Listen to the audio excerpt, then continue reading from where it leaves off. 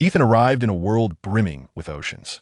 One man, one boat, accompanied by a pointer capable of traversing multiverses. Embarking on a journey, supported by countless realms such as Marvel and DC. The objective is naturally the vast starry sea. Or so it seems. Chapter 1. The commencement of the journey. Ethan cleared his throat and gently sipped from the wooden spoon filled with water. Only a drop of water remains. Should I fail to glimpse land or encounter another rainfall, I might become the first-time traveler to perish from thirst. Casting a glance at the nearly empty water bucket, Ethan found such a demise utterly humiliating, a disgrace to the lineage of time travelers. Setting down the wooden spoon and securing the water bucket, Ethan stood once more at the bow of the small boat, internally reminding himself, heaven does not forsake the desperate, and everything will turn out well. He straightened his posture, gazing out over the boundless sea, hoping to see something at the horizon. Anything, as long as it was not the endless expanse of water. Raising his left hand and concentrating his spirit, a faint blue luminescence suddenly appeared in his palm, followed by a blue translucent orb manifesting in Ethan's grasp. The orb bore no special features, save for a central arrow-like object pointing towards the direction in which the small boat was sailing. I firmly believe you are my golden finger. Please do not betray me. Reflecting on the past few years since he arrived in this peculiar world, Ethan suddenly felt that entrusting his hopes to something he did not even comprehend was exceedingly unreliable. From now on, I must not engage in such aimless endeavors. If there is to be a future, Ethan, who bore the same name in his previous life, found that the only distinction was that in his former existence he bore the surname E, while in this world he possessed no family name, merely a simple given name, Ethan. The Ethan of his past life was an ordinary individual, neither excelling nor failing academically, possessing a character that was neither good nor bad, and securing a job that yielded neither profit nor loss, living a life that was passably adequate. He had assumed he would lead an uneventful existence, yet a sudden illness claimed his life, and upon awakening, he found himself in this unfamiliar world. Fortunately, he had directly assumed the body of a gravely ill youth, and, in the process, absorbed the memories of the boy, allowing him to grasp the language of this world and some foundational knowledge, enabling him to quickly adapt to his new surroundings without raising any suspicions from the boy's father. Thus, under the care of his new father, he gradually grew up, during which time he learned about the nature of this world, a realm awash with seawater, where land was exceedingly scarce, incapable of sustaining a large population. Even though the oceans near the islands boasted a pleasant climate and abundant marine life, there remained an ultimate limit. Over the years, Ethan witnessed countless individuals relinquish all they had to their children and set sail alone into the unknown vastness of the sea, in search of the legendary endless land. None ever returned. Ethan had neither seen such returns nor heard of any from the few elderly who remained. Thus, Ethan reached a conclusion. This was a backward and ignorant island, adhering to the simplest laws of survival, and those who ventured out to sea merely relinquished their chances of survival to their descendants. The so-called endless land might merely be an ordinary continent, albeit one that was exceedingly difficult to reach from this island. They must have perished at sea. Otherwise, it was inconceivable that not a single individual returned. Surely there must have been someone longing to bring their wife and children along. Whether this was the truth, Ethan could not ascertain. But when he turned 16, his father fell gravely ill after returning from a sea voyage and passed away after enduring for half a month. In the days that followed, after fulfilling the obligations expected of a son, Ethan did not take over his father's work, nor did he fill in for the island's most lucrative fishing fleet. Instead, he discovered the small boat his father had quietly prepared long ago, stocked it with supplies, and embarked on the quest for the endless land. He made this choice not only out of desire to avoid living an ordinary life once more on a backward and ignorant island, but also due to the peculiar orb pointer in his hand. Initially vague and formless, it gradually took shape but seemed to flicker erratically as if beset by interference. After 7 years of dedication, he finally achieved a stable orb shape that posed no issues. Throughout these 7 years, once Ethan discerned that it was indeed a pointer, its direction remained unwavering, steadfastly pointing towards a fixed location. Having been influenced by numerous novels in his previous life, Ethan felt this was a clear message urging him to leave that island devoid of prospects. A brighter future awaits you. Setting sail, he transitioned from clumsiness to increasing proficiency, transforming the theoretical knowledge acquired from his father into practical skills. Although he occasionally fumbled and made mistakes, the waters in this region were remarkably gentle, devoid of violent storms or turbulent waves, granting this novice ample time to enhance his sailing skills. Especially as the 3 arrows of the orb pointer transformed into 2, and now into 1. It seemed as though the troubles encountered at sea had vanished, igniting within him a growing anticipation for the treasures soon to be revealed. until the fresh water aboard the vessel was nearly depleted, and he finally comprehended his existence adrift on the vast, boundless ocean, with no one coming to his rescue. Everything he relied upon was confined to this small boat of less than 10 meters. Without fresh water, he feared he would not survive beyond 3 days. Indeed, I was merely an ordinary person in my past life. How could I suddenly become the child of dimensions at the center of the world? Observing the bucket, now parched and sun-dried, Ethan found himself unexpectedly calm. Being anxious serves no purpose. Now I must either hope for rain or rely on this pointer, whose destination remains a mystery. In a desperate gamble, Ethan nearly exhausted his potential, propelling the small boat at great speed while utilizing the scant remaining moisture from fruits to sustain his body. Thus, he managed to endure for 5 arduous days, and just as he fell on the brink of collapse, he noticed a change in the orb pointer in his hand. Instead of continuing to point ahead, it firmly directed downward. Have we arrived? Here. Retracting the sail and casting the anchor, Ethan gazed around in bewilderment. The scenery remained unchanged, an endless expanse of ocean before him. Could it be beneath the sea? His complexion paled further. Having lived his life on an island and relied on the sea for sustenance, his swimming skills were certainly commendable. Yet, after sailing for so long, he had never encountered land. Who could know the depth of the waters beneath his feet? The only discernible color. Remarkably, despite the length of time he's been sailing, the hue of the sea remains a delicate blend of light blue and green. Although this indicates that it is not truly the deep sea, it also suggests that a person could not reach the bottom without the aid of any equipment. I have been duped, he sighed in resignation. Moreover, I have been led to my demise. I wonder if I shall be granted another chance at life this time.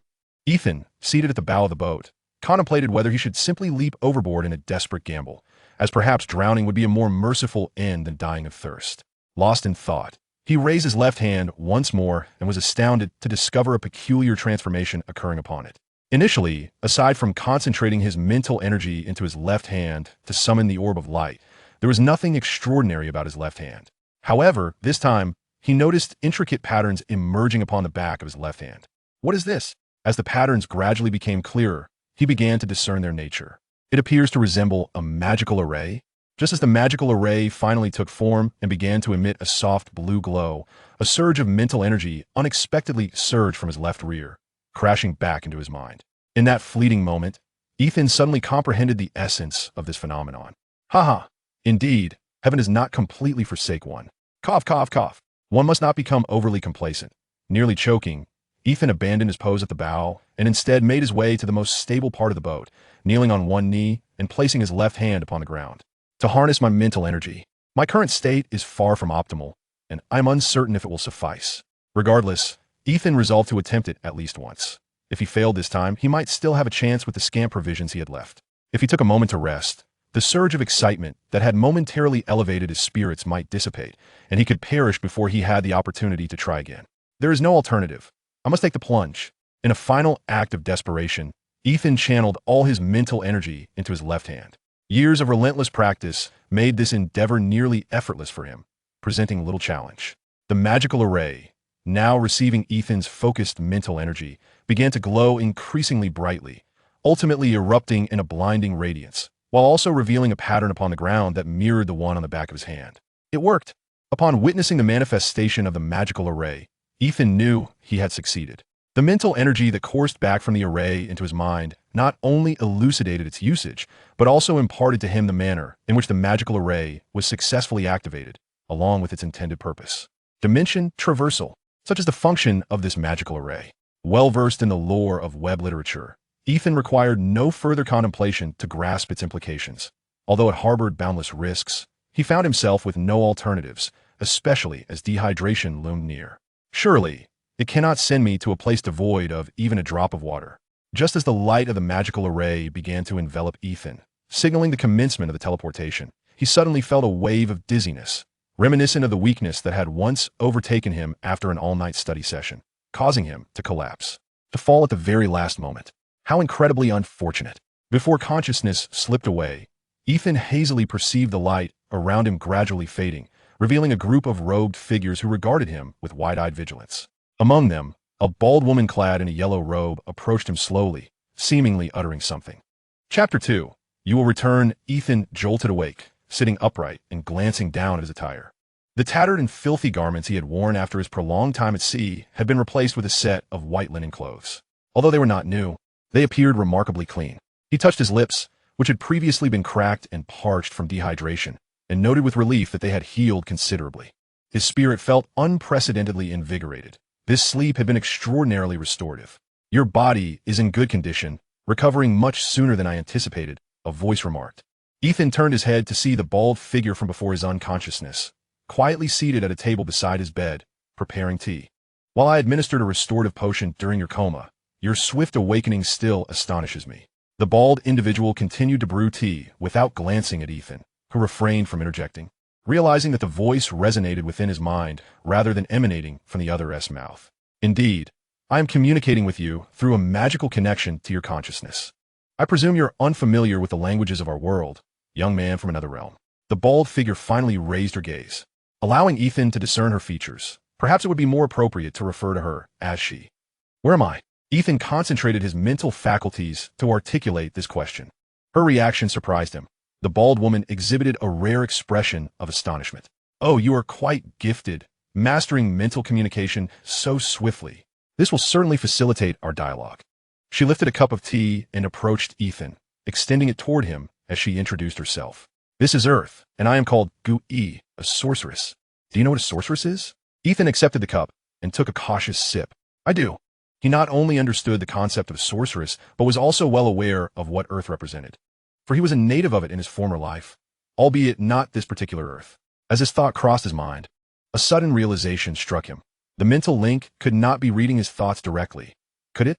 He stole a glance at Gu, the formidable sorceress of the Marvel Universe, who appeared oblivious to his internal musings. Whether this was due to her deliberate restraint or her lack of telepathic abilities remained uncertain.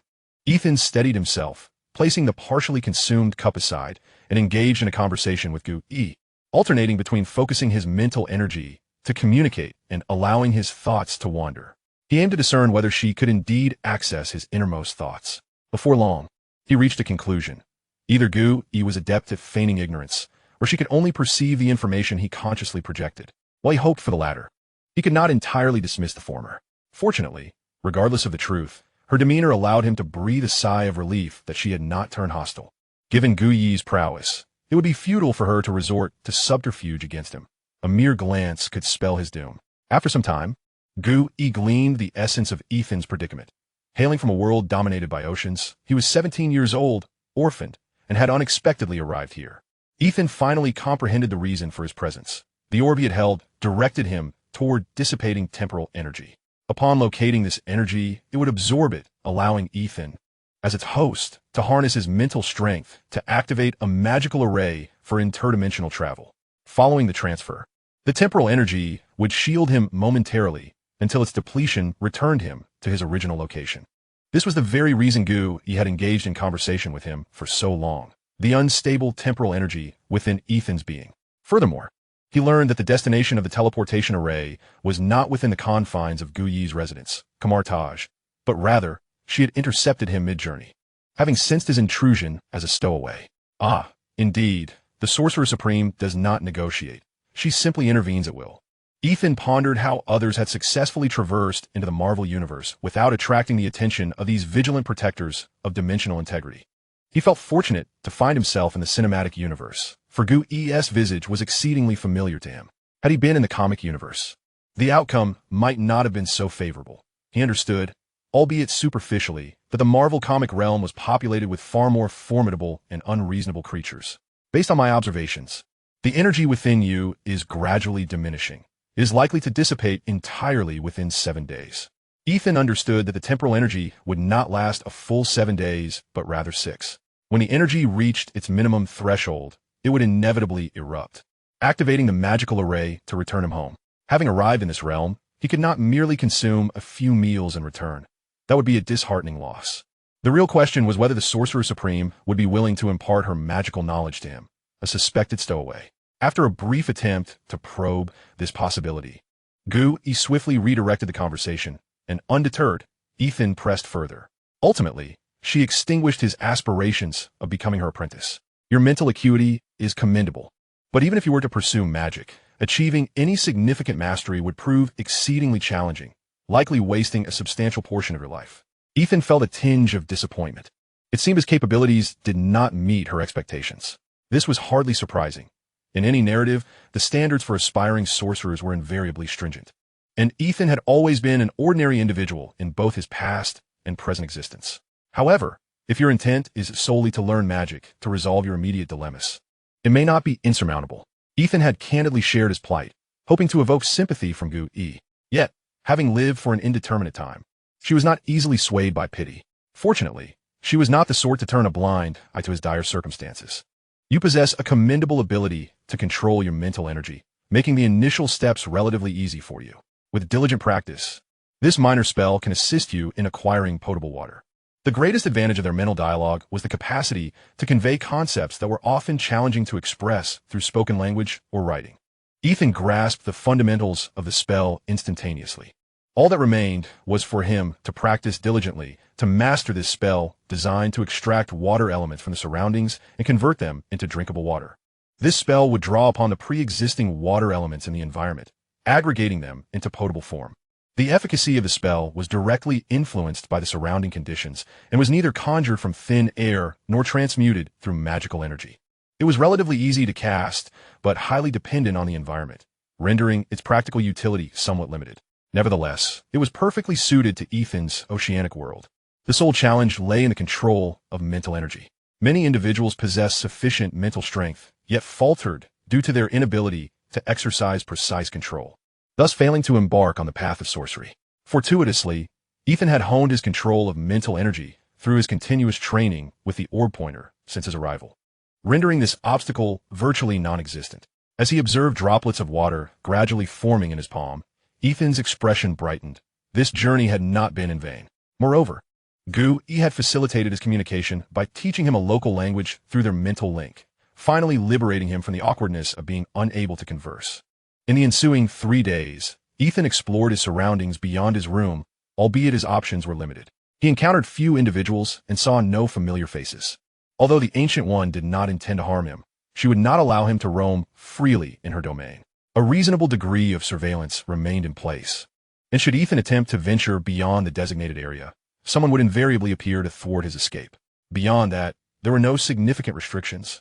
He could engage in idle chatter with the apprentices and even discuss the intricacies of magical study without consequence. One particularly youthful apprentice, brandishing a smartphone, sought to flaunt his knowledge before Ethan, the indigenous outsider, teasing him for his ignorance of such a device.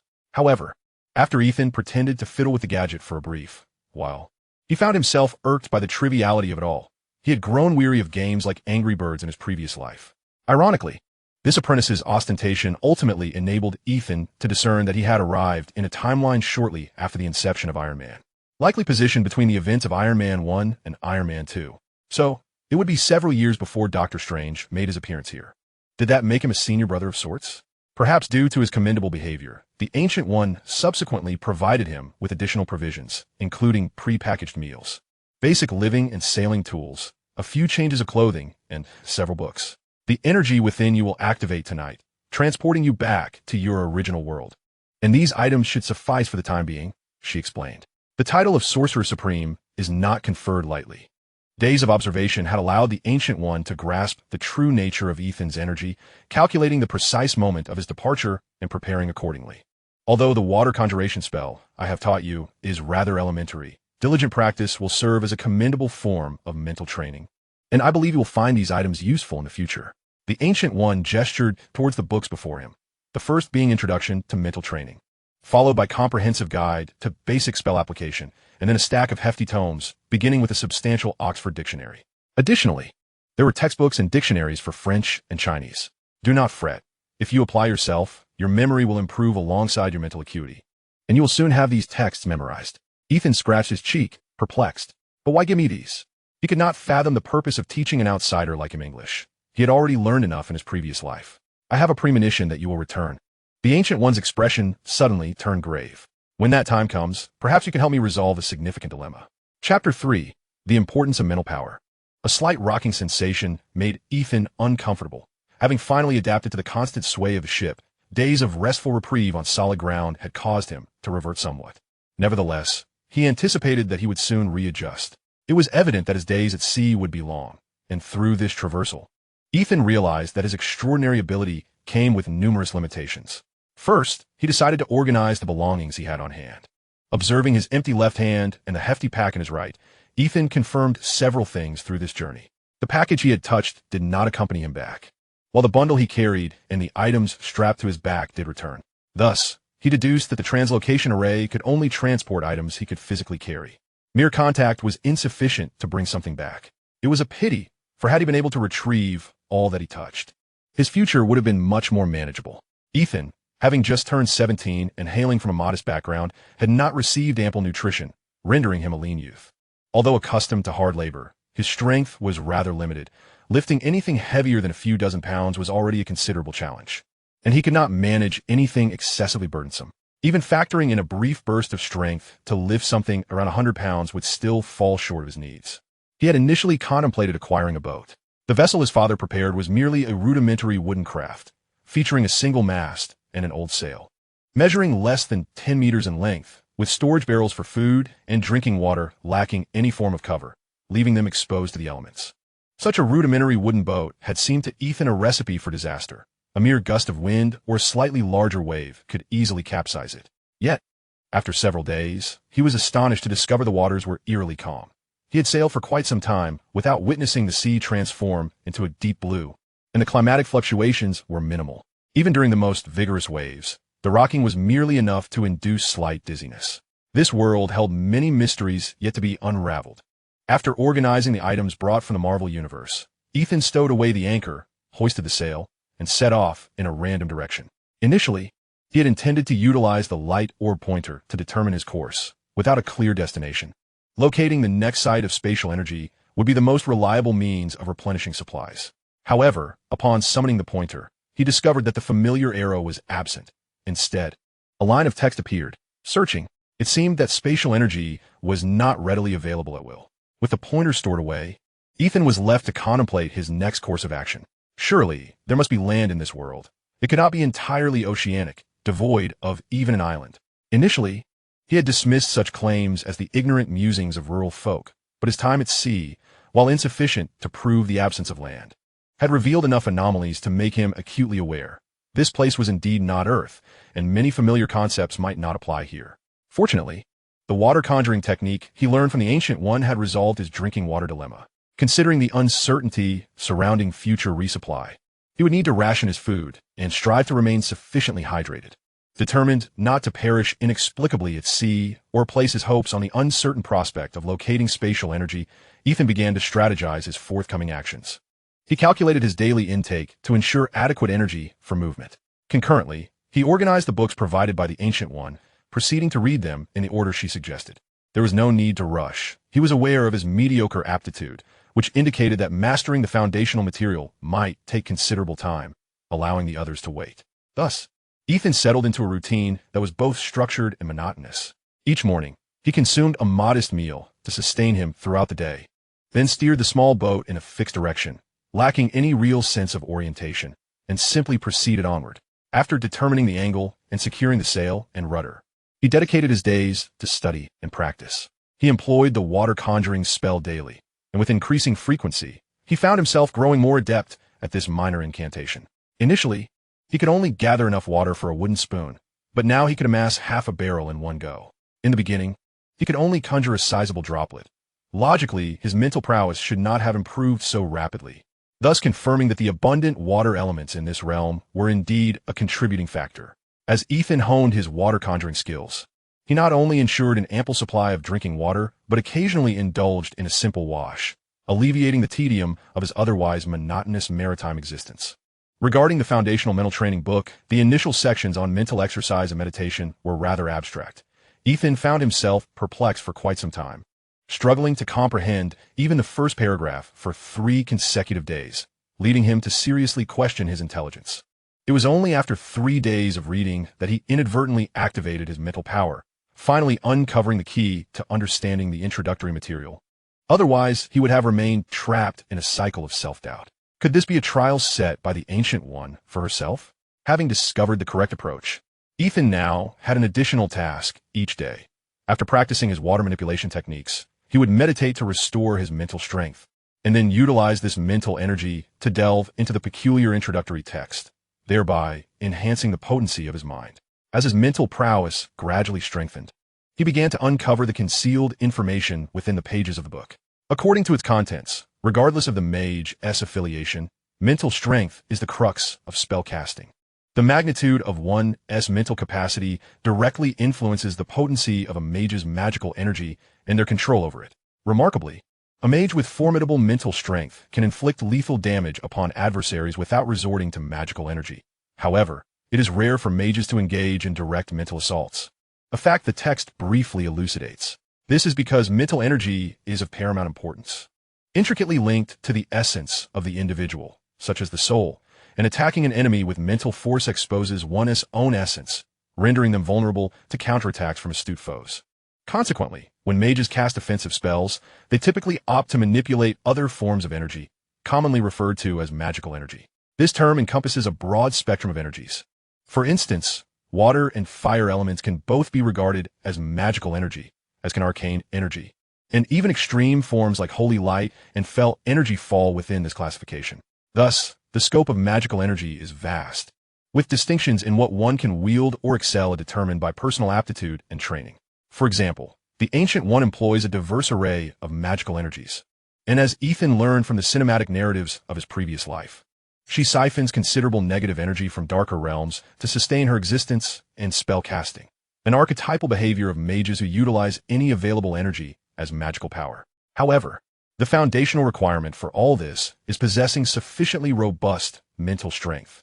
Otherwise, even if one stumbles upon an infinite reserve of unclaimed energy, they lack the qualification to harness potent magical forces. In Ethan's perspective, the theory presented in the book posits that magical energy is merely a tool, while mental strength serves as the hands that wield it.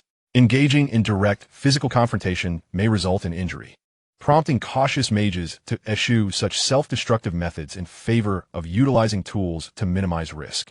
As for the myriad knowledge regarding the brewing, birth, extraction, and storage of magical energy, Ethan was aware of these concepts. However, this extensive introductory tome failed to provide him with detailed insights, seemingly deeming him unworthy of such knowledge at this juncture.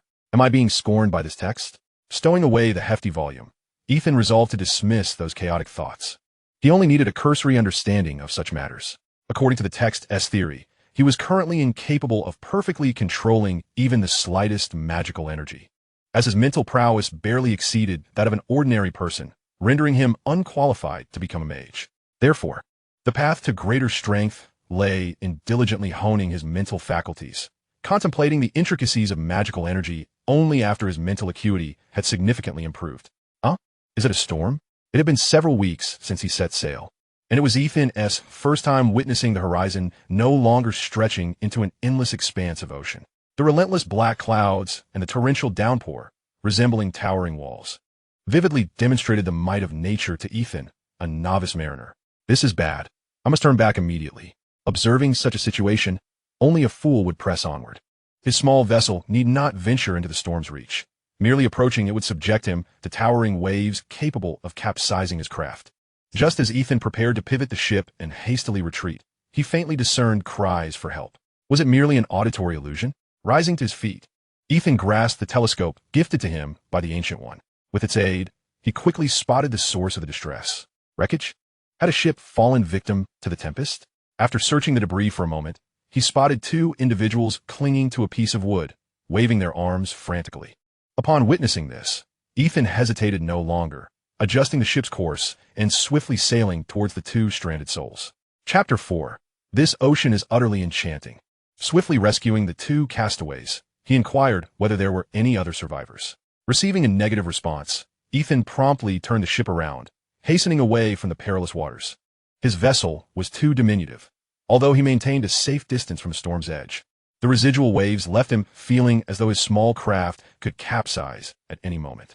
It was only after sailing a considerable distance that the swells began to subside, allowing Ethan to breathe a sigh of relief. Casting a glance back, he noted that the storm did not appear to be advancing towards his location, granting him a moment to appraise the two individuals he had rescued. One appeared to be in his 40s, somewhat gaunt, yet his face bore the remnants of handsomeness. Marked by the passage of time, The other was around 30, in the prime of his life, his physique accentuated by the drenched garments that clung to him. "Thank you immensely for your life-saving intervention." The older man, after sipping some water to regain his composure, immediately expressed his gratitude, handing the wooden spoon to the younger individual beside him. It was evident that both men were seasoned sailors, exercising great care while drinking, fearful of wasting even a drop, despite their recent brush with peril and the prolonged absence of water. Do not mention it. Once the younger man had finished drinking, Ethan retrieved the spoon and set it aside before inquiring about their ordeal. Indeed, they were both experienced sailors. The elder, named Wood, and the younger, Rodney, had traversed these waters for several years, amassing a certain level of resources. Wood possessed a reasonably good sailing vessel and was accompanied by a few capable crew members. Together, they had diligently worked the seas for years, ultimately resolving to navigate through the stormy sea in search of new horizons. At that moment, Ethan gleaned the marvels of this world from Wood's account. The nature of this realm remained somewhat nebulous, although Wood had spent years on the ocean. He could only ascertain that the waters beneath him were known as the Serene Sea, a relatively peaceful expanse. How vast was the Serene Sea? Wood was uncertain, only aware that it was indeed large. However, he was quite certain that the Serene Sea was not boundless. Surrounding the Serene Sea lay unending storms, thunder, and lightning, forming a wall-like barrier that enclosed this tranquil body of water. This stormy region, which encircled the Serene Sea, was commonly referred to as the Stormy Sea. The closer one approached the edges, the more perilous it became. Conversely, the nearer one ventured to the heart of the Serene Sea, the safer it was. With calm waters and an abundance of marine life, those who spent years navigating these waters needed only to ensure a sufficient supply of drinking water, as food was rarely a concern. Even without finding an island, they could procure ample sustenance from the ocean, sufficient to sustain them until they returned to Staten Island for resupply. Regarding Ethan's lingering curiosity about the islands, since setting sail, he had not encountered a single islet or even a rock. In response, Wood remarked that while it was indeed extraordinary and hard to believe, the most remarkable aspect of the Serene Sea was the islands that would suddenly appear and then vanish. They might emerge abruptly, flourish with diverse flora and fruit within a short span, only to wither and perish, subsequently sinking beneath the waves to disappear from sight. These islands, which supposedly sprang up from the ocean floor only to become lush with vegetation and abundant fruits, exhibited varying durations of existence, according to Wood. He had witnessed some that lasted merely a few days before submerging into the depths, never to be seen again. It is said that among the tranquil seas, only Staten Island is the eternally unsinkable landmass, and its expanse is considerable, almost becoming the epicenter for all who dwell upon these waters. Apart from Staten Island, there exist only a handful of diminutive islands, distant from one another. Ethan had previously resided on one such isle. Thus, it can be surmised that those who ventured from the outlying islands must have set their sights upon the Grand Staten Island. Regrettably, Wood quickly dispelled this notion. Although Staten Island is indeed substantial, it cannot accommodate a vast multitude. Only a select few may permanently reside upon its shores. The majority must continue to brave the sea, seeking out the islands that sporadically emerge, gathering resources to barter for their necessities and sustain their lives. Wood regarded Ethan and remarked, "Young man, by your appearance, it seems you have recently departed from your homeland."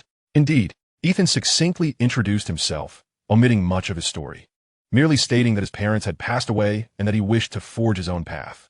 Upon hearing this, he noticed Rodney, who had remained silent, displaying a look of incredulity as if to question Ethan's intellect, though he quickly masked his expression. Had it not been for Ethan's recent training in mental acuity, he might not have perceived it at all. Wood, however, chuckled and said, "You possess great courage, young man. Yet, while the tranquil sea may appear inviting, drifting for years in search of islands that may appear at any moment is not a particularly idyllic existence."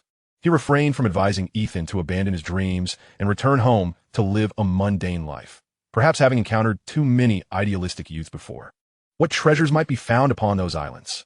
Ethan began to grasp the nature of this world, though he found it somewhat absurd.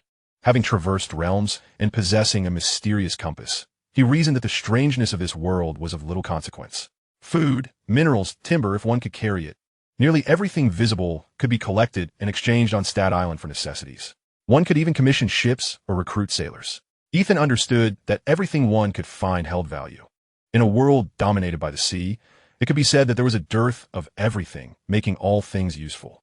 Staten Island resembled a town in an online game, aiding adventurers in converting their gathered resources into needed goods for trade, thereby sustaining the lives of all its inhabitants. It seemed evident that a formidable ruler must exist on this island. Without absolute power, one could not compel all to adhere to established regulations. Wood continued his enlightening discourse for Ethan, imparting the fundamental knowledge of the tranquil sea into the young man's mind. He also learned that this world lacked the conventional concepts of north, south, east, and west. They determined direction solely by the rising and setting of the sun. We sail towards the direction of the sun's rise to reach Stat Island. If you truly wish to make a living at sea, I recommend that upon your arrival at the island, you apply for membership at the Navigators Guild. What is that? With Wood's explanation, Ethan gained a deeper understanding of this world. The Navigators Guild provides various conveniences for adventurers who make their living at sea, such as basic provisions and shelter, assistance in storing resources that may not be immediately useful or selling them, an open trading platform, and the option to store personal assets in individual accounts with the guild, among other benefits. Furthermore, the guild offers adventurers certain advantages, such as priority access to rare resources and expedited repairs or construction of vessels for members. Once one possesses a capable crew and a sturdy ship, they may attempt to traverse the safest routes through the stormy sea, drawing nearer to the fabled endless lands. Wood had previously mentioned that he and his companions had only attempted to brave the stormy sea when they felt sufficiently strong. Departing from Stat Island and sailing straight towards the setting sun is deemed the safest route through the stormy sea. However, what is considered the safest path is merely relative to other routes through the tempestuous waters. This path experiences milder storms, gentler waves, and a lack of thunder and lightning. Clearly, Wood had failed. Fortunately, they had not ventured too deeply into the stormy sea, allowing Wood and Rodney to preserve their lives until Ethan rescued them. After a lengthy conversation, Wood succumbed to exhaustion, having clung to life for an indeterminate duration in the water, his strength utterly depleted. The extreme exhilaration of being rescued had propelled him to share so much with Ethan, but once that fervor subsided and fatigue overwhelmed him, he fell into a deep slumber. Rodney, too, slumbered soundly, curled up as he was, showing no signs of discomfort or desire to awaken. The small boat, already laden with goods, now accommodated 3 individuals. Ethan glanced around and resolved to sit beside the helm, leaning against a pile of miscellaneous items to endure the night. The lesson of remaining vigilant against potential threats lingered in his mind, preventing him from fully relaxing into sleep. Instead, he chose to navigate through the night, merely closing his eyes to rest momentarily. The following days unfolded with relative calm, as Ethan maintained a keen alertness. Wood and Rodney appeared devoid of ill intent, with Wood continuing to impart basic knowledge while Rodney remained taciturn.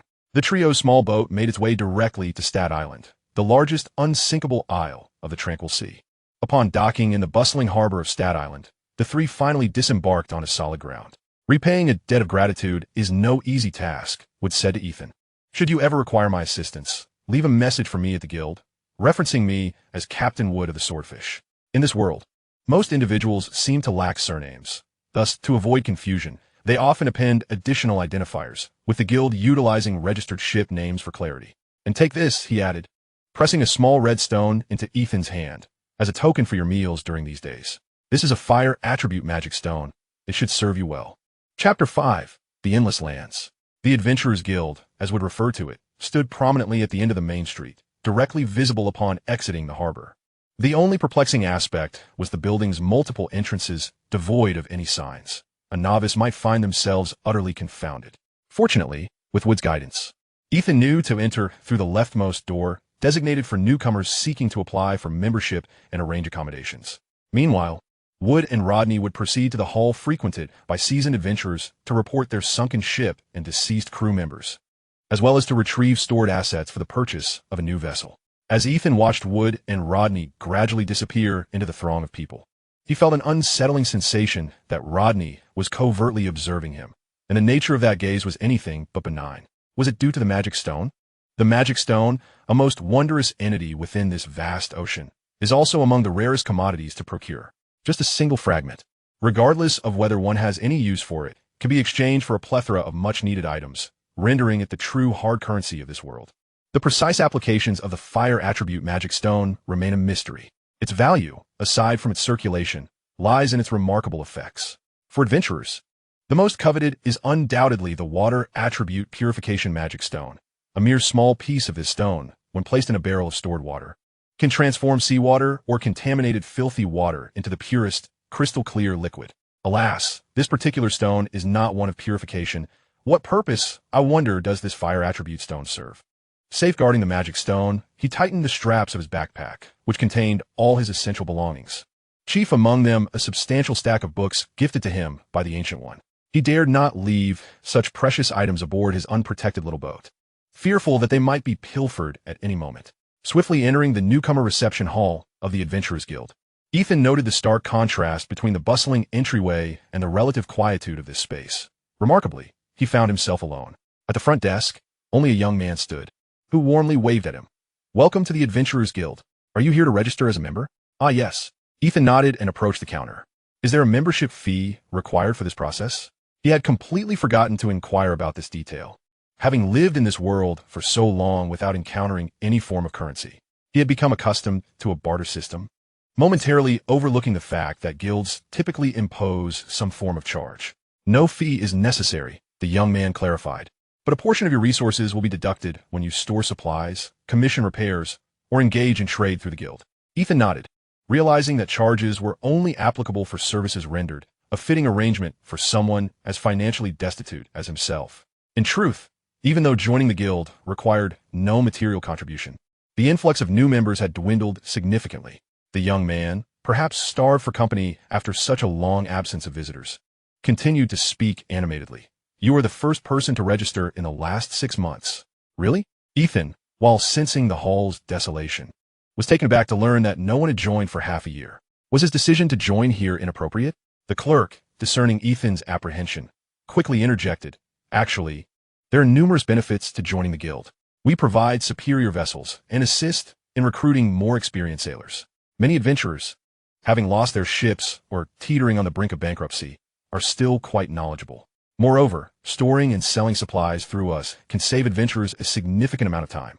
In summary, we alleviate all concerns for adventurers, allowing them to focus solely on exploring the seas and gathering resources. Furthermore," he added, "upon each return from sea, adventurers, even if they yield no spoils, are entitled to 3 days of complimentary lodging and meals, ensuring they receive adequate rest before embarking on their next venture." After an extensive explanation, Ethan felt reassured, recognizing the guild's commendable ethics. Joining seemed entirely reasonable. Yet, he pondered why no new members had joined in such a lengthy span. The clerk sighed in resignation. The number of newcomers successfully arriving at Stat Island from their homelands has dwindled. Most are conservative and obstinate, unwilling to relinquish even a fraction of their resources to the guild, perceiving it as a means of exploitation. The clerk shrugged, his disdain unabashed. "In my view, these individuals merely wish to scrape by. They venture out to gather resources only to barter them for necessities, surviving day by day until their supplies dwindle to nothing before setting sail again. Some are fortunate enough to retain a portion for future voyages, while others, who refuse to venture out until absolutely desperate, find themselves with insufficient supplies, leading to a grim fate. 9 out of 10 never return." Ethan understood. Those reluctant to join the guild were likely akin to the individuals he had observed on his home island.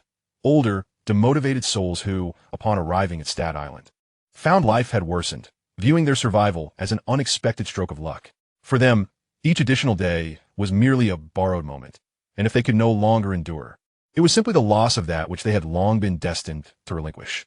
How, then, do they exchange what they find for food and other essentials?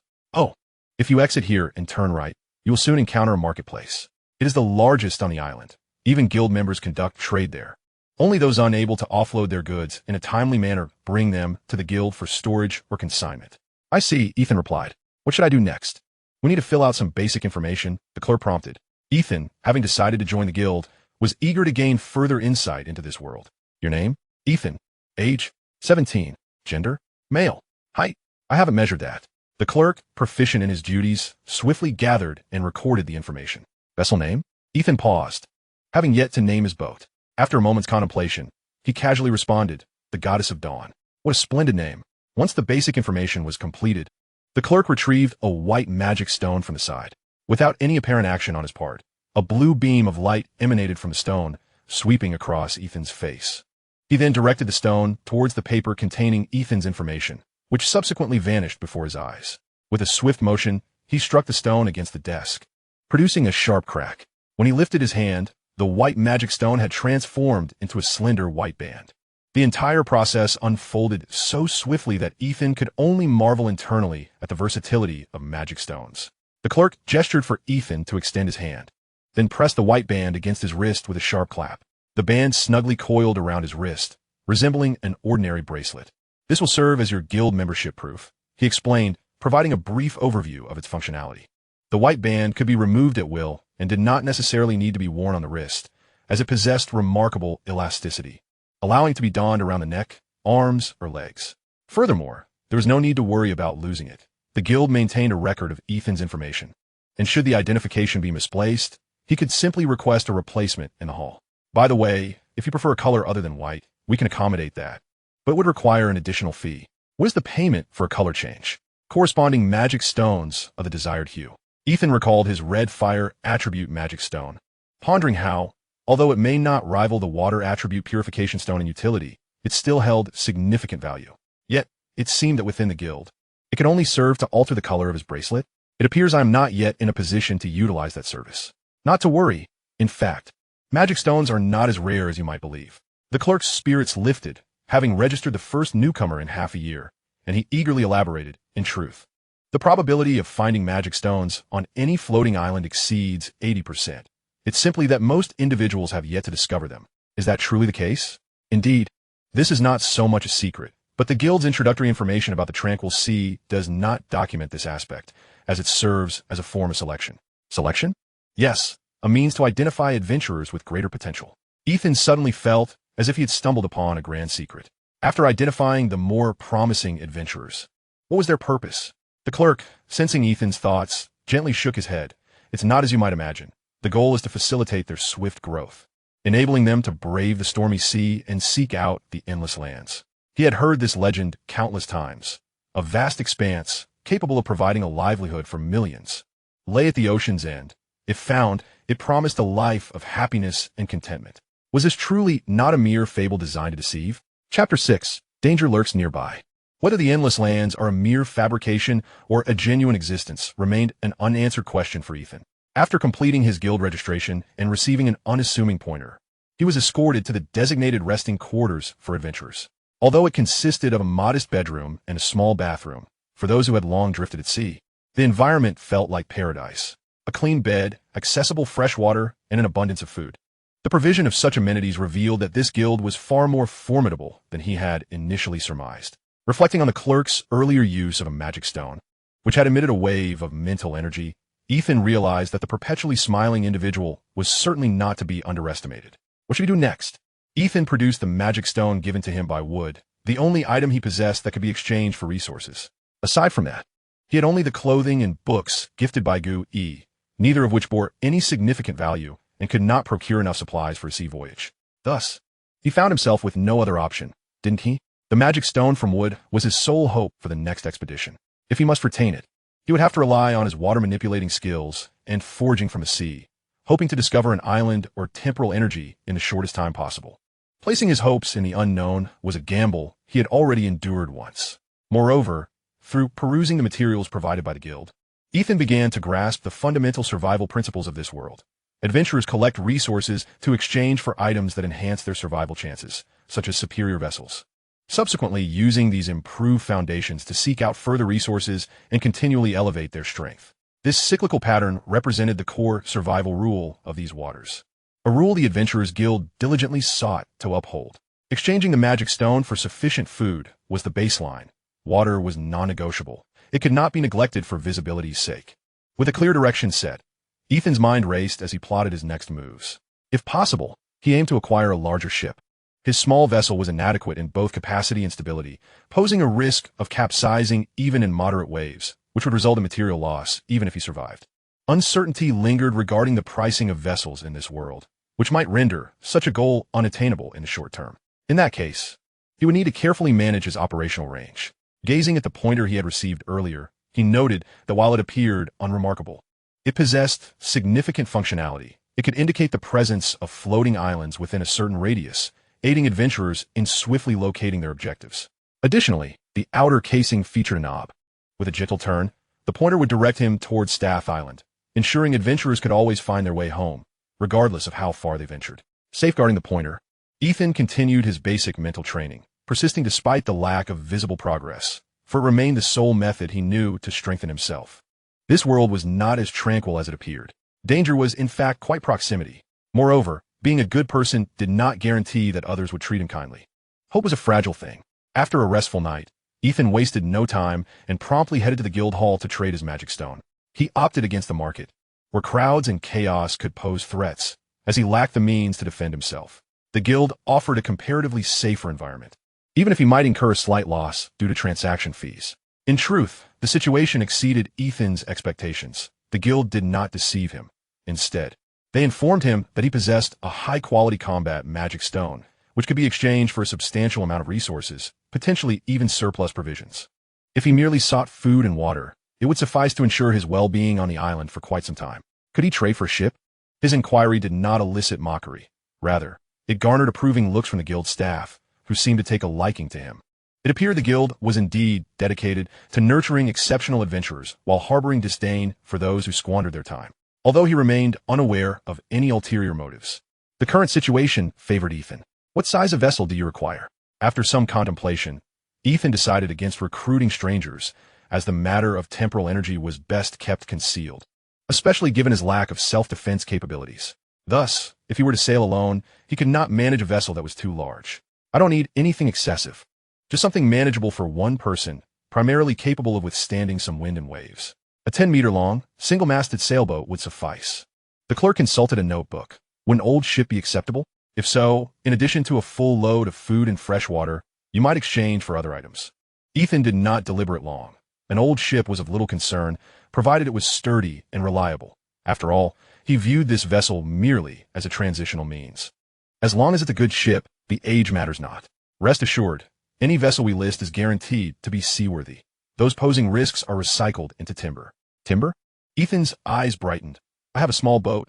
Would you accept it? Of course. Shall we include it in this transaction? Unexpectedly, not only did he acquire a new ship, but he also sold his small boat in the process. Ethan felt elated and recognized that the value of this magic stone surpassed his initial assumptions. Once sold, there would be no regrets. His only concern was the designation of combat magic stone. This world was indeed not as peaceful as it seemed. Verification and transaction ensued. Ethan received his new vessel, approximately 10 meters in length, a 2-deck sailboat with a single mast. Although its length was comparable to his previous boat, it was significantly taller and had a deeper draft, necessitating careful anchoring when approaching islands. He could not simply sail directly to them. The vessel featured a single mast and a sail, with a slightly elevated bow and stern, comprising 2 cabins with small doors for entry.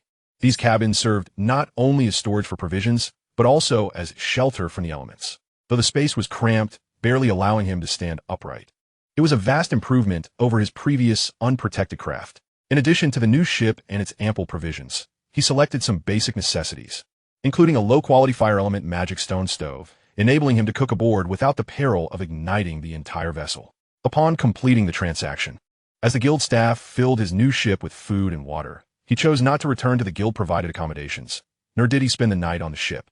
Instead, he set sail directly from Staff Island aboard his newly christened vessel, the Dawn Goddess. As he busied himself with the handover and loading of supplies at the port, he had felt the weight of malicious gazes more than once. Some emanated from unfamiliar strangers, while others were from an acquaintance. Rodney was oblivious to Wood's whereabouts, uncertain whether they had parted ways or if Wood was simply concealing himself more effectively. He truly wished not to think ill of others. Yet there was no room for error. The safest course of action was to depart from Stat Island as swiftly as possible, disappearing from the sight of those who bore ill before they could react. The probability of being discovered on the vast ocean was undoubtedly much lower. Everything unfolded as Ethan had planned. Those who were tailing him did not anticipate his direct venture into the sea. By the time some realized and returned to summon assistance for a pursuit, he had long vanished from their view. The few who did manage to react lacked reliable vessels to chase after Ethan, likely consisting of those scorned by the guild, now desperate and harboring malicious intent towards him. Unfortunately, once at sea, their dilapidated boats rendered them incapable of catching up to Ethan. Though Ethan's ship was old, it was still superior to their poorly maintained crafts. Once that island was no longer in sight, and no pursuing ships were visible on the horizon, Ethan finally exhaled a sigh of relief. For the moment, he felt a sense of calm. Next, he needed to choose a direction and search for the elusive floating island. However, before proceeding, he instinctively summoned the time-space pointer, eager to see if this crucial tool had detected a new target. To his delight, the pointer, which had previously been stuck in a search mode, now displayed an arrow pointing towards his front side. Even more thrilling was the fact that, unlike the 3 arrows shown when he first set sail, this time there was only one. This indicated that the location of the temporal energy was not far from him, perhaps even quite close. Fortune had suddenly smiled upon him. Indeed, good deeds would be rewarded.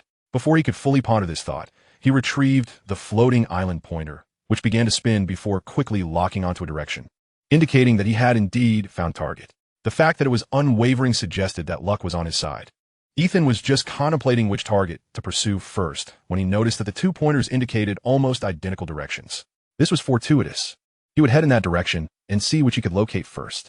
Despite his musings, Ethan found himself leaning more towards the temporal energy, perhaps because the prospect of traversing different planes filled him with greater anticipation. Thus, in the days to come, he adjusted his course according to the time-space pointer. With so many diverse worlds available, even if he could not linger for long, there were countless ways to thrive in this realm. And the notion of achieving immortality or ascending to a higher form of existence did not seem impossible. The endless expanse of land was a mystery he had yet to unravel, but the allure of eternal life was immensely enticing and appeared closer to his grasp. Even though he was preoccupied with such lofty thoughts, nothing could prevent Ethan from indulging in these contemplations during his idle moments. However, when he finally encountered the dissipating temporal energy and activated the traversal array, he was promptly met with a group of women clad in leather armor, aiming their bows at his vital points, and any lingering thoughts were swiftly cast aside. Chapter 7. Planning. The archers were tall and muscular, their arrows gleaming ominously in the dim light, constantly reminding him of their perilous nature. "Hello, I bear no ill will," Ethan attempted to convey, only to awkwardly realize that no one was responding to him. The language barrier. This was the most frustrating predicament of traversing dimensions, leaving him no choice but to raise his hands in a gesture of peace, signaling that he was unarmed and posed no threat. A woman, even larger and more robust than the already formidable archers, stepped forth from the crowd and solemnly inquired about something. Unfortunately, Ethan still could not comprehend her words. This was an exceedingly disheartening situation.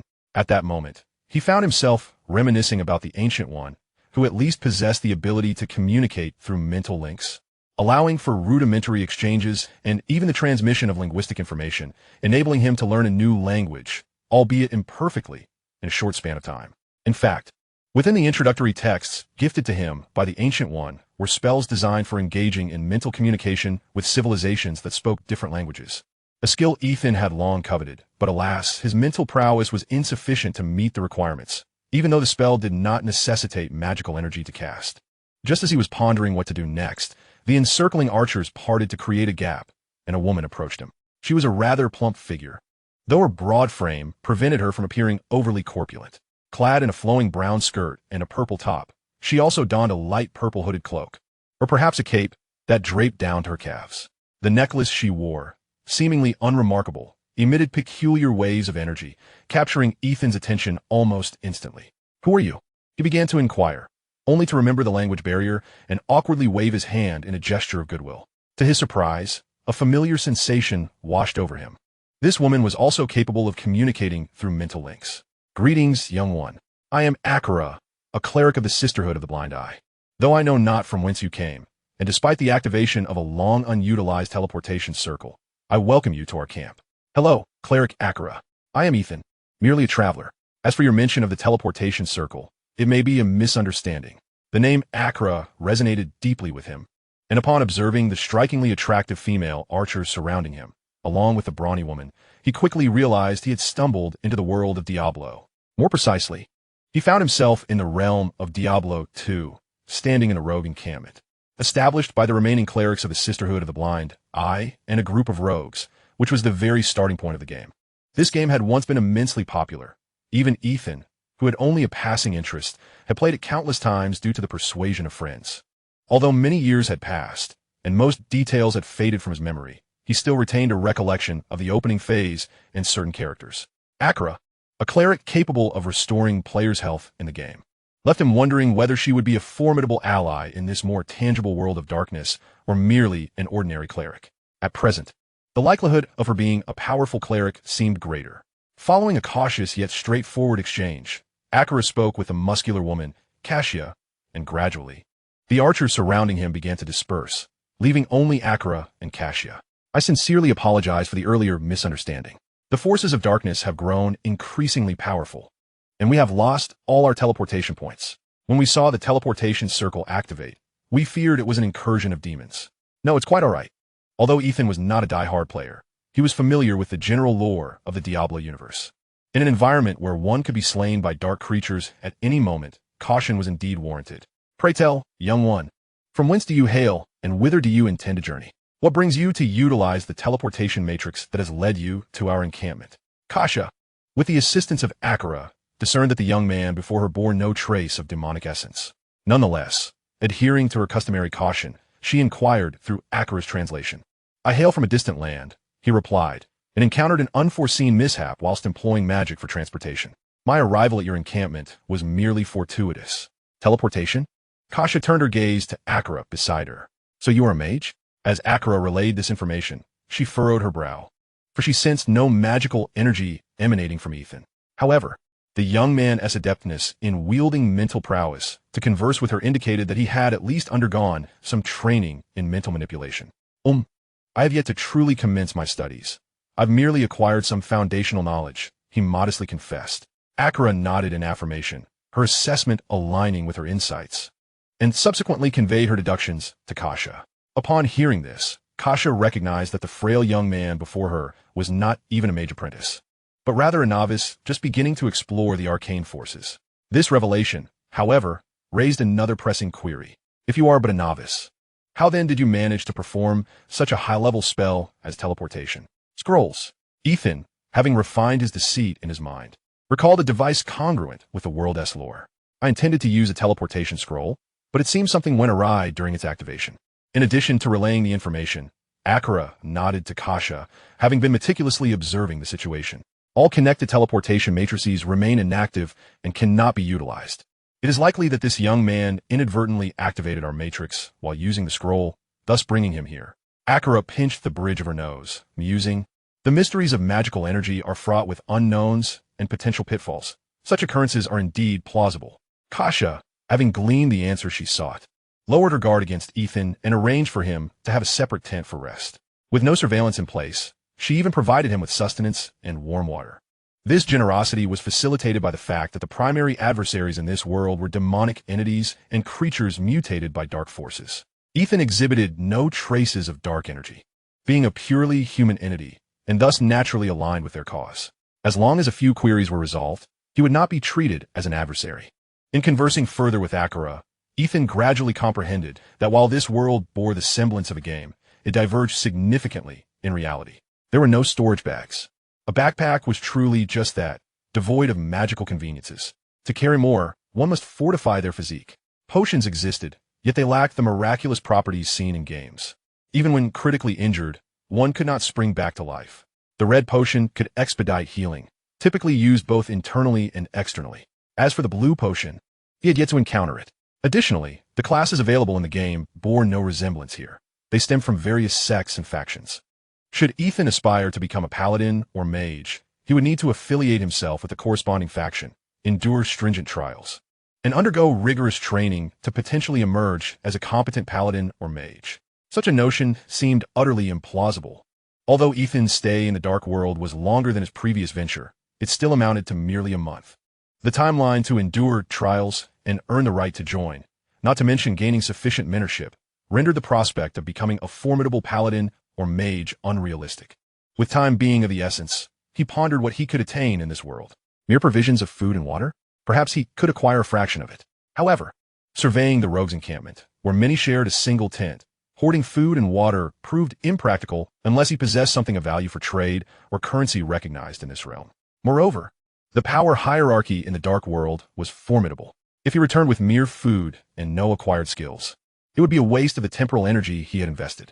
He needed to devise a strategy. Within a month, he aimed to acquire a measure of self-defense capability. While he did not seek to vanquish an Ariel, he must possess the means to protect himself against ordinary threats. He recalled that upon his return, he would face a world equally fraught with peril. Therefore, mastering combat techniques was paramount.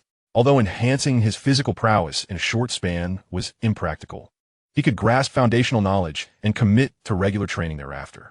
To augment his strength in the interim, aside from technique, external forces were essential. The Dark World, although steeped in a medieval European backdrop, did not imply that its weaponry was weak. On the contrary, it brimmed with arcane power. Even a seemingly mundane stick might conceal immense potential. Perhaps I could seek a blacksmith to forge some weapons tailored to my needs? Ethan contemplated, initially considering crafting a firearm. However, the feasibility appeared grim.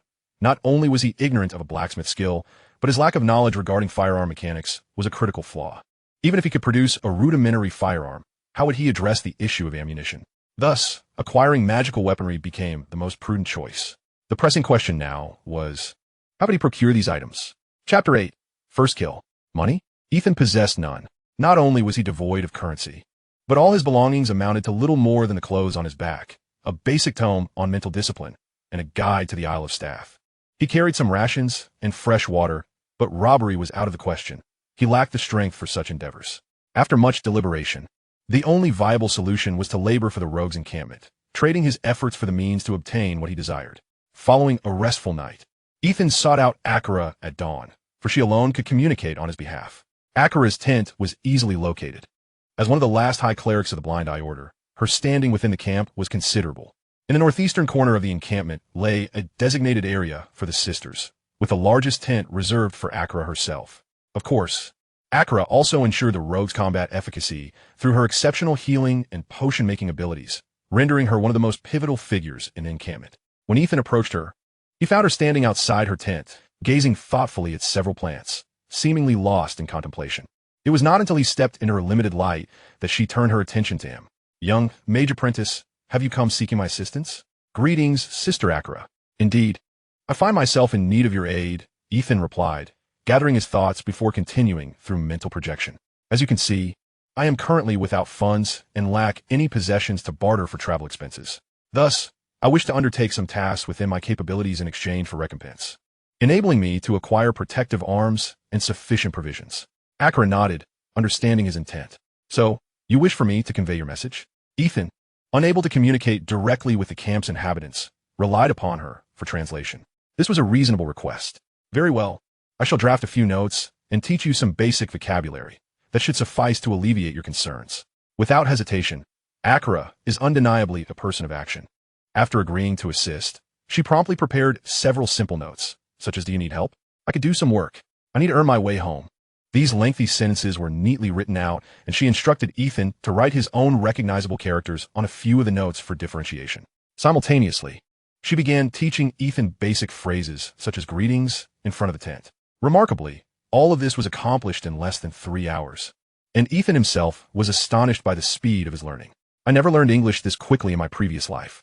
Not only was he learning rapidly, but he was also retaining the information with remarkable clarity. Despite having learned over a dozen vocabulary words, he found himself entirely unconfused. What Gu-E had said about the enhancement of mental strength making language acquisition a less burdensome task was indeed true. A strong mental capacity directly bolsters one's memory ability. While it may not significantly raise intelligence, it does facilitate the retention of vast amounts of information. The ability to remember effortlessly, a talent envied by many ordinary individuals, is actually an essential skill for high-level mages. As the afternoon of learning progressed, Akira observed that although Ethan had yet to truly embark on the path of a mage, his control over mental strength and memory already qualified him as a competent apprentice. Suddenly recalling her current predicament, she began to ponder whether this young man might be a suitable choice for assistance.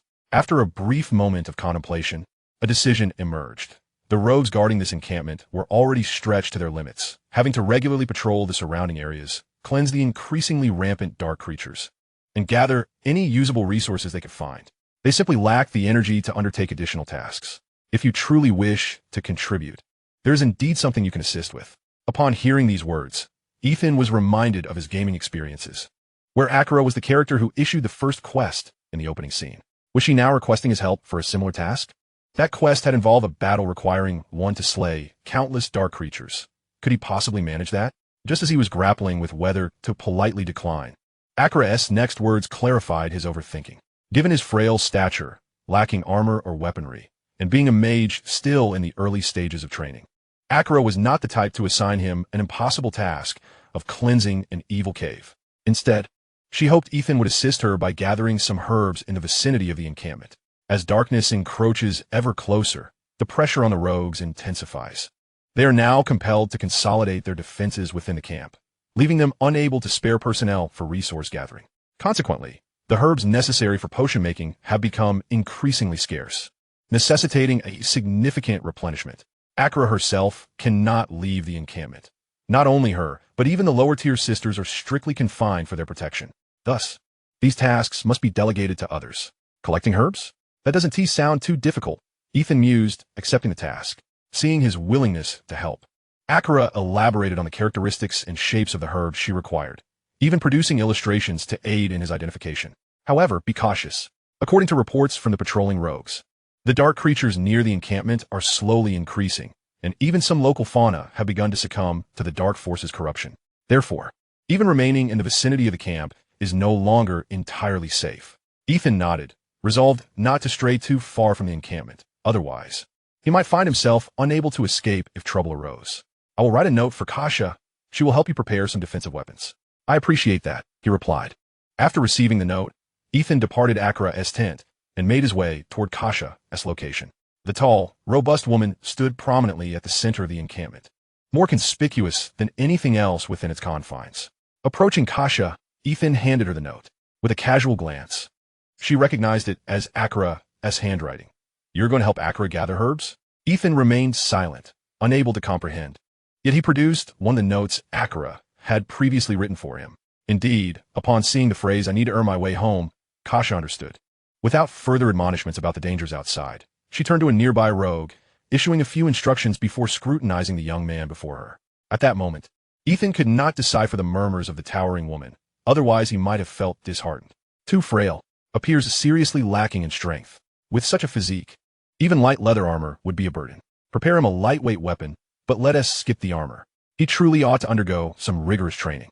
My rogues could easily take on 10 like him. Although Ethan felt Kasha's gaze was less than cordial, he nonetheless expressed his gratitude upon receiving a short sword and a small shield. May you return safely, young man.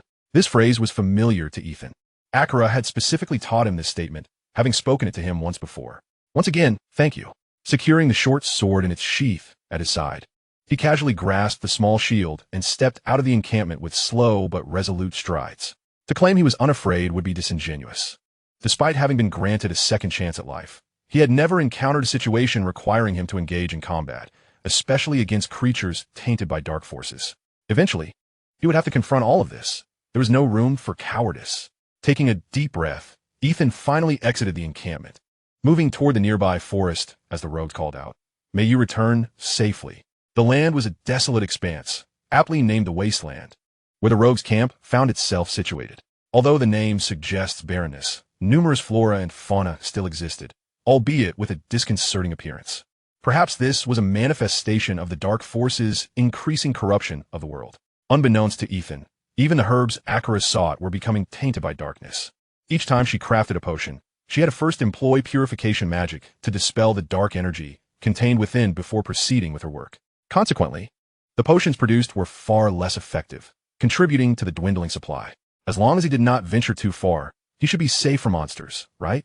The rogues patrolled daily, cleansing the area around the camp to prevent an influx of creatures. Therefore, unless he wandered too far, it was reasonable to expect not to encounter any monsters. Unfortunately, fortune did not favor Ethan, barely out of sight of the encampment. He stumbled upon the first herb he needed, only to discover two zombies, clad in tattered clothing and moving stiffly, meandering before the herbs. With only two zombies and no other creatures in sight, this presented an excellent opportunity for practice. The zombies moved slowly and clumsily, while they possessed considerable strength. Ethan's agility would allow him to evade them with ease. Moreover, with only two zombies present, he could eliminate one through a surprise attack, leaving a straightforward one-on-one confrontation with the remaining one. After confirming that no other monsters lurked nearby, Ethan steeled himself, drawing a short sword and charging forward. To dispatch one zombie swiftly, he accelerated to his maximum speed and, upon reaching the creature, leapt to gain momentum before delivering a powerful blow with his shield to the zombie's head. To strike a zombie, one must aim for the head. The shield knocked the zombie down, and Ethan immediately swung his short sword, targeting the fallen creature's skull with determination. Having perused an innumerable array of novels and films, Ethan possessed a profound understanding of the undead, bolstered by a plethora of cautionary tales from predecessors who had met their demise due to negligence. Thus, without hesitation, he sprang into action, resolute and unflinching. Swift, fierce, and precise. In but a fleeting moment, he achieved his inaugural kill. Chapter 9. Isandra. Having successfully secured his first kill, Ethan did not succumb to excessive elation. His mind remained exceptionally lucid, cognizant that the peril had not been wholly abated, for another zombie loomed before him, poised to transform him into today's meal. With a forceful withdrawal of his short sword, he instinctively delivered another strike, severing the head of the zombie beneath him. The decayed body offered little resistance, its once rigid bones now rendered feeble, and Ethan dispatched the creature with minimal exertion, rising thereafter to confront the remaining foe. Engaging head-on was ill-advised. The zombie's body was stiff, its movements sluggish. Correspondingly, its strength was formidable, far exceeding Ethan's own. Although his physique was superior to that of his past life, and he was in the prime of youthful vigor, raw power was not his forte. He resolved to rely on agility to maneuver, seeking to strike from behind, with lateral assaults as a secondary option, resolutely avoiding a frontal confrontation with the zombie. Having devised a strategy, Ethan steeled his resolve and charged forth, only to abruptly veer to the side, encircling the zombie while feigning an aggressive thrust. The creature, though awkward in motion, was not slow to react. Its outstretched arm swung violently to the side. The resulting gust of wind a testament to the sheer force behind its attack, which could incapacitate him in an instant if it connected. However, Ethan was prepared. His forward lunge was merely a ruse to gauge the zombie's response. As anticipated, the zombie swung its arms towards him, prompting Ethan to halt his advance and deftly maneuver from an angle beyond the creature's reach, successfully positioning himself at its flank. Seizing the moment while the zombie remained unable to counter, he brought his round shield crashing down upon the creature's neck.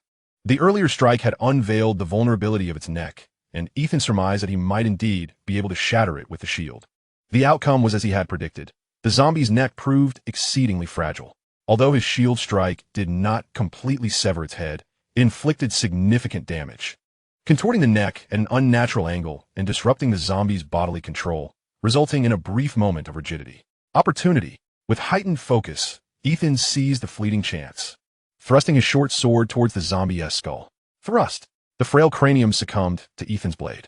In a bid for caution, he withdrew the sword and delivered another shield strike, propelling the head from the body, finally relinquishing his assault. He swiftly retreated a few paces, surveying the area to confirm both zombies were utterly defeated before allowing himself a moment of respite. In his first skirmish, he had flawlessly dispatched 2 zombies without sustaining injury. Truly a commendable feat, quietly awarding himself a perfect score for this encounter. Ethan sought to alleviate the fervor coursing through him. Simultaneously, he meticulously reflected upon the details of the battle, extracting lessons to enhance his skills. During that heightened state of concentration, he had perceived every detail with remarkable clarity. He pondered whether this clarity was a benefit derived from an enhancement of his mental acuity. If so, even with his current lack of brute strength, he would not be entirely defenseless. Whether this was the case or not, he resolved to conduct further experiments in the time to come while continuing to refine his combat prowess. Remaining composed and decisive in action was paramount.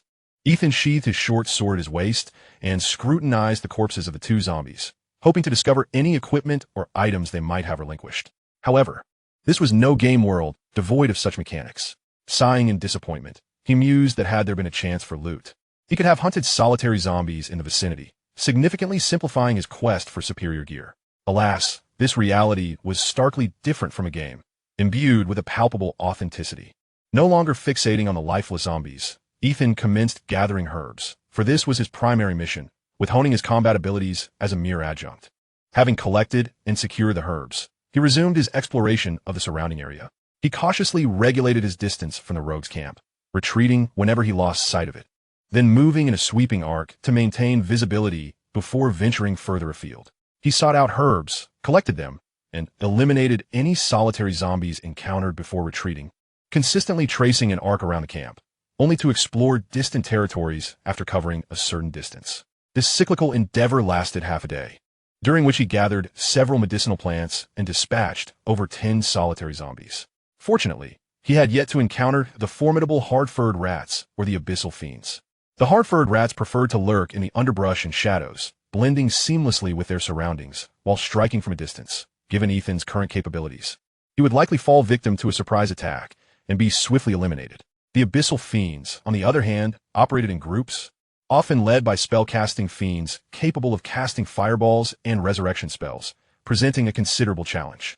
They were elusive, never engaging in direct confrontation, opting instead to dart about chaotically, making them exceedingly difficult to defeat. With his present abilities, even a small group of 5 would guarantee his demise. Thus, when Ethan ventured forth on another exploration, not having traveled far, he observed a cluster of red-skinned abyssal fiends gathered around a campfire, clamoring loudly. He promptly began to retreat. How utterly weak I am. He shook his head in resignation. Once upon a time, even a level 1 character in a game was capable of slaying foes at will. Yet now he found himself unqualified for direct confrontation. The thought was indeed disheartening. Should Akira truly task him with clearing the evil cave, it seemed he would have to timidly decline. Cautiously retreating, Ethan maintained his composure to avoid drawing the attention of the abyssal fiends while continuously observing the small camp. Upon returning, he would inform Cassia. She would likely dispatch rogues to eliminate the nearby fiends, as allowing them to proliferate would pose a significant threat. Just as this thought crossed his mind, a figure appeared in the distance. Before he could question his vision, the figure flickered, and a radiant light erupted outside the fiends' camp. The previously distant figure abruptly stood before the abyssal fiends. Then, the figure raised a long staff and swept it towards the fiends, unleashing a colossal fireball that soared toward them, erupting in a thunderous explosion amidst the gathering of fiends.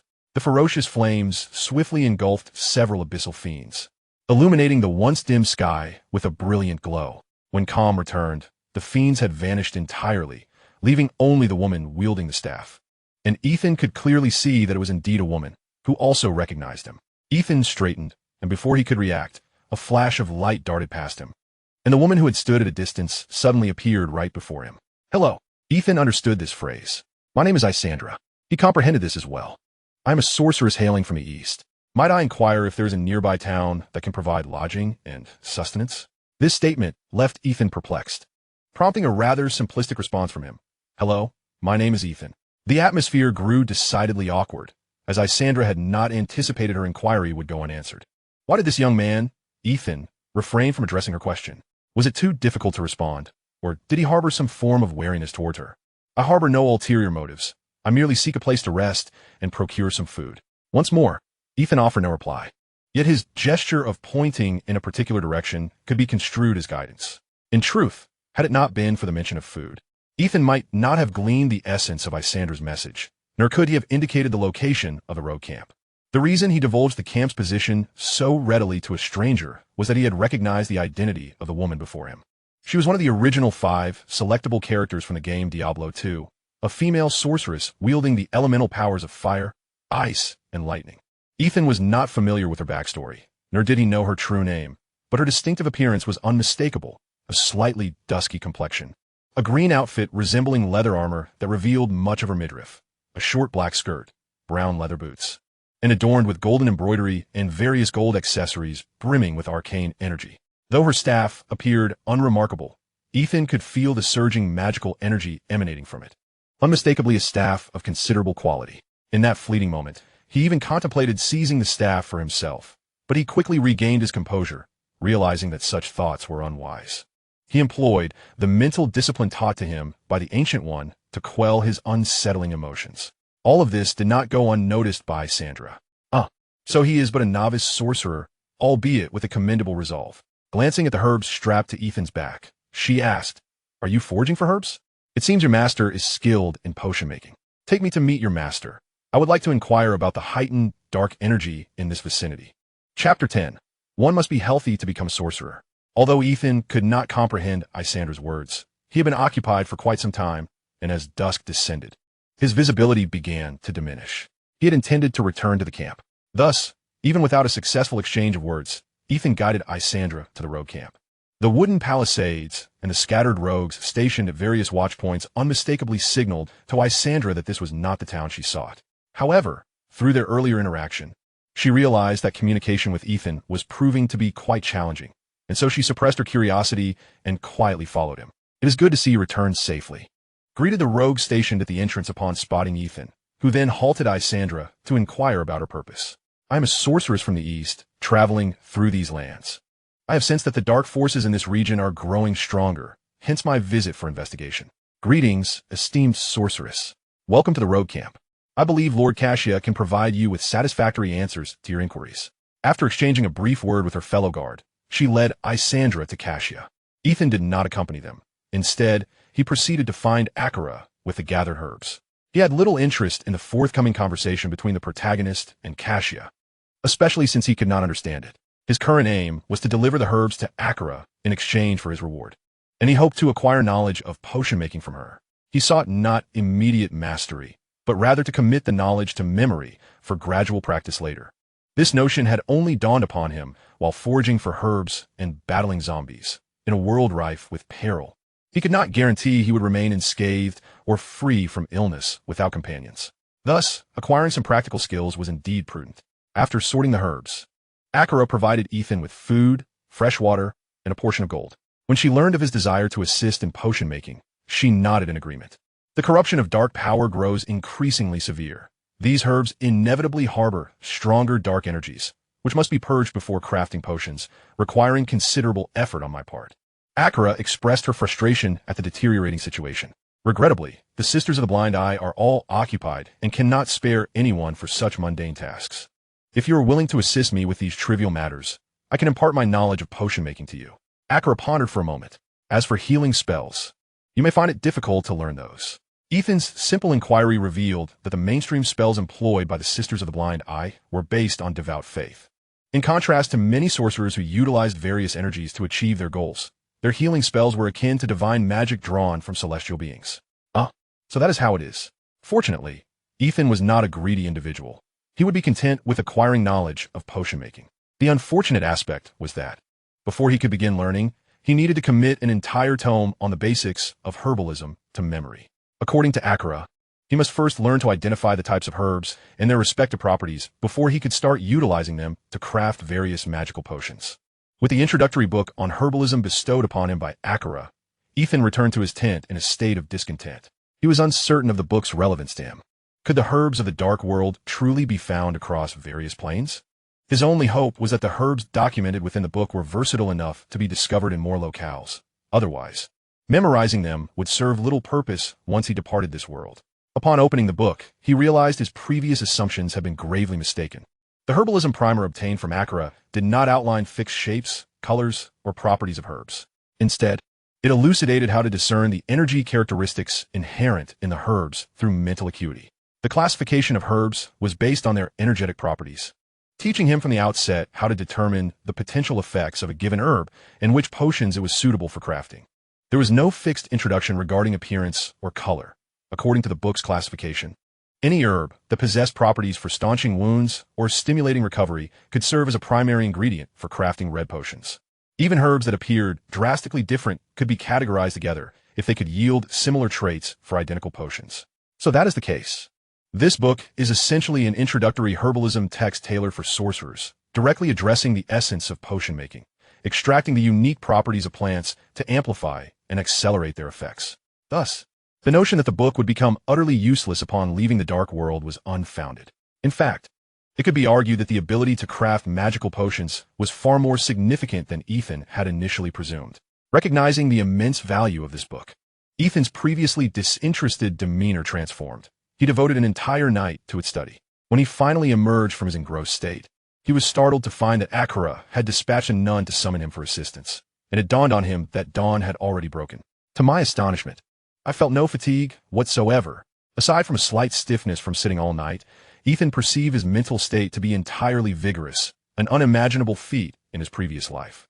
Even during the peak of his physical condition, after a day of toil followed by an all-nighter, he would be utterly exhausted. Could this be attributed to an enhancement in his mental fortitude? Mental strength derives from both the corporeal and spiritual realms. The robustness of both dimensions is indispensable.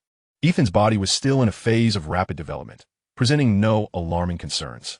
While not exceptionally strong, it was certainly above the threshold of adequacy. His mental prowess, originally quite ordinary, had been honed over several years of diligent practice due to the peculiarities of time and space, resulting in a solid foundation.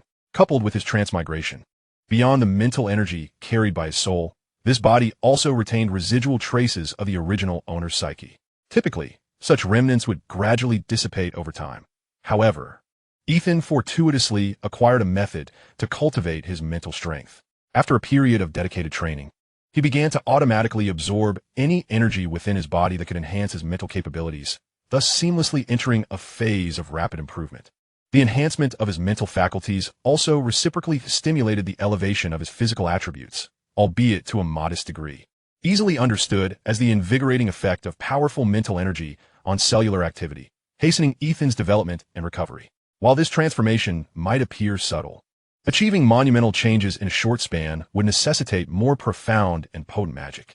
Nonetheless, Ethan's rapid developmental phase, combined with a sudden influx of residual mental energy, brought about a noticeable shift. In this light, magic wielders are not so feeble after all. It is worth considering that the sorcerers of the Marvel Universe are all melee enthusiasts, effortlessly wielding their spells. The venerable wizard from the realm of Middle-earth, brandishing a longsword in one hand and a staff in the other, epitomizes the archetype of a close combat mage. It is said that even the famed magician of Arthurian legend was, in fact, a melee fanatic, favoring his holy sword over sorcery to vanquish foes. Ironically, many games and novels that Ethan had previously engaged with often depicted mages as frail, as if their physicality were their greatest vulnerability, a notion that, upon reflection, seems implausible. In numerous adventure narratives, mages accompany their companions on arduous journeys, traversing mountains and rivers with ease. Could one expect a physically weak individual to endure such a trek for a month? Furthermore, mages are frequently thrust into combat, facing adversaries head-on. Surely, one cannot imagine a scenario where, after a day of travel, a mage collapses in exhaustion upon encountering an enemy. Such a sight would be utterly unpalatable. Even setting this aside, mages often toil for extended periods within their laboratories, conducting various experiments. Had their physical condition been poor, they would have succumbed long ago. At least, Ethan had never encountered a tale where a mage perished from overexertion. The most one might witness is a mage meeting an untimely end due to an uncontrollable mishap during an experiment. Thus, it stands to reason that a proficient mage must possess a body as resilient as steel, or perhaps a sound physique is foundational to becoming a mage. Stepping out of the tent, Ethan engaged in some light exercise while lost in thought. Turning his neck, he noticed a familiar figure emerging from a nearby tent. It was the sorceress Isandra, whom he had encountered just the day before. It appeared she had garnered Kasha's approval and was residing in the camp as well. Isandra spotted him and approached, staff in hand. "Greetings, Ethan. I'm grateful for your guidance yesterday." No longer speaking in a language incomprehensible to Ethan, Isandra utilized her mental prowess to communicate, and, out of respect, she gently tapped on the mental door before establishing a connection, receiving Ethan's consent first. "No need for thanks, even had we not met. You would have soon located the Rod camp. By the way, from which mage community do you hail?" The mage communities in this world are rather few, having even established a dedicated mage council, making a language barrier unlikely. Hence, Isandra was quite curious about Ethan. "From the East, though my teacher lacks renown." The East? Isandra expressed skepticism, as most mage communities resided in that region, and she found it hard to believe a mage from the East could not communicate. Sensing her doubt, Ethan added, "Much farther away. I inadvertently arrived here while using a teleportation scroll, so I'm uncertain of the exact distance." "Oh, from an even more distant locale?" Isandra remained somewhat unconvinced. "By the way, I must seek Akira. Kasha mentioned she might require my assistance. Do you know where I might find her?" Initially grappling with how to fabricate a suitable story, Ethan felt a wave of relief as the topic shifted. "I'm also headed to her. Let us go together." Chapter 11. The Ocean of Knowledge. Ethan and Isandra arrived at Akira's tent, where Ethan, as previously agreed, aided Akira in potion making. His responsibilities were not particularly arduous, yet they required patience and time, as he meticulously prepared various herbs.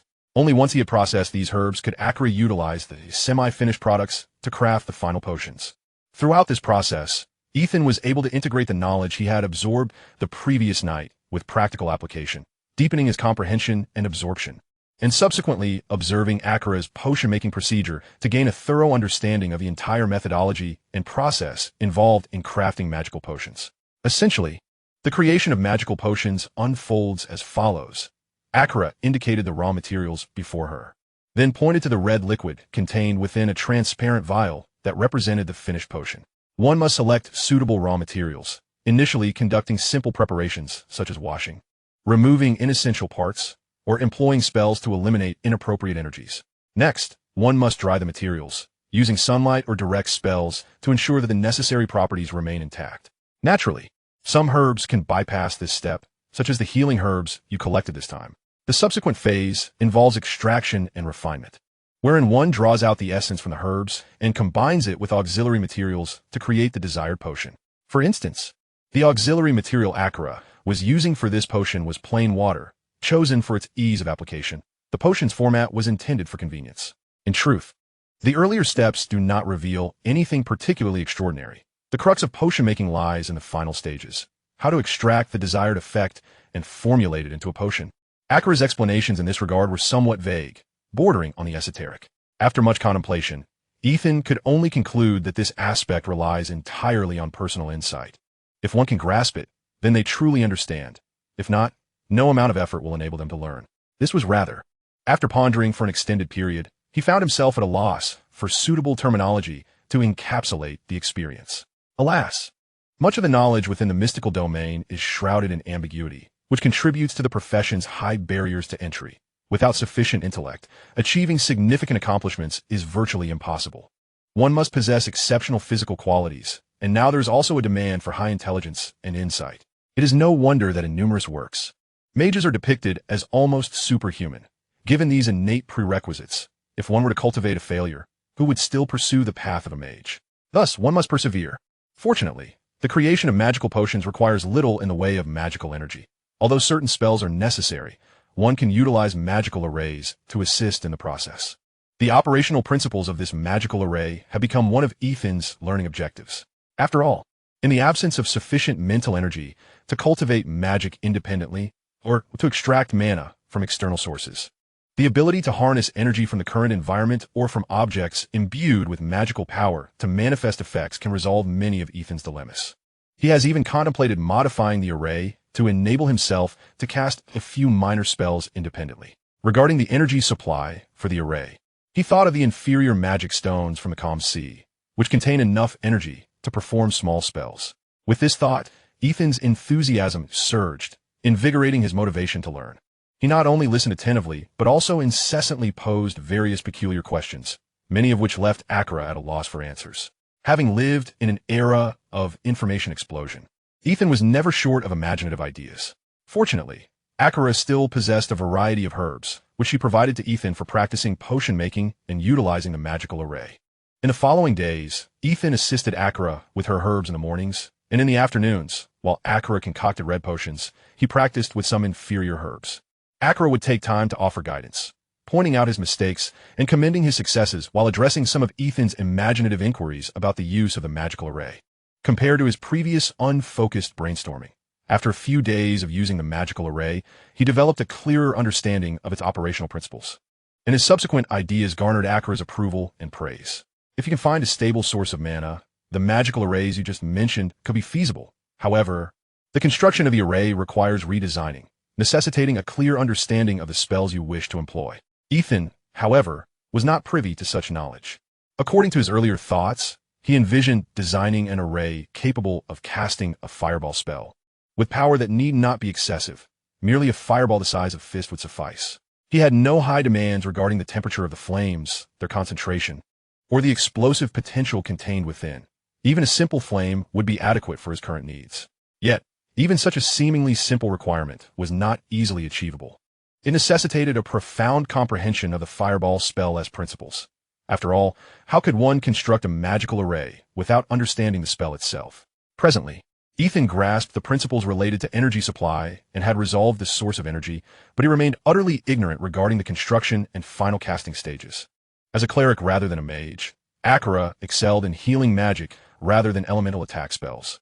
Thus, for Ethan to realize his envisioned magical array, he required formal and systematic instruction in relevant magical knowledge.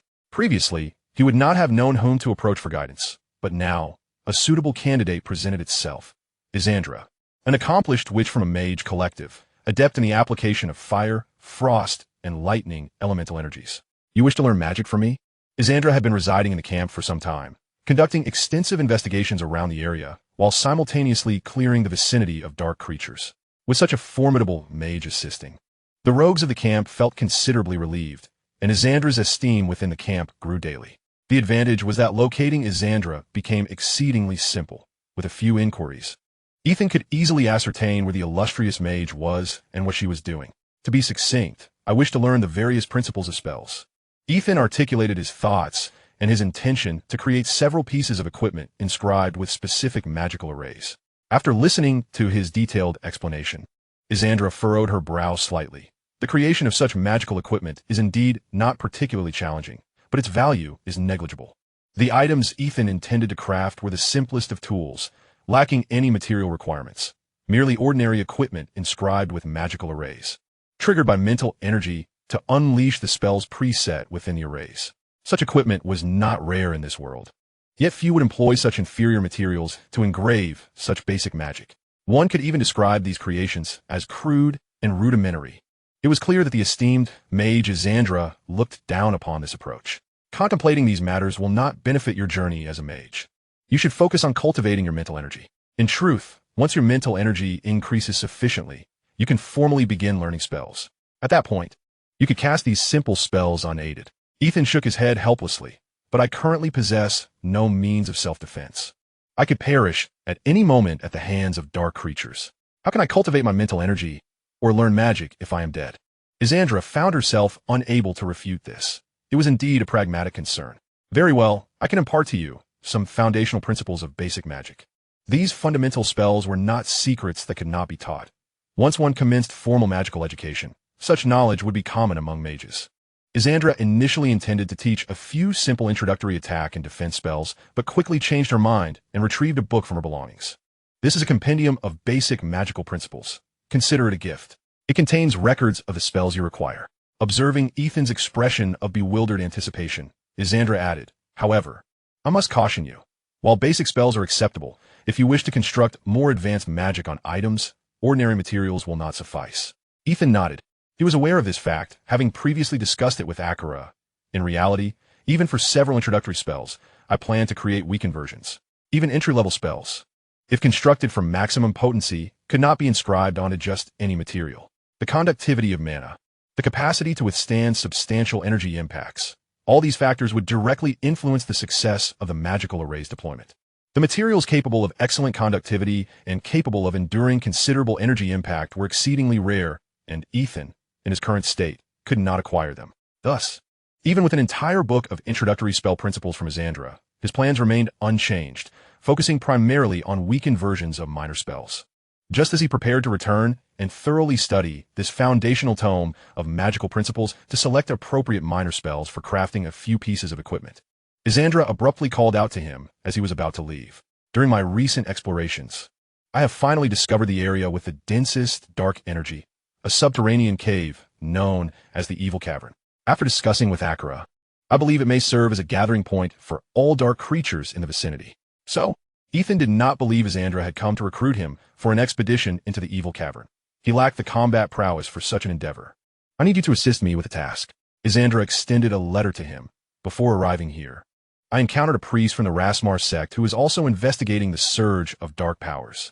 I hope you could deliver this letter to him, inviting him to join me here to eradicate those dark creatures. Chapter 12. Zul was the Rasmar sect priest. Having accepted Isandra's commission, Ethan pondered this question while carrying the letter. His understanding of the dark world was merely superficial. He had no clear idea of what the Rasmar sect entailed. Following the clues provided by Isandra, Ethan departed the camp and began his search along a narrow path heading north. What is referred to as a path is, in truth, merely a trail that has been somewhat flattened by the passage of many feet, simultaneously serving as a guide to direction. In this world where technology is yet to flourish, the most reliable method of regaining one's bearings after becoming lost in the wilderness is to seek such a path, and then to choose a direction and walk along it, for one is bound to encounter towns eventually. Furthermore, there is an advantage to walking along these paths. It is relatively less frequented by monsters, particularly the formidable hard-furred rats and the souls of the drowned, both of which are seldom found upon the roads. The most commonly encountered are the sluggish zombies, of which there are few, even should he encounter a handful. Ethan possesses sufficient capability to handle them. According to Isandra, if he continues northward along this path for approximately 3 days, he will come across the so-called priest. Should he find nothing, he can simply return. Now, 2 days have passed, and he has yet to see a single soul, let alone a priest of the Lasma faith. Meanwhile, the corruption of dark forces has intensified in comparison to when Ethan first arrived in this world. Even during the day, the sky is shrouded in a gloomy pall, with scarce sunlight penetrating through, and the air is thick with an energy that fills him with discomfort. Prolonged exposure to such an environment, coupled with the gradual enhancement of his mental acuity, stirs within him an impulse to absorb this energy into himself and transform it into magical power. Although for a mage, any form of energy can be utilized as magic, this potent negative energy would undoubtedly have significant repercussions. Ethan reflects carefully on the grim fates of those mages who succumb to the temptation of overwhelming power and employ negative energy, striving to restrain his compulsion. Uncontrollable power, no matter how formidable, does not belong to me. Taking a deep breath, he exhales fully, seemingly employing this act to fortify his resolve. Just as he prepares to move forward, Ethan suddenly notices several skeletons wandering not far ahead. Skeleton warriors? These skeletal figures wield bony long swords, gathering in clusters and gliding back and forth in a specific pattern. Quite peculiar. Ethan cautiously approaches a bit closer, only to discover more skeleton warriors drifting at the edge of his vision. Their numbers are considerable. Charging him would be tantamount to courting death. He decisively retreats, slowing his pace to avoid drawing the attention of the skeleton warriors, inching backward while scanning for suitable cover. The area around him is open, devoid of even a leafless, withered tree. Just as he curses his misfortune internally, the skeleton warriors become aware of his presence. Strangely, they do not swarm towards him. Rather, they swiftly converge in one direction. To his astonishment, the skeleton warrior closest to him does not move at all, but gestures towards him with a wave. That must be a beckoning gesture, right? Ethan is momentarily bewildered. Could he have encountered an intelligent skeleton warrior? Surely. Hasn't he stumbled upon a skeleton that has traversed from another world? As he hesitates between fleeing or observing further, he soon finds the dilemma resolved. A man clad in a black and white outfit gradually emerges into his line of sight. With a mere gesture from this man, the skeleton that had beckoned him instantly dispersed, vanishing from sight. A necromancer? This demeanor is all too familiar to Ethan. As one of the 5 selectable classes in the world of Diablo 2, he has played this role before. Those skeletons must be his summoned minions. No wonder their movements were so peculiar. They were likely on watch, guarding the resting necromancer. If he is indeed a necromancer, he should be trustworthy, right? However, while necromancers enjoy considerable popularity among fans of the game, in the realm of reality, a mage who manipulates corpses and souls hardly aligns with the forces of righteousness. Turning and fleeing seems inappropriate, especially since he recalls that necromancers were among the initial character classes in the game, and according to the official storyline, they were heroes who saved the world. Thus, it is prudent to engage in some dialogue for assessment, albeit with caution. Greetings, young traveler. I am Zul, a priest of the Lasma faith. I sense the aura of a familiar presence emanating from you. Has she sent you to find me?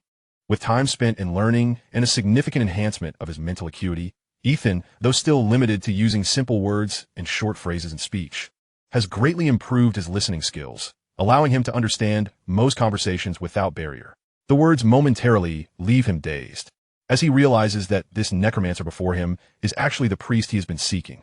Could there have been a mistake? His hand remains firmly grasped around the hilt of his sword as he retrieves the letter from his bosom with his left hand. You are the priest of the Lasma faith? A friend of Isandra? Upon hearing Isandra's name, Zul nods initially, then shakes his head. I have only met Isandra once. We are not exactly friends. However, we now share a common goal, so one might loosely call us allies.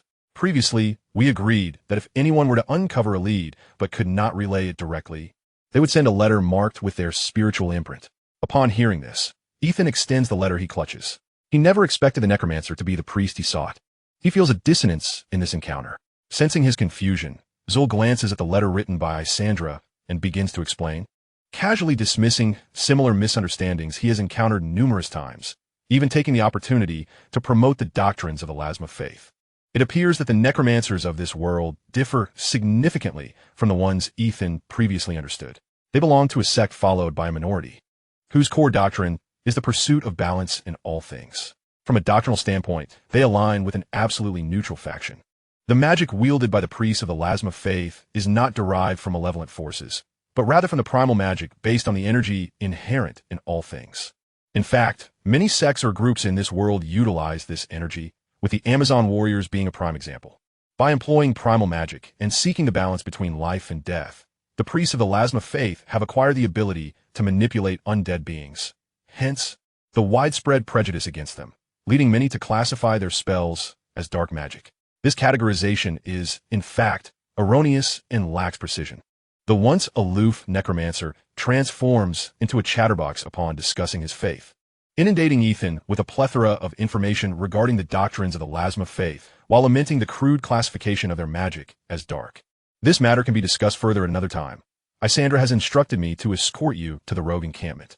With this, Zol finally ceases his monologue and carefully stows away Isandra's letter. The letter states that she has gathered some clues at the rogue encampment, indicating that the surge of dark forces is linked to a mysterious individual, and she has also discovered that the Blood Marsh is teeming with dark creatures.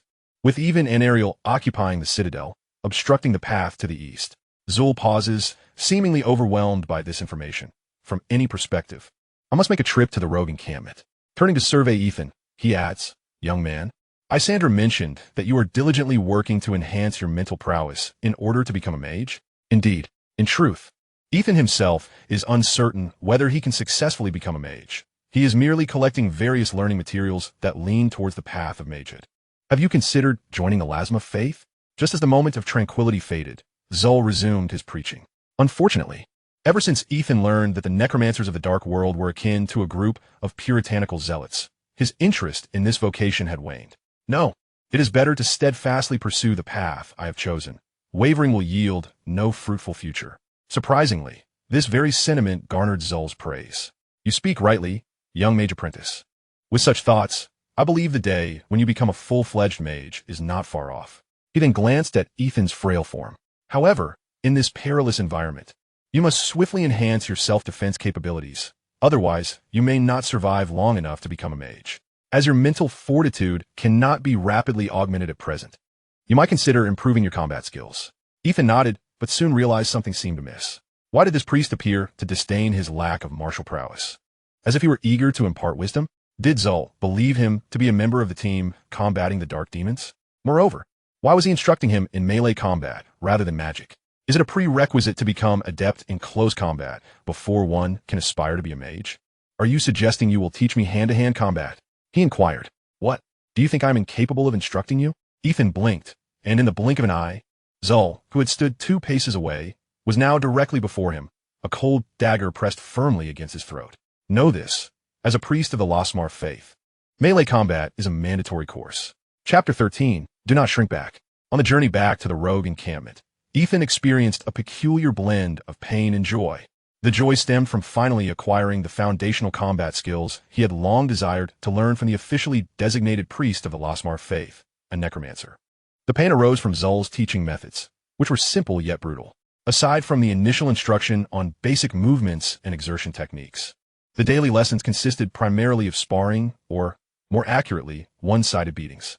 In Zul's words, Ethan should not concern himself with how to effectively slay foes at this stage. Rather, he should learn how to protect himself amidst a tempest of attacks and seek opportunities for a decisive counterstrike during his defense. It was unrealistic to expect a rapid enhancement of his physical fitness and combat techniques. So for now, focusing on survival was paramount. Having delivered yet another thrashing to Ethan, Zul stated this, and as their final bout concluded, the journey, however slow, was nearing completion, and the two finally arrived at the rogue encampment. The guards at the entrance recognized Ethan, and upon seeing Zul accompanying him, they did not press for further explanation, especially after Zul claimed he was there at the behest of Isandra to address the escalating threats from dark forces. The rogues welcomed them warmly. The rogues here were a faction of the Amazons, renowned for their formidable combat prowess, yet they too had been subjugated by the dark forces, awaiting the arrival of a savior. The state of the rogues was far from favorable, though their morale appeared somewhat intact.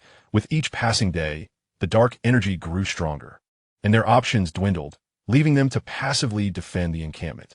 In this dire state, they could no longer muster the courage to confront demons head-on as they once did. It was clear that the eradication of Anariel was urgent, while it remained uncertain whether this would completely quell the surge of dark power. It could at least alleviate the situation in the region.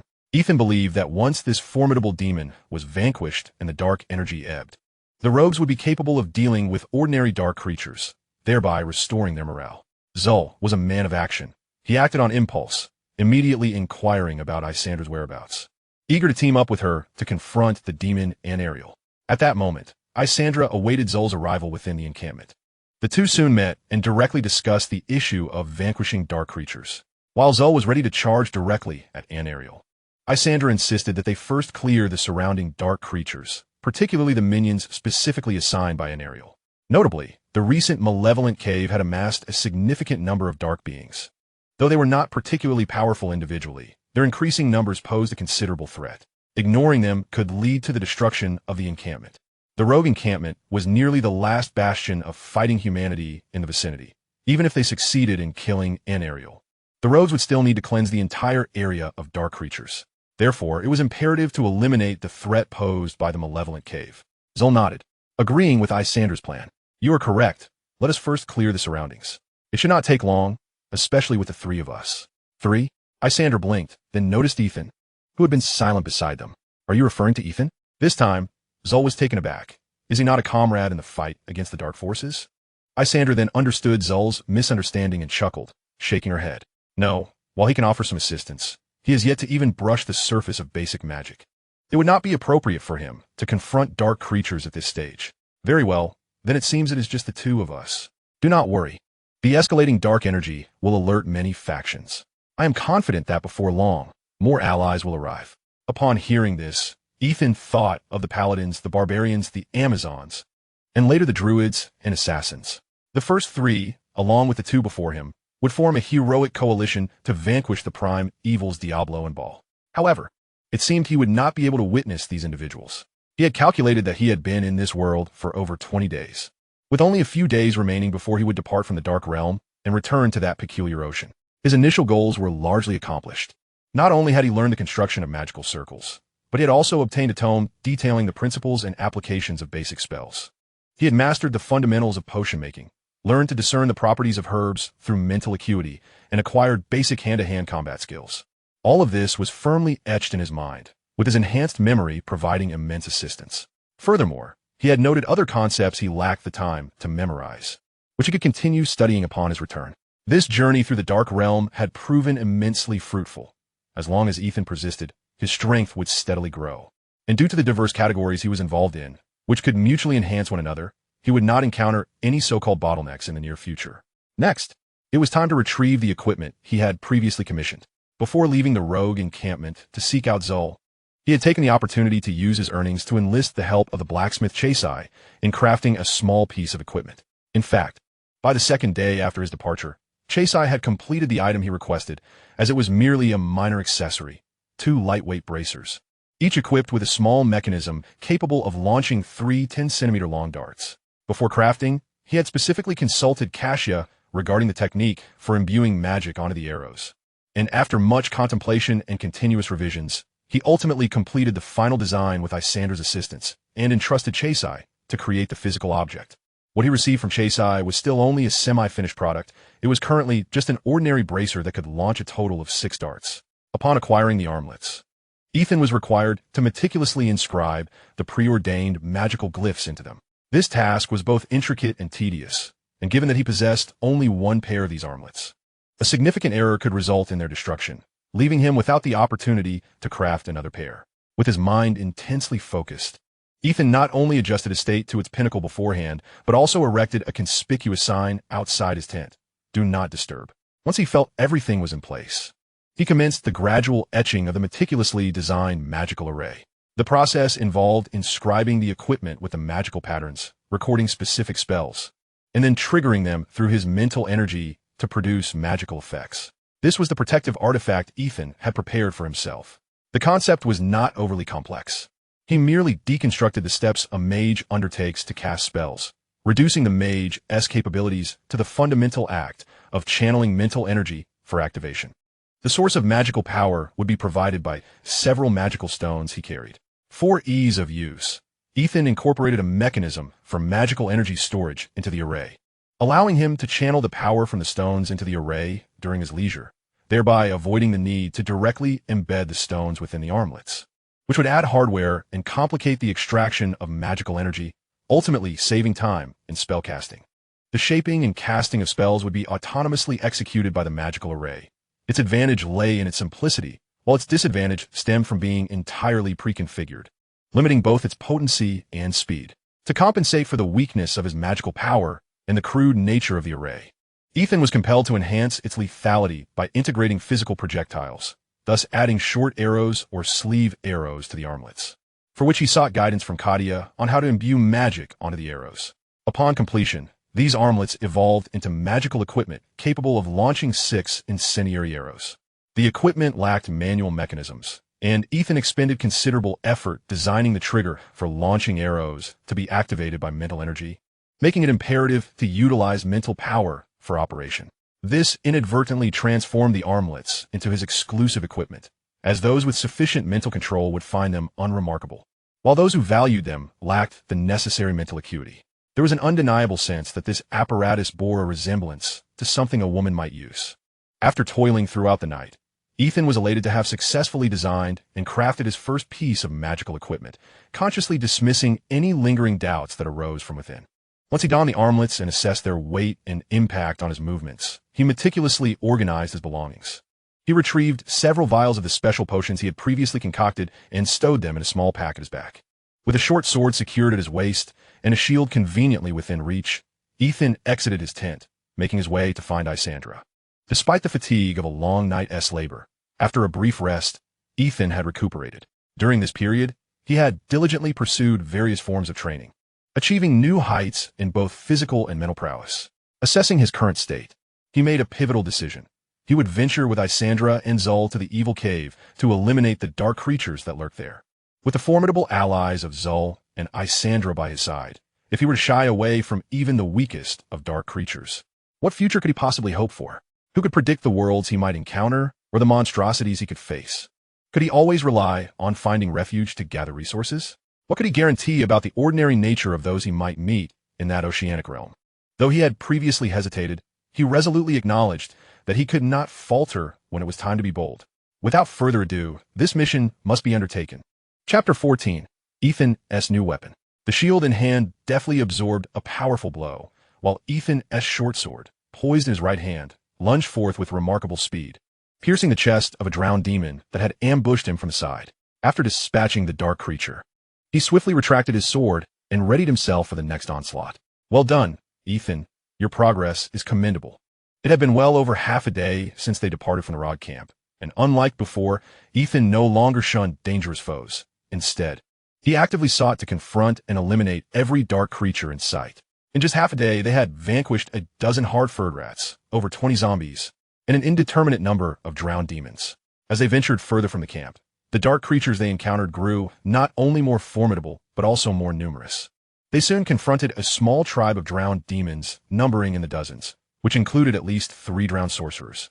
Isandra and Zul promptly designated these sorcerers as priority targets for elimination before methodically addressing the remaining minions bereft of magical support. For these 2 formidable mages, even engaging in close combat against the throng of drowned demons posed no significant challenge. The only concern was Ethan's safety. They welcomed Ethan's sudden declaration to join them in exterminating the dark creatures of the evil cave, expressing no objections, even extending their support. All who aspire to combat the forces of darkness are our allies. The disparity in strength did not concern them, even if Ethan were comparatively weak. They were willing to include him in their mission to eradicate the shadows. Throughout their journey, the 2 mages intentionally devised training opportunities for Ethan when encountering scattered zombies. They encouraged him to tackle them alone. Against larger groups, they deliberately allowed a few weaker minions to engage him, facilitating his combat experience. This time was no exception. Having swiftly neutralized the most significant threat, the drowned sorcerer, and gained control of the situation, the 2 mages intentionally allowed several drowned demons to scatter and attempt ambushes on Ethan. They harbored no concerns for his demise, as their time together had provided them with a clear understanding of his capabilities. Moreover, as practitioners of mental energy, they were acutely aware of the physical transformations that accompany its enhancement. With his mental prowess now elevated, Ethan's reaction speed had surpassed that of an ordinary person during combat. He experienced a sensation akin to the slowing of his opponent's movements. This characteristic had proven invaluable to the priests of Rasmar when they first began their foray into close combat. Their exceptional mental responsiveness enabled them to adeptly anticipate their opponent's actions, while their abundant mental energy allowed for quick strategizing in the heat of battle. The sole limitation to their melee effectiveness was, in fact, their physical reaction speed. Ethan found himself faced with a similar predicament. Fortunately, at 17, his youthful body, while perhaps lacking in raw strength, boasted peak reaction speeds and agility far surpassing that of an adult, allowing him to sufficiently keep pace with his mental speed and execute appropriate maneuvers to vanquish his foes. After a period of rigorous training, Ethan had progressed from merely defending against ambushes to executing counterattacks, a significant leap even against the weaker drowned demon minions. Despite their diminutive stature, these minions possessed strength comparable to that of a fully grown man, and their swift movements enabled them to easily evade the pursuit of less agile humans. The ability to independently slay a drowned demon attested to Ethan's combat prowess exceeding that of an average person.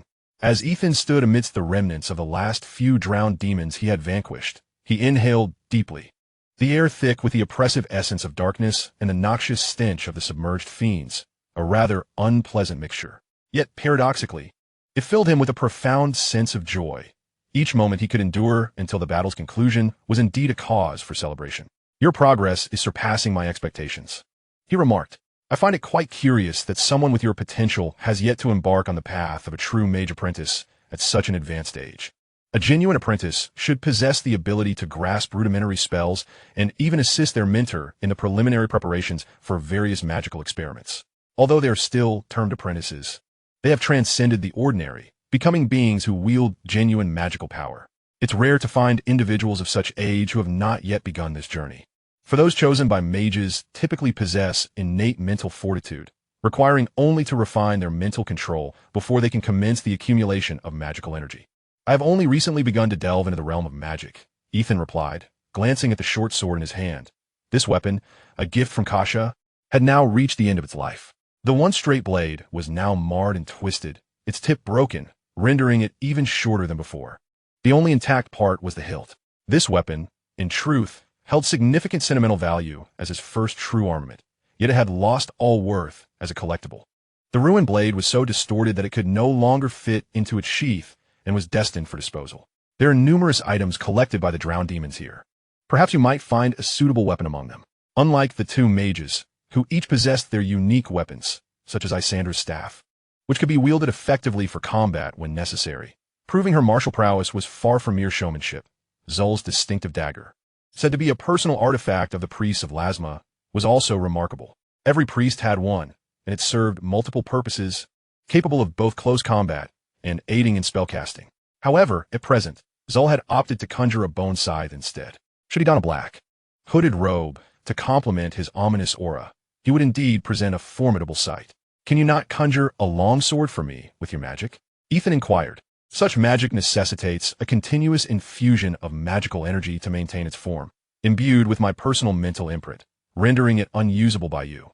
Nodding in understanding, Ethan began to search amidst the chaotic encampment for a more suitable weapon. The ground was littered primarily with crude short knives and wooden sticks wielded by the drowned demons, none of which seemed superior to his own battered short sword. After considerable searching, he ultimately settled on a relatively sturdy wooden staff. Having chosen his new weapon, the group prepared to advance. They were now perilously close to the malevolent cave, the outline of its entrance visible at the horizon. It was precisely this proximity that had birthed such a vast encampment of drowned demons. "Oh, just a few steps out." Isandra called out to the others and retrieved a metal rod from beside a stone. "This," she said, swinging it with ease, the rush of wind seemingly attesting to its weight, followed by a sudden flash of electricity that showcased its extraordinary nature. "Huh, your luck is exceptional." Isandra extended the iron rod toward Ethan. "Cast aside that stick you hold. You may utilize this instead." "What is this?" Ethan observed the fleeting electric spark, recognizing it was no ordinary iron rod, yet the mud and grass clinging to it rendered it indistinguishable from the more forlorn wooden stick. It was Zul, with his vast knowledge, who first recognized the weapon's true form. "If I am not mistaken, this is a one-handed warhammer." "A warhammer? I have seen one-handed hammers at the blacksmith chassis, but where is the hammerhead?" Isandra shrugged. It must be broken. This is the latter half of the hammer, comprising the shaft that connects to the head. To merely hear this might lead one to believe Isandra was jesting with Ethan. What worth could a damaged weapon hold? Thus, the sorceress swiftly clarified, do not underestimate it just because it lacks a hammerhead. This is a magical artifact. Ethan nodded, having considered this point himself. For the electric flash he had witnessed was no mere illusion. Yet, without the hammerhead, could this magical artifact still wield its intended might? You need not worry about its potency. I tested it earlier.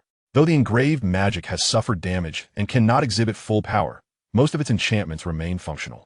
Words alone could not compare to first-hand experience, and Isandra instructed Ethan on how to channel his mental energy into the weapon, guiding him on its proper usage. As he infused his mental power and discovered the activation mechanism within the iron rod, it suddenly erupted with blinding electric light.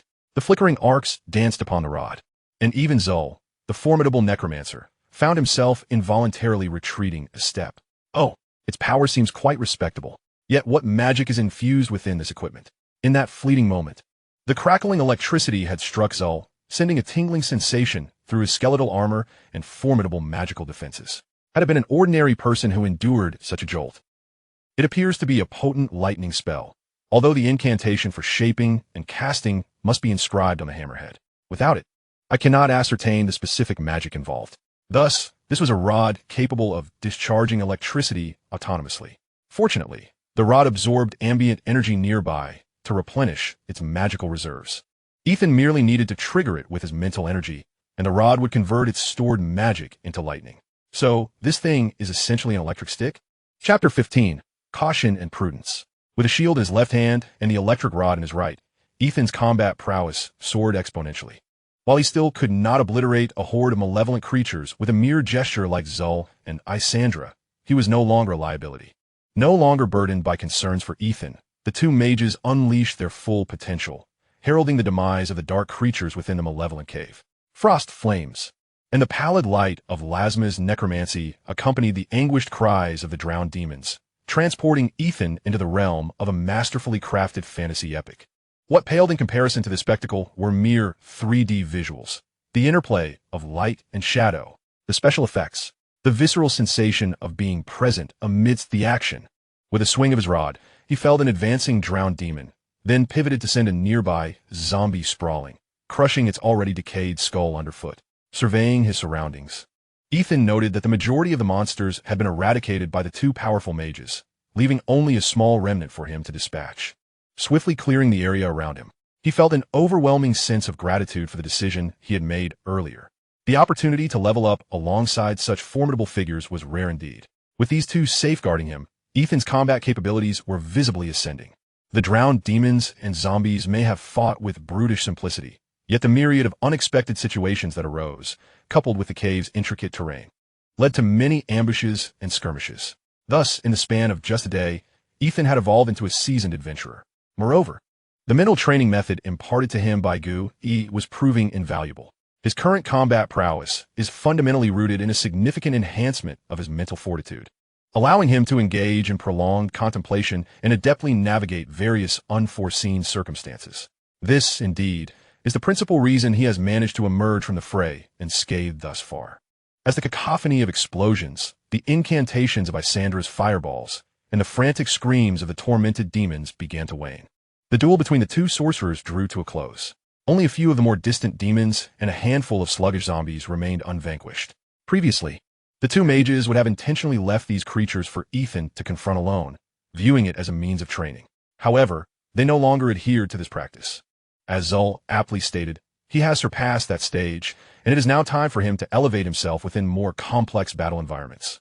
At this moment, Ethan truly felt like their comrade, standing shoulder to shoulder with them against the onslaught of dark entities. Ethan cautiously surveyed the scattered corpses of the dark creatures, wary of any that might feign death and spring a surprise attack. After all, this was the real world, not a mere game. When a creature fell, it did not necessarily mean it was dead. Given the cunning and treacherous nature of these demons, one could not guarantee they wouldn't play dead to escape. As the adage goes, caution is the mother of safety, particularly when one's own life is at stake. The current circumstances seemed to validate Ethan's prudent approach. Just as he was meticulously probing the bodies with his iron rod, a demon, previously lying among the corpses, suddenly sprang to life. Shouting incomprehensible curses in demonic tongues and brandishing a long knife towards him. Having remained vigilant, Ethan swiftly raised his iron rod to block the demon's strike, then deftly lifted his left foot and delivered a powerful kick to the diminutive red demon. Thud! The sturdy sole of his boot connected solidly with the demon's grotesque visage, momentarily disorienting it. Seizing the opportunity, Ethan followed up with another strike, this time channeling the lightning magic contained within his rod. The crackling arcs of electricity illuminated the dark cavern, and with a piercing shriek, the demon was obliterated by the unleashed surge of power. Thank heavens he had been cautious. After conducting another thorough inspection to confirm there were no more fainting corpses, Ethan hastened a few steps to catch up with the two mages, who were engaged in similar endeavors ahead. Well done, Ethan, they both remarked, having observed his every action. His responses had grown increasingly adept, shedding the naivete of a novice. In truth, Ethan's rate of development astonished them both. I find myself regretting not having insisted you join our order. The Lasmara, Zol jested, though the sincerity of his words was uncertain. Regardless, such words of praise were always uplifting, and after some time spent together, Ethan no longer felt the need to feign modesty. He accepted the compliment with a smile. Now, let us continue our exploration. We have traversed this cavern for quite some time, and we remain unaware of how many dark creatures lurk in the shadows. Caution is paramount from here on. Isandra felt a twinge of irritation in this dark, damp labyrinth, rife with myriad pathways. It seemed as though she had been wandering in circles for ages. Yet her remarkable memory assured her that she had not traversed the same areas. Internally, she began to piece together the information gleaned from Akira and Kasha, realizing they had cleared a significant portion of this malevolent cavern. The term Evil Cavern was a recent designation. This had once been merely an ordinary cave within the Bloodlands, devoid of notable resources or attractions. Had it not been for the recent surge of dark energy, drawing many malevolent beings to hide within, it would have remained an unremarkable subterranean space. However, due to their comprehensive understanding of the surrounding circumstances, the rogues and the Sisters of the Blind, I had explored the Evil Cavern and meticulously charted its layout.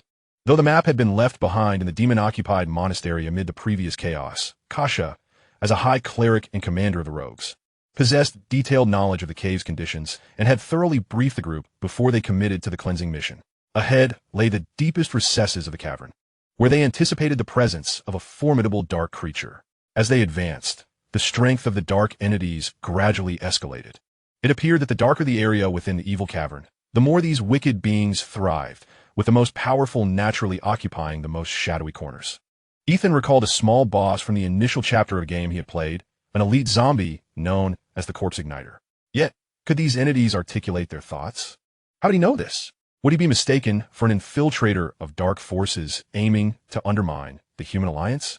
Perhaps he could caution them to maintain their distance from that elite zombie and eliminate it with ranged attacks? Yet, such measures seemed unnecessary, as both mages were seasoned veterans who would not recklessly charge at unfamiliar foes, especially since close combat was not their preferred approach. These two were high-level characters, and his concerns felt rather superfluous. Indeed, his worries proved unfounded. As they ventured deeper into the cavern, Ethan could discern the distinct appearance of the Corpse Igniter, markedly different from the surrounding zombies, along with the palpable waves of dark energy emanating from it. The two mages instinctively positioned Ethan behind them. Fall back, Ethan. This is not a foe you can contend with at present. Leave this to me and Isandra. Zol did not summon his usual scythe. Instead, he produced a peculiar dagger that had remained and used throughout their expedition.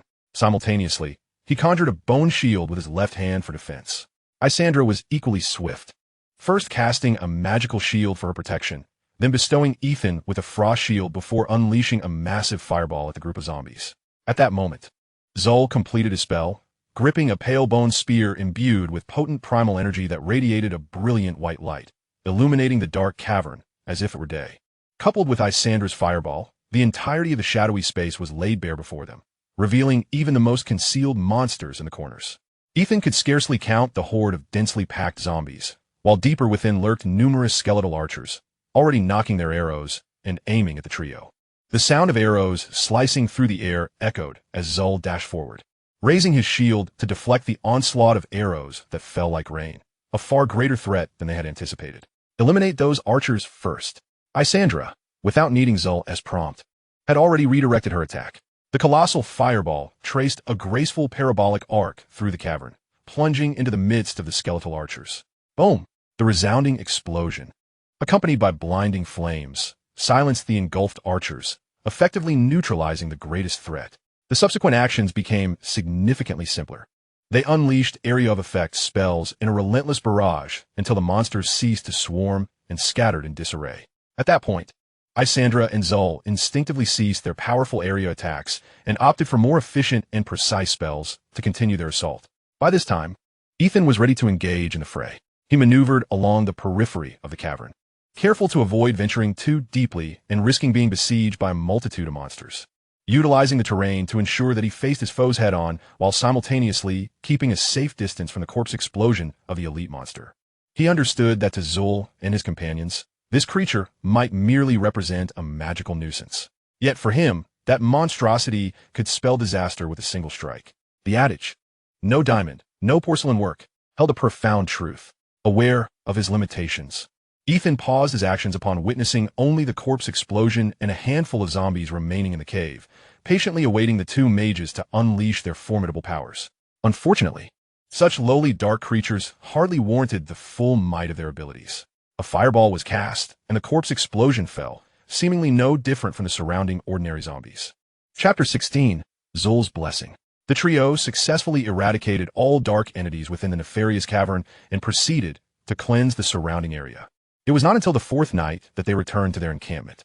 With only a few days left before Ethan would depart this world, he contemplated his next course of action and resolved to accompany the two mages in their quest to vanquish Bloodraven. Morena, the Bloodraven, was the female archer that players could select in Diablo I, a hero who once defeated Diablo and saved the world.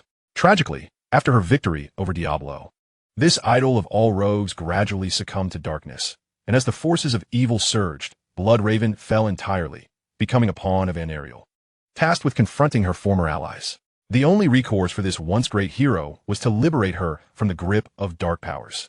How to accomplish this? Everyone understood that there was but one method. After a night's rest, the two mages and their apprentice set forth once more to combat the encroaching darkness. This venture, however, proved far more arduous than the previous one. Bloodraven, once a formidable hero, had grown even more potent in her corruption and now wielded the ability to command the undead. A veritable ocean of skeletal soldiers encircled her, allowing Bloodraven to display her prowess as a top-tier rogue archer unfettered. Ethan exhibited considerable clumsiness during this assault on Bloodraven. Although shielded by the two powerful mages, he nonetheless lost the magical artifact he had recently crafted. After expending the arrows from his bracers, their primary function became merely to deflect the onslaught of skeletons. At one point, in a moment of desperation as a shield faltered, Ethan managed to parry a skeletal soldier's strike. It must be mentioned that Chasai was an exceptionally skilled blacksmith and had not skimped on quality. Thus, the blow did not sever Ethan's hand. However, it did irreparably damage the already fragile magical array on the bracer. Another instance occurred amidst the chaos when Bloodraven, noticing Ethan from afar, loosed an arrow aimed directly at him. At that critical juncture, an alarm rang in Ethan's mind. His mental acuity heightened. Everything seemed to slow, enabling him to accurately deflect the arrow with his bracer. In contrast to the previous minor injury, the current wound was far more severe, as the arrow penetrated both his wrist and the two layers of his bracer. Despite its passage through, the arrow's momentum remained unyielding. Fortunately, Ethan instinctively turned his head and twisted his wrist, redirecting the arrow's trajectory and narrowly avoiding a fatal blow. Following that, Ethan found himself as an observer to the two mages unleashing their might. His role in this battle was limited to the initial elimination of a few minions. He resolved to continue enhancing his strength. After tending to his wounds and clearing the battlefield, Ethan looked at Zul and Isandra as they returned to him, offering a resigned smile. "It seems I can accompany you no further." The two mages, as they had not dissuaded him from joining initially, similarly refrained from urging him to stay, merely nodding with smiles. "Though our time together was brief, it shall remain etched in my heart forever." Isandra inquired, "Do you intend to remain at the rogue encampment?" Given Ethan's current abilities, he could no longer join them in their fight against the dark entities. Bloodraven represented the limit of his advancement. Continuing would likely lead him to confront even more formidable demons, wherein sacrifice would be inevitable. And Ethan could inflict little damage upon them, rendering such sacrifice meaningless. Remaining at the rogue encampment, however, afforded him numerous opportunities, such as assisting Akira in gathering herbs or crafting magical potions, providing simple healing and bandaging to the rogues, and even aiding in patrolling the periphery and cleansing dark creatures. With his current capabilities, the dark entities in the blood more posed minimal threat, provided he exercised caution.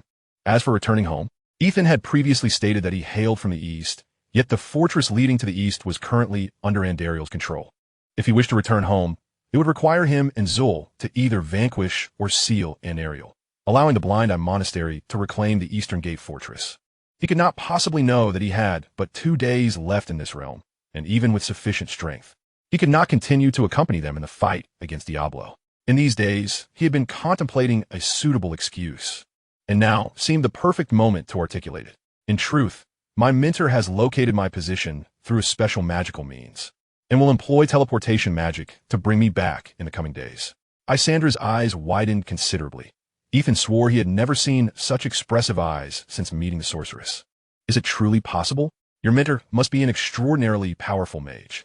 The two mages expressed no skepticism towards Ethan's words. Indeed, many mages, as their understanding of mystical forces deepened, would realize that their grasp was merely superficial, rendering them reluctant to dismiss even the most outlandish claims. Of course, some mages believed they had reached the pinnacle of their understanding and thus negated anything beyond their capabilities. Fortunately, both Zul and Isandra were not such arrogant souls. They readily accepted Ethan's assertion. Even if they harbored doubts, it would matter little. In a couple of days, when he was teleported back to that ocean before them, their disbelief would be rendered moot. Once everything was in order, the trio returned to the rogue encampment.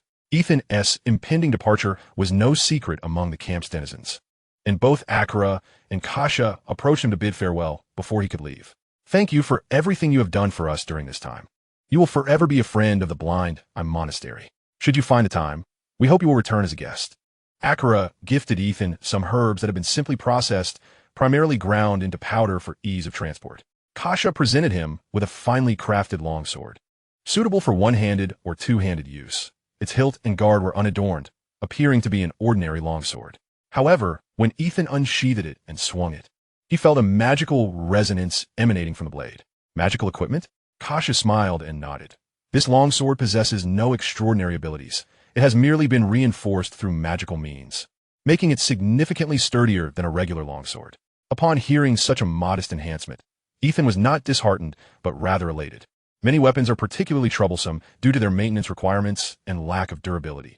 Those with blades are especially prone to becoming unusable after a single high-intensity battle, ultimately stemming from their insufficient sturdiness. Consequently, this simple magical effect proves far more practical than any fireball, frost, or lightning. Kasha had prepared more than just this. She recognized that although Ethan had learned basic close-quarters combat and could wield a short sword reasonably well, he lacked knowledge regarding longer weapons such as broadswords. Thus, she gifted him a manual. Within it lay fundamental swordsmanship techniques and practice methods, along with some personal insights and experiences regarding sword training that she hoped would benefit him. Ethan accepted the manual, expressing his gratitude to Kasha with great solemnity. This was precisely what he needed, and he had not anticipated such a gift from her. Moreover, he was neither a rogue nor Kasha's apprentice. Such gifts were not typically exchanged in this world. Even Akira, who had spent more time with him, had only given him some herbal powders without offering any insights into potion crafting. Perhaps many of his actions inadvertently contributed to saving more rogues. Subsequently, others from the camp came to bid farewell to Ethan, yet Isandra and Zor were conspicuously absent. Ethan suspected they might be preoccupied or waiting until his departure the following day to appear. However, contrary to his conjectures, the next morning, after packing his belongings, Ethan proceeded to a clearing, quietly awaiting the activation of the teleportation spell. At that moment, Isandra and Zor finally arrived, accompanied by the camp's blacksmith, Chasai.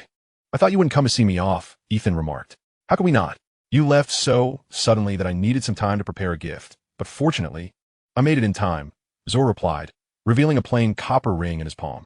Ethan felt an urge to critique the scene, but found himself at a loss for words, ultimately stifling his thoughts. What is this? He doubted Zor would casually offer him an ordinary copper ring. Wasting time guessing seemed futile, so he chose to ask directly. This is a ring, Ethan, Zor said with a teasing smile. It merely has a curse enchanted upon it. Ethan instinctively withdrew his outstretched hand, regarding Zor with an expression of disbelief. as Zor remained unfazed. It is a spell you can cast using your mental energy, designed to assist you against adversaries, Zor explained, providing a detailed introduction to the ring. As he described, its function was straightforward and its use uncomplicated. Ethan could harness the stored magical energy within the ring through his mental prowess and actively unleash a weakening curse upon his foes. The curse, known as Weaken, diminishes the target's strength, agility, and endurance, with the specific effects contingent upon the target's condition. It is a foundational curse spell among the priests of the Rasmar teachings. Given Ethan's mental strength and lack of magical power, this level of curse was ideally suited for him. Additionally, the ring could autonomously draw upon ambient primal magic, requiring no extra energy from Ethan, though it had a limitation. It could only unleash its effect 3 times before needing to replenish its magical energy. In truth, the ring's ability to absorb and store primal magic was the most intricate aspect of its creation. Excellent item. Does it have a name? Ethan inquired. Zor nodded. I thought a name last night. Zor's Blessing. Quite fitting, don't you think? Chapter 17. Isandra's Guardianship. Ethan examined the ring adorning his left index finger, conducting a brief trial. The ring's operation was indeed simple, and notably, the enchanted array was crafted with remarkable stability, impervious to the effects of minor bumps and scrapes. Reflecting on his earlier creations, where a single cut had devastated the engraved magic array of his previous wrist guards without damaging the overall structure, he realized the disparity in quality. Thank you, Zor, he expressed, accepting the gesture of gratitude. Zor stepped back, yielding space to Isandra, who had been waiting nearby. This is a pair of wrist guards that Chasai and I crafted for you, considering your previous ones were damaged, Isandra revealed, presenting a new pair remarkably similar, yet more refined than the originals. Upon receiving them, Ethan immediately noticed that the surface of the metal was infused with mithril, more suited for magical and mental manipulation. Moreover, the precision of the magical array far surpassed that of his former creations, providing a more robust structure and enhanced efficacy. Are there multiple enchantments on these wrist guards? He asked. He donned the left wrist guard and attempted to channel a small amount of mental energy, quickly realizing its superior craftsmanship.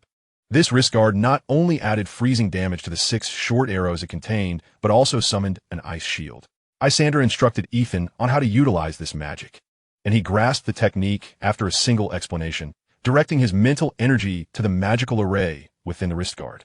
A chilling aura emanated from the wrist guard, coalescing into a translucent shield approximately 1 meter in diameter in an instant. Beyond providing a degree of protection, it also affected those who approached him. The icy chill inevitably lowered the temperature in the vicinity, influencing anyone nearby. However, Ethan remained unharmed beneath the frosty shield, merely experiencing a refreshing coolness. The drawback of the ice shield was its requirement for continuous mental energy to maintain it, until Ethan's mental strength reached a certain threshold.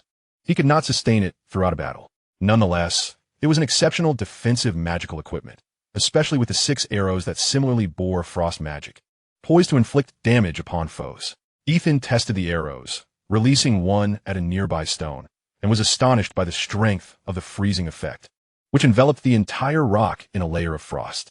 Should it strike a person, it would likely cause severe frostbite, incapacitating them. Furthermore, the quantity of arrows exceeded that of his previous creation by 3, significantly amplifying his combat prowess. And what about this one? Ethan inquired, having focused on the left wrist guard. He was astute enough to deduce that the right wrist guard's effects would diverge entirely from those of the left. This wrist guard is primarily for offensive capabilities, Isandra explained. The right wrist guard featured an array inscribed with fire magic, a spell Ethan was familiar with, as he had previously engraved a similar fire magic array on his own wrist guard. However, the potency and effects of the magic on this new wrist guard were far superior to his own. It allowed arrows shot from it to bear fire damage, significantly outperforming the meager flames he had previously inscribed, which merely caused minor distractions. A fire arrow shot forth, creating a small crater upon impact. A direct hit on an ordinary person would likely be fatal. Additionally, this wrist guard could unleash 5 fireballs. Fireball? Ethan queried, recognizing it as a fundamental spell for all elemental casters. Though considered a basic magic, its power varied dramatically based on the caster's capabilities. Although Isandra is not a master of fire magic, her understanding of the fiery element is sufficient to craft a commendable artifact. The wristband gifted to Ethan is inscribed with a fireball spell, which is far from a mere introductory spell, given the existence of several fire arrows. The significance of a small fireball diminishes considerably. Hence, The fireballs conjured by this magical array possess considerable strength, suitable for area damage, though they still fall short of the power of the larger fireballs she can cast. Taking into account Ethan's prowess and mental fortitude, as well as his potential for future growth, Isandra must have invested considerable thought to establish this standard. Ethan, having acquired a detailed understanding of the two wristbands, was amused to learn of their whimsically ironic names. The left wristband, which can use the ice shield and launch ice arrows, is humorously named Isandra's Passion, symbolizing the protective warmth of her friendship, while the right wristband, capable of casting fireballs and shooting fire arrows, is called Isandra's Indifference, embodying her mercilessness towards foes. When the two wristbands are combined, they are referred to as Isandra's Guardian, a name that is comparatively sensible. However, given the paradoxical nature of the names, one might wonder if they are indeed reversed. Yet, upon reflecting on their implied meanings, Isandra's naming choices resonate with profound significance and appropriateness. Isandra succinctly relayed a few more instructions and made way for Chasai, the blacksmith from the road camp, who is, in truth, a remarkably warm-hearted individual. Although Ethan had not interacted much with her previously, when he needed assistance, Chasai promptly set aside her own tasks to forge the pair of wristbands for him, even when he insisted he was not in a hurry. Surprisingly, she had come specifically to present him with gifts, and it appeared she intended to offer him something further. Regrettably, Ethan found himself unprepared, lacking suitable materials to craft something for her as a mage. This set of lightweight armor had been fashioned from a peculiar amalgamation of metallic particles, and she offered it to him for his protection. The armor, consisting of only a few components, chestplate, gauntlets, and greaves, was designed to shield the torso and the limbs, which are frequently engaged in direct confrontation with adversaries. Remarkably, Ethan discovered that this armor was astonishingly light, even more so than leather armor. It felt as effortless as wearing ordinary cloth. This was precisely why Chasai had gifted him this lightweight armor. Cumbersome armor would only serve as a burdensome encumbrance to Ethan. The specific function of those strange particles eluded Ethan's comprehension. All he knew was that they rendered the armor lighter than cloth and allowed it to float upon water. He pondered whether this would even be of use to him, just as he was contemplating his status as a newly transitioned bronze saint. Chasai's words prompted an uncontrollable grin to spread across his face. It was indeed useful, immensely so, in a world where water is abundant. One could never guarantee the preservation of stamina or clarity of mind when submerged. Possessing such a life-saving vest would undoubtedly enhance his chances of survival. Had Isandra and Zul not been present, Ethan would have been tempted to express his excitement more fervently, perhaps even embracing Chasai, though given her stature, it was uncertain who would be embracing whom. Moreover, I have taken the liberty of repairing your weapon. Chasai, witnessing Ethan's delight in her gift, expressed her own joy and produced a sturdy iron rod from behind her.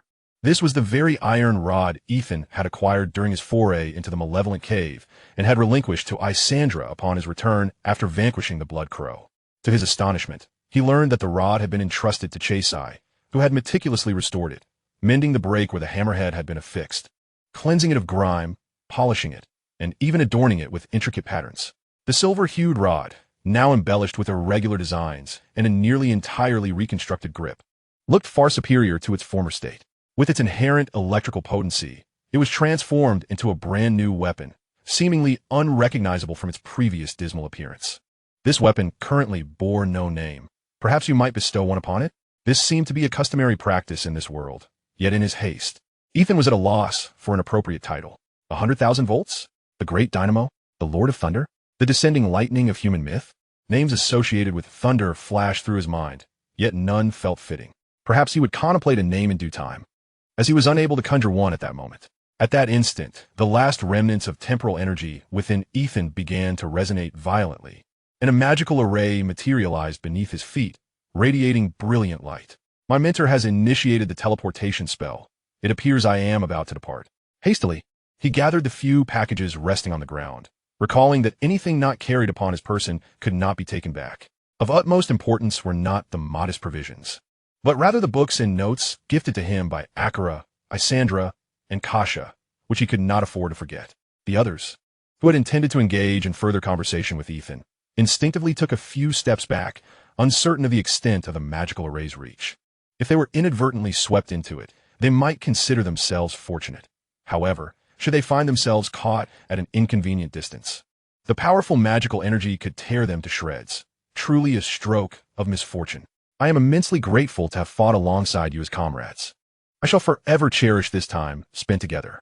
As the brilliant light intensified, gradually obscuring Ethan's visage, even his final words of farewell became increasingly indistinct amid the surging magical energy. With the culmination of the temporal energy's eruption, Ethan vanished into the resplendent radiance. Chapter 18, Discovery of the Island. Here he was again, amidst the familiar ship, the well-known horizon, and the comforting sunlight. After merely a month, Ethan had nearly forgotten the sensation of warmth enveloping him in sunlight. Although he had gained much and forged several commendable friendships, he had no desire to return to that cold, dark world. Of course, should Ethan attain the strength to command the heavens and the earth, he would be more than willing to return and aid those who once assisted him. Perhaps he ought to rescue their world from the chasm between heaven and hell. Having spent a month there, certain knowledge had already been imparted to him by Akra and Zul. The dark world, in a strict sense, exists in 3 realms: the hell inhabited by demons, the heaven where deities dwell, and the human realm positioned between the two, which is where he had ventured. The Church of Razuma had long recognized that the paramount concern of this world is the equilibrium between heaven and hell. The ascendance of either side would obliterate humanity. This tenet forms the core of Razuma's teachings. It could be said that the Church of Razuma exists to uphold the world and the survival of humankind. What dismal existence it is. Only now did Ethan comprehend why demons could never be exterminated, for heroes dare not eradicate them completely. When the angels' might prevails, humanity would be reduced to mere slaves of the divine, a fate not necessarily preferable to being ruled by demons. In that world, heaven and hell are essentially 2 realms governed by superior beings, with humanity precariously situated in the neutral territory between them, making them prime targets for recruitment by both factions. It is through the delicate balance between these 2 races that humans manage to survive amidst the onslaught of these higher beings. Alas, as I pondered the impending journey to confront Diablo alongside Isandra and Zul, I felt compelled to inform him that the ultimate fates of these 2 would likely be grim. Much like the heroes from the first installment of Diablo, it is rare for such tales to conclude favorably. Glancing at the bracers upon my wrists, the ring adorning my finger, the light armor that clad my form, and the long sword by my side, I realized that nearly all my gear was sourced from the Dark Realms. I had accrued a significant debt of gratitude. With a quiet resolve, I began to gather my thoughts and organize the spoils of this venture. I had acquired numerous tomes, including foundational texts on potion making, the principles of magical circles, an introduction to elemental magic, and a manual on basic swordsmanship. Additionally, I possessed various pieces of equipment: bracers, rings, light armor, a staff, and a long sword, all imbued with magical properties and diverse effects. Excluding the knowledge that required time to assimilate, the advantage conferred by my newfound gear would allow me to effortlessly overpower my former self from a month prior. Moreover, over the course of this month, I had amassed a wealth of melee combat knowledge and battle experience. It was only at this moment that I felt I had shed the identity of a mere fisherman's son and transformed into a reliable adventurer. Regrettably, I had not stumbled upon any spatial equipment. As I surveyed the heap of belongings before me, I felt a headache brewing. I remained uncertain about the worlds that lay ahead, but if I continued to accumulate various materials, it was conceivable that my ship's storage could soon be filled solely with books. This would hinder my ability to seek resources on the floating islands, let alone store provisions like food and water. While most items could be managed, the sheer volume of paper books was a significant concern. In this ocean-dominated realm, maintaining the integrity of paper was particularly troublesome. The salt-laden, humid air posed a grave threat to the preservation of such materials. If not regularly exposed to sunlight, they would soon succumb to mildew and decay. I found myself pondering the means of documenting information in this world. Suddenly, I recalled the magical stone that the clerk had utilized while processing my membership application. I glanced at the handband concealed beneath my bracers, recollecting that it contained my information, accessible by the Adventurers Guild. Was this not precisely the solution I sought? The clerk had first inscribed the data on paper before transferring it to the magical stone, indicating that it could be read directly from written material. I silently berated myself for not having considered this sooner. I could have requested a similar device to store my literary acquisitions while I still had surplus resources. Now, however, with no excess resources at hand, obtaining such an item would necessitate a thorough search of the floating islands. I had long held a fascination with these mystical islands. I yearned to witness the phenomenon of a tranquil sea, devoid of land, suddenly giving rise to an island that, within mere days, transformed from barren rocks or coral into a bountiful paradise. What a wondrous sight that must be. Before venturing into the dark world, my compass had locked onto an island. Yet I was uncertain how much time had passed in this realm during my 30-day sojourn. Was that island still there? I glanced at the compass, which steadfastly pointed in a specific direction. Though I could not ascertain whether it indicated the same island, it at least confirmed the proximity of land. According to Uncle Wood, the existence of islands was not fixed. They would often tremble before sinking, with shorter intervals between tremors indicating an impending demise. This was knowledge imparted to me by Wood, and later corroborated by inquiries I made at the guild, where I gleaned more specific information. Once a floating island emerged, it would rapidly birth various forms of life, with the fastest manifestations occurring within 3 days, while others could take indeterminate lengths of time. It was conceivable that even in the final moments before submersion, new life could come into being. Most of these beings were plant life, with animals being a rarity. The presence of fauna suggested that the island had existed for at least a year. According to guild records, no island with animals had ever sunk within a year of its appearance. I could envision how plants emerged, but the sudden appearance of animals baffled me. I struggled to comprehend the myriad rules that govern this world. Seated at the bow of the Dawn Goddess, I was splashed by the spray of waves as my thoughts drifted, simultaneously recovering the mental energy I had just expended. Back in the calming sea, I resumed my daily regimen of training. Though unlike before, I now had additional subjects to focus on. I had gained considerable experience in close combat, yet my foundational skills remained woefully inadequate, and I had no grounds for pride. I also began practicing the swordsmanship basics that Kasha had gifted me, with a manual filled to the brim with detailed notes on common pitfalls and questions that novices might encounter. The practice was monotonous and tedious. Fortunately, aboard this modest vessel, there was little else to occupy my time, and being alone left me with no option but to train, and train some more. Perhaps my rapid enhancement of mental acuity was also a product of this environment. Aside from diligent practice and study, I lacked alternatives for passing the time. To this day, I remained reliant on practice to fill my schedule. The drudgery of my routine seemed to stretch on interminably. Yet, despite the monotony, I could feel tangible improvements in my abilities, which made the training bearable, even enjoyable. Occasionally, I found myself wishing for a change, even if it was merely a gust of wind to stir the waves and create a minor inconvenience during my voyage. As I mused, a small black dot appeared on the distant horizon. I squinted at it for a considerable time, ensuring it was not a figment of my imagination, before hastily grasping my telescope for a clearer view. It was an island. I stood at the bow, gazing for over 10 minutes, fearful that I had conjured this vision from sheer boredom. Only when I was certain it was a genuine island did I lower the telescope. Cross-referencing the direction indicated by my compass, I confirmed it aligned with the island's location. After days of monotonous sailing, it seemed I was on the cusp of a new chapter, and a wave of joy washed over me. The mere presence of an island was a cause for celebration, as it also signified the promise of sustenance. I had stocked ample provisions for this voyage and had managed to replenish my supplies slightly in the dark world, occasionally relying on fishing or netting for additional nourishment. Nevertheless, the continuous journey had depleted a significant portion of my reserves, and if I could not locate an island, I would need to consider altering my course to seek another temporal energy point. If that clerk had not deceived me, I stood a good chance of finding a magical stone, which I could exchange for the items I desired.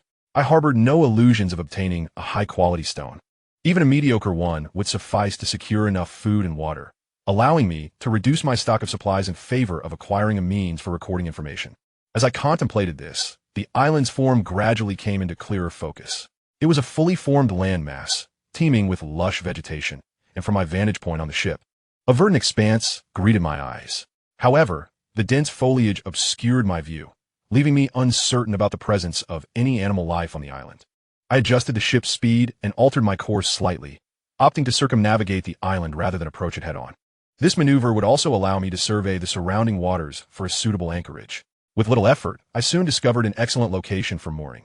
It was a quaint, natural harbor, its entrance not particularly wide, with a few jagged rocks standing sentinel. Yet, at its broadest point, it was just ample enough to allow Ethan's vessel to glide in. The waters within the small bay were sufficiently deep, calm, and through the crystalline surface. One could clearly discern that beneath lay no hidden reefs, only fine sand. Even if the tide receded and the boat ran aground, it would sustain no damage. What a splendid locale. Ethan had not only discovered a place to anchor his ship, but this stretch of coastline could also serve as his makeshift campsite on the island. Chapter 19, A Narrow Path for Rivals. After securing the ship, Ethan meandered near the shore. Initially, he contemplated setting up his camp right on the sandy beach. However, after some observation, he realized that being too close to the water might lead to his carefully constructed resting place being inundated by rising tides. Reluctantly, he ventured further inland. This spot would suffice. Glancing back, he noted that it was perfectly situated on a small knoll, a reasonable distance from the woods, thus mitigating the risk of any unforeseen creatures leaping out from the underbrush. The slightly elevated terrain would also offer protection from encroaching seawater during high tide. Next, I must construct a shelter. Ethan gazed skyward. What had begun as a clear day was now marred by ominous clouds, suggesting that rain might soon follow. If he could not erect a refuge from the elements swiftly, he would have no choice but to return to the ship for rest. After drifting for so long at sea, he truly yearned for a stable slumber on solid ground. Even the prospect of exploring the island would have to be temporarily set aside. Fortunately, during his time in the Dark World, he had diligently learned how to fashion a tent from rudimentary materials. With his current strength, Ethan was not capable of effortlessly felling grand trees or skillfully wielding his sword to carve the wood into precise components. Instead, he could only gather and transport a few sturdy branches, with those the thickness of his wrist being his utmost limit. For the roof of his shelter, he sought out large, robust leaves and stripped the bark from the branches to twist into rope. By assembling these disparate elements, he fashioned a rudimentary tent. After making several adjustments, he surveyed the peculiar structure before him and could only manage a wry smile. It would at least provide some respite from the wind and rain. He gave the tent a gentle pat. Though not aesthetically pleasing, it seemed sturdy enough to withstand the gusts. Crawling inside, Ethan reclined on a bed of broad leaves and stretched luxuriously, contemplating where he should commence his exploration of the island the following day. Perhaps he would first circle the island to survey it. If feasible, Ethan aspired to explore every inch of this isle, gradually spiraling inward from the periphery to ensure he traversed every locale, thereby increasing his chances of discovering a magic stone. Yet, he was acutely aware that such a method was impractical, as it would consume an inordinate amount of time. Many adventurers, upon discovering an island, invariably chose to delve into its heart, as if the most valuable treasures were universally believed to reside at the center. This was undoubtedly a fallacy. Otherwise, the information that nearly all islands harbored magic stones would have become common knowledge. Yet the reality was that seasoned sailors like Wood, who had drifted at sea for years, might not even be privy to this fact. It would be wiser to proceed methodically, selecting a few prominent landmarks as reference points before venturing inward, systematically eliminating directions. While perhaps not as efficient as converging toward the center, was the most pragmatic approach available. Undertaking such endeavors alone was somewhat cumbersome. How he wished for a companion. Humans are inherently social beings, and during his initial foray at sea, Ethan had just departed from his village, having spent years in the company of many. The novelty of the ocean had initially captivated him, and he hadn't given it much thought. However, as survival pressures mounted, coupled with the realization that the sea was fraught with peril, the urgency to enhance his skills had consumed him, leaving little room for reflection. Now, with his abilities heightened and a semblance of security established, the burdens of survival had lessened significantly. Having adventured alongside Isandra and Zul for a time, he had grown accustomed to the presence of allies. Thus, reverting to solitude felt somewhat isolating. Finding companions in this situation proved to be a challenge. As the sound of raindrops gradually intensified, Ethan succumbed to slumber, where he envisioned a multitude of comrades and an extraordinarily grand ship, filled with joyous companions embarking on countless adventures, ultimately discovering the fabled endless lands. When Ethan awoke, the sun had already risen, its warm rays enveloping his humble tent, dispelling the remnants of last night's rain. Emerging from the shelter, he washed himself using the rainwater he had carefully collected the night before, and he recalled his peculiar dream. Why were there only men aboard his ship in that dream? Not a single woman to be found. What sort of vessel was that? In a fit of frustration, he tossed the leaf he had been holding onto the ground and donned the armor gifted to him by Chasai. He had only worn this suit of armor for a brief period upon returning to the calm sea, and since then, it had remained untouched, save for routine maintenance. Armor, even in its lighter forms, was not particularly comfortable to wear. It finally dawned on Ethan why medieval knights often draped themselves in cloaks over their armor. He had once thought cloaks were merely decorative, yet he now understood their practical purpose. Metal armor, when exposed to direct sunlight, could become unbearably hot. Without a cloak or mantle to shield it, one would essentially be encased in a mobile metal oven on warm days. Conversely, in winter, metal absorbed the cold, rendering it a moving icebox without adequate insulation. The armor gifted by Chasai lacked any accompanying cloak or mantle, so Ethan had only endured wearing it for a short while before feeling unbearably overheated, forcing him to remove it. This time, however, he resolved to wear it. As he could not ascertain the dangers lurking on this island, it was prudent to equip himself thoroughly. Furthermore, aside from his initial circumnavigation of the island, most of the terrain was densely wooded, providing ample cover from the sun, thus alleviating concerns of his armor becoming excessively warm. Perhaps, he mused, he could consider inscribing a temperature-regulating magic circle onto the armor. After completing his circuit around the island, Ethan found the heat of the armor increasingly oppressive and had to adjust his route to stay beneath the shade of the trees. Fortunately, the island was not particularly vast, and with his current stamina and pace, he soon returned to his campsite. The island was modest in size. He had completed his circuit in the span of a few hours. With daylight still upon him, he resolved to venture into the woods for further exploration. Additionally, he needed to forage for food, having already spotted some fruit trees along the way. These were a specialty of this world, and he had previously encountered such fruits among the supplies exchanged at the guild. These fruits were known simply as fruit, resembling coconuts, but smaller, with a fragile green exterior that could be easily cracked open. Inside, they contained fragrant, clear water. Aside from the fresh water he had prepared, these fruits constituted the primary source of hydration in this world, with nearly every adventurer's ship stocked with as many as possible. Water stored in barrels could spoil if left too long without a purification magic stone, whereas these fruits could sustain their contents for an extended period. In addition to this, Ethan surmised that the water within these fruits was likely rich in vitamins, for in this resource-scarce world, many adventurers subsisted on salted fish and dried meats, supplemented only by sporadically caught seafood, with scant intake of vegetables. Remarkably, they had not succumbed to the various scurvy-related ailments he was familiar with, a possibility he attributed to the presence of these fruits. Previously, Ethan had relied on his ability to conjure water and thus had not brought much fruit with him. Now, however, he fortuitously discovered an abundance on this island, enough to fill a cargo hold of his ship. He wondered if there might be anything else of value. In the ensuing days, Ethan's life assumed a remarkable regularity. Each morning began with his daily routines of washing and dining, followed by the exploration of the island as per his earlier plans. He collected familiar foods and took samples of those unknown, intending to bring them back to the guild for inquiry. He lamented his oversight in not acquiring a compendium of known edibles. Given his relative inexperience, he was still navigating many facets of this world, which differed significantly from his previous life, making it natural for him to overlook certain details. Fortunately, he remained vigilant, committed to learning from his missteps to prevent their recurrence. Thus, as he continued his exploration, Ethan gradually approached the island's central region. This area was unremarkable, merely a small hillock that appeared desolate amidst the surrounding lush greenery, devoid of even a blade of grass. Although Ethan had visited this location several times before, he had yet to uncover anything peculiar. Might there be something hidden underground? If so, it posed a problem. Ethan had brought no digging tools. Would he truly resort to using his long sword to unearth the soil? Would Kasha, if aware, traverse dimensions merely to strike him down? Just as Ethan hesitated between delving deeper into other uncharted territories or excavating here, a sudden commotion erupted from the nearby woods as several individuals emerged. Upon raising his gaze, he was surprised to see a familiar face among them, Rodney, one of the two individuals he had previously rescued. His early departure from Staff Island had been prompted by sensing Rodney's malevolent intent towards him, and indeed, the ensuing actions of this individual confirmed Ethan's suspicions perfectly.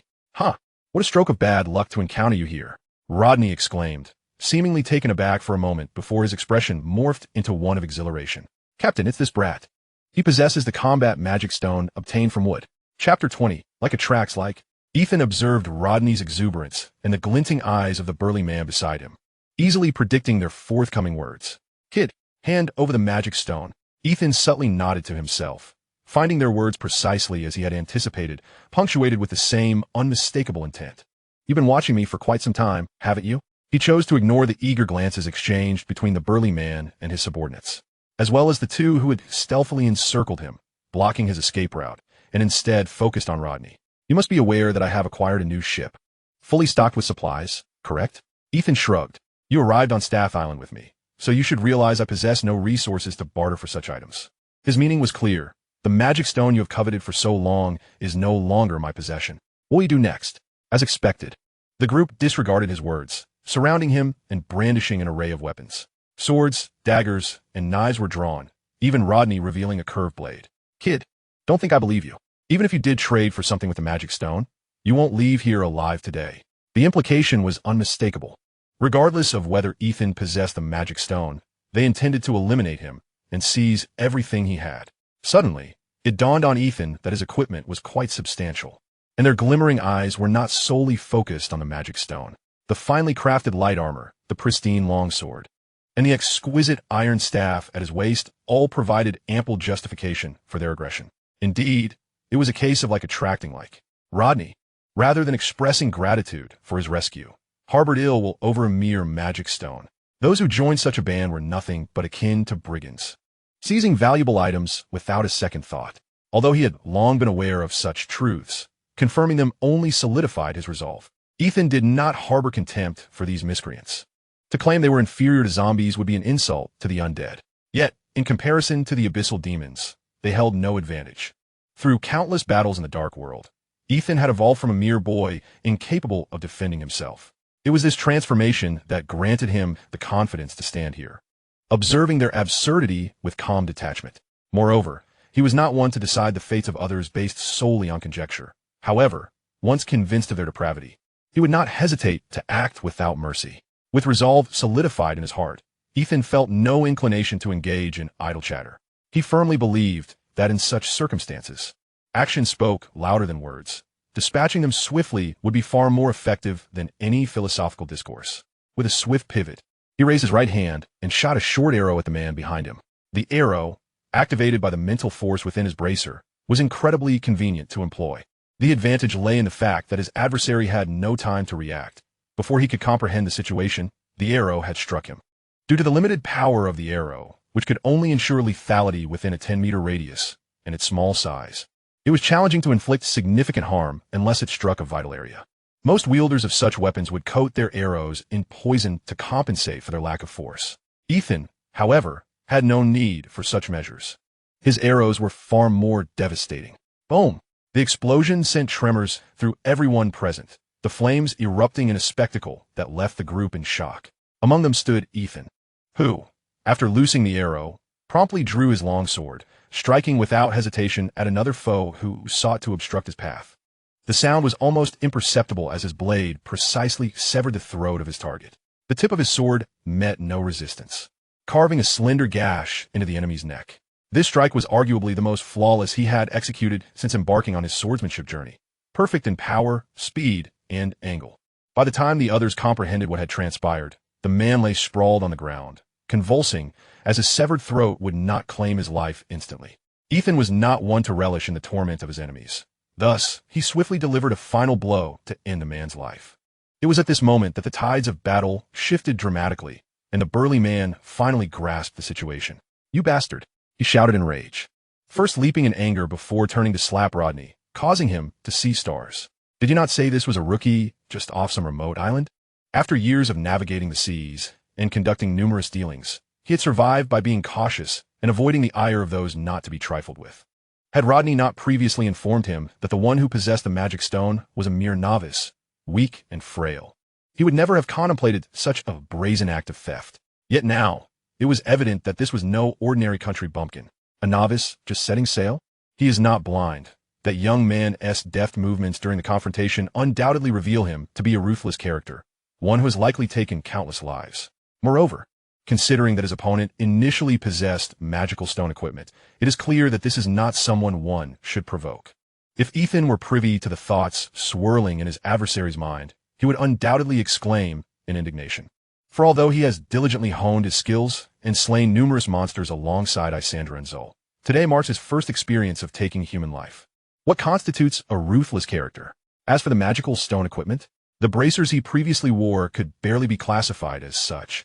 Yet the ones he now wields are genuine magical artifacts, crafted with meticulous care by Isandra from the dark world, ensuring unparalleled quality. "Good sir, this is a misunderstanding.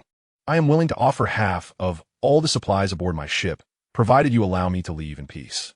Upon hearing this, Ethan nearly erupted into laughter. "Had I previously expressed my willingness to surrender supplies, would you have permitted my departure unharmed?" The burly man fell silent. While he could have easily fabricated a response claiming he would, such words held no weight. From Ethan's reply, he grasped the young man's intent. There was nothing further to discuss. There had never been anything of substance to negotiate. From the outset, Ethan had never considered sparing them. With a character like Rodney, whom he saved yet who harbored thoughts of betrayal, he intended to strike decisively. To let them go would merely invite trouble upon himself. The others shared the same mindset. Now the hostilities had escalated and two of their own lay slain. Would they not harbor resentment towards Ethan? It was a matter of eradicating the threat entirely. Raising his hand and taking advantage of the moment before they dispersed, Ethan appeared poised to shoot a short arrow. His opponents, having anticipated this maneuver, hastily attempted to evade. However, they were unprepared for Ethan's ruse. This time, he merely feigned the action and instead unleashed a frost arrow with his left hand. While the frost arrow lacked the destructive power of a fire arrow, it offered myriad supportive applications. Ethan aimed it at the feet of two of the closer adversaries, and the sudden surge of freezing air coated the ground beneath them in a layer of solid ice, smooth and devoid of any obstructions. What transpired next was entirely within Ethan's expectations. Those two, losing their footing upon the icy surface, fell directly before him. With a swift thrust, he dispatched them, one by one. Although one of them attempted to roll away in a bid for survival, he was thwarted by the body of his fallen comrade, meeting his end at Ethan's blade in utter frustration. In the blink of an eye, only he and Rodney remained. The burly man now began contemplating escape. Not only did he wish to flee, but he also put his plan into action, shoving Rodney forward as a human shield in an attempt to impede Ethan and buy himself precious seconds to escape. All he needed was to reach the ship. Their landing point was not in the same direction as Ethan's, and he had deliberately cleared a path along the way. He believed that if he bolted, with Rodney serving as a distraction, Ethan would find it difficult to pursue him. If only Rodney could delay Ethan for a moment longer, his escape would be assured. Yet, he was woefully naive. The instant Ethan spotted Rodney charging towards him, he swiftly drew a metal rod from his lower back. The dazzling arcs of electricity danced joyously around Rodney, pulling him into an unknown, frantic choreography. Not only did he fail to entangle Ethan, but he was also rendered immobilized, collapsing to the ground. Glancing at the burly man's position, Ethan plunged his sword into the earth, lifted his empty right hand, and invoked Isandra's inscribed fireball spell. A fireball, the size of a watermelon, formed instantly in his grasp, then whistled forth in pursuit of the burly man. The man, initially reveling in his perceived safety, suddenly felt a wave of heat behind him. Realizing the imminent danger, he dared not look back and instead lunged toward a nearby tree, hoping to shield himself from the attack while also escaping Ethan's line of sight. His judgment displayed a wealth of combat experience, yet proved futile. The fireball did not need to make direct contact. The moment he hesitated, it closed the distance, culminating in a thunderous explosion. The force of the blast sent the burly man hurtling away, crashing against the very tree he had sought as refuge, the tremendous impact splintering the tree into two. Watching the man fly through the air, colliding with the tree, and finally crumpling to the ground like a ragged cloth, Ethan confirmed his death and declared the first battle of the tranquil sea concluded. The enemy lay slain, 6 dead without a single injury to himself, and he had only expended 2 short arrows. Truly a flawless victory. Chapter 21, Spoils of War. In this engagement, Ethan, wielding the undeniable superiority of his equipment, had essentially engaged in a one-sided slaughter. The opposing party utterly lacked the courage to fight to the death, resulting in Ethan never even having the opportunity to employ his sole defensive spell, the Ice Shield. Nevertheless, he had seized this opportunity to effectively gauge his combat prowess. In future confrontations with ordinary brigands, he could not only avoid injury, but also execute a perfect counterattack. This was no mere illusion. Recovering the 2 arrows, crafted from pure metal and difficult to replenish, Ethan ensured he reclaimed them whenever possible. He casually rifled through the bodies of the fallen, discovering a smattering of items. Yet the most valuable remained their weapons. Perhaps they could be exchanged for lower-grade magical stones? In truth, even the old clothes worn by these men could be bartered for something. Yet Ethan refrained. He was not in want of such trifles, and there lingered within him a sense of aversion. Though not a virtuous man, what honor was there in desecrating a corpse that had already met its end? By adhering to this principle, the bandits retained their garments, preserving a semblance of dignity buried together. But these ruffians also possessed a ship anchored by the shore. He wondered what manner vessel it might be. With 6 individuals involved, it remained uncertain whether any crew members were left aboard. Even in their absence, A ship capable of carrying 6 would undoubtedly be far larger than his own. Regardless of whether they had previously discovered other islands or how much food and water remained aboard, this vessel alone constituted a significant boon, rendering Ethan's venture at sea far from fruitless. After a flurry of activity, darkness began to envelop the sky. Rather than return to his camp, he resolved to investigate the bandit ship. If any crew remained, he would take advantage of the cover of night to deal with them. If not, he would take stock of his spoils. Following the trail cleared by Rodney and his companions, Ethan swiftly located the place where their vessel was moored. It was a double-masted sailboat, approximately 15 meters in length, reminiscent of the caravels he had once utilized in a past life, albeit slightly smaller.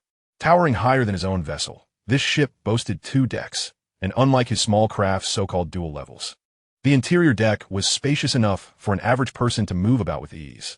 Moreover, this ship employed triangular sails, which, while less stable than standard square sails, excelled in speed and agility, making it particularly well-suited for the calm waters of the tranquil sea. Naturally, such maneuverability came with its own complexities. If he were to navigate this vessel single-handedly, he would likely find himself in a dizzying predicament. Should he sail it back for sale? It seems rather wasteful. Having acquired a superior vessel without the need to purchase it myself, selling it outright would only necessitate the future acquisition of a new ship, which appears rather foolish. Perhaps it is indeed time to seek out companions. Relying solely on oneself in the vastness of the sea feels rather precarious. By this point, the sky had completely darkened, and the ship remained shrouded in darkness, devoid of any lights. It appeared that no one was left to guard the vessel. As Ethan made his way into the ship's cabin, he found no sign of life. However, he chose not to illuminate the surroundings immediately. Instead, he steeled himself and kept vigil in the dim corners throughout the night. Only when the sun began to rise above the horizon could he ascertain that there were indeed no other adversaries present. He conducted another thorough search of the ship and took stock of the remaining supplies, discovering that the situation was far better than he had anticipated. The provisions of food and fresh water on board were abundant, indicating that Rodney and his crew must have recently resupplied before swiftly discovering this island. Could it be that these rascals followed closely behind me? It is not out of the realm of possibility. Rodney had seen the direction I was heading when I set sail. Although it is no easy task to locate a person amidst the endless ocean, with the points of floating island and the island locator, finding someone is not entirely unfeasible. Having determined the course, as long as he sailed in one direction toward the first island indicated by the pointer, the probability of capture would certainly exceed 70%. Yet, lacking experience, Ethan realized that to truly evade pursuit in the future, he must take a few more detours, at the very least to completely avoid the most easily traceable routes. Learning from hardship, Ethan silently noted this lesson and disembarked to search the nearby shore once more. There were no signs of a campsite. It seemed that after arriving on the island, Rodney and his crew had rushed straight to the island center. Perhaps in their eyes, regardless of whether I was present on this island, their priority was to seize the most critical resources available.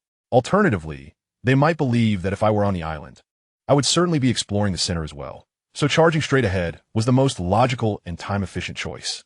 Having eliminated all potential dangers, Ethan resumed his previous explorations, dedicating another 2 months to thoroughly investigate the island.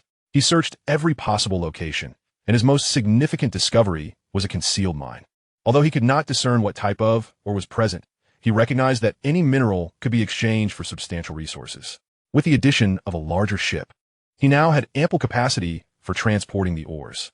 Soon, the hold of the large vessel was filled with raw ore, prompting Ethan to relocate all the fruits and drinking water to dry land, planning only to take a few fruits for vitamins upon departure, while relying on his water creation technique to meet his hydration needs.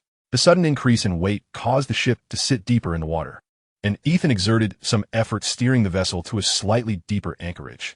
Just as he was preparing to continue his explorations, a tremor nearly caused him to lose his footing. An earthquake? Such seismic activity served as a harbinger of the impending submersion of floating island.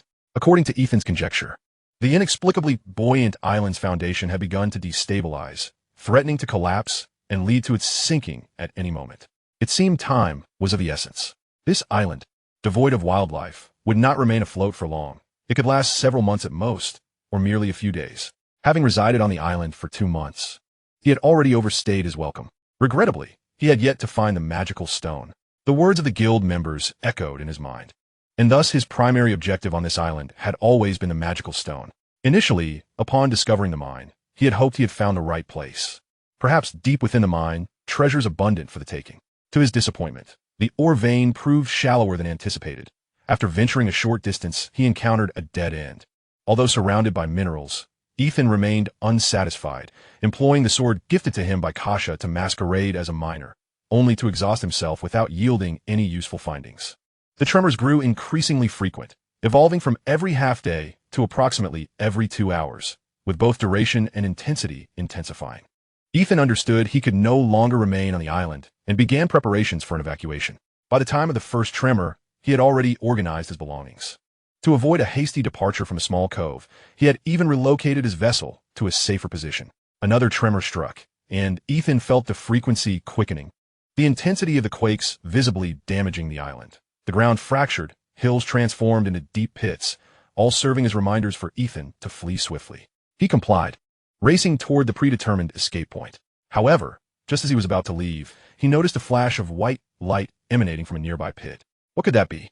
Initially, Ethan suspected it might be an illusion or some form of mineral reflecting sunlight, but the unmistakable magical energy emanating from it indicated that it was no ordinary stone.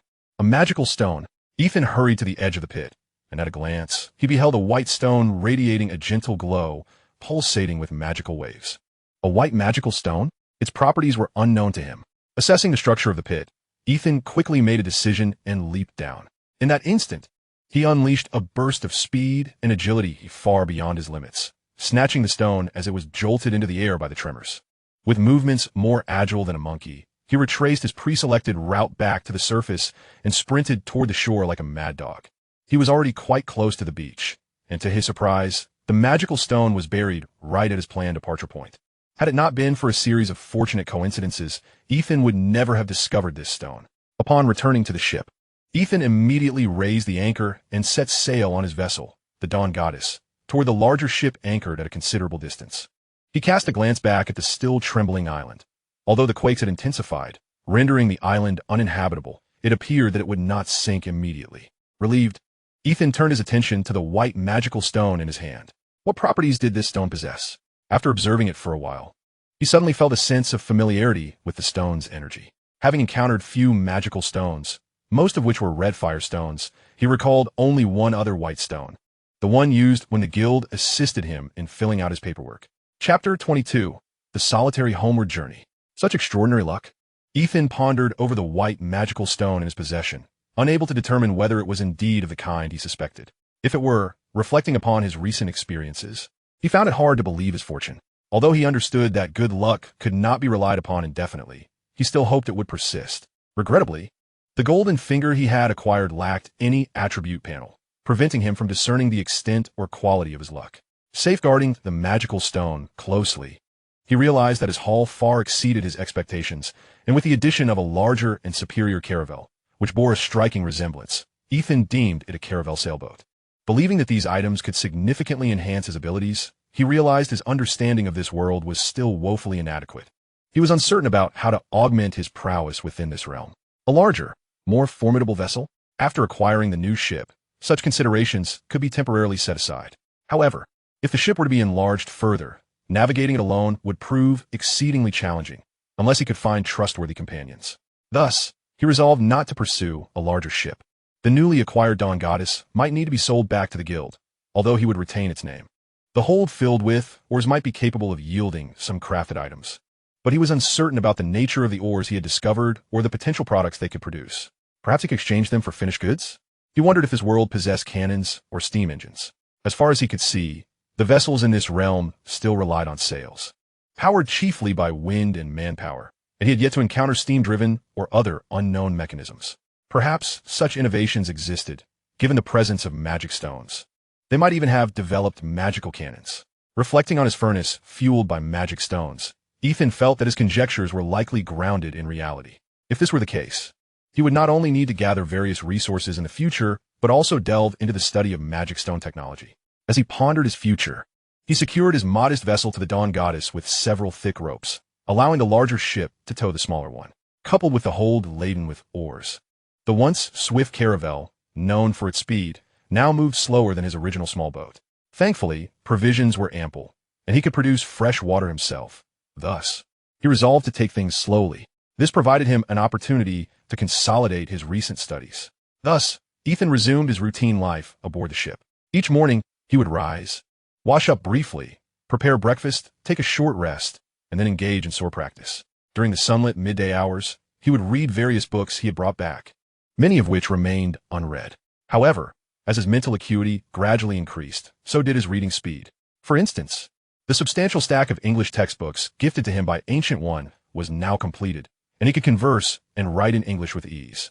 Although his spoken fluency was somewhat rusty due to the lack of conversational practice, he knew this issue could be easily remedied. If he were to find a dimension where English was spoken, he could master the language within 3 days, making it as fluent as his mother tongue. Choosing the path of a mage, indeed, came with such unexpected advantages. He possessed the ability to locate temporal and spatial energies and traverse different dimensions, as evidenced by his initial journey into the Marvel Cinematic Universe. It was certain that he would encounter similar cinematic worlds, many of which would allow communication in English. Coupled with the linguistic heritage he inherited from his previous life, he should not face insurmountable barriers when entering these film realms. All of this stemmed from his decision to pursue the path of a mage, honing his mental prowess. Had he chosen to enhance his physical capabilities as a warrior instead, the mere act of conversing would have presented countless challenges. Furthermore, he recalled spells that could rapidly assimilate foreign languages, thus alleviating any linguistic burdens in worlds like Diablo or Warcraft, where earthly languages were absent. The prerequisite for this, however, was that Ethan needed to elevate his strength, at least to the status of a formal mage. Now, he diligently endeavored step by step towards this goal, even though the quantity of knowledge he had to acquire was considerable. After concluding his midday reading session, he would consume some fruits to replenish his energy. In the afternoon, he would engage in basic exercises, serving as a reinforcement to his morning practice, and later decide whether to catch some seafood from the ocean for dinner and the next day's breakfast. After enjoying his final meal of the day, the sun would have dipped below the horizon. Ethan refrained from night sailing, as he was alone on the ship, without anyone to take turns with him. Therefore, before preparing dinner, he would anchor the ship securely and then attend to his culinary duties.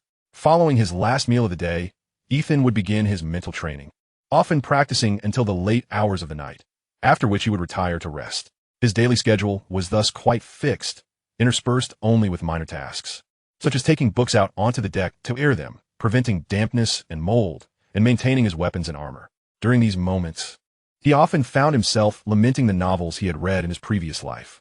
The protagonists in those stories never seemed to maintain their weapons, with firearms that could endure thousands of rounds and still appear as good as new. Maintenance was a foreign concept. They simply dusted them off and they sparkled as if freshly forged. The same could be said for cold weapons.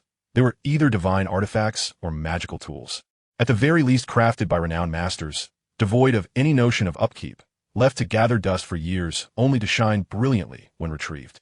In contrast, he possessed a plethora of equipment, all quite functional, yet the meticulous cleaning and maintenance were indeed a hassle. At such times, Ethan found himself wishing for legendary weapons that never deteriorated or for spatial storage gear capable of freezing time. Despite his grumblings, he recognized that these items were the foundation of his existence. His life depended heavily on them. Thus, while he voiced his complaints, his hands worked with utmost care, fearing that inadequate maintenance would lead to damage. His incessant mutterings were, in truth, a byproduct of the solitude of life at sea. Having no one to converse with for extended periods made him apprehensive that his linguistic abilities might wane. He seized every opportunity to chatter away. Often, he recognized that if this continued, he might either descend into madness or become foolish. He urgently needed to find a companion. But how easy was it to find a trustworthy ally? Beyond trust, could he share secrets? Would he take a companion across dimensions? He was not opposed to the idea, but he pondered how such individuals would react upon learning this truth. He did not wish to indulge in overly malicious speculation about others, yet a recent vivid example served as a reminder. Should he seek companions from the worlds he traversed? However, bringing someone out would inherently compromise the secrecy of his abilities. Yet this choice bore an advantage. He could locate familiar individuals within those dimensions to persuade. At least he knew which souls possessed noble character. Even if they declined his offer, they would not betray him. He suddenly recalled many novels he had read in his past life, where protagonists sought companions from other worlds, seemingly a quintessential application of such a narrative device. While reading, he too had fantasized about acquiring a similar boon, persuading a few likable characters to join him. He wondered if such abilities could indeed facilitate the extraction of individuals. Previously, he had to physically carry items out. Could it be that he must embrace a person to bring them along? With a gesture, Ethan summoned the temporal pointer, immersing his mental energy into it, eager to unravel more secrets of the device. During his initial use, when the temporal pointer activated its magical array, the burst of temporal energy had infused his mind with a wealth of information. The fundamental operation and purpose of the pointer were gleaned during that moment. His mental capacity had been rather ordinary then, perhaps only capable of retaining a fragment of the information. He wondered if, now fortified, he could access more insights. Regrettably, no matter how he directed his mental energy into the pointer, aside from stabilizing its form, he received no further feedback in return. Was he destined to navigate this mystery alone? While immersed in a cloud of despondency, Ethan suddenly noticed that the time-space pointer displayed an arrow. Was there some temporal energy at play? Just moments ago, lost in his musings, he had failed to realize that the pointer indicated not a search mode, but rather an arrow directing to the left side of his vessel. As the ship continued its relentless advance, the direction indicated by the pointer underwent subtle shifts. Just ahead, in a surge of excitement, Ethan sprang to his feet, swiftly altering his course towards the direction indicated by the pointer. But there was a matter he had long overlooked. He had been grappling with a persistent question. When he traversed into another world, did time in that realm flow in parallel with his own? Or did it possess a distinctly different cadence? Although he had pondered this before, he had lacked a means to test it. Fortunately, he had commandeered a vessel and scavenged various trinkets, including an hourglass, which he had previously experimented with. The sand that trickled down signified precisely 1 day. Though a single day felt rather brief, it would at least provide insight into whether time was stagnant or in motion. Equipping himself thoroughly, Ethan even stowed a few vials of blood potions in a small pouch on his belt. After double-checking everything multiple times, he began timing with the hourglass, then took a few steps back to activate the traversing magic circle. He was uncertain of the world to which he would be transported next. Chapter 23, Merlin. The familiar sensation, accompanied by a blinding radiance that obscured his vision, enveloped him. Once the tumult subsided, Ethan quickly scanned his surroundings, his right hand instinctively resting on the hilt of his sword. For the first time, he was not besieged by a heavy encirclement. Recalling his previous 2 experiences of traversing, he had always found himself surrounded by a throng of people. In the dark world, a group of rogues had drawn their bows, poised to turn him into a pincushion at the slightest hint of danger, leaving a significant shadow over him. The landing sites chosen by this traversing magic circle seemed rather unreliable, yet on a different note, being consistently deposited in safe zones felt reassuring. There was no need for alarm, as he was simply a mage from another dimension. Just as he began to relax, a voice resonated from behind him. Startled, Ethan promptly turned, directing his gaze towards the unremarkable steep cliff. The sound emanated from this very direction, yet there was not a soul in sight. Was this an illusion? Concentrating his mental energy to enhance his senses, Ethan detected a slight discordance. He was currently unable to project his mental energy outward, which would have allowed him to probe more deeply. For now, he could only sense something amiss. To pinpoint the exact nature of the disturbance would require additional means. However, it seemed the other party had no intention of concealing their intentions. With a ripple akin to flowing water, a section of the once sheer cliff vanished, revealing a passage of considerable width. At that moment, an elderly man, adorned in the garb reminiscent of a mage, leaned upon a long staff, accompanied by a golden-haired youth. "Greetings, esteemed guest from another world." The old mage spoke slowly, his gentle tone devoid of malice, merely exuding warmth and hospitality, if not for the overwhelming, unrestrained surge of magical energy he had just unleashed. Please do not misunderstand. As a mage, you should comprehend that sometimes it is necessary to establish a proper dialogue in this manner. The old mage promptly subdued his formidable magical aura, continuing to speak in a friendly manner. Furthermore, in my haste to breach that immense barrier of energy and communicate with you, I may have exerted myself a bit too forcefully.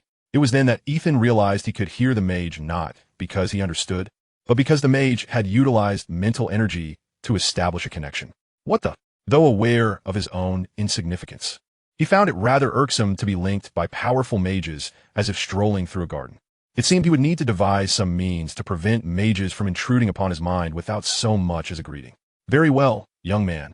Your indignation is justified, yet I hope you might grant me a chance for recompense. For instance, I could assist you in crafting a talisman that offers protection against mental attacks. What do you think?" Ethan paused, taken aback. You can read my thoughts? Oh no. I merely surmised that this is precisely what you desire at this moment. The old mage unabashedly displayed his sagacity, a hint of sharpness piercing through his otherwise kind gaze. After some contemplation, Ethan decided to set aside the matter of recompense for now.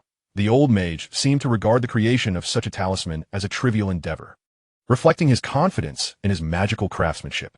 Presently, Ethan did not urgently require such a defensive artifact. In truth, with the enhancement of his mental prowess, as long as he did not encounter an overwhelmingly superior force, it would be challenging for others to invade his mind at will. As for those capable of breaching his defenses undetected, it would signify an alarming disparity in strength. Such individuals could effortlessly erase him from existence if they harbored hostile intentions. In such cases, a protective talisman would hold little significance. How should I address you? The old mage, noticing Ethan's willingness to engage, nodded with delight. I am called Merlin. You may simply refer to me by my name. Merlin. Ethan furrowed his brow. He was well aware of who Merlin was, a powerful mage of legendary status. His identity was quite apparent. He pondered which Merlin this was. As a renowned figure in Western folklore, numerous works featured him. And even in those where he was not directly present, there were often indirect references to his esteemed self. It was easy to dismiss the possibility of him being a white-haired rogue or wielding a metallic staff. Yet the sheer volume of works he was familiar with made it impossible to eliminate all potential identities. Merlin, observing Ethan's reaction, was intrigued. Young man, have you heard of my name, or have you encountered other versions of me from different dimensions? Ethan was taken aback by Merlin's inquiry, but quickly deduced that from the outset, Merlin had acknowledged his origin from another realm. This indicated that the great mage possessed a considerable understanding of the multiverse concept, perhaps even more than he himself did. Wait, a sudden thought struck Ethan. My teleportation circle brought me here. You did not orchestrate this, did you? Merlin paused for a moment before chuckling and nodding. I am surprised you deduced that so quickly. I did not intend to conceal it. In fact, even if you had not noticed, I would have mentioned it shortly. Ethan's expression darkened. The last time he had been caught off guard by Agamotto was during his traversal into the Marvel Universe, when a supreme mage, tasked with safeguarding Earth from interdimensional incursions, had intercepted him. At that moment, he had realized that some formidable entities could indeed interfere with his teleportation. He had not anticipated encountering another so soon. With this in mind, he would be hesitant to use magic circles for interdimensional travel in the future. Who knew if he might encounter someone who would eliminate him without a word? Alternatively, I could teach you how to better control that immense energy, preventing it from being as conspicuous as the moon in a pitch-black sky, thus avoiding detection by other mages during your next teleportation. Merlin swiftly proposed a condition that Ethan found irresistible, addressing a pressing issue he wished to resolve. I would indeed like to resolve this problem. Ethan nodded in acknowledgement, but was determined not to be led by Merlin's whims. So, what is it that you desire by bringing me here, the illustrious Merlin? Merlin had deliberately intercepted him and altered the teleportation location to his own presence, undoubtedly with ulterior motives. Initially, Ethan had entertained the notion that this renowned sorcerer might resemble a guardian of dimensions akin to Agamotto, but as Merlin repeatedly proposed benefits, Ethan dismissed such thoughts. This man harbored intentions toward me. He pondered what could possibly pique the interest of such a legendary powerhouse in his humble self. Perhaps it was merely his ability to traverse dimensions that drew attention. Yet, from earlier remarks, it seemed Merlin held little fascination for this capability. Otherwise, why would he offer assistance in mastering temporal energies? Let us find another venue for our discussion. Must we remain here? It was indeed prudent to relocate. Then, please follow me, young man, Merlin beckoned, turning to lead the way. Ethan followed him into a path concealed by magic. As they traversed what appeared to be a sheer rock face, Ethan felt as if he had passed through an immensely powerful barrier of magical energy, akin to moving through a curtain of water, but without the discomfort of dampness. Rather, he sensed a slight restoration of the mental fatigue he had previously endured during his travels. The path was not lengthy. After a brief moment, the narrow passage opened into a breathtaking valley. Under Merlin's guidance, Ethan found himself surrounded by an abundance of flora, with various blossoms perfuming the air, saturating the valley with their vibrant colors. A jolt of energy surged through him. He immediately recognized the extraordinary nature of these plants. A veritable paradise. Merlin seemed to await this praise. This is my residence, he declared. The sole structure within the valley was an unassuming 3-story cottage, yet upon entering, Ethan discerned that its vast interior belied its modest facade. Without lingering, they proceeded into a parlor where Ethan noticed an array of fruits laid out upon the table. Please, Have a seat. Merlin settled into a chair, and only when Ethan took his place opposite did he continue. I had intended to engage in dialogue for a while before revealing my purpose, but it appears you are not fond of such preambles, so I shall forego further concealment. Just as Merlin was about to address the golden-haired youth beside him, he suddenly recalled something. Ah, forgive me, but I must impose upon you momentarily. Merlin touched his forehead, stating, there will be no adverse effects, merely a sensation of slight pressure or numbness in your mind, perhaps a mild headache. Before he could complete his explanation, his finger, which had pressed against his own brow, gradually pointed towards Ethan. A stream of light flowed from Merlin's forehead to his fingertip, and with a swift motion, it surged into Ethan's mind. Stiffening, Ethan halted his rising form, realizing that Merlin had employed a spell to encapsulate a portion of his linguistic knowledge and transmit it to him, enabling him to swiftly acquire a new language. Greetings. I am Arthur. The golden-haired youth introduced himself formally, standing at Merlin's prompting, using the language Ethan had just learned. Chapter 24. A Transaction. Arthur Pendragon. Even without the benefit of the linguistic transmission, Ethan could ascertain the identity of the youth before him merely from his pronunciation. This was none other than King Arthur. He could now ascertain that this world was unlike any he recognized from cinematic portrayals, if it were indeed a film universe. The stories of Arthur would predominantly emanate from American or British production houses, employing English rather than an unfamiliar tongue. His historical knowledge was limited, primarily gleaned from internet novels. He understood that Arthur was a native hero of the British Isles, his existence somewhat nebulous. Even whether he was a historical figure remained uncertain. However, in this realm, it was evident that he indeed existed. In this era, the British Isles could not possibly be speaking modern English, nor even Old English. Could it be Old Celtic? Ethan was uncertain, left to conjecture wildly. He scrutinized the youth before him. His golden hair shone like the sun, his strong brows and bright eyes exuding righteousness. The phrase "the morning sun" at 8 o'clock seemed tailor-made for this young man. Hello, Arthur. It is a pleasure to meet you. I am Ethan. Ethan nodded, formally introducing himself for the first time. The young heir responded with a proper bow, which made Ethan feel somewhat abashed. I am equally delighted to make your acquaintance. Lord Ethan. Having established their introductions, Merlin, who had been silently observing, seized the opportunity to steer the conversation back to business. In truth, I hope you might assist me with a small favor, which is why I intercepted you during your teleportation. Ethan refrained from interjecting, awaiting further elaboration. Merlin wasted no time in articulating his intentions.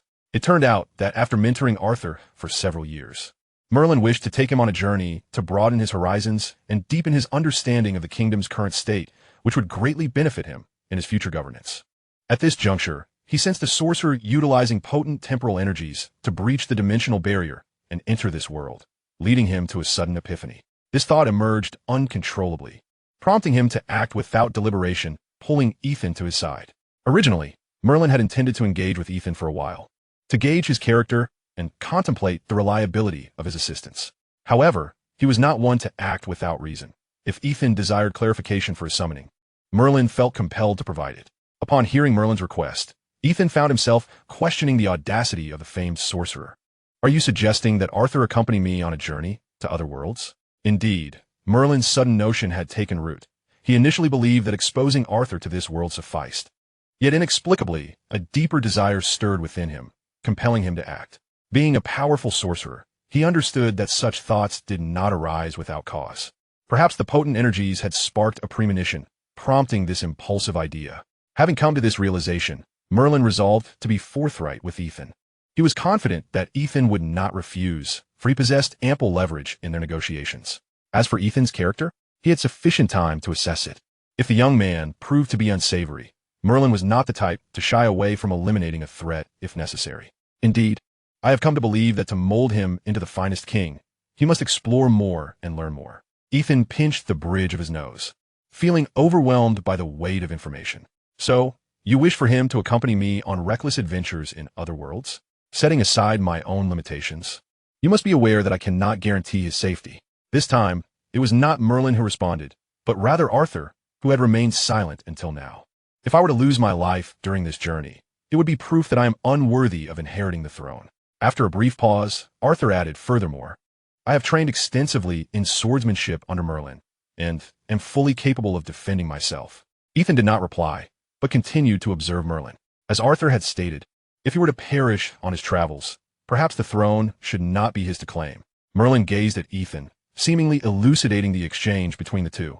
The path to kingship is fraught with numerous challenges and dangers, many of which transcend the imagination of ordinary individuals. Sooner or later, Arthur would have to confront a myriad of crises. He required a suitable environment to cultivate his ability to navigate diverse situations.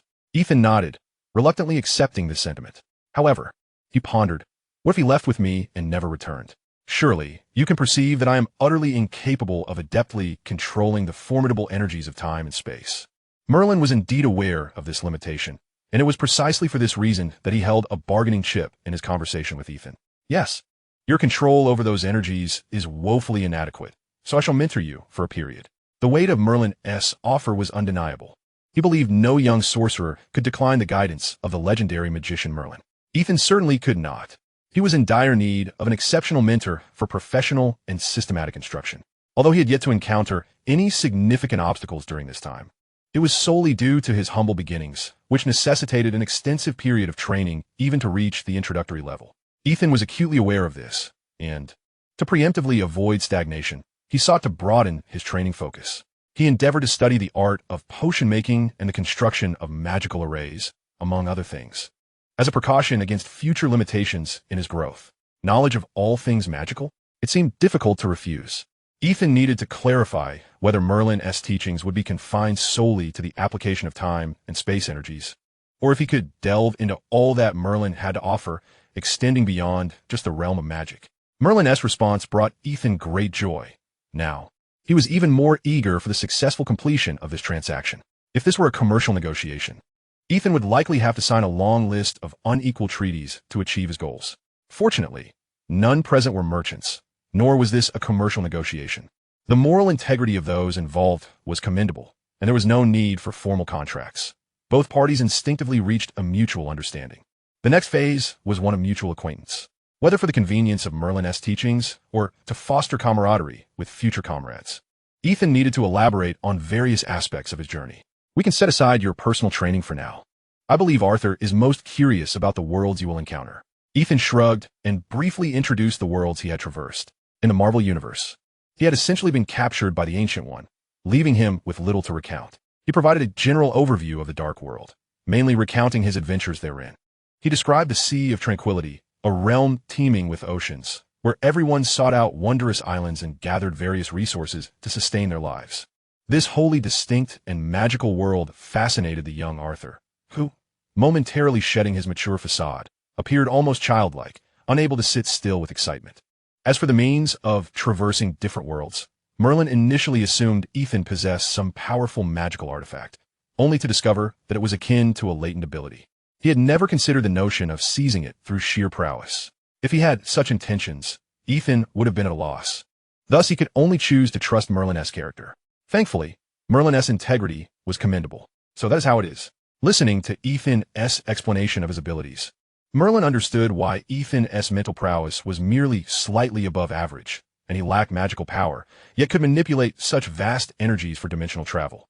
Observing the energy pointer in Ethan's hand, Merlin found himself unable to fathom its nature, ultimately offering his counsel. Although I cannot comprehend the rationale behind this phenomenon or its operational principles, for a mage, any energy can be controlled. The only difference lies in the difficulty of that control. Hence, Merlin advised Ethan to seize the opportunity while a substantial amount of time and space energy remained within him, practicing his control over it rather than allowing it to dissipate naturally within his body, only to be passively activated when on the verge of disappearance, casting him back to his original world.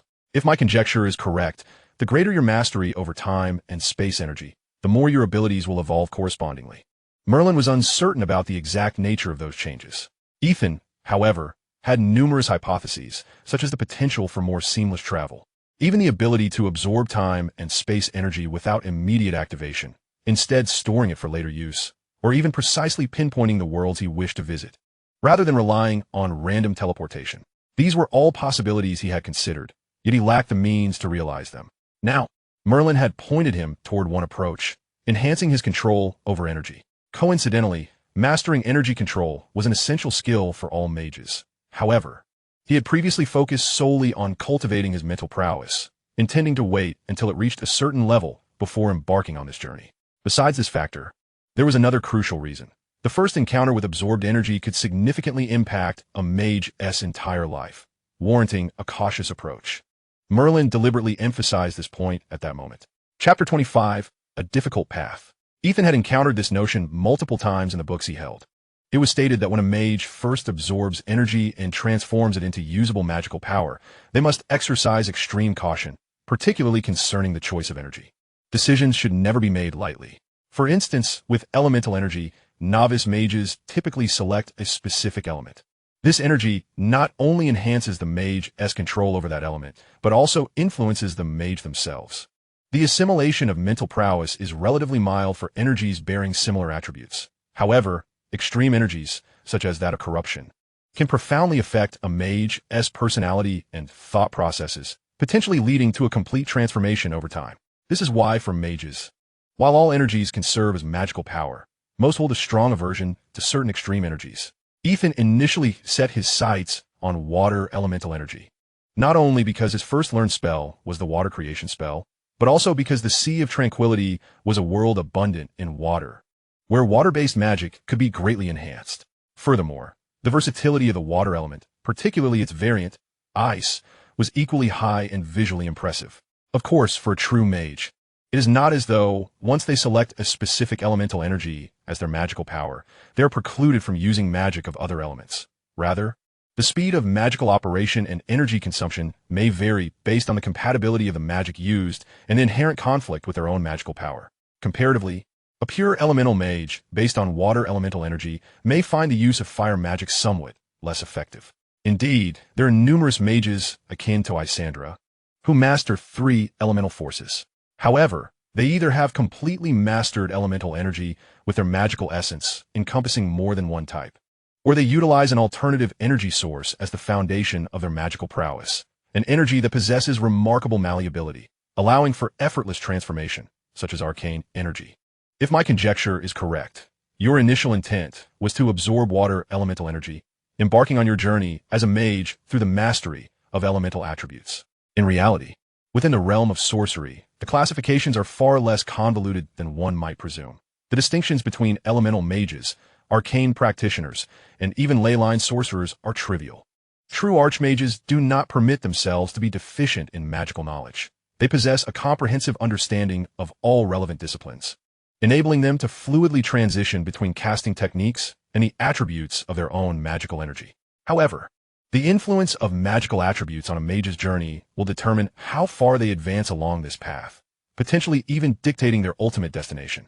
Indeed, Ethan has resided with Merlin for 2 days, during which Merlin has refrained from instruction, instead assessing Ethan's abilities. Only now is he preparing to commence teaching. In truth, your choice was not erroneous. Had I found myself in your position, I might have made a similar decision. Merlin pondered his phrasing. However, if I were to present you with a path that is exceptionally suited to you, yet considerably more arduous, with the potential for monumental achievements, would you be interested? Ethan felt a flicker of confusion, as Merlin's words were rather vague. Monumental achievements? To what extent? Merlin contemplated, perhaps seeking a reference that Ethan could comprehend with clarity, and ultimately drew a comparison to himself. I cannot ascertain the ultimate strength you will attain. That is contingent upon you, rather than any external factor. However, should you steadfastly pursue this path, your eventual accomplishments shall at least rival my present standing. Ethan's heart raced uncontrollably for a moment, but being well versed in the ways of the world, he quickly regained his composure, maintaining his poise before Merlin. The ability to observe infinite dimensions and breach dimensional barriers, or even possessing the power to utterly annihilate a dimension. Ethan was certain Merlin could achieve the first. The likelihood of the second was also considerable. As for the destruction of a dimension, that was less certain, but conservatively speaking, for Merlin, obliterating a planet should pose little challenge. Protecting Earth from incursions of the multiverse, if she were unrestrained, would likely leave her ample room for mischief. This does not imply that these 2 mages could shatter the world with a single blow or incantation, but rather that they possess countless means and trump cards. For instance, if Ancient One were to embrace the darkness and unleash Dormammu, the true terror of mages lies in the unknown. No one can predict the extent of their capabilities, and this uncertainty breeds both reverence and fear. Ethan yearned to become such a mage. Thus, he found himself intrigued by the path proposed by Merlin. You must understand, Mages are a collective of individuals who manipulate energy through formidable mental fortitude to achieve their objectives. Whether casting a fireball or wielding more profound magics, this remains the essence. Ethan nodded, awaiting further elaboration. Thus, mental strength is the foundation of mages. Its enhancement signifies the capacity to manipulate greater volumes of energy, equating to the ability to cast more potent spells and attain loftier goals. Ethan, having insufficient mental strength, has diligently labored to enhance it. Since the moment the time-space pointer emerged, he has, to some extent, been honing his mental prowess for over 7 years. Yet he still lacks the final requisite to embark on the mage's path. In reality, the fortitude of one's mental power not only enables a mage to wield more energy, but also confers numerous advantages. Given that mental strength is the cornerstone for mages, its significance is indisputable. The depth of research and careful consideration mages devote to mental strength surpasses anything Ethan had previously imagined. Conversely, the secrets of mental prowess have been extensively explored by mages. As a top-tier mage, Merlin's understanding of mental strength has reached an exceptional level. Beyond energy manipulation, the potency of one's mental fortitude also determines the hierarchical relationship between the mage and their magical energy. What does this imply? Merlin elucidated further, and only then did Ethan grasp the concept. The relationship between a mage and magical energy is not merely one of dominance and subservience. To simplify, while enhancing mental strength, a mage must also ascertain their limits to avoid over-absorbing magical energy, which could lead to a counter-invasion by that very energy. As Ethan had previously read, one of the milder symptoms of such an overreach is the corruption of a mage's spirit by the energy they have absorbed, with more severe repercussions manifesting as alterations in personality. For instance, certain fire element mages, upon reaching a certain threshold, may find their temperaments becoming volatile due to their consumption of fire elemental energy beyond their control. To illustrate, if mental strength is quantified as 1, then this mental capacity could perfectly govern 10 units of magical energy. Surpassing this threshold presents a danger. This is, of course, not absolute. Mental capacity may be equivalent, but quality differs. Hence, Merlin's explanation serves merely to facilitate understanding. Upon hearing this, Ethan seemed to grasp Merlin's intent. Are you suggesting that I should continue focusing on enhancing my mental strength, rather than prematurely absorbing energy to convert into magical power? Merlin smiled, shaking his head to refute Ethan's assumption. In truth, the path I propose requires you to refrain from external energy absorption for the conversion into magical power. Ethan was taken aback, utterly unable to fathom the nature of the path Merlin had designed for him. You should know that, aside from absorbing external energy, mages can also cultivate magical power within themselves. Shaking his head, Ethan admitted he had not yet encountered this aspect. However, based on the texts he had perused, it was indeed true that after mages convert energy into magical power and subsequently deplete their internal reserves, they can recover from their own essence, aside from reabsorbing energy of the same attribute from the external environment. From this, it is evident that mages possess the ability to generate magical power internally. The magical energy produced internally differs from that absorbed from the external realm. It possesses greater malleability and can be considered the purest form of magical energy with unparalleled adaptability. Merlin sighed at this juncture. Regrettably, many mages only realize this when their mental strength has already been somewhat tainted by external energies. In such cases, the magical properties they cultivate will inevitably gravitate towards the attributes of the energies they previously absorbed. The extent of this is contingent upon the degree of corruption of the mage's spirit. It is precisely this reason that mages refer to the invasion of external energy into their mental fortitude as pollution. Mages employ a myriad of strategies to confront such circumstances. Regardless of their approach, it invariably results in a greater expenditure of time and energy before reaching their goals. Upon hearing this, Ethan felt he had received an enlightening lesson. Reflecting on his earlier decisions, with his limited mental strength, he would almost certainly fall victim to pollution from water elemental energy. And disregarding his future aspirations to absorb energies of other attributes, the very corruption of his mental strength would undoubtedly diminish his control over time-space energy. Suddenly enlightened, Ethan began to comprehend the path Merlin envisioned for him. The path you have arranged for me is, perhaps, to continue focusing on enhancing my mental strength and ultimately rely on it to cultivate magical energy? Merlin smiled and nodded. Ethan had indeed guessed correctly. He was indeed advocating for this path. However, the arduousness of this path is exponentially more challenging than that of a conventional mage. particularly in the initial stages, where the inability to wield any magic renders Ethan scarcely stronger than an ordinary individual. Therefore, he surmised that Ethan might require a considerable amount of time to ponder deeply before determining whether to embark on this journey. To his astonishment, Ethan's decision came with remarkable swiftness, presenting him with an unequivocal answer on the spot. No need for further contemplation. I shall choose this path. Chapter 26. A difficult yet illuminating journey. Merlin was taken aback by Ethan's prompt decision, intrigued by why Ethan would so readily opt for such a challenging route. You once stated that as long as I persist along this path, I shall attain at least your level of prowess, correct? Merlin nodded affirmatively. Indeed. As long as you steadfastly advance and do not succumb to unforeseen circumstances, this path, albeit arduous, does not present insurmountable barriers. Ethan recognized this truth. Yet the rationale behind his decision encompassed more than this singular aspect. Then, if I were to follow the conventional mage's route, what assurance do I have regarding the extent of my progress? Merlin quickly grasped Ethan's implication, revealing a knowing smile. Young man, your clarity of thought will undoubtedly expedite your journey as a mage. I hope you can maintain this lucidity indefinitely. The simplicity of Ethan's decision was evident. One path promised a definitive ascent to the heights of mastery akin to that of Merlin, albeit strewn with thorns, while the other was riddled with uncertainty, lacking even a clear endpoint. He saw no necessity to court the various risks and unexpected trials that such an uncertain path entailed. Though the traditional mage's route might facilitate the rapid development of his combat capabilities, Ethan was not merely a conventional mage. His strategies for dealing with unforeseen circumstances extended beyond the confines of the arcane. For self-preservation, he could always procure some technological equipment to assist him through the initial challenges of this arduous journey. As long as he could harness the energies of time and space, there was a greater possibility of returning to the Marvel Universe, where perhaps he could persuade Tony Stark to assist him in acquiring some gear. Yet, he recalled that Tony Stark was not particularly known for his charitable disposition. To gain any favor from him, one would need to offer substantial leverage. Failing that, he could always resort to procuring firearms from various cinematic worlds to manage numerous dangers. Hence, Ethan was entirely unconcerned about the initial hardships of this path. As cultivating his mental prowess had always been his steadfast pursuit, the next step was merely to persist in that endeavor. There is no need for undue worry, Merlin reassured.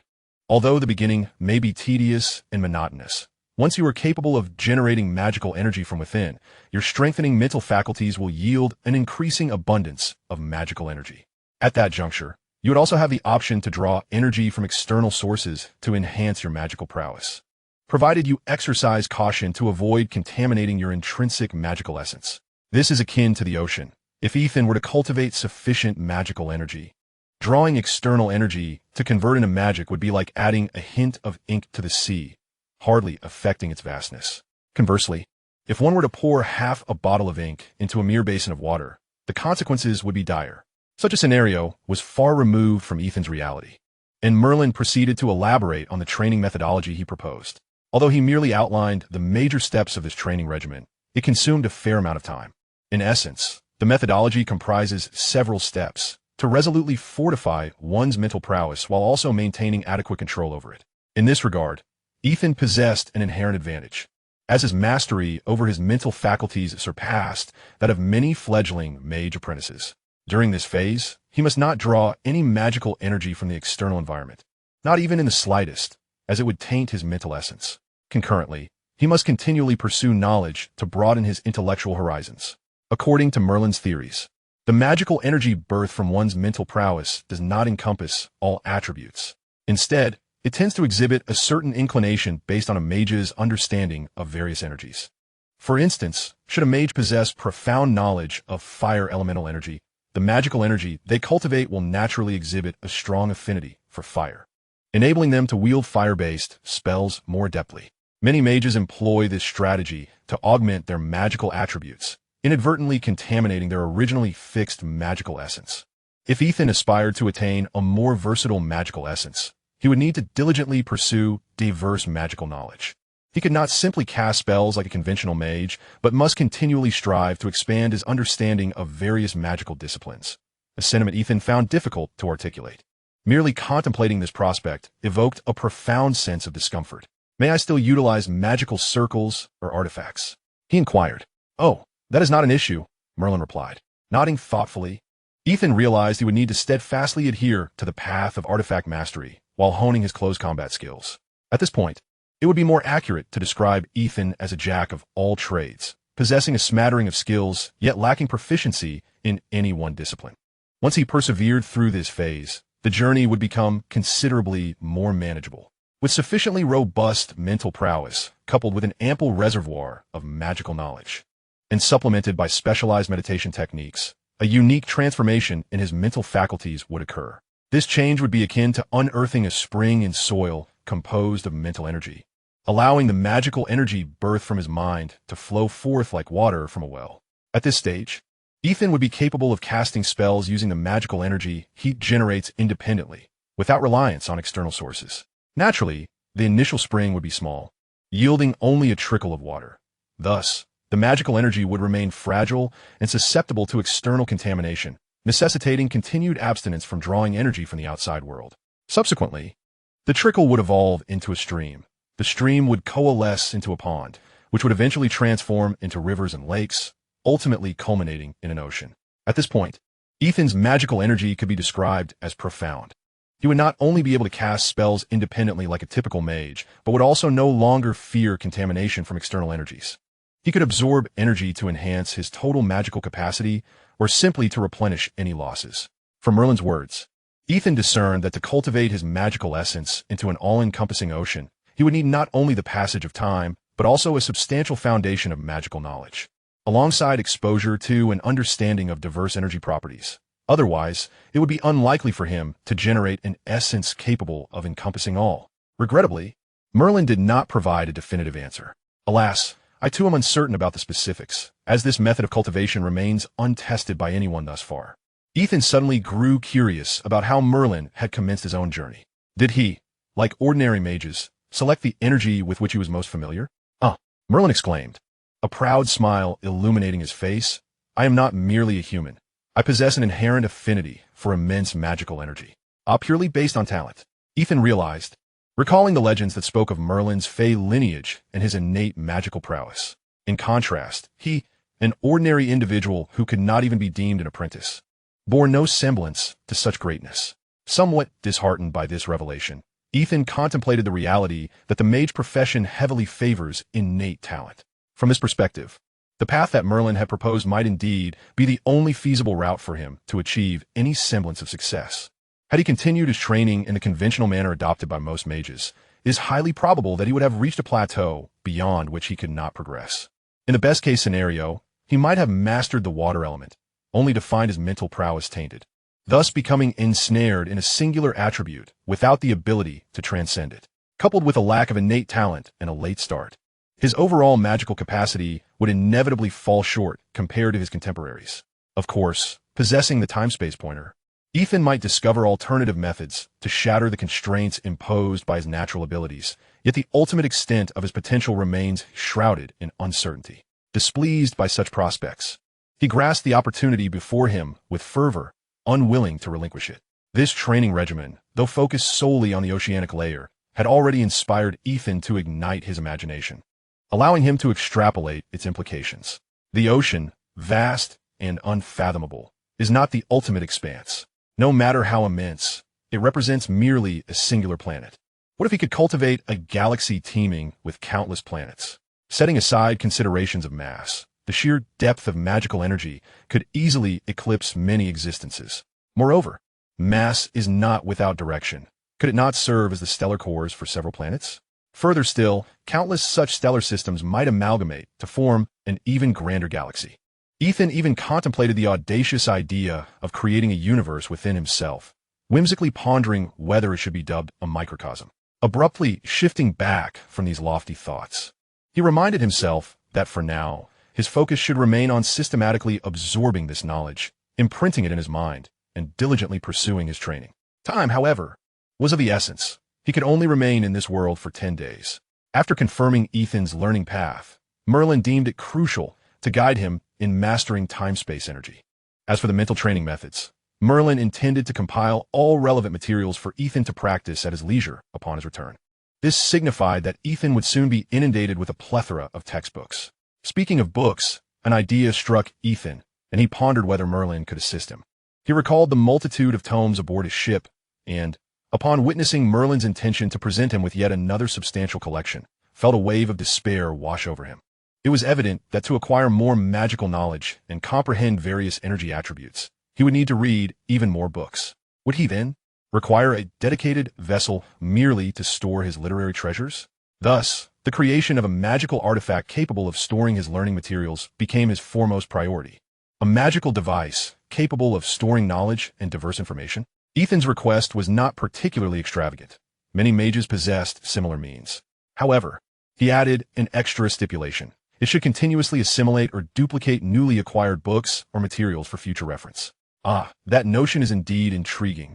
Yet I must contemplate its execution, Merlin mused. For a mage of Merlin's caliber, his formidable mental capacity endowed him with unparalleled memory.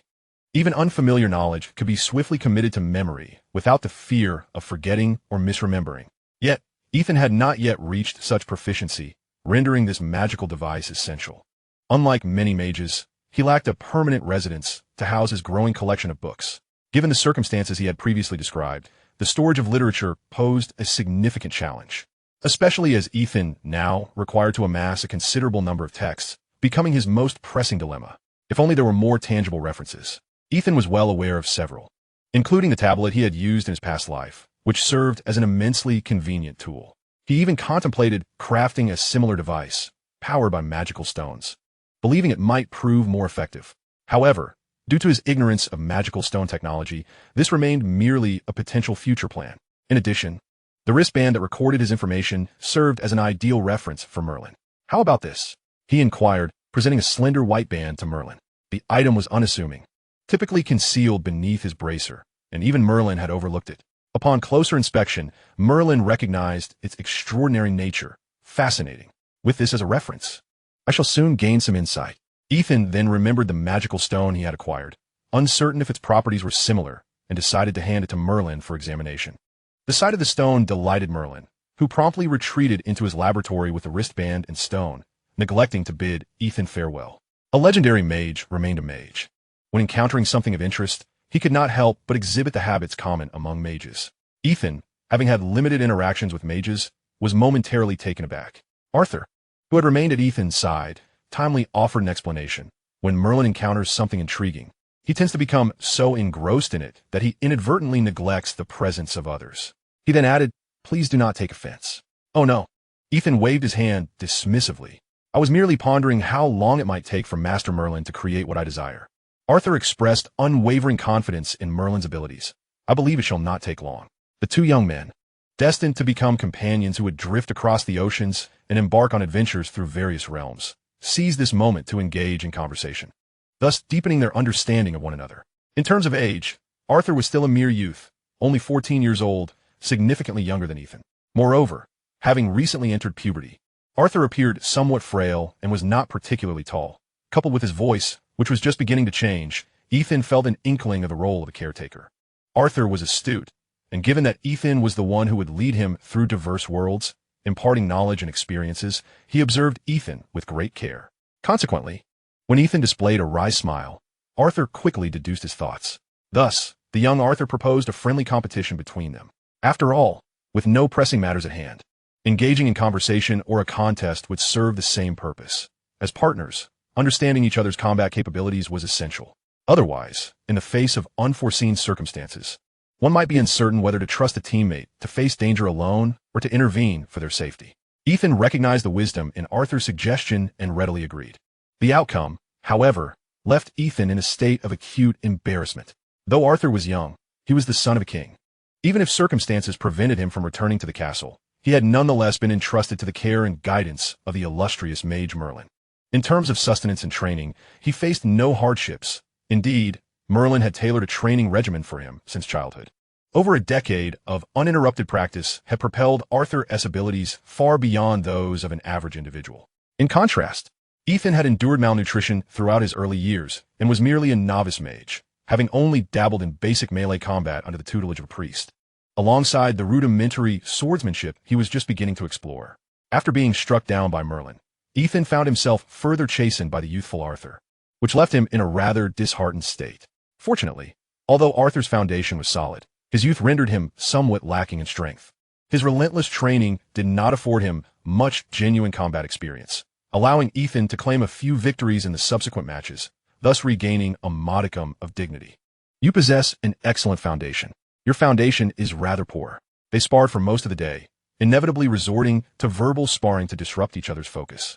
It was precisely this exchange that fostered a closer bond between them, diminishing the reservations in their conversations. I've only been studying swordsmanship for a few months, and I've relied solely on my own exploration. Arthur nodded in understanding. If that were the case, it would indeed explain Ethan's lack of a solid swordsmanship foundation. Furthermore, as a mage, Ethan would undoubtedly devote a considerable amount of time to honing his magical knowledge, leaving him with little opportunity to practice swordplay. Given this context, it is quite impressive that you have achieved your current level of skill. Ethan offered a wry smile, unsure of this assertion. Perhaps his swift initial progress stemmed from his inadequate foundation. He feared he might soon encounter a plateau in melee combat, where his lack of strength would be a significant disadvantage. The limitations imposed by his innate talent and living conditions made it challenging to enhance his physical prowess. In contrast, Arthur, at just 14, was already nearly his equal in strength. As Arthur matured, Ethan feared he might not withstand even a single strike from him. Perhaps he should consider seeking ways to enhance his physical capabilities? After all, he could not predict what worlds he might traverse in the future. While the tranquil sea was manageable, Ethan had no intention of languishing there indefinitely. He aimed to venture into broader horizons. Thus, the stormy sea represented an insurmountable barrier he must overcome. Besides acquiring a superior vessel, possessing a robust physique would significantly increase his chances of success. Moreover, there was the matter of longevity. Now that he possessed the ability to traverse different realms, while eternal life may be a lofty dream, extending his lifespan beyond that of an ordinary individual was a tangible possibility. Given his frequent interworld travels, time slipped away swiftly. If he did not discover a means to prolong his life, he might perish from old age before achieving his ambitions. Such a fate would be utterly lamentable. Therefore, although Ethan might appear to be aimlessly wandering during this period, his mind was perpetually occupied with diverse plans for his future, constantly adjusting them in response to various unpredictable circumstances. Initially, he had focused on enhancing his strength to ensure self-preservation, a task he had largely accomplished. After encountering Merlin, he had also begun to formulate a consistent method for systematic training. As for creating a magical artifact capable of storing vast amounts of knowledge and information with Merlin's assistance, he had finally found a direction for that endeavor. Once these two objectives were achieved, his next priority would be improving his physical condition and extending his lifespan. Since realizing his capacity to traverse dimensions, thoughts regarding longevity had surfaced in his mind. But the urgency of securing his present safety compelled him to suppress such considerations until now. Many realms could potentially offer ways to enhance human lifespan, but the challenge lay in the uncertainty of whether he could access those worlds. For now, the most reliable approach remained to take things one step at a time, diligently practicing to become a mage as swiftly as possible. Ethan speculated that many mages possessed methods to prolong their lives, perhaps gleaned from ancient texts or derived through their magical studies. He believed that once he elevated his magical prowess to a certain level, he might even resolve the issue of lifespan through his own abilities. Conversely, he found the question of how to enhance his physical condition to be quite vexing. Improving physicality would not only augment his vitality, but also bolster his combat effectiveness, thereby ensuring greater security for his life. Currently, the most effective strategy available to him was relentless training, as there were no shortcuts to success. This time, he had the advantage of a professional instructor, the legendary future king of Britain, Arthur Pendragon. The young King Arthur seemed to find joy in mentoring Ethan, rising with the dawn each day to summon him for training, imparting the very exercises he had once performed at the tender age of 8. Is this the training you underwent at 8 years old? After 3 days of feeling something was amiss, Ethan finally inquired, only to witness a rare expression of embarrassment from the sunny youth. Actually, I've multiplied the intensity of my previous training by several times. At that age, I was simply too young to endure such a rigorous regimen. Ethan looked skyward in disbelief, realizing that the earnest-looking Arthur was, in fact, a cunning little rascal. Unfortunately, his expression of astonishment had scarcely settled when Merlin, who had been absent for several days, finally reappeared, bringing with him delightful news. The item he had requested was ready. Chapter 28, The Book of Merlin's Legacy. A book? Merlin unveiled a hefty tome, its weight substantial and formidable in Ethan's hands. As he brushed his fingers over the book's surface, the peculiar texture of the hard leather cover elicited an indescribable sensation. It felt as though something flowed beneath its rigid exterior. A white magical stone was embedded in the center of the cover, appearing almost as if it had melded into the book itself, with only a small portion protruding, an impossibility given the thickness of the cover, which could hardly accommodate such a stone. To confirm, Ethan attempted to open it, only to discover that he could not. You cannot open it yet. You must first imprint your mental energy into the core of the book. Ethan understood immediately. It was a matter of establishing ownership. How do I do that? Concentrate your mental energy and transfer it into the core of the book, which is that magical stone. The book will guide you on what to do next. Following the instructions, Ethan successfully left his mental imprint within the tome, and at last, he was able to open it. As he flipped open the thick book, he found the pages on either side to be symmetrically thick, as if he had fortuitously opened to the very center of the volume. To his dismay, the 2 pages that lay before him were blank. Flipping forward revealed more blank pages, and the same held true for flipping backward. Ethan sensed something was awry. It was not merely that the pages were blank, but rather that despite his persistent flipping, the location he had opened appeared to remain unchanged, with the thickness of the pages consistently uniform. What is going on? Merlin, proud of his creation yet reluctant to divulge all its secrets, offered only a hint in response to Ethan's inquiry. Try using your mental energy to read. Following this advice, the previously blank pages finally revealed content, and Ethan understood that the book required mental energy not only for opening, but also for regular reading. More importantly, he discovered that the information presented within the book was not static. Rather, it responded to his queries made through mental energy, automatically providing relevant content. A magical encyclopedia? He quickly realized he had overestimated its capabilities. Upon casually inquiring about a non-magical subject, the book failed to yield any corresponding entries or answers, and the pages remained steadfastly blank. Merlin observed that Ethan had mastered the proper usage of the tome before he began to expound upon its other functionalities. Through meticulous study of the bracelet you provided, along with the white magic stone, I crafted this grimoire based on their characteristics. Additionally, I have inscribed a portion of my own magical knowledge within its pages, offering you a resource for reference should you encounter challenges in the realm of magic in the future. Ethan lifted his gaze, his face a canvas of astonishment. He had never anticipated that Merlin would gift him a copy of his magical knowledge. Such a favor was monumental, akin to bequeathing a complete legacy. It was a gesture reserved for a favored disciple. In that moment, Ethan felt the weight of the grimoire increase significantly. It was far too precious. Merlin, however, seemed unfazed, chuckling as he patted Ethan's shoulder. My curiosity lies in how far you can progress, and should you reach the pinnacle with this grimoire, I could also bask in your renown across multiple realms. Now, let me properly elucidate the usage of this grimoire, as your time here is limited. Ethan had originally intended to learn the mastery of temporal energy from Merlin, for he currently possessed no control over that force. However, the crafting of the grimoire had consumed several days, and with his time dwindling, Merlin opted to encapsulate the relevant knowledge within the tome, documenting it as a dedicated chapter for Ethan to study independently.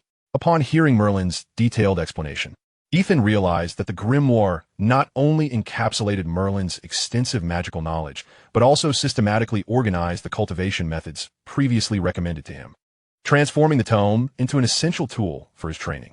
Activation required mental energy, reading necessitated mental effort, and it even contained numerous spells designed to enhance one's mental prowess. These spells operated akin to a challenge in a game, requiring Ethan to meet certain criteria to unlock the next stage of his training, thereby preventing any reckless haste that might jeopardize his foundational progress. Furthermore, the grimoire possessed the ability to scan or absorb various texts and documents, storing them within its pages, allowing Ethan to query and read at will. He would no longer be burdened by the hefty stack of books he had amassed. Upon returning, he could utilize the grimoire to assimilate the knowledge contained within those tomes. This included any future materials he might acquire, which could also be recorded within the grimoire. It could be said that with this grimoire in his possession, Ethan had acquired a personal mobile library. What astonished Ethan further was that these were merely the fundamental features of the grimoire.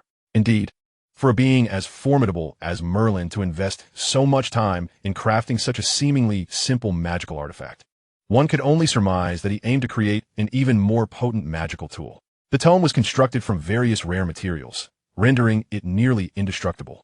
It was exceedingly difficult for either physical or magical forces to leave a mark upon it. to mitigate even the slightest possibility of damage. Merlin had inscribed a restorative magic array upon its surface. Even if someone were to injure the tome, it would automatically repair itself. At this revelation, Ethan recognized that this was not merely a learning instrument, but indeed a top-tier defensive magical artifact. He had underestimated Merlin's ingenuity. The design of a grand sorcerer would not be so simplistic. This grimoire was not only robust to the point of being nearly indestructible, but also capable of self-repair. And it bore a magical shield that Ethan could activate using his mental energy for personal defense. This shield could not only provide singular defense, but could also transform into a collective defense should he amplify his output. What more could Ethan say? He could only silently commend Merlin in his heart. The energy for the magical shield was derived from the magical stone embedded in the tome's cover. For a sorcerer of Merlin's caliber, altering the energy's nature was trivial. The true challenge lay in devising a magic array that would enable the stone to maintain a continuous charge. Merlin had not only considered the consumption of energy, but had also addressed the issue of energy restoration, resolving it with ease. Moreover, the grimoire also significantly enhanced the casting of offensive spells, allowing Ethan to unleash various spells more swiftly. The sole regret was that, in an effort to encourage Ethan's diligent pursuit of strength, Merlin had deliberately decoupled this enhancement feature from the magical stone's energy supply system. In other words, if Ethan wished to utilize the grimoire as a tool akin to a staff that amplified his magical potency or casting speed, he would have to rely on his own magical energy to cast spells. Are there any other wondrous features? After a considerable time, Merlin finally concluded his introduction of this masterpiece, leaving Ethan feeling increasingly fortunate. If there were an attribute panel, his luck would surely be rated S. With 3 additional plus signs, Ethan gazed down at the grimoire he cherished. At the very least, having comprehended the entirety of the grimoire's functions, he was utterly reluctant to part with it, wishing to hold it even while he slept. Does this tome have a name now? Merlin chuckled and shook his head. It is your grimoire. The name should be yours to choose. I am to name it? Ethan stared intently at the hefty volume in his hands, ultimately resolved. The Book of Merlin's Legacy. What do you think? Ethan looked up at Merlin, seemingly seeking his approval of the name, or perhaps inquiring about something else. Merlin smiled, offering no definitive answer, but merely stating, I have said it before. This is your grimoire. What name it bears is for you to decide. Ethan sighed, interpreting Merlin's response as a refusal. To his surprise, he soon heard, however, that name is quite fitting. I look forward to a day when both you and the name of this book resonate across countless universes. Indeed, he resolved secretly that whether it was the temporal pointer or the unreserved knowledge bestowed by Merlin, these were treasures unattainable by ordinary mortals. Now that he possessed both, if he could not become a figure of prominence, it would be a profound embarrassment. As a traveler from another world, endowed with such a formidable advantage, to remain ineffectual would be utterly unacceptable. Ethan was determined not to disgrace himself, nor to be deemed a failure. If he could not succeed with such an auspicious start, it would only reflect his lack of effort. What more could he say? It was time to devote himself to relentless training. Thus, in the ensuing days, Ethan immersed himself in various studies and exercises with fervor, even making miraculous strides in mastering the temporal energy, a pursuit he had intended to set aside for later. The benefit of this was that Ethan remained in this world for an entire additional week beyond what he had anticipated, during which he received considerable guidance from Merlin. He had come to regard Merlin as his teacher, despite the legendary old sorcerer never formally acknowledging such a role. Nevertheless, Ethan felt he had gained far more than what had been stipulated in their prior agreement. Even if Merlin had no intention of binding him for a lifetime, Ethan continued to treat him as his mentor. In life, one must cultivate a sense of gratitude. Chapter 29. The First Companion. Is this your ship? The young Arthur was still in a state of wide-eyed wonder, having grown up in the secluded valley with Merlin, and the sight of the ocean intrigued him immensely. After spending an extended period in the realm of King Arthur, Ethan returned once more to the tranquil sea. This time, he was no longer alone. The young King Arthur had accompanied him, and he finally understood how the transdimensional magic array could bring individuals back. For beings endowed with autonomous consciousness, as long as they stand within the confines of the magical array and consciously wish to traverse alongside Ethan, the teleportation array will facilitate their journey. However, for entities devoid of such consciousness, like ores, water, and books, Ethan must physically retrieve them. Merely placing them within the array's periphery or touching them will not suffice for their transportation. It is thus, after gaining a modicum of control over the temporal and spatial energies, Ethan has finally gleaned new insights. Perhaps, as his mastery deepens, He will ultimately comprehend the intricate mysteries of this magical array. At that juncture, he might even harness his own magical prowess to activate the array, rather than relying solely on a pointer to seek specific temporal and spatial energies. Suddenly, a thought struck him as he turned to glance at the hourglass position nearby. The sand within had only just begun to trickle down, as if marking the commencement of a countdown. So, each time I traverse, is time in this realm suspended? Ethan shook his head. No, it should be that the moment I return coincides closely with the moment I departed. It appears that this magical array is not merely capable of interdimensional travel. It also intricately intertwines with the realm of time. Turning his gaze back to Arthur. The golden-haired youth had deliberately shortened his once lengthy locks because Ethan had advised him that long hair would be cumbersome during their maritime journey. Thus, before their departure, he had made a point to get a haircut.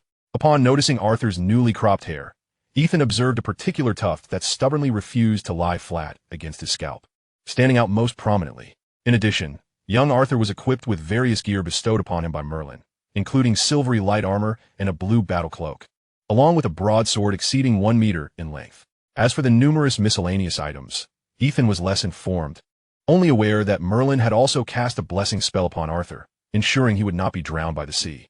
The specifics of this blessing were unclear to both Ethan and Arthur. The latter only felt a vague familiarity with the boundless ocean waters. In the brief span of time, Arthur had thoroughly explored the vessel and noticed the smaller craft being towed behind. Is that your spoils? No, this ship is my prize.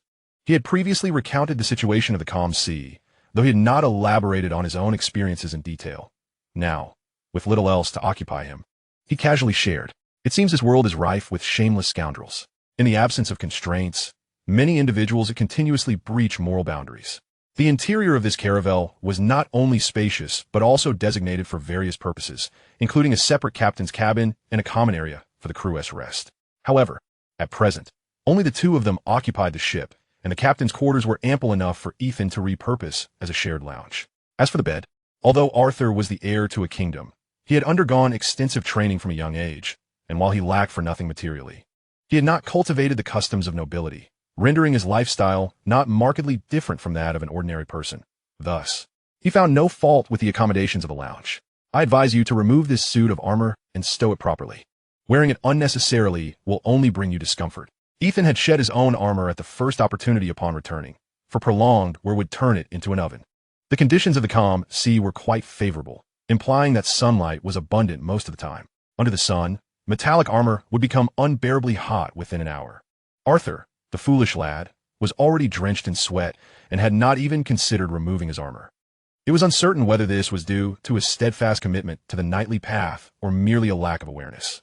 Once Ethan's words had been spoken, he observed the lad hastily removing his armor, exhaling a sigh of relief, and realized it was likely the latter. Yet, this place seemed fraught with peril. Would it truly be wise to remain armored at all times? Fear not. One advantage of being at sea is the ability to see great distances. Once you spot other vessels, you will have ample time to ascertain whether they are foes and prepare for combat. In truth, these insights had only recently dawned upon Ethan, and now he used them to educate Arthur. He also imparted some fundamental knowledge about life at sea, instructing him to first organize his belongings. Arthur had brought quite a significant amount, enough to fill several large crates. Meanwhile, Ethan made his way to his designated area for storing books. Retrieving the Book of Heritage with his left hand, with a mental push, the tome floated before him, its pages opening to emit a radiant light that absorbed the other books into its essence. The Book of Heritage, bestowed by Merlin, allowed for complete absorption of information or mere replication of data. The latter was somewhat cumbersome and time-consuming, demanding more mental energy to execute. Conversely, complete absorption was far more efficient. A beam of light would sweep over the targeted book, causing it to slowly vanish while its contents were thoroughly recorded by the Book of Heritage. When reading, it felt no different from perusing the original tome, as if merely the cover had been changed. This was immensely helpful. In the future, as he amassed more books, despite his memory continuously improving, the sheer volume of knowledge he needed to acquire was vast. No matter how remarkable his memory became, he would still require time to read each volume. Thus, the collection would undoubtedly grow, alleviating some concerns. Returning to the deck with renewed enthusiasm, Ethan found Arthur standing at the stern, gazing about with wide-eyed wonder. Occasionally lost in thought, whether contemplating the placid sea, the azure sky, or perhaps a fish leaping from the water. Eventually, Arthur's gaze settled upon the vessel beneath him, and he inquired of Ethan, "Is constructing such a ship difficult?" Ethan was uncertain how to respond. He was utterly ignorant of shipbuilding and had no knowledge of the shipbuilding techniques in this world, only able to draw upon vague impressions from his memories. "I'm not entirely sure, but given the productivity of your world, if one were to construct it solely by hand without the aid of magic, it would indeed be quite a hassle. Moreover, sourcing the necessary timber would not be straightforward." Thanks to countless novels he had perused in his past life, he had encountered some information regarding the construction of sailing vessels. For such a sailing ship, the wood used had stringent requirements. Even if one found suitable timber, it would require extensive processing before it could serve as shipbuilding material. Furthermore, the keel, which constituted the vessel's most critical structural component, demanded even higher quality materials. Arthur nodded thoughtfully before continuing. "Is this ship not the finest vessel available?" Initially, he had believed the ship to be exceptional, capable of swiftly gliding over the sea, even when laden with cargo and towing another vessel. If his kingdom possessed such a ship, it would be invincible upon the waters.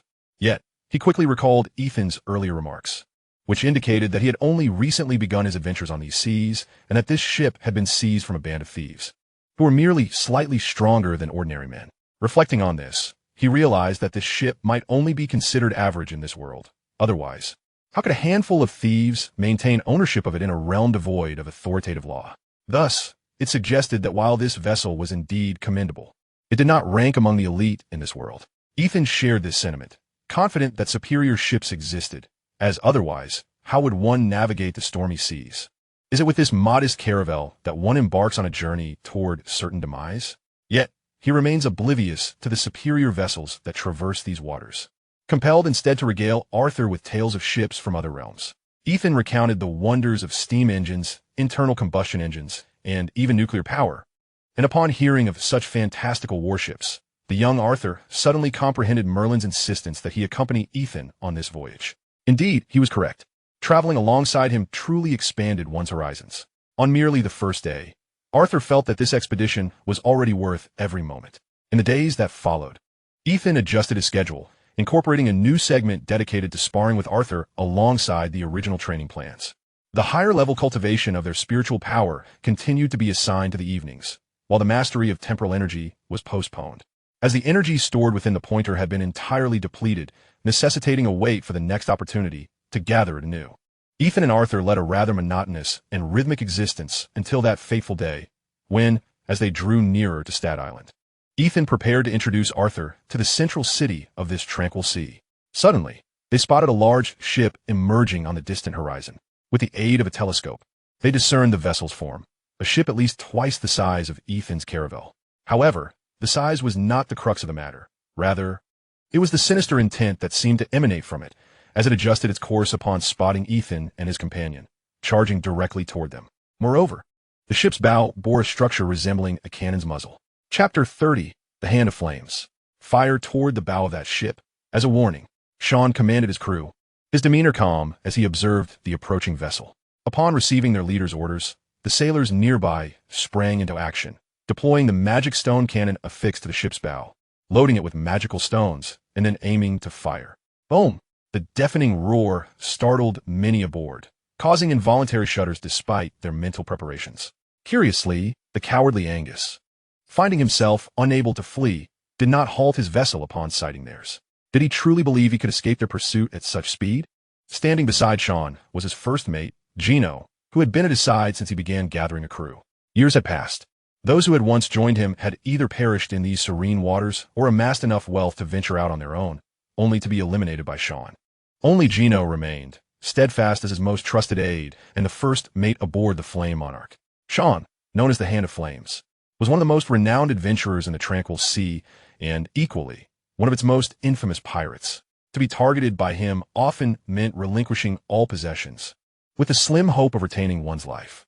Ruthless and insatiable, Sean was synonymous with mercilessness, his audacity stemming from the formidable vessel he commanded and the magic stone cannon, which, though costly in terms of energy, wielded considerable might.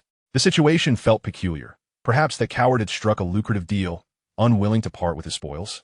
Observing the distant ship, Sean recognized it well. It was somewhat famed in the tranquil sea. He referred to Angus as the coward, while other adventurers dubbed him the mangy dog, a scoundrel known for preying on novices and the weak, yet displaying a demeanor of utmost respect and caution when faced with stronger foes, especially the likes of Sean.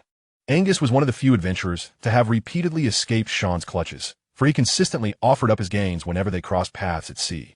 Occasionally, he would even reach out to Sean, presenting gifts. Upon spotting Angus's ship, Sean noted it was heavily laden with goods, drawing deeply in the water and moving at a sluggish pace. It also towed a small caravel, which, judging by its draft, was similarly burdened. Clearly, Angus had just concluded a significant transaction. Yet, the coward exhibited no reaction upon seeing Sean's ship. Such an unusual response piqued Sean's curiosity. Had Angus discovered something extraordinary he wished to conceal? Was he attempting a direct escape? Fire. If they do not stop, aim for that small ship behind them. The more Sean pondered, the more convinced he became that Angus was indeed hiding something. What could possibly compel Angus to act so out of character? Perhaps it was the most extraordinary magic stone within these waters. It might be a top-tier combat magic stone. Otherwise, he would have no reason to behave in such a manner. If his suspicions were correct, Angus must not be allowed to flee. The second massive orange fireball soared toward the linked vessels, this time aimed with greater precision than before. The explosive detonation was deafening, sending shockwaves through the air, while the splashing water drenched Ethan and Arthur on the deck, leaving them thoroughly soaked. Ugh! Ethan spat out the seawater, the briny taste only exacerbating his already foul mood. Indeed, they had stumbled upon a band of marauders. He was unfamiliar with the ship opposite them, nor did he know that its captain was one of the most notorious villains of the tranquil sea. The enemy had fired upon them, issuing a warning to halt their vessel, followed by another shot that struck the nearby waters, hinting that the next might well land squarely on their own deck. Had he no means to retaliate? Would they simply endure this assault?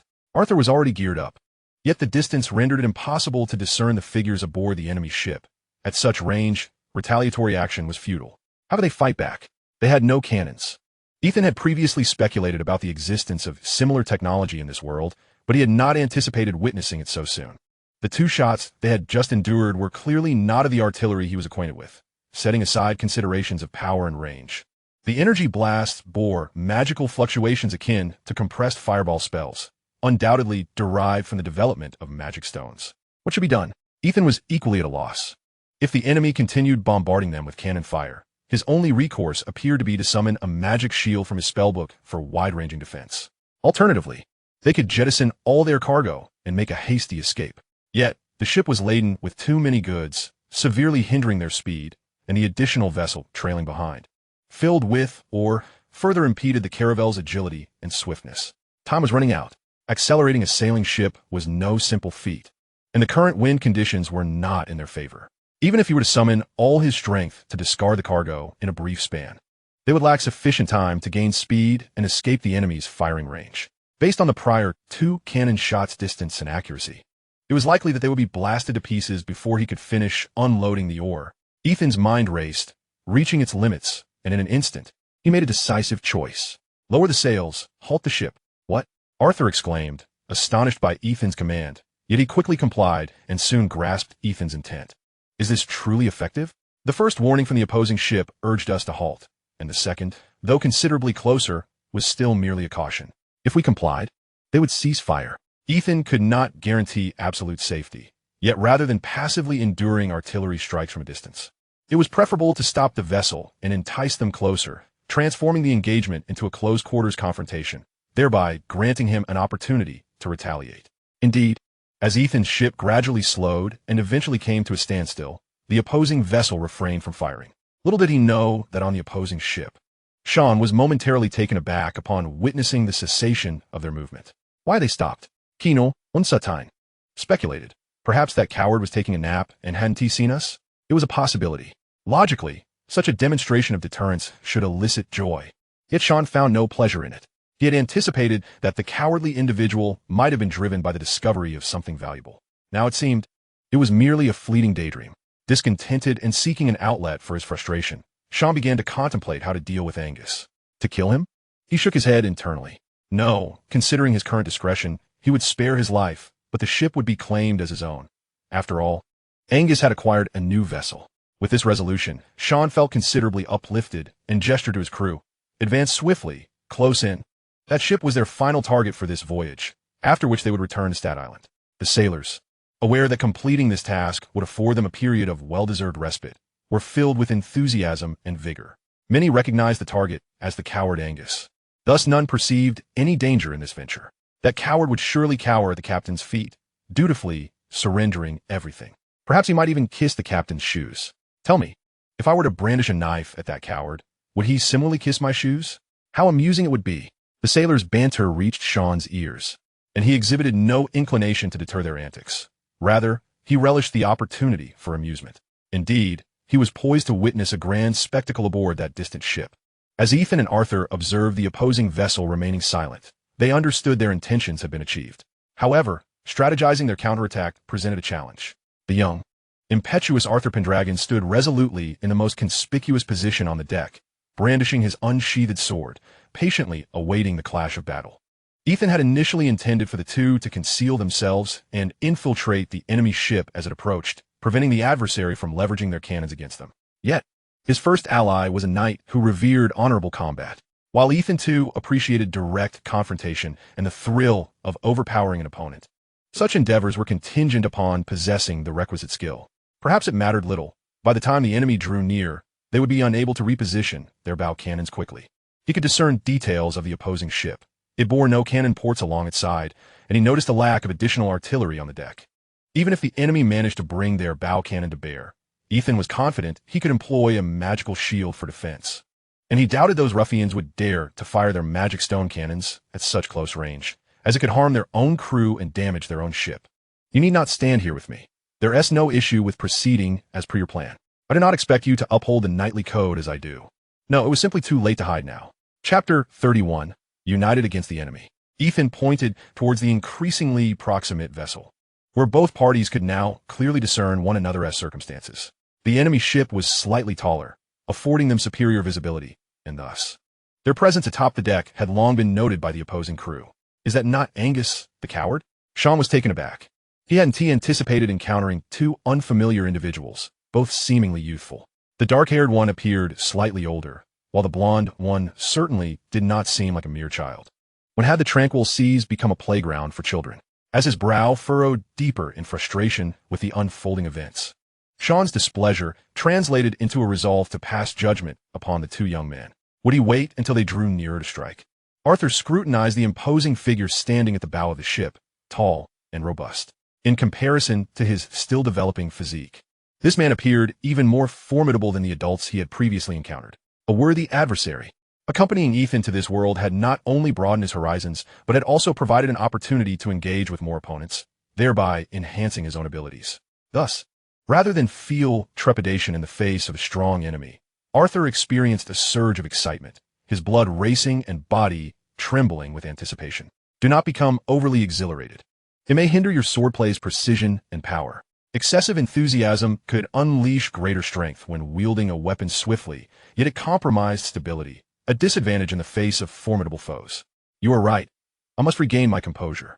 Although Ethan had not undergone years of systematic training, he had spent a month grappling with dark creatures in a shadowy realm, accruing invaluable experience in the process, experience that Arthur sorely lacked.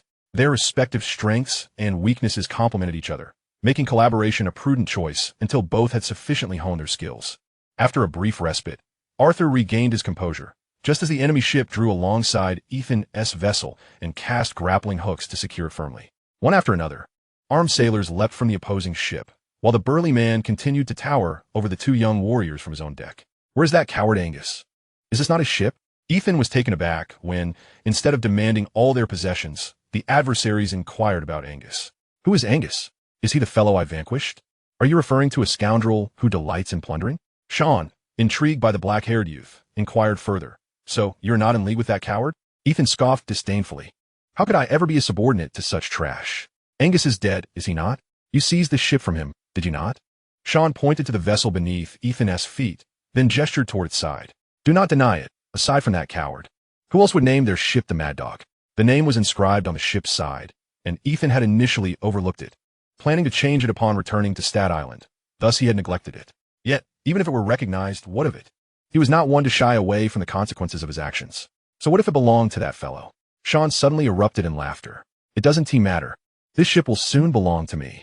Pointing toward the ship being dragged behind, He remarked, of course, that one as well. Then, with a mocking expression, he turned to the two young men. As for you two, having scrutinized each other from head to toe, Sean suddenly noticed the strikingly conspicuous gear adorning them. Hand over everything you possess, and if I find you amusing, perhaps I shall allow you to remain aboard my vessel as servants. Ethan gazed upward at the man, still standing on his ship, contemplating the possibility of outsmarting him before making a move. Capturing the leader first would simplify matters. If he could subdue or eliminate this fellow, the others would prove much easier to handle. Who are you? On what grounds do you demand I surrender all my belongings? Who am I? Are you truly unaware of my identity? Sean Lafcartedi. Realizing that the youth before him was particularly young, and it was not surprising that he did not recognize him. They were mere novices. The audacity of not knowing the infamous Flame Hand. Sean. Flame Hand? Ethan's immediate reaction was to glance at the giant's hands, and indeed, the man's left hand was adorned with a peculiar glove, a fusion of gauntlet and glove, partially obscured by his sleeve, yet faintly glowing with the radiance of a magic stone. Fire attribute magic stone? For combat? Capable of unleashing fire elemental attacks? Sean could never have fathomed that his mere mention of a title would lead Ethan to deduce his greatest asset. Indeed, his primary reliance lay in the magic gauntlet embedded with a fire attribute stone, which enabled him to gather and manipulate fire elemental energy. His moniker, Flame Hand, was predominantly derived from this enchanted equipment. In the tranquil seas where magic gear was scarce, he had wielded this glove to wreak havoc and eliminate foes. Alas, he possessed but one glove. Sean, having a deeper understanding of this world, had long sought a high-quality magic stone to forge another piece of equipment to augment his power. With such enhancements, he could challenge the stormy seas, venturing into new waters reputed for their abundant resources, albeit fraught with peril. This was the underlying reason for his earlier excitement at the thought that Angus might have discovered a high-quality magic stone. However, upon seeing these two young men, a new suspicion arose within him. Could it be that they possessed magic gear capable of vanquishing Angus? Contemplating this, he ceased the dialogue, while Ethan, intent on luring Sean to his ship, remained silent, resulting in an oddly tense atmosphere. Yet, it was not long before someone shattered the stillness by seizing the stage. Did you hear that, lad? Our captain is none other than the illustrious flame Lord Sean of the Tranquil Seas. Kneel and beg for the captain's mercy. A sailor swaggered forward, his face brimming with arrogance, and raised his hand to press down on Ethan's head. In the eyes of these seasoned sailors, Ethan and Arthur, encircled as they were, would not dare to resist. They could only kneel and plead for their lives, fully aware that while many coveted their exquisite equipment, it rightfully belonged to Sean. Perhaps what Sean deemed worthless might be bestowed upon them. Nonetheless, they believed that once this job was complete and they returned laden with spoils, their captain would surely reward them, enough for them to indulge in revelry back on Stat Island for a time. Little did they expect that Ethan, thought to be utterly defenseless, would suddenly deliver a powerful kick squarely into the sailor's abdomen. The sailor, now rolling on the ground in agony, not only felt unbearable pain, but also collided with several of his comrades behind him. Almost simultaneously, Ethan shouted to Arthur, "Make your move." He was not inclined to wait for Sean, who seemed disinclined to descend from his ship, with enough sailors already aboard. It was unlikely that the opposing side would suddenly bombard them with cannon fire. As for being overwhelmed, the space aboard the ship was far more confined than one might imagine. Utilizing the mast for assistance, each individual's mobility was restricted. This worked to Ethan's advantage, allowing him to face at most 2 or 3 adversaries at a time, rather than being swarmed by waves of opponents. For Ethan, equipped with an array of tools, confronting 2 or 3 adversaries posed little challenge. With his right hand wielding a sword and his left brandishing an iron rod, he struck deftly, swiftly incapacitating the 2 fastest assailants who succumbed to his blows, perhaps suffering from concussion. As for the one he felled with his sword, it was likely they would not rise again. To prevent any foes from encircling him, Arthur needed to secure the other flank. Although they had not exchanged many words, they instinctively synchronized their movements. In fact, Arthur moved even quicker than Ethan, not only establishing his position, but also swiftly dispatching 4 adversaries in a single breath. Despite his youth, his swordsmanship was formidable. None of these sailors could withstand even a single strike in a one-on-one confrontation. Even now, faced with multiple attackers, they could barely keep their lives intact amidst the blinding flashes of his sword, as anguished cries echoed, followed by more sailors collapsing onto the deck. San, momentarily taken aback on his own ship, was jolted from his stupor by the incessant screams. looking down to witness his subordinates being dispatched as effortlessly as chopping vegetables. His eyes blazed with fury, veins bulging at his neck. "Stand back." Upon hearing their captain's command, the sailors hesitated to advance, while those already engaged in combat with Ethan or Arthur found it difficult to extricate themselves. One sailor attempted to endure a blow from Ethan's iron rod and then flee, deliberately exposing his back. But as Ethan swung the rod, it released a surge of electrical energy. Brilliant arcs of lightning leaped from the rod, striking the sailor squarely as Ethan's attack landed. Although the current was not particularly potent, unlikely to kill, it was sufficient to render the sailor paralyzed, leaving him helpless as a sharp sword tip protruded from his chest. Magic stone artifact. In that instant, Sean's disregard for his subordinate's life became evident. His focus narrowed solely on the electrifying iron rod in Ethan's grasp. Chapter 32. Many hidden cards. Sean's eyes were wide and luminous, akin to two glaring light bulbs, fixated intently on the iron rod in Ethan's possession. Indeed, these two young men possessed magic gear. Casting a glance at Arthur not far away, the golden-haired youth's great sword appeared unremarkable, leaving Sean uncertain whether it concealed any hidden capabilities or if his magic artifact lay elsewhere. It mattered little. Both of them were destined to die. With murderous intent igniting within him, Sean's previous playful demeanor was now utterly cast aside. Ethan, perceiving Sean's intentions, harbored no fondness for this pirate leader and had no intention of showing mercy. Having realized that this man was slow to act during the ambush, he had intentionally unleashed the lightning ability of his iron rod, reasoning that a man who frequently plundered treasures would certainly be intrigued by a weapon with special powers, perhaps drawing him closer. After all, why expend such effort on mere lackeys? Having recently bolstered his foundational knowledge and practiced swordsmanship under Arthur's guidance, Ethan was confident that even without relying on his magical equipment, he could vanquish these minions with his sword alone. However, it bears no significance. The minions have been annihilated. Should the opposition notice the anomaly, they will undoubtedly open fire. Thus, the elimination of Sean remains the most prudent course of action. Even amidst the chaos of battle, Ethan retains a clear mind, making the most judicious decisions. The situation unfolds in the direction he anticipates. Do you wish for this? Ethan twirled the iron rod in his grasp, deliberately conjuring a flicker of lightning. The dancing sparks traced a graceful arc as Ethan moved, the crackling sound prompting the nearby sailors to instinctively retreat several steps. In truth, they were already at a considerable distance. If you desire it, one must consider whether you possess the requisite strength. The relentless provocation finally caused Sean to lose his composure, further exacerbated by the proximity of the magical stone equipment that ignited his covetousness. "Boy, since you seek death, I shall oblige." Sean did not employ the magical stone gauntlet upon his left hand. Instead, he swiftly retrieved a short-handled, double-bladed axe from behind. Due to Sean's imposing stature, the weapon was entirely concealed from the front view. The sudden emergence of such a formidable weapon startled Ethan momentarily. The whooshing sound as the axe swung revealed to him the astonishing strength possessed by the hulking figure before him. Engaging him directly was not an option. Ethan slightly angled his body, initially preparing to counter with his sword, but just as the two weapons were about to collide, he deftly twisted his wrist, allowing his sword to glide away from the axe's descending force. He swiftly maneuvered to evade Sean's thunderous strike. Evasion was not Ethan's true objective. Rather, it was to exploit the moment after sidestepping, delivering a sharp strike with his left-hand iron rod against the axe. The resonant clash of metal accompanied a dazzling flash of electricity. Most onlookers were momentarily blinded, and when their vision cleared, the two combatants had each retreated slightly, standing in a tense standoff. Many sailors turned their gazes towards their captain, observing that the once invincible leader now appeared quite compromised, his right hand trembling uncontrollably, veins bulging on his forehead, and his eyes, a fiery red, nearly bulging out of their sockets. "Damn it, I will tear you to shreds." Sean raised the axe once more, aiming a strike at Ethan's head.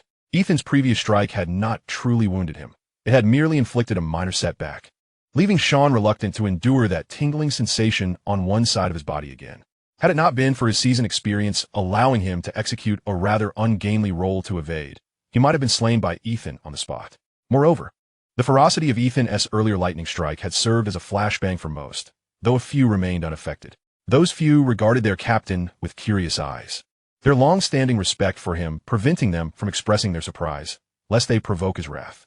However, aboard this vessel, Sean's authority held little sway over Arthur, who felt no compunction in displaying a rather amusing smile. As a knight, Arthur refrained from uttering any disparaging remarks or mockery. Nevertheless, as a youth, he could not maintain his composure entirely, finding the scene rather entertaining, albeit somewhat embarrassing, especially for someone of Sean's considerable size, forced into such a predicament. Thus, while he did not openly ridicule, the subtle expressions on his face did not go unnoticed by Sean. Coupled with the inability of some of Sean's subordinates to mask their reactions, he became increasingly aware of their gazes. He wished to disregard them, yet his fury intensified the more he observed, culminating in an explosive onslaught directed at Ethan. This barrage left Ethan scrambling, as Sean's furious strikes came with an increased velocity. It became impossible for Ethan to maintain the same level of calm evasion he had previously exhibited. His mental acuity allowed him to perceive Sean's every movement clearly, yet his physical speed could not keep pace. At times, he was forced to make compromises, opting for the least harmful means of defensive action. As the frequency of metal clashes escalated, Arthur's expression shifted from one of ease to concern. He recognized that Ethan's strength was a significant shortcoming. Though he was a few years Ethan's senior, his training in swordsmanship was insufficient, compounded by a lack of proper nutrition in his earlier years, rendering his physical capabilities subpar, if not deficient. Were it not for his relatively young age, which still allowed for improvement, Arthur would have advised him to abandon swordsmanship altogether in favor of seeking a more suitable means of self-defense, such as utilizing his apparent talent for crafting magical tools to arm himself. Currently, Sean, despite his fury, still retained a modicum of rationality, opting for a combat style most advantageous to himself, which would only further disadvantage Ethan. However, Arthur did not fear for Ethan's life or well-being. Though their time together had been brief, he had gained a comprehensive understanding of Ethan's capabilities. This individual possessed a penchant for continually augmenting his arsenal. At present, he relied solely on swordsmanship and that electrifying iron rod to engage, likely seeking to assess the fruits of his training while simultaneously searching for an opportune moment to strike decisively. Should Ethan be privy to Arthur's current contemplations, he would likely commend his young companion, for he was indeed leveraging Sean to gauge his swordsmanship prowess while earnestly seeking the chance to deliver a fatal blow. Yet, Sean's attacks, though ferocious, were not haphazard. He left no openings for Ethan to exploit, which was why Ethan had been biding his time. In the absence of openings, one must create them.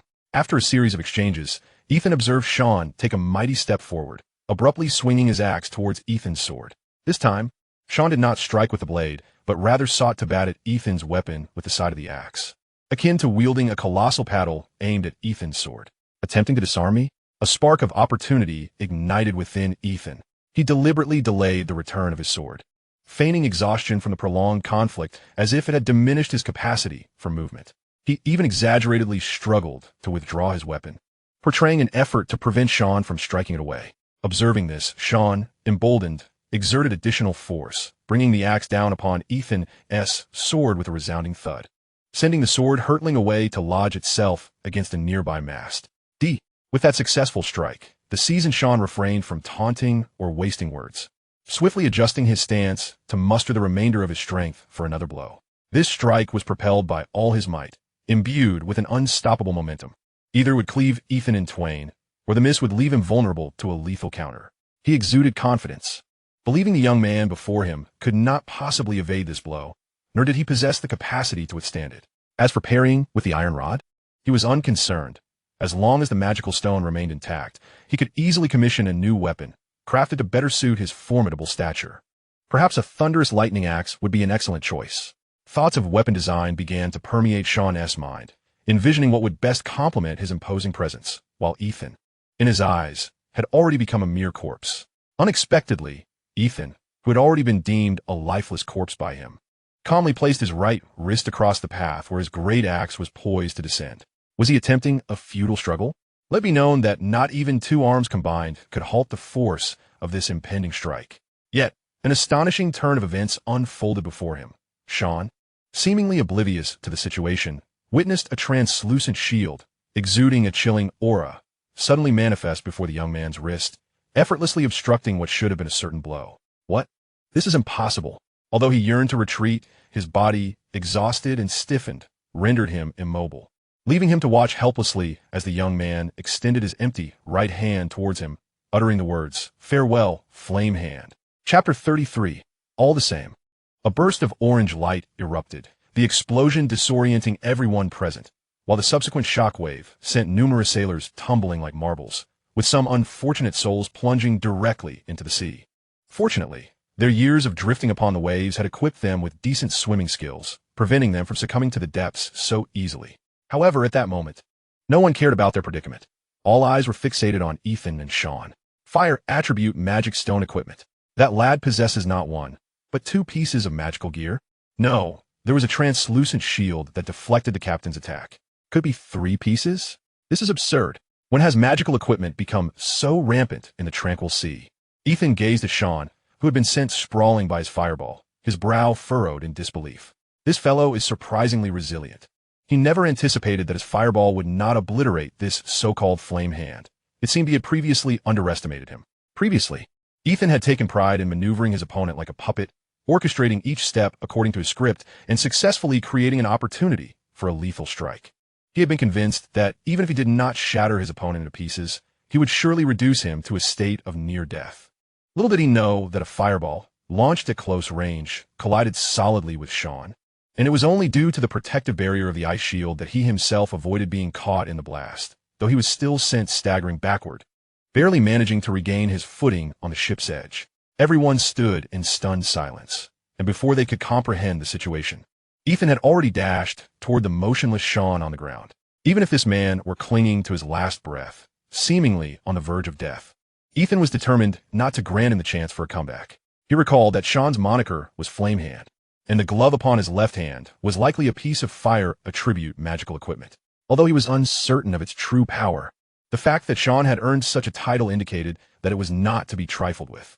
His previous strategies were aimed at denying Sean the opportunity to use that equipment, feigning weakness to create the illusion that Sean could eliminate him without the magic stone gear. By the time he revealed his lethal intentions, Sean would be too late to utilize that equipment. Just as Ethan prepared to lunge forward, an instinctive sense of danger surged from the depths of his being, leaving him no time for contemplation as his body instinctively reacted to evade. He had encountered a similar sensation in the dark world, which had saved him from enemy ambushes on more than one occasion, and this instance proved no different. A flying dagger whizzed perilously close to Ethan's forehead. Had he not dodged, it would have surely struck him. Drenched in cold sweat, Ethan raised his hand and loosed a short arrow in retaliation towards the origin of the flying dagger. Only then did he have the opportunity to ascertain the identity of his assailant.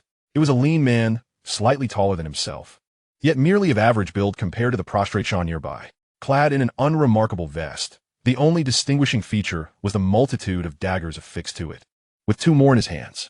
Upon seeing Ethan launch a short arrow at him, he instinctively hurled one of his flying daggers in response. Boom! The flying dagger and short arrow collided midair, resulting in an explosion that startled everyone present. A short arrow that explodes? A cold sweat trickled down the forehead of the dagger-wielding man. He had reacted on instinct, but under normal circumstances, he would have merely dodged or parried with his daggers. Yet, had he done so, the explosion shockwave would have severely injured him, even if it did not claim his life. Was it this explosive short arrow that had gravely wounded Sean? Previously, due to the proximity between Ethan and Sean, most onlookers had only seen the fiery explosion and assumed Ethan's injury to Sean was attributed to this short arrow, which was housed within the young man's wrist guard. Now, all attention turned to that seemingly unremarkable wrist guard. Refocusing on Ethan, they observed that he had seized the opportunity while everyone was distracted by the explosion, charging once more towards Sean. Unexpectedly, Sean's recuperative powers were astonishing. He was already managing to move, stumbling back to his ship before collapsing beside the dagger-wielding man. Kino used the magic stone cannon. The dagger-wielding man, Kino, who was the ship's first mate and Sean's most trusted subordinate, nodded in agreement. "I will, Captain." The dagger in his hand traced a beautiful arc through the air, leaving a trail of vivid crimson. After you die. Sean could hardly fathom that his most trusted subordinate would suddenly turn against him. Having narrowly escaped death at Ethan's hands, he found himself abruptly slain upon his own ship. Kino, having dispatched Sean with a single strike, calmly removed the glove from Sean's left hand, adjusting it slightly before donning it himself. I have awaited this day for far too long. It seemed that Kino had long suppressed his emotions. After equipping the magic stone glove, he began to rant at Sean's lifeless body without a hint of concern. "Foolish man, did you truly believe I would serve you loyally? Have you forgotten how you treated your own subordinates? Over the years, hundreds have served you. Yet how many have met a favorable end? None. Not a single one. Growing increasingly agitated, Kino erupted toward Sean's corpse. You regarded us as refuse. Why should I not kill you? What did that incredulous look in your eyes mean? Alas, Sean could not respond. He had already become a corpse, frozen in a final expression of disbelief.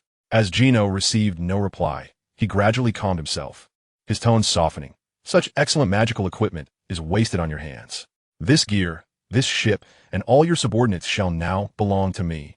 Turning suddenly to face Ethan and Arthur, he declared, You two are remarkably talented young men. Would you be interested in joining my crew? I could make you my first mates. Caught off guard by the sudden internal strife, Ethan and Arthur found themselves contemplating whether to seize the moment and eliminate everyone, thereby resolving the conflict entirely. Yet, Kino's unexpected invitation left them bewildered. They had just slain numerous crew members and nearly brought their captain to death's door. Of course, given Kino's prior remarks and the absence of any sailors seeking vengeance for their captain, it was evident that this man, Sean, had not earned the loyalty of his crew. It seemed they were all eager for his demise. This offer held little appeal. Ethan had no desire to entangle himself with this group of individuals, who had inexplicably lingered by Sean's side for an indeterminate period. They could hardly be considered innocent lambs, having likely committed numerous misdeeds, both passively and actively. Kino, appearing somewhat disheartened, remarked, You two are far too young, utterly oblivious to the perils this world harbors. Do you truly believe that merely the two of you can navigate the treacherous sea of storms? Even if you manage to traverse it, are you aware of the world that awaits you on the other side? Kino seemed to cling to a glimmer of hope, as if attempting to persuade Ethan to reconsider. It is a vast world, a perilous world, one filled with abundant treasures, yet also teeming with formidable foes. Do you understand why Sean hesitates to confront the Sea of Storms? It is because he recognizes that a single magical stone gauntlet is hardly sufficient there. Thus, he seeks to procure more high-quality magical stones in the calm seas to forge superior magical equipment, and only when sufficiently empowered will he venture forth. Kino paused it, his demeanor shifting to one of grave seriousness. So, do you grasp the implications of this? Both Ethan and Arthur, being astute and quick-witted, comprehended the underlying message as Kino's tone shifted, and the atmosphere grew increasingly tense. Ethan, more direct in his approach, bluntly articulated Kino's veiled meaning. What you imply is that in order to brave the sea of storms and reach new domains, we require additional magical equipment. Since we have declined to join you, you intend to resort to force, am I correct? Kino nodded. You are quite astute. I find myself unexpectedly relieved that you chose not to join. With a gesture towards the sailors nearby, Kino revealed a cruel and twisted smile. In that case, let your ship meet its demise at sea. Unlike that fool Sean, I am fully aware of the stakes. He cared not for the supplies aboard Ethan's vessel. His priority lay in acquiring high-tier magical equipment, as the core magical stones were not easily destroyed. He merely needed to annihilate both the crew and the ship. And should it require time to salvage magical stones from the depths, it would be a worthwhile endeavor, for the stones would remain. Fire. Spare not the expenditure of those inferior magical stones. Reduce them to mere fragments. Ethan, however, shook his head. I anticipated this move from you. Do you presume I am unaware of your intentions to buy time for cannon fire? As he spoke, his left hand retrieved a thick tome adorned with white magical stones from behind him. As the cover began to emanate a radiant magical glow, a white magical barrier materialized with impeccable precision, positioning itself between the two vessels. Almost simultaneously, the Fire Lord ship unleashed an orange-hued energy projectile. Chapter 34, Dissatisfaction. Boom! The orange energy projectile, barely having left the cannon's mouth, collided with the magical shield Ethan had conjured. The tremendous explosion, the forceful shockwave, and the scattering flames were all thwarted by the magical barrier, while the unprotected Fire Lord's ship suffered the consequences. The immense force propelled the vessel backward, inflicting damage upon its hull and severing the hook that tethered the two ships. This is bad. Ethan immediately sensed the impending danger. If the two ships drifted apart, he would be left to endure the onslaught passively. What if Kino focused his efforts solely on cannon fire? Abandon the ship? His calm reasoning allowed him to prepare for the worst-case scenario. If it came to that, he would have to forsake his vessel, using the larger ship as a decoy while he and Arthur escaped on his smaller craft. Glancing at the opposing ship, Ethan did not dissipate the magical barrier. Instead, he augmented the energy output of the magical stones, expanding the protective range. As the distance widened, The enemy gained more angles for their assault. During this time, Arthur had eliminated the remaining foes on board and now stood beside Ethan. What shall we do? There was little recourse, unless one could leap aboard the enemy vessel and eliminate them. Arthur surveyed the chasm between the two ships, shaking his head in resignation. I cannot jump that far. Ethan rolled his eyes in exasperation. Did Arthur truly think he was unaware of that? His comment was merely a lamentation of their predicament. Unexpectedly, Arthur indicated that he might possess an alternative. Huh, you have a plan? Arthur's expression was hesitant, as if uncertain. I cannot be certain, but something within me tells me I can reach the other ship. A feeling? Had this been Ethan from his previous life, he would have calmly advised Arthur. Enough of that nonsense. It's merely an illusion. Yet in this life, Ethan could not dismiss it so readily. Having experienced similar situations where inexplicable instincts had saved him countless times. Are you confident? We can give it a try. After all, there are no other options. Arthur adjusted his armor and nodded at Ethan. When I make my move, you must lower the magical barrier. Rest assured, I won't let you collide with anything. The magical shield was not solely defensive. It would also obstruct Ethan if he were not careful. This barrier was a spell cast from the tome he wielded, making him merely an indirect controller, incapable of fine-tuning the shield's intricacies. Seizing the moment, as Arthur charged toward the ship's edge, poised to leap, Ethan lowered the magical barrier. He watched, wide-eyed, as Arthur soared into the air, only to plummet swiftly downward. The boy was clad in armor, young and lacking peak strength. How could he possibly leap far? However, neither Ethan nor the crew aboard the opposing vessel dared to laugh. They all gazed in disbelief at the golden-haired youth. As Arthur leaped into the air, he realized he could not reach far, anticipating an imminent fall. Yet, a peculiar conviction lingered in his heart. He would not sustain any harm. As fate would have it, Arthur descended from the deck, though not excessively high. Such a fall could easily result in a fracture for an ordinary person. Yet, remarkably, he landed with ease upon the surface of the water. The sea parting beneath him as he touched down, and once the force of his descent abated, the water buoyantly returned him to the surface, allowing him to stand steadily upon it. This was impossible. Could a human truly stand upon water? While the ordinary sailors grappled with their shattered perceptions, questioning their very existence. Kino, the newly appointed captain of the Fire Lord's ship, immediately surmised that the boy possessed magical equipment that enabled him to traverse water effortlessly. Magical equipment. It had to be magical equipment, though the exact nature of the stones that granted such an effect eluded him. An item that allowed one to walk freely upon water held immeasurable significance in this oceanic world. Eliminate him. Aim the cannons at that golden-haired boy. Kino's mind echoed with the thought. That magical stone belongs to me. In comparison to the ability to walk on water, he dismissed the notion of summoning lightning. After all, he had already acquired gloves that wielded the power of fire. Losing a lightning capability would not be a significant loss. Use bows and arrows. Attempting to thwart the agile Arthur with a singular magical cannon would prove exceedingly difficult. Moreover, as the distance between the two ships diminished, firing downward from the cannon became increasingly cumbersome. As for arrows, a consumable weapon, they were not particularly abundant among the Fire Lord's crew, who were already considered formidable within the calm seas. Only a handful retrieved bows, and the quivers contained a pitiful number of arrows. Captain, we have nearly exhausted our supply of arrows. I nearly shouted for the first mate out of habit, but fortunately, this sailor was quick to react, and Kino was too preoccupied to notice these trivial matters. How infuriating! In truth, there are only a few magic stones left, and the cannon can only be fired 4 more times. Kino's eyes reddened as he felt as though the magic stones had sprouted wings and were soaring farther away, slipping from his grasp to the point where they were barely visible. Faced with the lack of opportunity, Kino instead regained his composure, observing the golden-haired youth racing across the sea, drawing closer to him, and finally resolved to make a decisive choice. Set sail. Depart swiftly. Huh? The sailor beside him was momentarily taken aback by Kino's command, only to be unceremoniously kicked aside by the newly appointed captain. I said set sail. Don't concern yourself with that, lad. We are retreating. Retreating. This command felt like a knife twisting in his heart, yet he had no choice but to comply. In terms of strength, he was vastly inferior to Sean. If Sean couldn't subdue those 2 youths, he certainly couldn't either. His greatest reliance lay with his crew, and when they could not provide adequate assistance, the Flame Sovereign became his last bastion. That youthful adversary needed only to find an opportunity to create a gaping hole beneath their ship, and all aboard would be left to their doom. A calm analysis revealed that seizing what he desired from these 2 had become an impossibility. Prolonging their entanglement would only work against them. so he decisively issued the order to retreat. Raising the sails was a cumbersome task, but the impact had pushed the two ships apart considerably. And though the remaining strength was minimal, the Flame's sovereign continued to drift slowly away.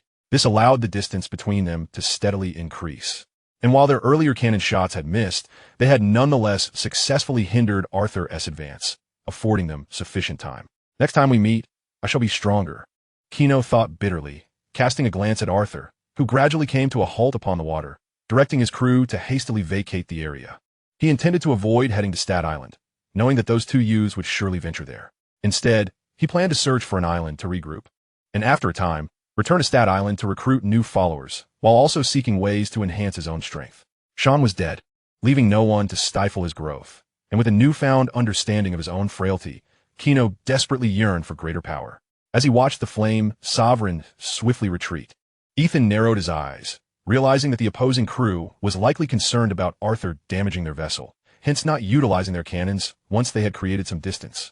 This left only one possibility. They had run out of ammunition. Thus, the Magic Stone Cannon was a consumable weapon, not the purely energy-based weapon I had initially envisioned. Fueled by magic stones for continuous fire. Stroking his chin, Ethan deduced that each shot must consume a magic stone, and the quality of these stones might not be as high as he had first predicted. Perhaps this hypothesis was more accurate. Reflecting on the greed of the two previous captains toward the magical artifacts in his possession, it became evident how alluring the magic stones were to them, even if acquired. They would prioritize using them for themselves, indicating that high-quality magic stones were not easily found, at least not in the calm seas. Lowering the rope ladder, he allowed Arthur to return to the ship, and the two began to silently clean up after the battle, simultaneously recalling the earlier skirmish that had ended so abruptly. Arthur. Next, we must thoroughly test the array of items Merlin provided you. Indeed, I concur. Previously, they had been preoccupied with understanding each other's abilities and had overlooked the fact that Merlin had gifted Arthur numerous items, even casting a blessing spell upon him. Had they known earlier that this spell allowed Arthur to move freely upon the water, they could have devised a strategy against their opponents from the outset, preventing the enemy from escaping so easily. Although Ethan was not a bloodthirsty individual, he understood that if such foes were not completely eliminated, they might re-emerge to cause trouble at an opportune moment, annoying him even if they posed no real threat. Therefore, once he determined that they had become sworn enemies, he would act decisively to eliminate them without leaving any future complications. Watching the enemy flee before his eyes was deeply unsatisfactory, leading him to feel discontented with his own strength. He was not strong enough. Had he been able to crush Sean effortlessly, the foe would never have escaped. Before that point, he could have slain or subdued everyone on board. There was no choice but to continue honing his skills. Chapter 35. Enemies must be eradicated without mercy. After painstakingly clearing the deck, the bodies could only be cast into the sea to feed the fish. Leaving them aboard was out of the question, as such weather would lead to an outbreak of disease within days. Although Ethan had learned much and could handle some minor ailments with magical potions, he was not skilled enough to treat a plague. Born in this world, returning to the sea after death seemed almost inevitable. To prevent these corpses from merely drifting on the water, Ethan took the time to bind them together with ropes, ultimately securing them with a stone. Perhaps one day, I too shall sink to the ocean floor. Arthur had never before witnessed so many dead, most of whom he had slain himself, and this stirred many emotions within him. Not necessarily. Who knows what enemies we may encounter in the future? They might dismember us and toss our remains into the sea, or even reduce us to dust without leaving a trace. Ethan did not believe those people would kindly dispose of their victims. It was far better not to grant such individuals any opportunity. All cleaned up, let's continue our journey. We must take this time to thoroughly organize our belongings and ascertain the maximum strength we can currently wield. Arthur noticed Ethan's serious demeanor and was unsure of his intentions. Was that place called Stat Island truly dangerous? Would they encounter many foes? Was there no one to maintain order? Ethan smiled as he explained. Enemies are certainly to be expected, especially since we are only two, and you appear quite youthful. Bringing such a large ship filled with supplies in a port will undoubtedly attract many who covet a quick fortune. Just as Sean attempted to engage me. Initially, due to a misunderstanding, he soon realized that his ship was heavily laden, and upon noticing my armor and weaponry, he was immediately seized by the desire to kill and plunder. In this world, many individuals openly displayed their predatory instincts, lacking any moral compass. If they desired something, they would seize it without hesitation. Ethan was not particularly clear about the level of safety on Stat Island. During their last brief stay, it seemed that many had restrained themselves, hesitant to act too brazenly. But even so, that did not guarantee safety. Moreover, Ethan's true purpose in assessing their combat readiness was not merely to guard against petty criminals. With their current strength, they should be more than capable of safeguarding themselves in these waters, unafraid of trouble from others. Additionally, Stat Island was on land, meaning that in the event of conflict, their foes could not swiftly escape by ship, but would instead face Ethan's wrath directly. Arthur began to sense a hint of understanding, though he was not entirely certain of his conclusion. Indeed, we need not fear trouble from others. This time, we shall be the ones to cause trouble for them. He was not the type to postpone vengeance for a decade. The notion of a gentleman waiting a decade for revenge was simply an admission of weakness, one that could only be indulged until strength was sufficient to act. The desire for vengeance, from dawn till dusk, is merely a reflection of one's inadequacy. If one possesses sufficient strength, the adversary can be vanquished with ease, rendering petty schemes unnecessary. Ethan is neither a gentleman nor a rogue. He simply wishes to avoid the incessant harassment from those of dubious character, provided he wields sufficient power. Did Kino truly believe that escaping this time would absolve him of all consequences? Such naivety is astonishing. This time, we have secured ample supplies, sufficient for an extended stay on the island, especially as numerous issues remain unresolved. To speak of other matters, Arthur currently struggles to communicate fluently in the local language, presenting a significant barrier to interaction, necessitating a period of study on the island. Moreover, as the epicenter of the tranquil sea, Stat Island is replete with a plethora of intelligence and resources, all of which Ethan requires. He needs time to gather and assimilate this information. Only then can he forge a clearer strategy for the future, rather than proceeding with a haphazard, step-by-step approach. In essence, we bide our time on the island, awaiting Kino's arrival to eradicate this looming threat once and for all. Arthur's expression betrayed a hint of unease. He felt that such actions might be excessive, deviating from the principles he once held dear. Was such a course truly necessary? After all, if they were to trouble us again, direct annihilation would suffice. We have no fear of them. Ethan immediately shook his head vigorously, his gestures underscoring his disapproval of Arthur's perspective. Such a notion is utterly erroneous. One must understand that showing mercy to an enemy is tantamount to cruelty towards oneself. Is that so? Arthur still maintained that this approach was too extreme and unwarranted. Observing the youthful Arthur, Ethan sought to articulate his philosophy in the simplest terms. You may perceive my stance as excessive, yet in truth, it is the most prudent course. First and foremost, do you consider Kino a virtuous individual? Arthur promptly shook his head. While Kino may be slightly more formidable than Sean, he is far from a good man. How can a pirate, who brazenly plunders across the seas, be deemed virtuous? Some may argue that Kino is merely a victim of circumstance, but the distinction between good and evil cannot be judged solely on such grounds. A virtuous person performs good deeds, while one who commits wrongs, regardless of a multitude of justifications, cannot absolve themselves of guilt. Moreover, Kino's actions reveal little evidence of coercion. His animosity towards Sean seems more about obstructing his progress than anything else. Do you believe he will relinquish his pursuit? No, Arthur was quite certain of that. Thus, it is inevitable that he will confront us again, correct?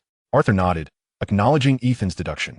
Therefore, since an encounter is inevitable, why not seize the initiative and determine the timing of our confrontation, rather than allowing him to dictate the rhythm? Arthur, still a young man, despite having received systematic education from a young age, had yet to solidify his concepts and beliefs. If he were to continue under Merlin's tutelage, he might evolve into a principled and optimistic youth. Yet, is such a sunny disposition truly suitable for a ruler?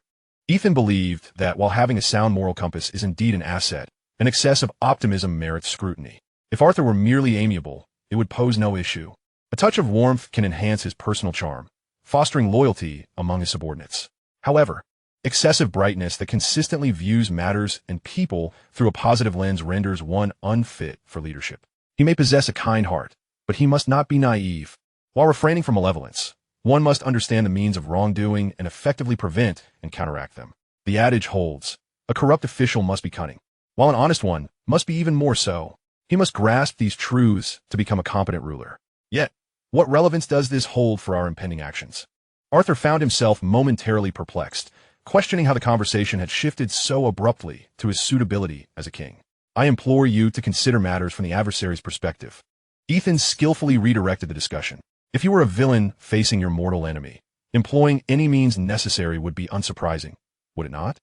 Arthur hesitated, ultimately conceding the validity of this point. Setting aside Kino for the moment, if you were to return to your world and encountered a similar situation, would you simply drive away your enemy and disregard them, even if their sole focus became seeking revenge, ultimately harming those you hold dear? Arthur's eyelids fluttered, beginning to grasp Ethan's intent. Your parents, your wife, even your children could fall victim to your enemy's wrath. It is essential to remember that your foes will not adhere to any chivalric code. Ethan understood that for one who adheres to chivalric ideals, discussing ambushes or assassinations would be ineffective. A different angle was necessary for impact. He did not doubt that Arthur would entirely dismiss his arguments. Recalling that the legendary King Arthur himself had transgressed the very chivalric principles he espoused, seemingly damaging the sword that had granted him his throne. Indeed, Arthur fell silent, brow furrowed in contemplation. He recognized that if his enemies were to act in such a manner, he lacked a sound strategy to counter them. He was not foolish. In fact, he was quite astute. Even in his optimism, he could not genuinely believe that malevolent individuals would refrain from resorting to such measures in their quest for vengeance. Thus, to avert a situation spiraling out of control, is it not prudent to resolve matters thoroughly before they escalate? Ethan nodded in affirmation. Precisely. After all, it had been quite some time since he had engaged in meaningful conversation, and his expressive capabilities seemed to have regressed since his previous life. Fortunately, Arthur was perceptive enough to swiftly comprehend his thoughts. So, how long shall we remain on Stat Island?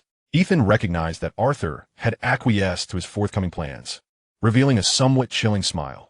I possess great patience, and I do not wish for such a threat to loom over me, depriving me of restful slumber. Upon witnessing Ethan's expression, Arthur shuddered involuntarily, silently vowing never to incur Ethan's wrath. He also offered a quiet eulogy for the rogue named Kino, who had unwittingly brought misfortune upon himself by crossing Ethan's path. Ethan was resolute in his decision to remain on Stat Island until Kino was dealt with, convinced that Kino could not indefinitely evade him at sea, even if he managed to find islands to replenish his supplies. Maintenance of his vessel could only be conducted at Stat Island. Therefore, this rogue's fate was sealed. Chapter 36, Trivialities. Several months later, Ethan once again arrived at Stat Island. Compared to his previous visit, the transformation he had undergone during this period was nothing short of monumental. From a frail, youthful fisherman, he had evolved into an apprentice mage, having touched upon mysterious powers. His equipment now ensured his safety and freedom of movement across these waters. Is this truly Stat Island?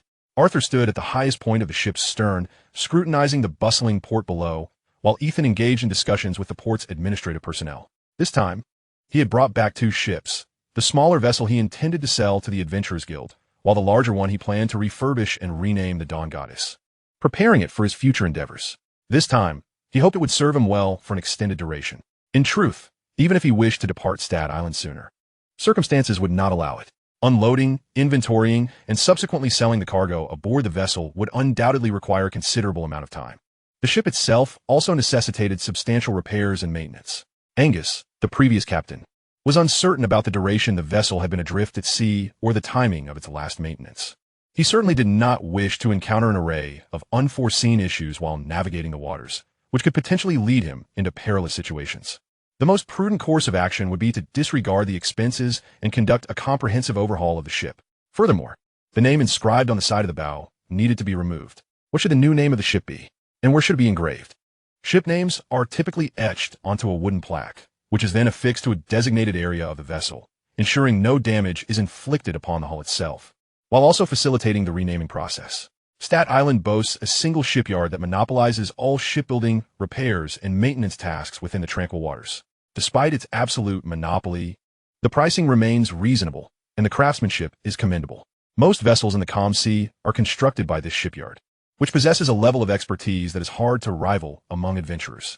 With assistance from the port personnel, the shipyard dispatched a young man, approximately 20 years of age, to attend to Ethan. His responsibilities included confirming and recording which ship required maintenance, as well as documenting any additional requests from the employer to avert discrepancies that could lead to disputes upon delivery.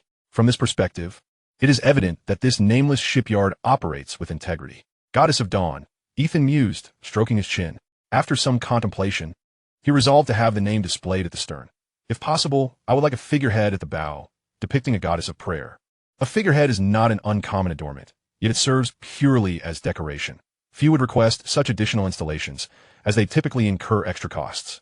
While these embellishments may hold little value for others, for Ethan, they represented something different. Having acquired a wealth of knowledge and honed his skills at sea, he was now eager to undertake a more significant project. Experimenting directly on the ship's hull would be fraught with danger. A figurehead, however, would pose no risk to the vessel itself. Should he succeed, it could enhance the capabilities of his ship. Indeed, he envisioned etching magical runes on the figurehead, transforming his vessel into a magical warship. The young man sent by the shipyard was named Margot. Upon learning that Ethan wished to install a figurehead, Margot's previously routine expression shifted noticeably. In truth, he had been somewhat taken aback when he first beheld the vessel, the mad dog of the infamous Angus, which held a certain notoriety on Stat Island, given that their shipyard was responsible for the maintenance of nearly all vessels in these waters. He had encountered this ship countless times before. Of course, the reputation of the mad dog, while notable, did not necessarily imply formidable prowess in the eyes of seasoned mariners. An unfortunate misstep could easily lead to calamity. Yet, he had not anticipated that this young man not only sought to retain the mad dog for his own use, but also intended to implement significant modifications, indicating that he possessed both skill and substantial financial resources. Aside from the figurehead and routine maintenance, is there anything else to be addressed? Margot inquired, glancing around the vessel, which bore numerous scars indicative of a recent battle. Though the damage was superficial and did not necessitate extensive repairs, the realization that Ethan appeared to be financially secure prompted Margot to consider cultivating a relationship with this promising client. What modification projects do you offer? He asked. Oh, the options are plentiful, but it would be too extensive to detail here. If you're interested, I recommend visiting the shipyard in person. They possess a comprehensive catalog and actual samples that will allow you to directly perceive the potential outcomes of those modifications. Ethan was pleasantly surprised by the level of service provided by the shipyard and nodded in agreement. Once the cargo is unloaded, I will make a point to visit. Margot noted this in his ledger. Since Ethan had agreed to visit personally, he deemed it unnecessary to linger. His purpose for the day was merely to document the services required, as the ship would be transported to the yard after the unloading was complete. Farewell, Ethan of the Goddess of Dawn, he said, to which Ethan replied with a farewell of his own. As Margot departed, Ethan returned to the ship. The workers summoned by the port administrator had begun extracting the ore from the hold and loading it onto a series of ox carts. Only then did he realize that the ore he had discovered was a multi-metallic mineral, capable of yielding iron, copper, and other commonly used metals. It was among the most prevalent and sought-after ores in this world. Despite its commonality, the high demand meant that even the island's inhabitants, who seldom ventured to sea, required substantial quantities of copper and iron, thereby ensuring that the price of this ore remained considerable. Should he choose to sell it, he could sustain a comfortable existence for quite some time. In fact, the shipyard was willing to accept the ore as payment for the maintenance and modifications, although the final cost would depend on the extent of the alterations he desired. Will all of it be sent to the guild? Indeed, and it will be directly stored within the guild's facilities. The guild had previously dispatched a dedicated officer to oversee this transaction, and the sheer volume of ore was sufficient to garner their attention. Shall we arrange for slightly larger accommodations this time? The officer, perceptive in nature, noted that the guild typically grouped individuals from the same ship together during lodging arrangements. A closer proximity would be ideal. Does the guild provide facilities for training? There is a designated training ground, completely free of charge. However, it is a communal space, so one should expect a considerable number of people, which may lead to some undesirable situations. The implication was subtle, yet clear. Ethan nodded in understanding. That is acceptable. Please arrange for our quarters to be shared, preferably near the training ground. Of course, no problem. Tasks such as accounting would naturally be handled by others. The officer's role was simply to record the inventory data under Ethan's personal name before backing it up with the guild. Following this, Ethan would be able to utilize the resources stored within the guild to access various paid services, as well as procure necessities from the guild's shop. Unfortunately, the Guild of the Tranquil Sea still operated on a barter system, lacking a universally accepted currency to facilitate transactions. Well, it's certainly more convenient than carrying a heavy load of items. He felt a sense of relief for having joined the guild rather than venturing out alone.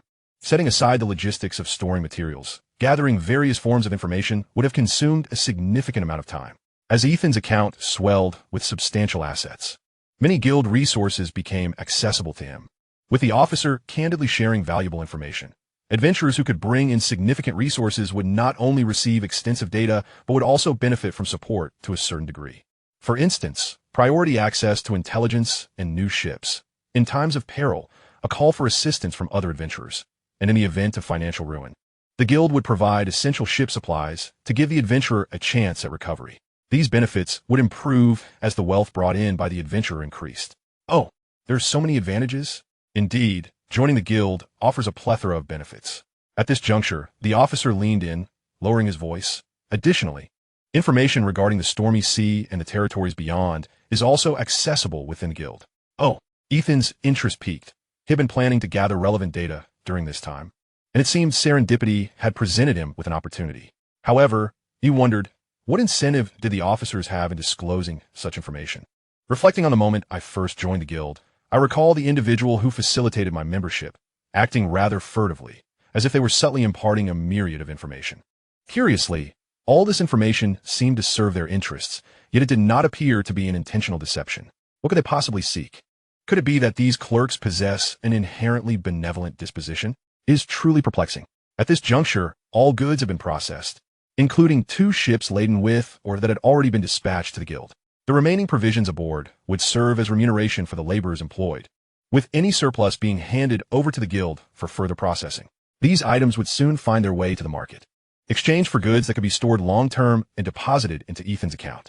Once all these tasks were completed, Ethan found himself devoid of time to explore the guild's archives and could only retire to the assigned quarters with Arthur. Tomorrow would be the day to delve into the archives. After a brief ablution, Ethan resolved to engage in some mental training before resting, planning to address Arthur's language barrier the following day. Unexpectedly, Merlin had left a challenge even in this matter. Chapter 37. The Trail of the Enemy. Prior to arriving in this world, Arthur had received numerous items from Merlin, a hodgepodge of various types that were utterly disorganized. Had it not been for the incident where Kino fled, which had spurred Ethan into action, he might not have thought to sort through Merlin's gifts. Without this significant organization, he would not have quickly discovered an artifact that could resolve Arthur's linguistic dilemma. It was a diminutive metal talisman, quite inconspicuous, easily overlooked amidst a plethora of other items. The primary function of this talisman was to transfer a portion of knowledge from one individual's mind to another's, a magical tool employed by Merlin when instilling language into Ethan. From this perspective, it seemed that a simple operation would enable Arthur to acquire a new language. However, that was not the case. The magical artifact provided by Merlin was not a complete spell.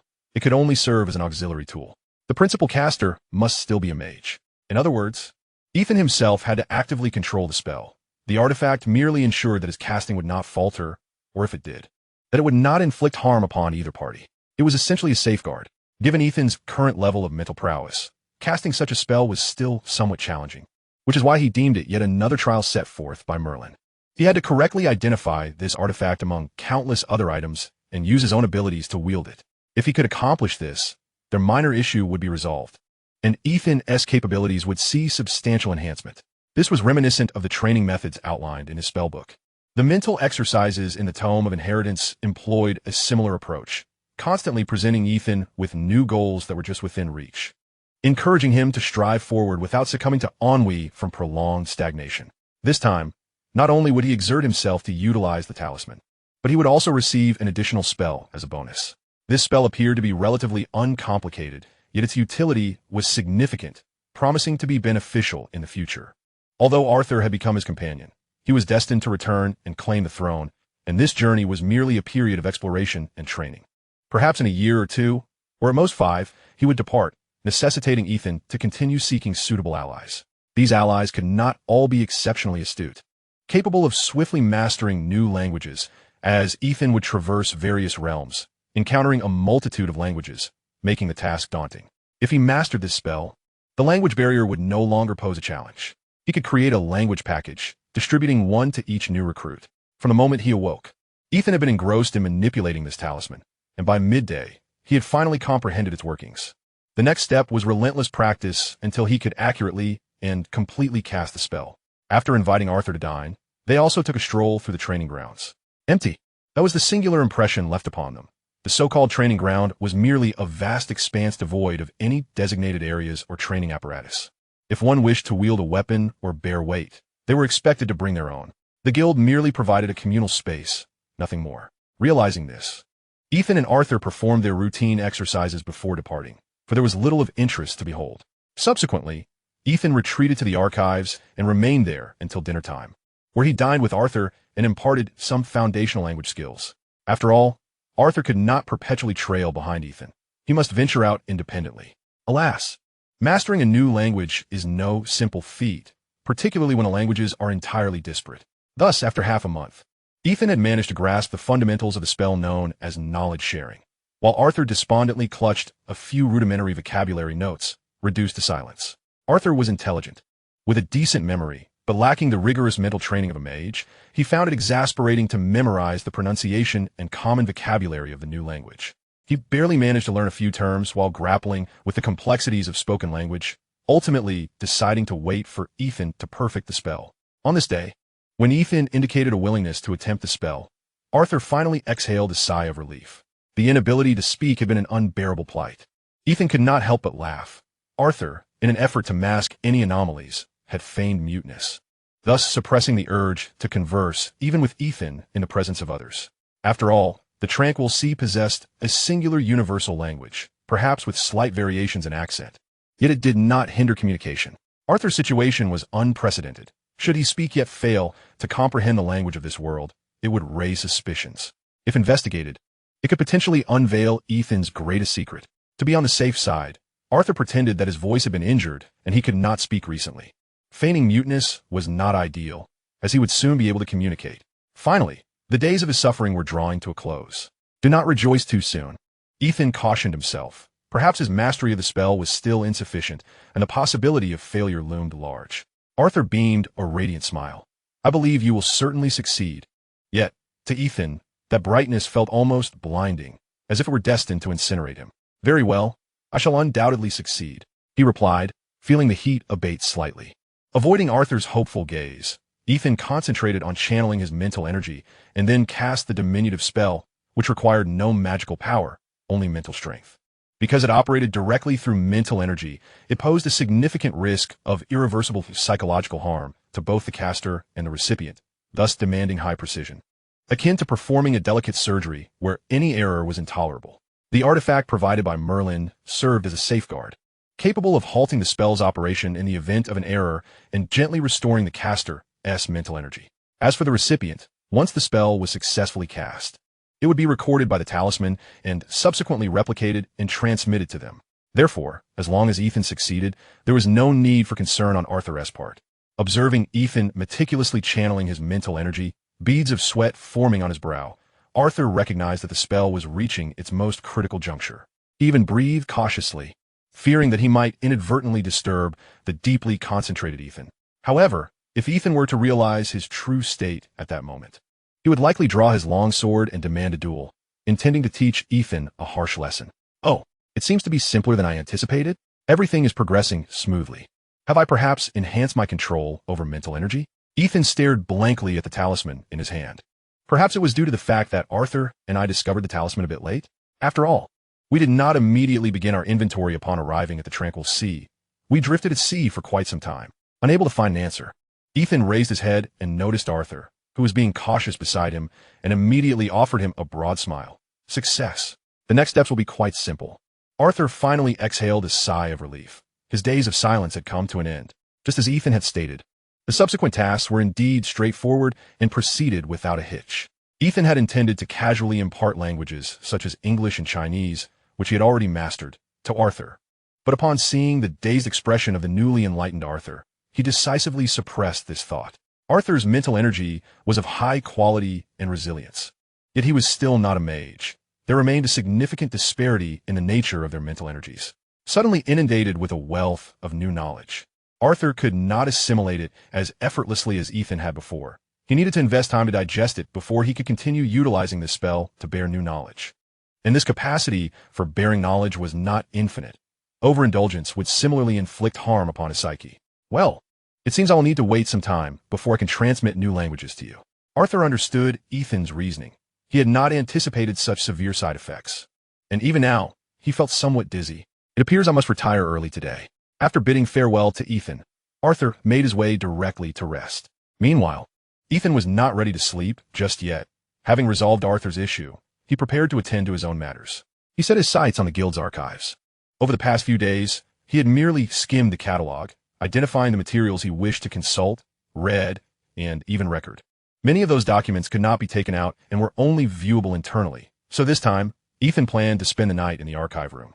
He brought along the tome of Inheritance, intending to copy down important materials for future reference. His memory had improved significantly, yet in terms of recall, he still could not match the fluency of the top-tier mages. Occasionally, he would find himself unable to suddenly remember something.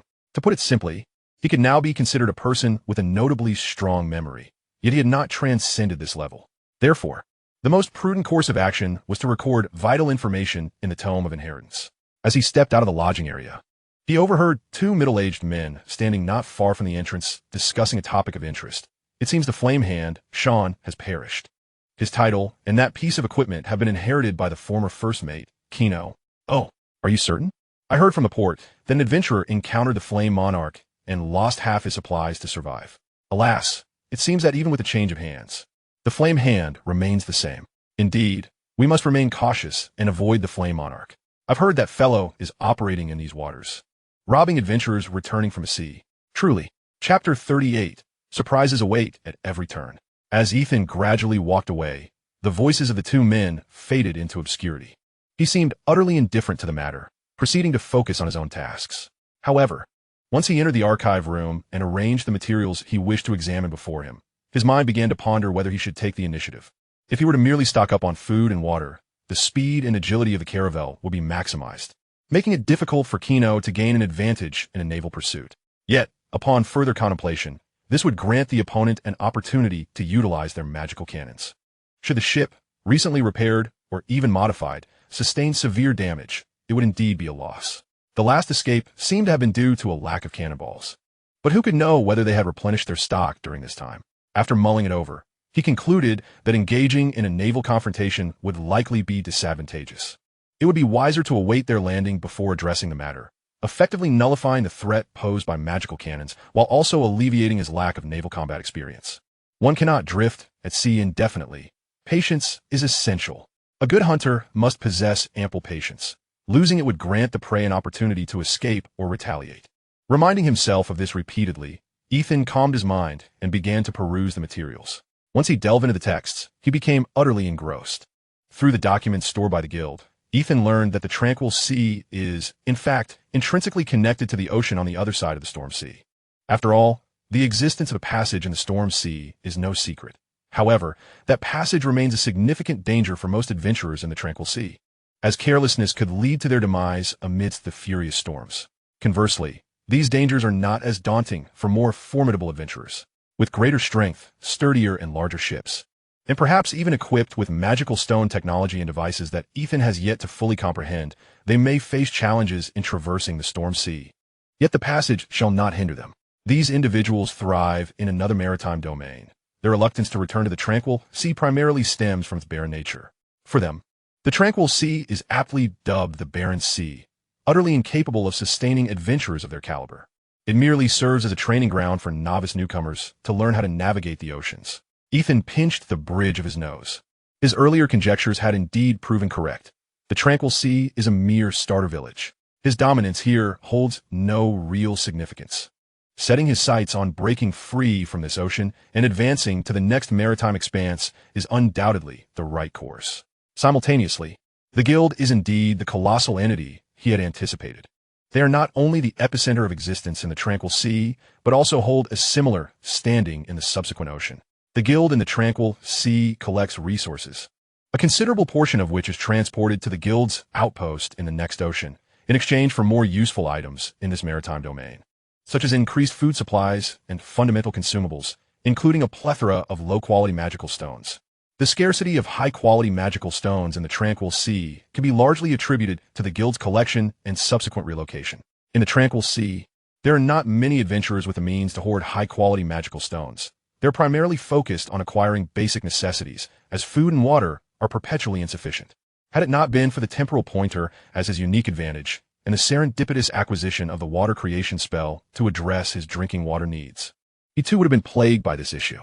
While he could manage to catch seafood from the ocean to tide him over in the absence of food, water remains an indispensable resource. Once again, it is evident that Ethan's start has been remarkably fortuitous. He seems to consistently acquire exactly what he desperately needs. With this thought, Ethan unconsciously glanced at his left hand. Once or twice could be attributed to luck, but would it still hold true for 3 or 4 times? Perhaps it is not as entirely random as I previously conjectured. This is rather difficult to ascertain, as without discovering a new source of temporal energy, I cannot continue my practice.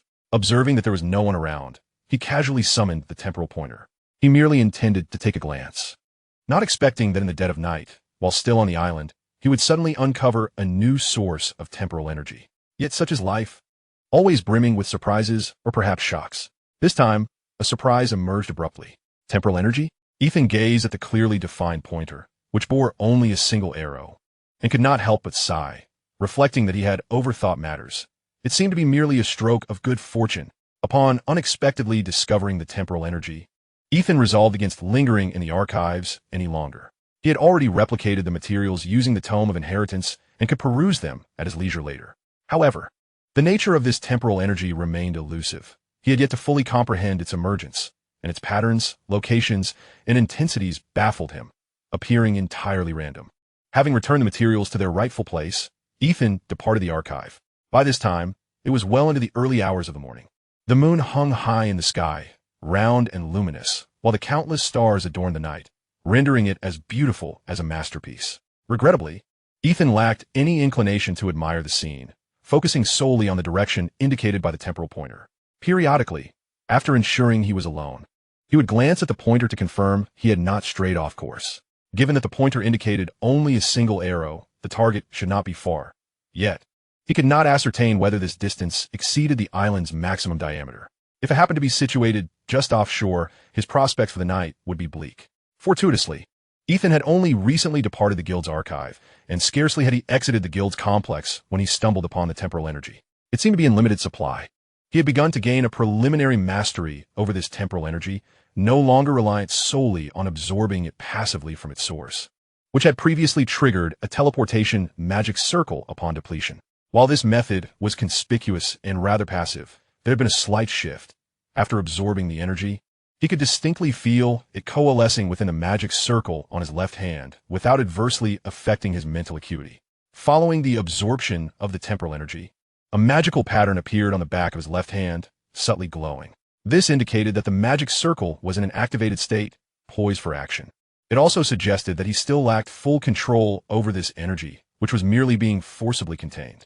It seemed that his previous success in control practice was facilitated by the magic circle having been activated, with most of the energy already expended during the initial chaotic surge, leaving a stable remnant that made his practice relatively effortless. The energy he had just absorbed was different. It was more volatile and difficult to manage. Although this particular energy's intensity was lower and its quantity limited, he could only manage to suppress it with difficulty. Had he encountered a larger volume of temporal energy, he might have found himself passively teleported away. Having stabilized the restless temporal energy somewhat, Ethan chose not to engage in a prolonged struggle with it and headed directly to his dormitory, rapping on Arthur's door. He had anticipated Arthur would take a moment to respond, given that he had recently undergone knowledge transmission and was likely still feeling dizzy. Additionally, it was the dead of night, a time when most would be soundly asleep. However, to his surprise, the young King Arthur, clad in partial armor, appeared before Ethan shortly after his knock. Arthur's demeanor exhibited no signs of dizziness or fatigue from lack of sleep. "You move rather swiftly.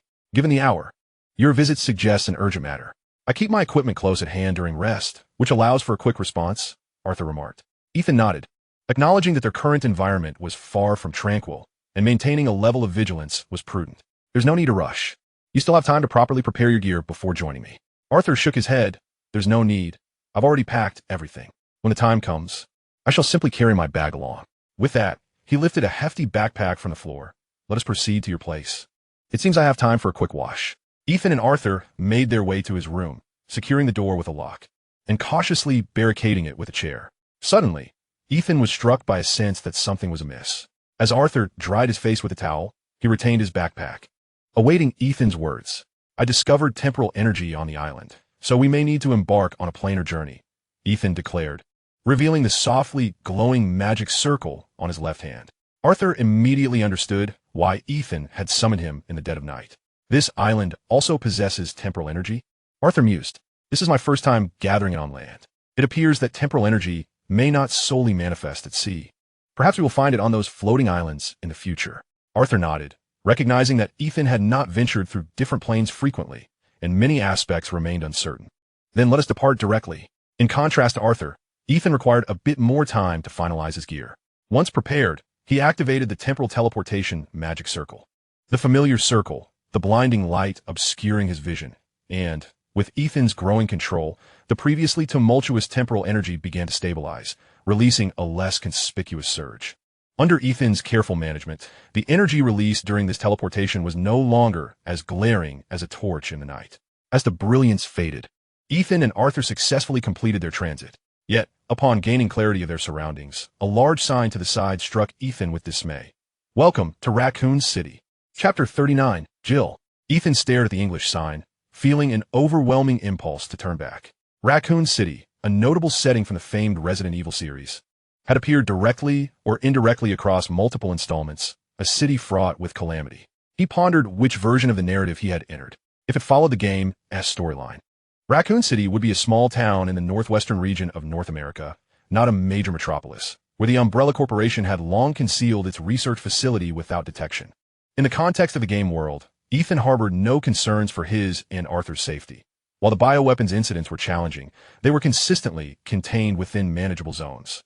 As long as they could keep a safe distance from the epicenter, most of the world remained relatively secure, not dissimilar from the Earth of his previous life, and even slightly more advanced in technology compared to its contemporaries.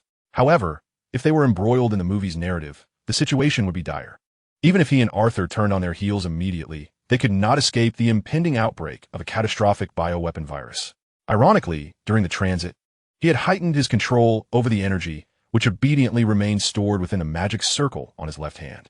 Thus, for the time being, he and Arthur were unable to depart this world.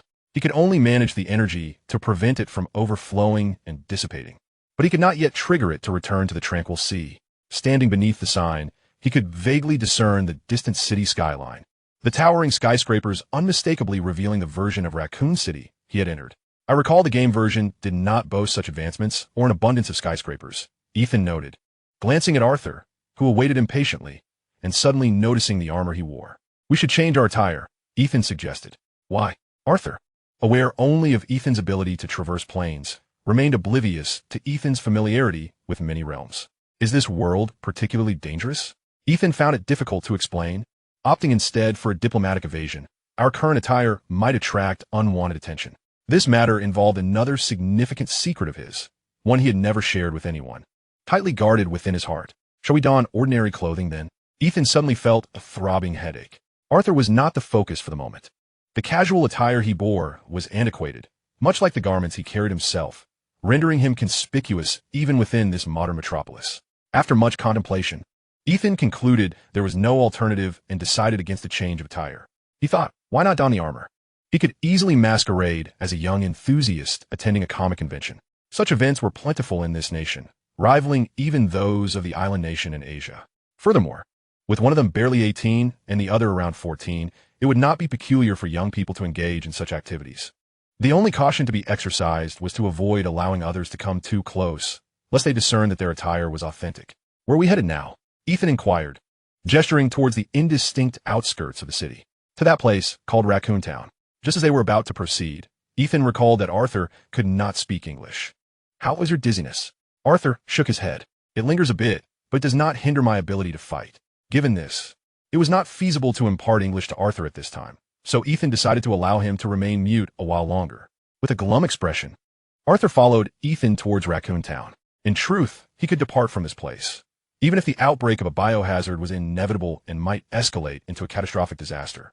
It would still require time to unfold. Ethan would not be present until the world turned into a wasteland.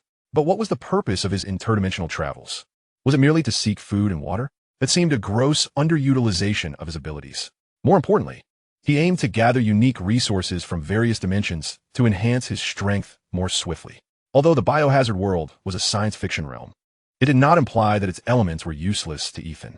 The various viruses within this world were but raw materials in the eyes of a mage. particularly the cinematic T-virus, which had a certain probability of significantly boosting mental prowess. How could he possibly resist such an allure? The only concern was whether such potions would taint his mental capacity. As for other side effects, they could be resolved through his studies in potion making, which involved isolating specific traits of the raw materials. Thus, he needed only to extract the enhancement of mental ability, discarding the other effects associated with the T-virus. Of course, theoretically, this was achievable, but its practicality would only be evident upon acquiring the actual substance. Apart from that, he needed to ascertain the current timeline to determine the era in which he found himself. From his observations, Raccoon Town still existed. As they approached, the frequency of vehicles increased, affirming that the biohazard had not yet fully erupted. By the way, when you left, did Merlin provide you with any gold or jewelry? Ethan queried. He himself had no currency, and since the biohazard had not yet commenced, Raccoon Town remained a functioning city. They would undoubtedly require some cash for sustenance and clothing. I did bring a little gold. Merlin had indeed been thoughtful, considering that copper and silver coins might not be universally accepted across different worlds, so he had given Arthur some gold. If gold were also not acceptable, it would be a loss. However, in this realm, gold remained a viable currency. Yet, Ethan discovered that converting gold into cash was far more complicated than he had anticipated. Legitimate shops refused to accept gold of uncertain provenance, particularly given that the two youths appeared quite young, raising suspicions that they were miscreants attempting to offload stolen goods. Only a handful of private establishments were willing to engage, but the prices were disheartening. Nevertheless, he sold the gold promptly, as they urgently needed cash for lodging and clothing, too pressed to haggle with unscrupulous merchants. Naturally, their attempts to sell gold attracted the attention of unsavory individuals. Even though they had already divested themselves of the gold, they still possessed cash. Thus, it was not long before a group of brutes surrounded Ethan and Arthur. The outcome was predictable. They were swiftly beaten. Had it not been for Ethan's desire to avoid entanglements with Raccoon Town's law enforcement, these thugs would not have been so easily dismissed. To Ethan's astonishment, he discovered a Beretta among the possessions of one of the assailants, marking it as the sole trophy of the encounter. Truly, it was a land of liberty. Upon inspecting the magazine, he found it fully loaded with 15 rounds, which Ethan readily stowed away. A sudden realization struck him. In this world, he could amass additional firearms, as they would serve him well. In the tranquil sea, it was unlikely anyone could withstand the might of firearms. Disregarding the thugs, Ethan and Arthur sought a nearby inn. Due to the lack of identification, they had to part with some extra cash to secure a room, which made Ethan aware of the necessity to resolve identity issues when entering modern settings in the future. In the following days, Ethan first procured clothing for both himself and Arthur, then acquired a multitude of convenient modern items. Having lived in a more archaic world for several years, he found himself nostalgic for the conveniences of modern society, almost succumbing to the urge to purchase everything he laid eyes upon and transport it back to the tranquil sea. Alas, such an endeavor was impossible. Many items could not be utilized there, and consumables like toilet paper were items he could hardly carry in bulk. He also visited the library in Raccoon Town, where he copied a wealth of modern knowledge using the Book of Heritage, focusing particularly on references regarding navigation, ship development, and structural design. Initially, he planned to venture out to the outskirts of Raccoon Town in the evening to search for the villa that served as the entrance to the Hive. However, just as he exited the library, a woman halted him. The woman before him had short brown hair and was clad in blue-black tactical pants, the cuffs tucked into black boots. She wore a plain blue short-sleeved shirt on top. Upon gazing at her face, Ethan recognized her. The familiarity of her features finally jogged his memory. Jill Valentine, or Jill Valentine, a member of the STAR's Special Operations Team under the Raccoon City Police Department. Compared to the character from the films, Ethan had a deeper impression and understanding of her from the games. And since she was not dressed in the iconic short skirt from the movies, he initially failed to recognize her identity. Officer Jill Valentine. She presented her credentials, gesturing to the side, indicating she wished to speak with Ethan privately. It would be prudent to step away from the entrance. Very well, officer, Ethan acquiesced, moving aside and observing Jill scrutinize him. May I inquire what the matter is? Someone has accused you of inflicting bodily harm and stealing their belongings. Excuse me? Ethan had presumed she was there to investigate the origins of the gold he had sold, or perhaps the suspicion surrounding his lack of identification during their stay at the inn. He had not entertained the notion that someone would accuse him of assault and robbery. His thoughts immediately drifted to the thugs he had dealt with earlier. It seemed they were deliberately reporting him to vex him. Clearly, he had been too lenient that day. I must remind you that you are speaking with an experienced officer, and I cannot feign ignorance to the expression you wear, which suggests you are seeking trouble. Ethan turned back to the female officer, ultimately shrugging. I have said nothing nor admitted to anything. If you assert that someone has accused me, does that mean you intend to arrest me? No, I know better than you who that individual is. Jill suddenly adopted a very serious demeanor. What I wish to ascertain is, who exactly are you? Chapter 40. The Savior, Ethan. Who am I? Ethan pondered gravely for half a second before responding. My name is Ethan. Jill continued to gaze at him, seemingly awaiting further elaboration, her demeanor suggesting that unless Ethan provided a satisfactory answer, she had no intention of letting him depart. A savior of this world. After a brief pause, Ethan spoke again. Savior? Jill's expression finally shifted. Her intense scrutiny gave way to a look of bemused affection, as if she were regarding a simpleton. Given Ethan's youthful visage, not yet 20, she harbored doubts about whether this young man had perhaps indulged too much in films or comics, leading him to an unhinged state of mind. Ethan shrugged his shoulders, responding, You inquired about my identity, and I have answered you. Whether you choose to believe it is your concern. If there are no further inquiries, I shall take my leave now. With that, he departed without waiting for Jill's reaction. In truth, his words were not entirely fanciful. Ethan had long been contemplating the T-virus within the Hive. Should his plans unfold as intended, this world might indeed avert the impending apocalypse, thus rendering his claim of being a savior not entirely absurd. Whether Jill believed him or not mattered little to him. Firstly, he was unfamiliar with her, and any fondness he held for the film version of Jill stemmed from the characters in the original game. Such affection was insufficient to compel him to care for her. In the ensuing days, Ethan continued his tranquil existence, diligently gathering information. Once Arthur's dizziness completely subsided and his spirits were restored, Ethan employed knowledge transfer once more, instilling the English language into the mind of the young Arthur Pendragon. The sensation was utterly dreadful. Why must he endure such an experience twice in such a brief span? Ethan resignedly shrugged, because you do not wish to remain deaf and mute. He had begun to explore how to enhance this spell. When Merlin had cast it upon him, his mental capacity had been comparable to Arthur's current state, perhaps even slightly inferior. However, Merlin executed the spell with remarkable speed and minimal repercussions, leaving no lingering side effects. In contrast, his own use of the talisman yielded significant adverse effects, indicating that he still had many details to refine. Perhaps I could alter the transmission method to a point-to-point transfer. This way, the recipient could absorb knowledge gradually, thereby mitigating the side effects caused by an overwhelming influx of information at once. Arthur nodded in agreement. I find this idea promising. Though it may consume additional time, it is decidedly safer. As it stands, encountering unexpected situations would undoubtedly affect my combat efficacy. You are correct. The current circumstances indeed pose risks. However, improvements to the magic must be postponed for the time being. Next, he needed to collect various materials from the public library. He could not brazenly scan all the books with the Tome of Inheritance, copying their contents in plain sight. Instead, he would have to proceed discreetly.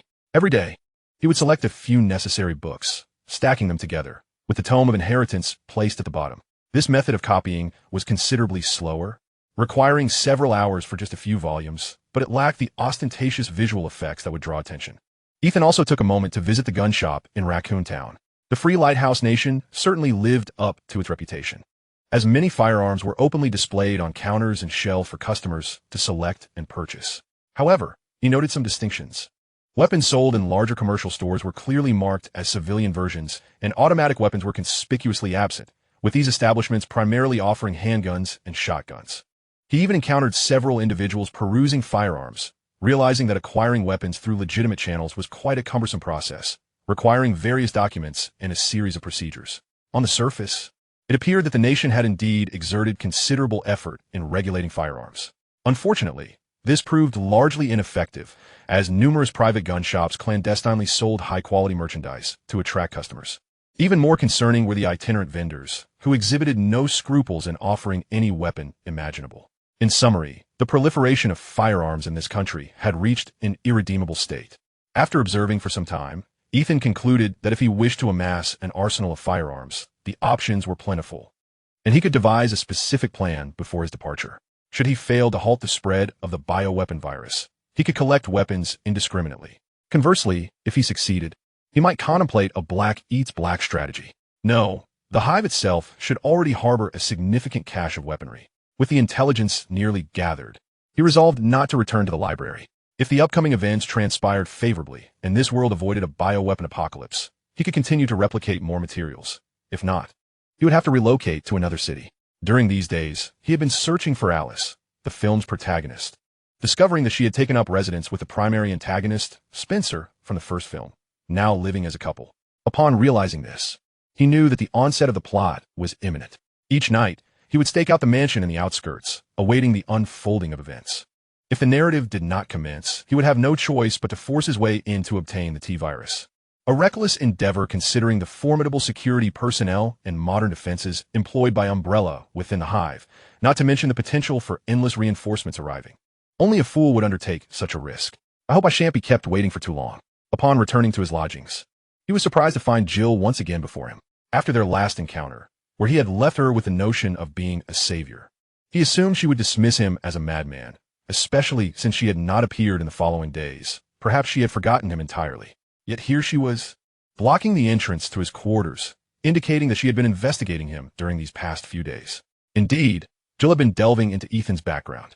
Initially, her curiosity was piqued by the notion that a youth of fewer than 20 years could overturn a dozen adversaries and even pilfer their belongings. She had contemplated integrating this young man into STARS, but was taken aback by his apparent eccentricity. After returning home and reflecting, she grew increasingly convinced that she had been played for a fool, prompting her to conduct her own investigation into Ethan's background. To her astonishment, the more she searched, the more elusive Ethan became, as though he had materialized out of thin air. Prior to his appearance in Raccoon Town, there was no trace of him whatsoever.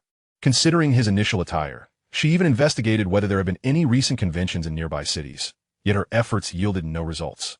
Jill could not accept the idea that a living person could simply appear without a trace.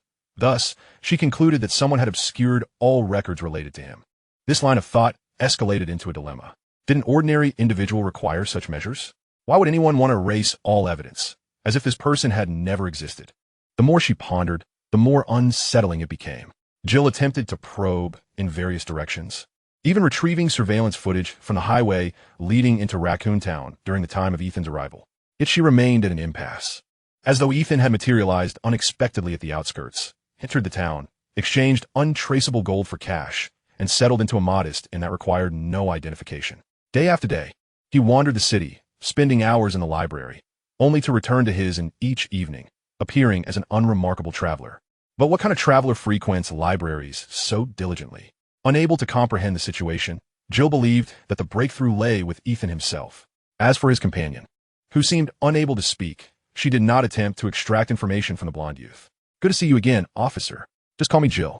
Jill stood before Ethan as he returned, her curiosity piqued by his earlier proclamation. I find myself intrigued by your previous statement. Could you elaborate on your plan for salvation? Ethan raised an eyebrow. He harbored doubts about Jill genuinely believing him to be a savior. Instead, it appeared more likely that this police officer suspected him of harboring ulterior motives, driven by her professional instincts to uncover the truth, even prepared to eliminate him to thwart a potential catastrophe. Yet, this scenario seemed rather amusing to him. He had no intentions of malevolence. Indeed, his actions could genuinely save the world. How mundane would anonymity be? Having a witness could lend him a sense of accomplishment, couldn't he it? Moreover, considering the immense influence of the Umbrella Corporation in this world, even if he eradicated the Hive's threat and dispatched a multitude of high-ranking officials lurking beneath, a host of clones outside would still be wreaking havoc. Let Jill witness it all, then send her to confront the management of Umbrella-S clones. Are you truly interested? Absolutely, Jill responded, her demeanor exuding immense enthusiasm, akin to a starry-eyed girl enamored with a handsome stranger. I must say, your acting leaves much to be desired. Fortunately, you did not pursue a career in acting, otherwise stardom would elude you. Ethan gestured for her to follow him. If you wish to know, then accompany me. It's not as if I'm concealing anything scandalous, and indeed, I require a witness. A witness?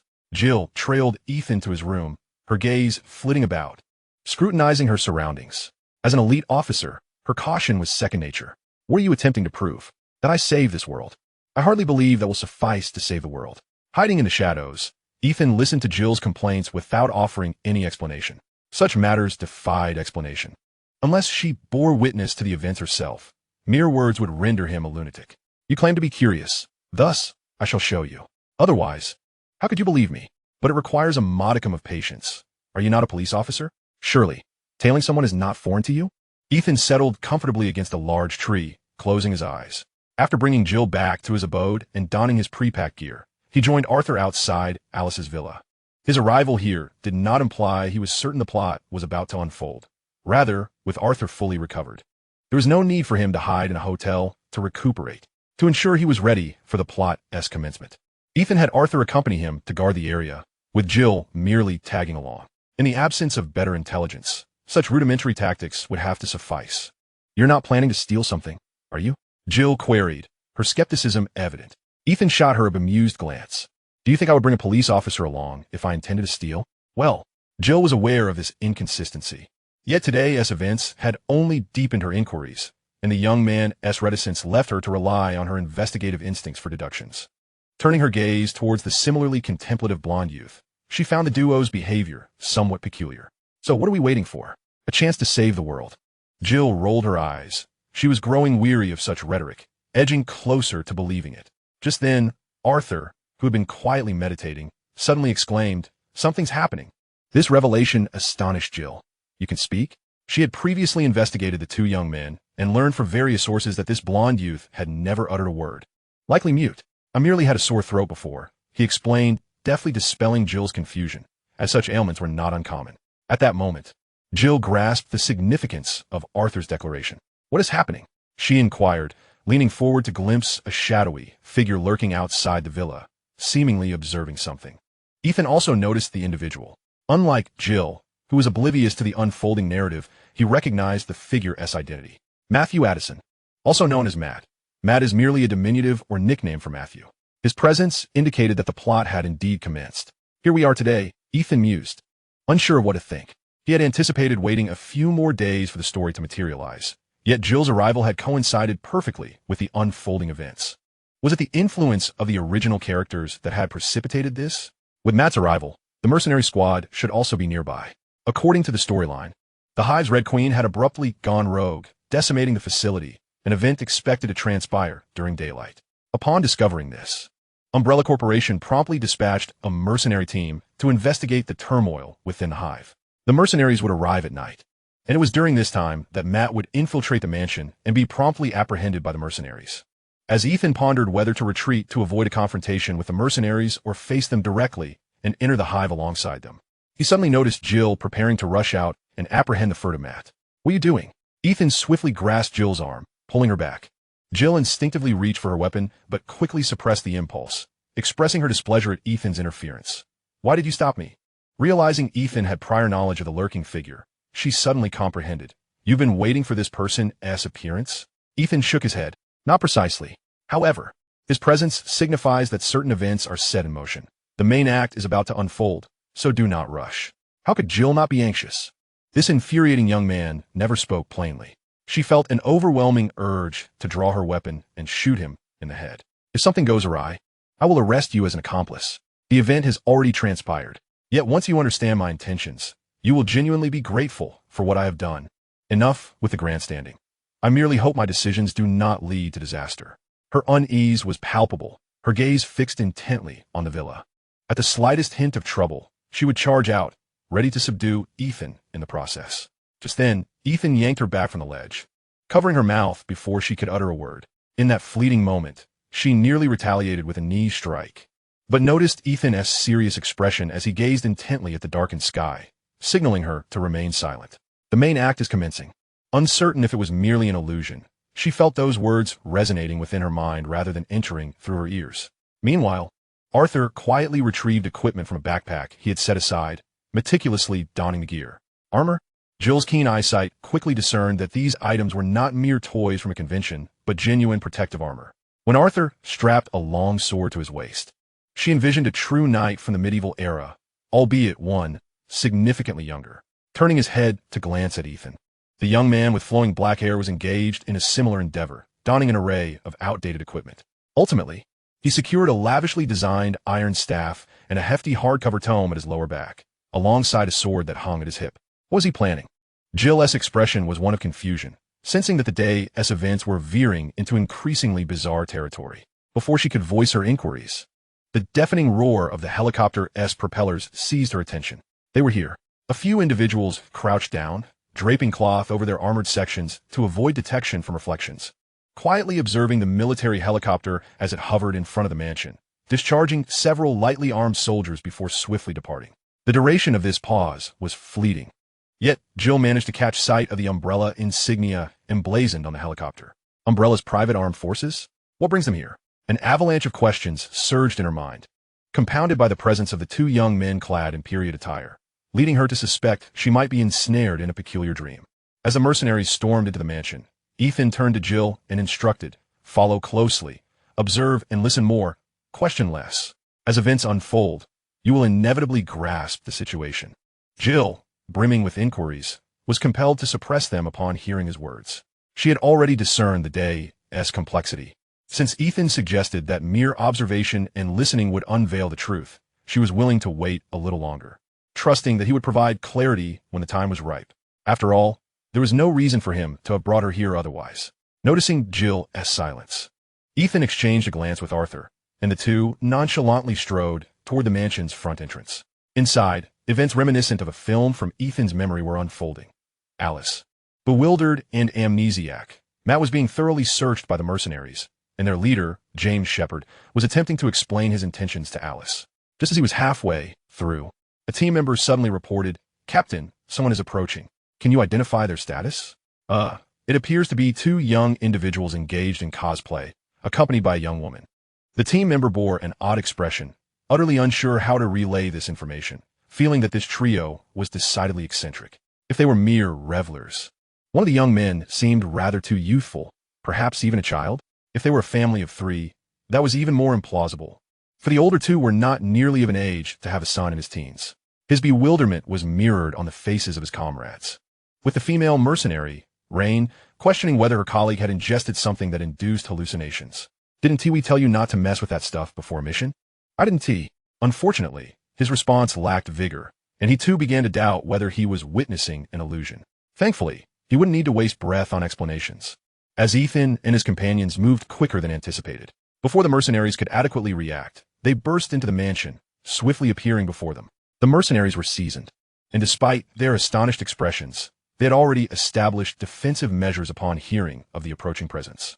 The moment Ethan and his group entered the room, they found themselves encircled by soldiers. Several dart gun barrels pointed at them from various angles, yet Ethan remained unfazed, raising his hands to signal his harmlessness.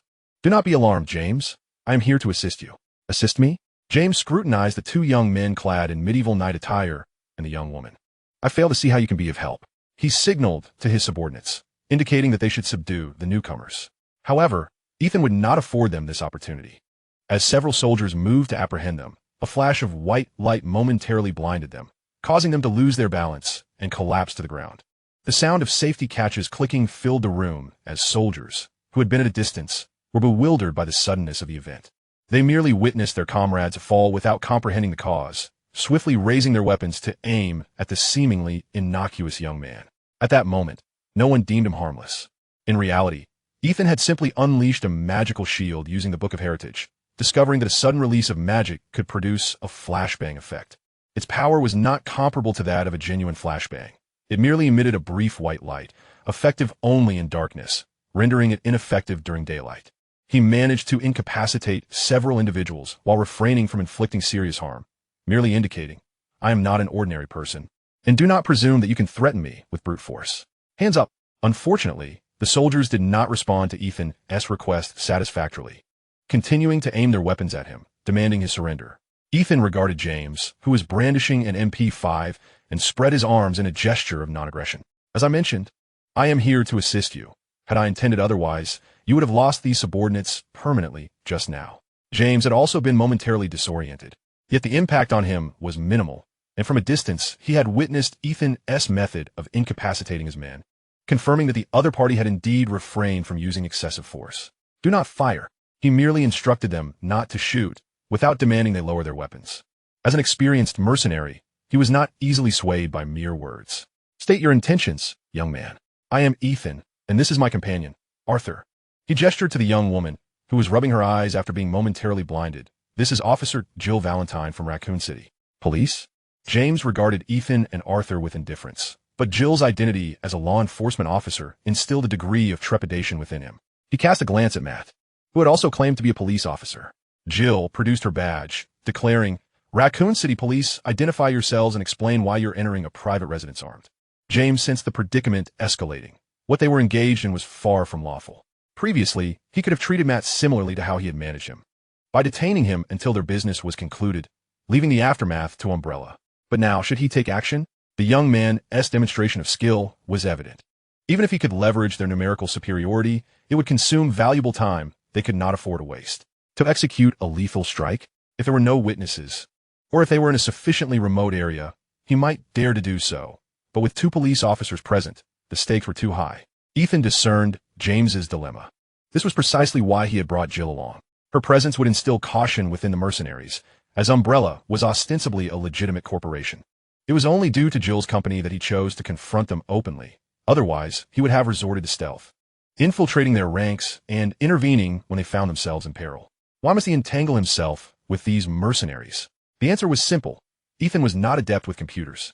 In his previous life, he was merely an ordinary individual, proficient in computer usage, capable of managing basic issues. However, the notion of leveraging such scant knowledge to infiltrate the control system of the Hive and unearth the concealed entrance beneath it was nothing short of a fool's errand. Consequently, without any alternative, he felt compelled to rescue Kaplan, the available computer expert. Otherwise, he would have to rely on an artificial intelligence, the Red Queen, to establish connections, which he found less appealing than engaging with a human. Ultimately, in order to fulfill his role as a genuine savior, he needed to interact with these mercenaries, ideally reaching a consensus. If that proved unattainable, he would resort to a fallback plan, to forge an agreement. "Very well, Ethan." James gestured to his subordinates, then directed his firearm towards the ground. Following his lead, the mercenaries lowered their weapons, yet remained on high alert, ready to fire at any moment. "You claim to be here to assist us. Thus, do you comprehend our objective?" "I have a general understanding." Ethan pointed towards Alice, who had been standing silently in a state of confusion. "You aim to infiltrate the Hive to investigate the events that transpired therein, and this individual is one of its security personnel." The mercenaries wore grim expressions. It was unsettling that a young man of unknown origins was privy to their mission details. James's countenance, already dark, deep into a shade akin to that of a charred pot. "How did you come by this information?" "I possess my own channels of information," Ethan replied with a smile. "Moreover, I am aware of far more than you, including the true nature of the events that occurred within." James's expression soured further. Ethan's words led him to contemplate 2 possibilities. Either Umbrella was indeed cognizant of the happenings within the Hive, yet still dispatched them to investigate, indicating that the situation was far more complex than it appeared, rendering them potential sacrifices, or Ethan was merely toying with him, spouting nonsensical claims without a grasp of the reality. Neither scenario was particularly comforting. So what transpired within? At this moment, not only James, but nearly everyone present fixated their attention on Ethan. "I presume you are aware that the Red Queen, the main control computer of the Hive, suddenly malfunctioned and exterminated all personnel inside?"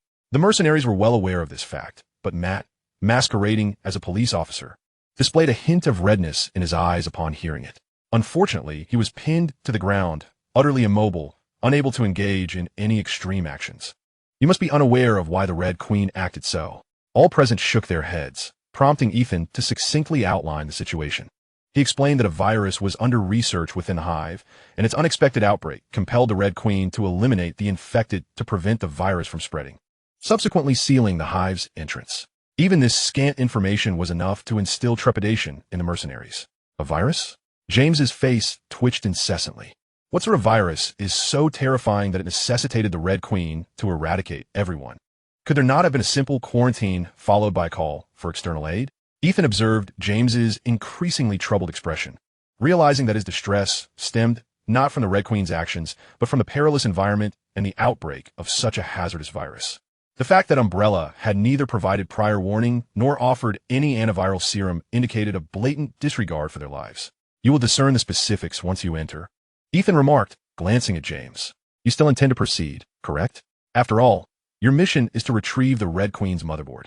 James became increasingly convinced that Ethan's source of information stemmed from an internal leak at Umbrella. Otherwise, how could he be so well informed about their mission details? If he had contacts within the Hive, it was improbable he would know their arrangements. "Indeed, we must proceed." No mercenary voiced dissent. This was their line of work. Having accepted payment, they were obligated to fulfill their duties. They would confront all dangers unless they had never undertaken this task in the first place. Simultaneously, James noted Ethan's intention to accompany them into the Hive and did not object. Faced with the impossibility of eliminating him, they could only allow him to join their ranks, planning to release him once the mission concluded. Since he was willing to enter alongside them, the situation became considerably simpler. Thus, he declared, "Let us move." Ethan gestured once more. "You need not be overly concerned. The Hive remains relatively secure at present. The virus can only be transmitted through the air immediately following its release. So there is no need to fear infection upon entering the Hive." Though he spoke thus, the mercenaries remained somewhat apprehensive. As the Hive's entrance swung open, nearly everyone instinctively took a step back. Even Jill, who possessed only a cursory understanding of the situation, felt a twinge of fear. "Is everything truly all right?" "Yes." "Are you certain? If there were a problem, would I be standing here so calmly?" Perhaps Ethan's earlier demeanor, which suggested he knew everything, had left a significant impression on them. When he spoke, they all, without exception, believed him. It was possible he merely sought a reason to alleviate their anxiety. Upon boarding the train destined for the Hive's interior, Ethan distinctly recalled that this vehicle concealed the film's principal antagonist, as well as the virus sample and the antidote he coveted. However, it seemed inappropriate to simply produce these items outright, so he suggested to James, "It would be prudent to exercise caution. We should inspect this train first." In truth, even without his suggestion, the mercenaries would have done so. In the original narrative, it was precisely in this manner that they discovered Spencer, albeit overlooking the suitcase hidden in the corner. This time, with Ethan's presence, they would certainly not neglect it. Upon locating the primary antagonist, Ethan effortlessly retrieved the suitcase, drawing the attention of many. "What is that?" Ethan regarded the object in his hands and cryptically responded, "The greatest source of evil in this world." Chapter 43. I am here to negotiate. The source of evil? All were captivated by Ethan's words, including the bewildered Mr. Spencer Parks, who, despite his confusion regarding the current situation, lifted his head to gaze at the suitcase that seemed to belong to him. Could it be? There remained many intelligent individuals among them. Connecting the dots to Ethan's earlier statements, they recalled that bioweapons research was ongoing within the Hive, and an accidental leak had resulted in the Red Queen murdering everyone. Is that? Ethan had already opened the suitcase to examine its contents, which were indeed the virus sample and the antidote he had been yearning for. He then closed the suitcase and held it in his hand, offering no further explanation. "Let's press onward. I assume you cannot bring this back to report." The implication was clear. Ethan intended to continue accompanying them, alleviating any concerns they might have about him absconding with the items. For now, they remained united in purpose, rendering conflict unnecessary. After a moment's contemplation, James, the team leader, nodded towards Ethan. "Let us proceed deeper into the Hive." The train gradually set in motion, and the mercenaries huddled together. Yet their weapons were inadvertently angled towards Ethan and his companions.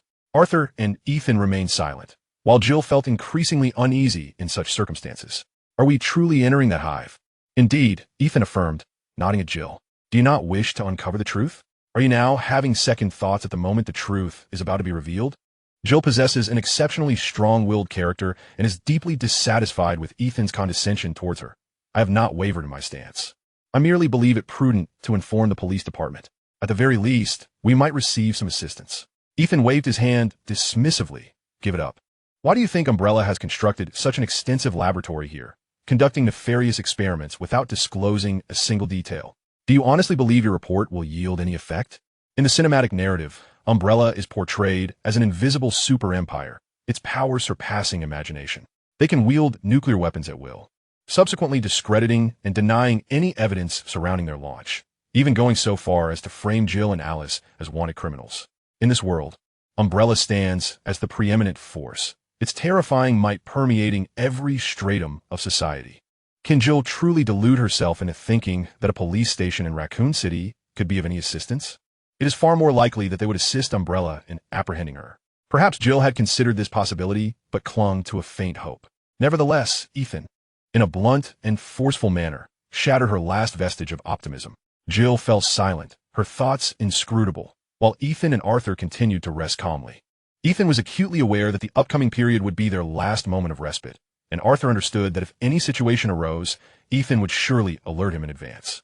He was uncertain how Ethan had acquired so much information during this time, but he could surmise that Ethan traversed dimensions and harbored other secrets. Yet, he refrained from inquiring, Ethan's silence implied that such secrets were not meant for him, and his persistent questioning would not be deemed a commendable action. The train sped along swiftly, and the group arrived at their destination in no time. Upon disembarking, Ethan and Arthur feigned unconsciousness, quietly observing the mercenaries' performance. The only distinction was that Arthur remained attentive to the unfolding events, while Ethan seemed to be reliving a cinematic experience. Of course, their presence did influence certain details. Matt continuously cast glances towards Ethan. Had he not been restrained by the mercenaries, he likely would have rushed over to pose his questions. Ethan noticed Matt's attention and, recalling the latter's eventual fate, casually remarked to the two soldiers guarding him, "Unshackle him. Otherwise, you'll need to divert your focus on him later." Hearing Ethan's words, the mercenary captain, James, immediately turned to him. "Are you implying that we will encounter danger?" "Naturally. Did you not already anticipate this?" James furrowed his brow. "I wish to know what kind of danger we face. If it's a viral outbreak, it seems irrelevant whether that fellow's handcuffs are removed." Thus, they were confronted with a threat requiring action, indicating that a battle might ensue. But who was the enemy? Were there perilous creatures lurking within the hive? It was a challenging explanation. However, soon someone would provide a detailed demonstration. After speaking, Ethan cast a glance at a nondescript camera in the corner. "Wouldn't you agree, Little Red?" The mercenaries were startled by Ethan's sudden greeting, swiftly adopting a combat stance, showcasing their seasoned experience as several aimed their weapons at him, while others targeted the direction of his wave. They soon realized that the spot contained only the camera, with Kaplan immediately comprehending Ethan's intentions. "Are you suggesting that Red is monitoring us?" An intriguing question, given that Red controls the entire hive. "Do you believe she would be unaware of our entrance?" At times, Ethan genuinely felt that these mercenaries lacked intelligence, despite being seasoned and capable veterans. How could they pose such a foolish question? In truth, one could not fault the mercenaries. Artificial intelligence was merely a conceptual notion in this era, mostly confined to the realms of film or literature. In reality, how often does one encounter such technology, let alone be involved in a military operation linked to artificial intelligence? Therefore, it was unsurprising that no one noticed Ethan refer to Red as she rather than it. James was now troubled by another matter. Every action of theirs was under Red's scrutiny, an unsettling sensation indeed.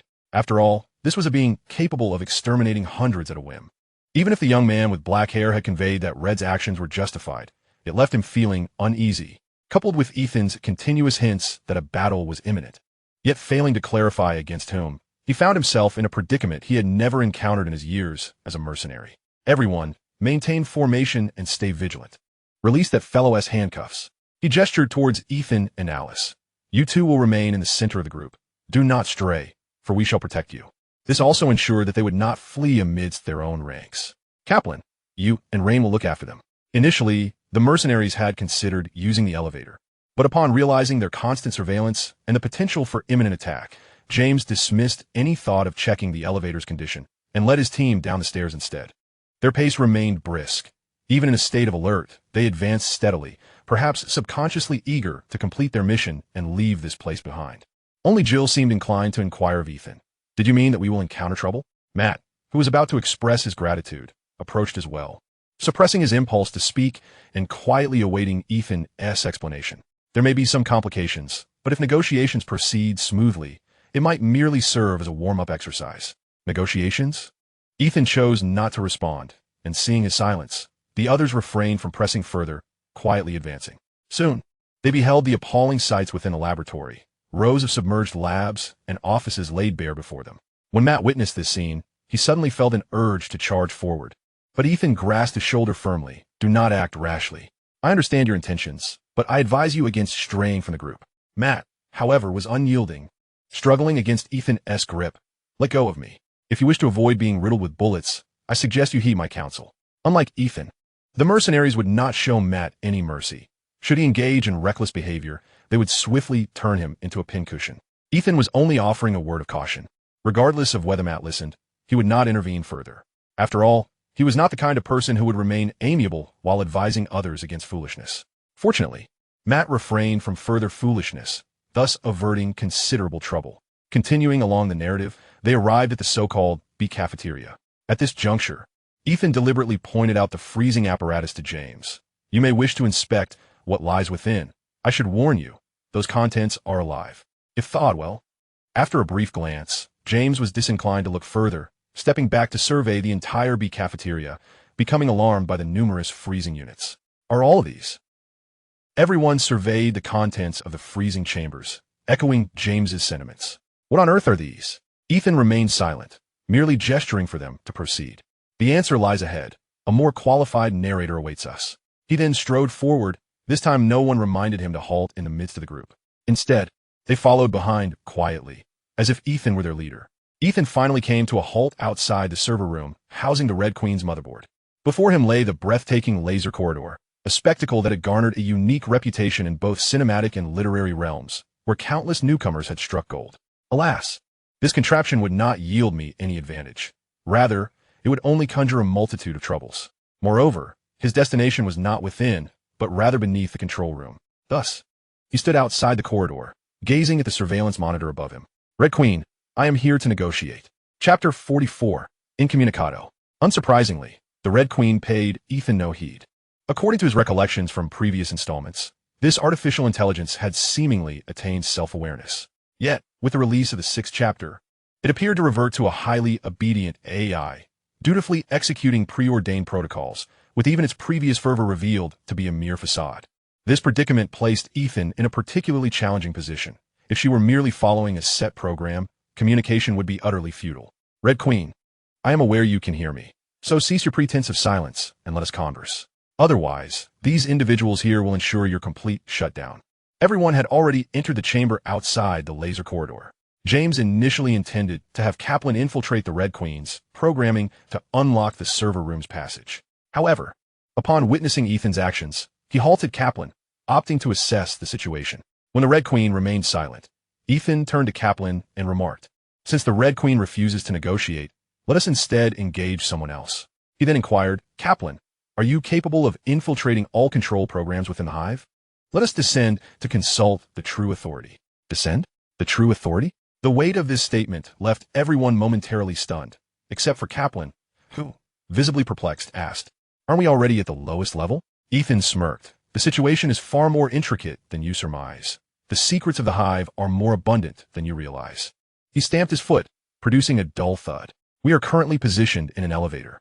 I need you to infiltrate the Hive's control system and transport us to a lower level." Kaplan grasped Ethan's intent, glanced at James, who nodded affirmatively, and then conceded. "Very well, I shall give it a try. If that segment of the program exists, activating this elevator should pose no challenge."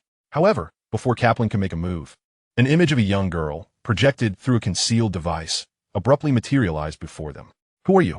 I have searched nearly every accessible database and found no record of your identity." Ethan was unfazed by the Red Queen's sudden appearance, as his prior remarks had been intended to compel her emergence.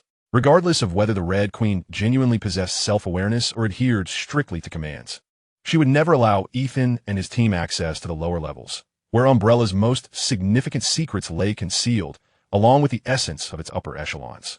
Truth be told, while watching the film, he had been thoroughly astonished by the divine twists of the plot. Now, he felt fortunate that such a narrative device had been conceived. Otherwise, he would have had no means to draw the Red Queen out, resorting instead to entering the server room, extracting the motherboard, and enlisting Kaplan's aid to breach the elevator's control system. That is not the crux of the matter. Since you're willing to appear, please elucidate to these individuals what has transpired within the Hive. The Red Queen disregarded Ethan, as he lacked the authority to command her. Ethan merely shrugged, calling upon Alice, the series' unequivocal protagonist, who now, much like a visiting spectator, seemed to lack any substantial presence. Were it not for Ethan's sudden summons, the others might have nearly forgotten her role as Umbrella's security personnel. You possess Umbrella's credentials, thus you can compel the Red Queen to answer your inquiries. With this single statement, Alice, who had been utterly bewildered, suddenly grasped the situation. What followed closely resembled the original narrative, aided by projections for demonstration. Everyone comprehended the nature of the research conducted within the Hive and the events that had transpired. Therefore, you cannot shut me down, for that would release all the infected individuals I have contained. The Red Queen concluded with this remark, fully aware of the mercenaries' intent for their visit and prepared to eliminate them. She had not anticipated Ethan's sudden intervention, which had thwarted her plans before they could even commence. Now, she was calculating whether Ethan had deliberately sabotaged her scheme or if it had all been mere coincidence. "I apologize, but this is our mission. We must indeed shut you down. However, fret not. Perhaps we could devise a mutually agreeable solution. Ethan had anticipated this scenario, so as soon as James finished speaking, he interjected, "The solution is straightforward. The Red Queen collaborates with us to gradually release those temporarily trapped zombies, and we shall ensure their complete eradication." The method for dispatching the zombies, as previously articulated by the Red Queen, was simple and direct. Aim for the head. The researchers within the Hive numbered only a few hundred at most, which seemed substantial, yet with the Red Queen's cooperation in opening one room at a time, it would be a trivial task for the seasoned mercenaries already well acquainted with the specific circumstances. The true terror of zombies lies in humanity's ignorance of them, coupled with their terrifying numbers and infectiousness. Setting aside the latter, even if an unfortunate soul were to be bitten, Ethan still held the antidote in his possession. The sheer number could also be mitigated with the Red Queen's assistance, by releasing just 2 or 3 from each room at a time. Especially in densely packed scenarios, such as in the elevator, they could maintain a safe distance to ensure security. Thus, eliminating these zombies would not prove to be a formidable challenge, provided the Red Queen was willing to cooperate. Wait, I have another question. How did the virus leak? Alice pondered another aspect. If a continuous source of leakage existed, shouldn't they prioritize eliminating that threat? Yet, the visuals played by the Red Queen soon redirected everyone's attention to Spence.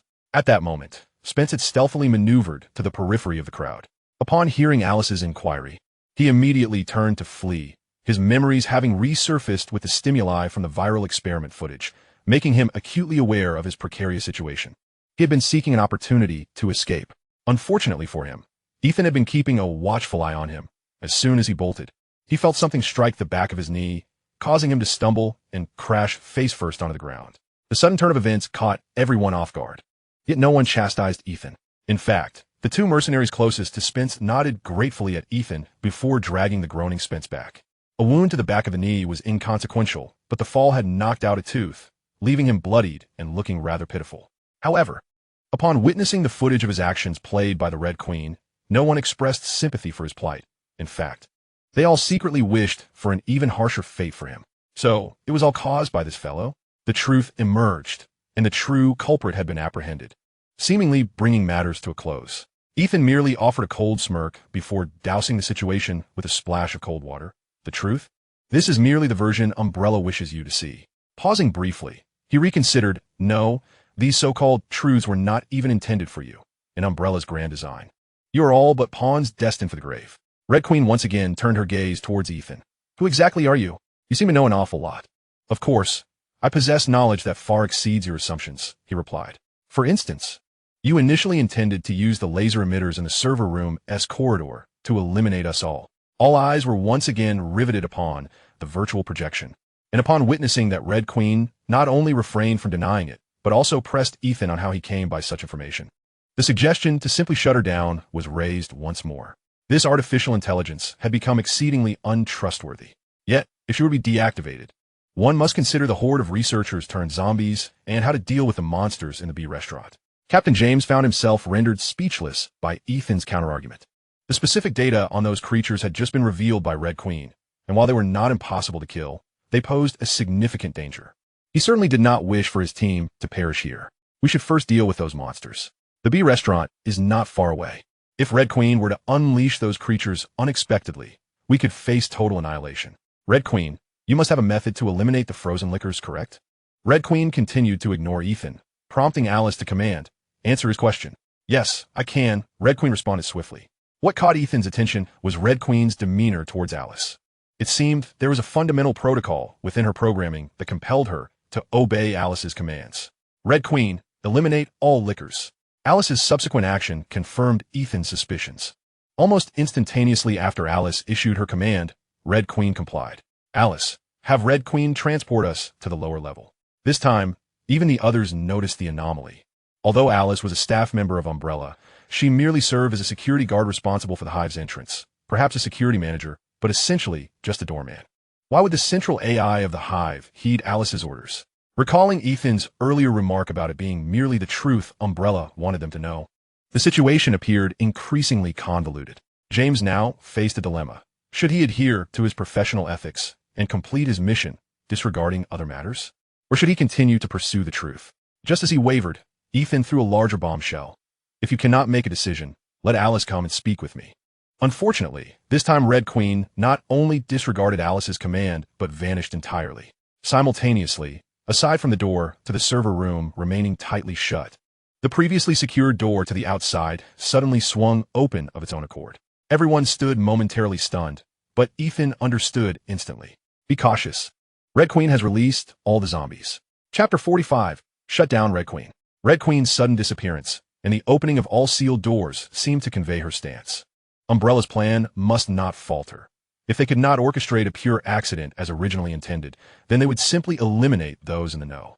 As long as everyone present were to perish, the ensuing developments would naturally revert to the original course. Ethan shook his head in resignation. Red Queen was ultimately not a self-aware AI. She merely adhered strictly to preordained directives. Thus, this negotiation could be deemed a failure. It matters not. Rushing through will suffice. Ethan drew his longsword, a motion mirrored by the previously silent Arthur, while Jill maintained a firm grip on her firearm, never easing her vigilance. Do not stand by the door. Maintain some distance. Before he could finish, a red shadow darted through the entrance, and the group scarcely had time to discern its nature. Liquor. Lacking proper skin, its muscles were fully exposed, boasting exceptional sensory capabilities, astonishing speed, and claws capable of rending steel, along with a tongue that could lash out several meters with sufficient force to create a gaping wound in a human body. The liquor was already a mature bioweapon. One or two were dangerous, but in numbers, their threat escalated exponentially. Unlike the liquors in the original game, which lost their vision during evolution and relied solely on sound, the movie version seemed to possess thermal imaging capabilities, allowing them to locate hidden prey with greater ease.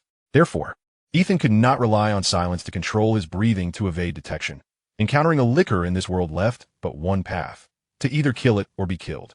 He raised his hand and fired a flame arrow to distract another liquor while lunging towards the first one that had emerged, swinging his sword with vigor. The blade struck the liquor's claw, producing a metallic clash, and as the blade grazed its claw, sparks flew. How on earth did that claw evolve? He silently lamented, realizing this creature had been modified beyond comprehension, and his movements quickened. Following the arc of the claw, Ethan leveraged the momentum to swing downward sharply, then executed a diagonal strike aimed at the liquor's chest, where its most significant vulnerability lay, its nearly protruding heart. A well-placed strike to the heart would guarantee its death, far more effectively than targeting its exposed brain. However, the heart was difficult to reach, as the liquor typically maintained a prone position to shield its weakness. Yet, this particular liquor was airborne, allowing Ethan's strike to connect solidly, and with a surge of force, he sent it careening backward, colliding with another liquor that followed closely behind. Simultaneously, the liquor that had been distracted by Ethan's flame arrow was met with a barrage of gunfire from Captain James and his team, turning it into a sieve. Targeting the heart and head was essential, as hits to other areas would not ensure their demise. The formidable rain approached the incapacitated liquor, firing several shots into its lifeless form before reloading her weapon. Wasn't this supposed to have been cleared out by Red Queen? That damn computer deceived us. By the time Ethan felled the first liquor, Arthur had already charged forward. In terms of swordsmanship and close combat, Arthur far surpassed him, although he was slightly delayed. He dispatched his opponent almost instantaneously, particularly with knowledge of the enemy's weaknesses. Many mercenaries were taken aback to see the two young men dispatch two monsters with their longswords, especially when they recalled how their own group had needed an onslaught of automatic fire to take down just one. The disparity was staggering. Yet at that moment, no one had the presence of mind to debate such matters. Since the liquors had not been eradicated as Red Queen had claimed, more monsters would soon come, along with the horde of zombies created from all Hive personnel. Individually, they posed little threat, but a swarm could spell disaster. We must retrieve Red Queen's motherboard. Regardless of the circumstances, she must be shut down, yet the passage to the server room remains firmly sealed, and even if opened, they all remembered the lethal defense systems within. Kaplan, I'm doing my utmost. The computer expert Kaplan was drenched in sweat, his anxiety palpable as he futilely attempted to open the imposing door before him. Each of his efforts was effortlessly countered by the Red Queen. How infuriating! I cannot wrest control from her. Ethan observed the mercenaries. Though slightly impatient, they remained composed, their coordination evident as they secured their positions. Stepping back slightly to avoid obstructing their line of fire, Ethan unsheathed his sword and swiftly pierced Spence, who was pinned to the ground. What are you doing? The righteous officer Jill exclaimed, taken aback by Ethan's sudden act of violence. While she recognized that Spence deserved no sympathy, she firmly believed he should be brought outside for judgment. His existence could serve as proof of Umbrella's myriad crimes. Are you jesting? Do you truly believe Umbrella would grant you that opportunity? Ethan brought Jill along with intent, not because of her gender nor her perceived authority to critique him. Moreover, their immediate priority was self-preservation. Having someone like him in their ranks could spell disaster for any one of them. Arthur initially felt that Ethan's decision to eliminate the already subdued Spence was somewhat inappropriate. However, upon hearing Ethan's rationale, he recognized the necessity of eliminating potential threats in their precarious situation. In the face of a formidable external enemy, it was imperative to ensure internal unity within their team, as any fissures could lead to dire consequences. He began to surmise that Merlin's decision to have him and Ethan traverse through various dimensions was not solely for the purpose of exploring diverse worlds, but also for imparting lessons that he could not otherwise grasp.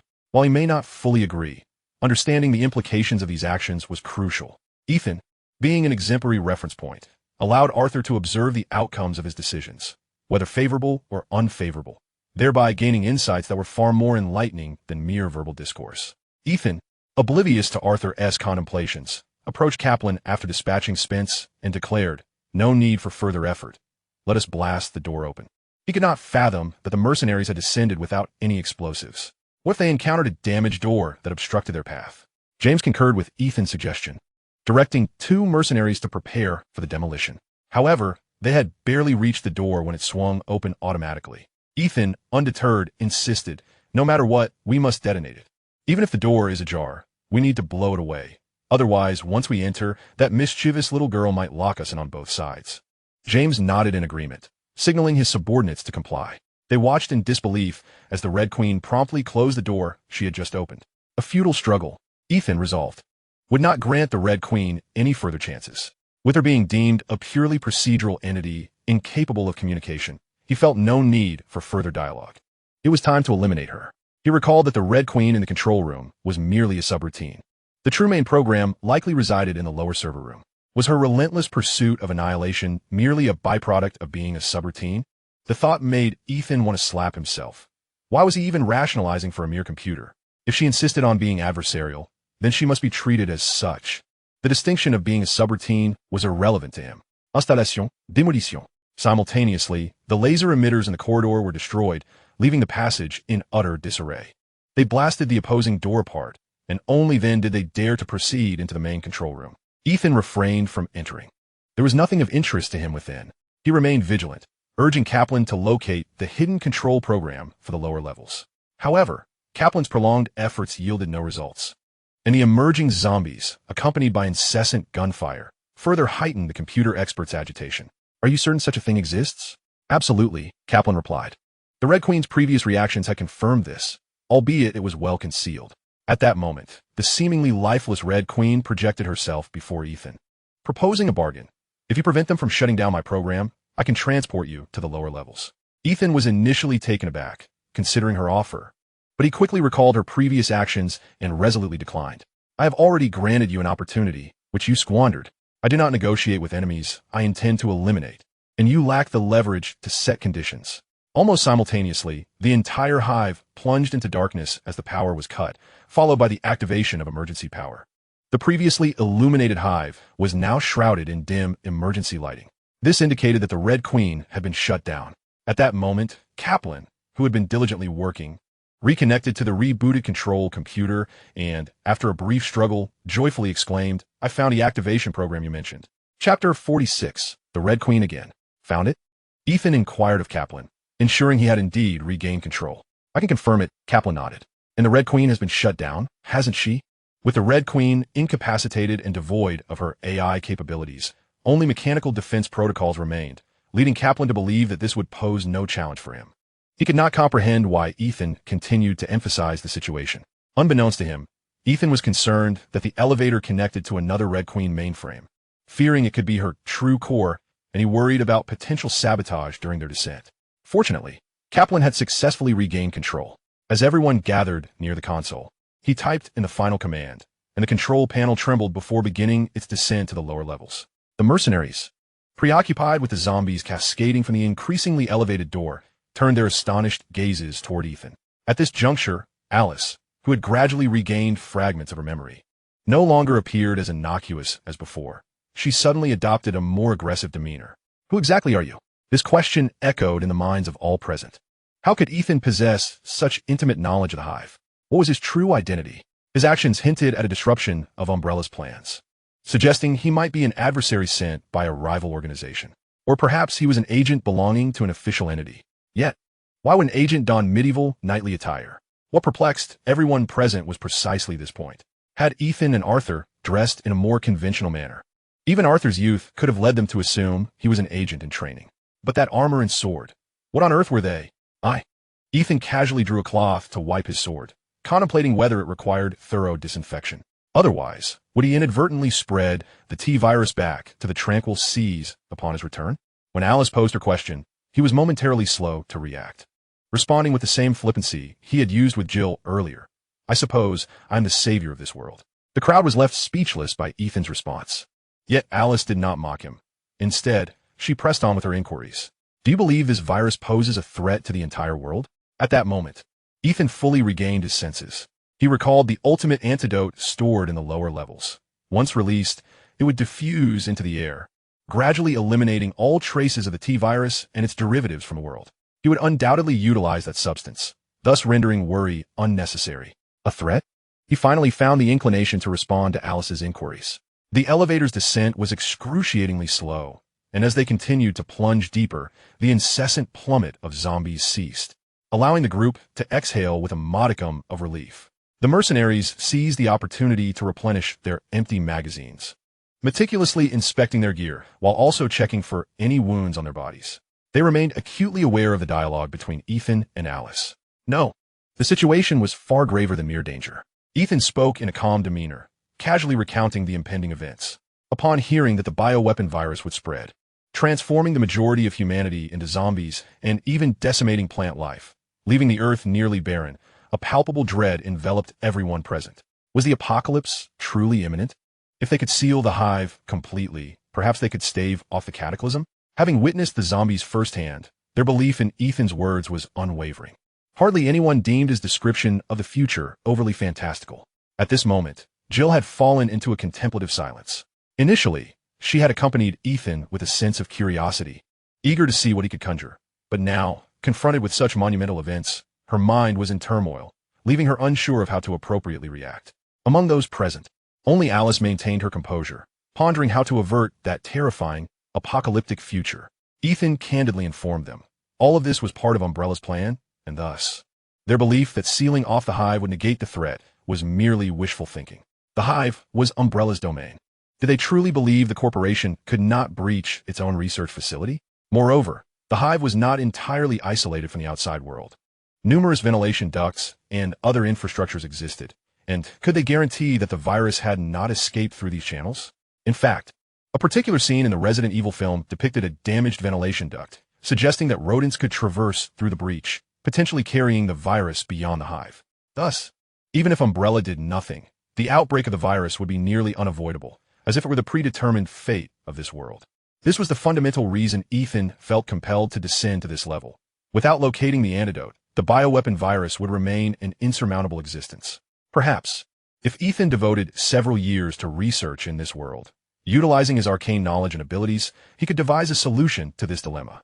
However, putting aside whether he could remain in this world for that long, even if he succeeded in developing a remedy, how many souls would still inhabit the earth after several years? On a broader scale, personally, Ethan also required the antidote to comprehend its principles, ensuring he did not inadvertently bring about his own demise. He sought to employ the T-virus to enhance his mental fortitude, but only if he could avoid self-sabotage.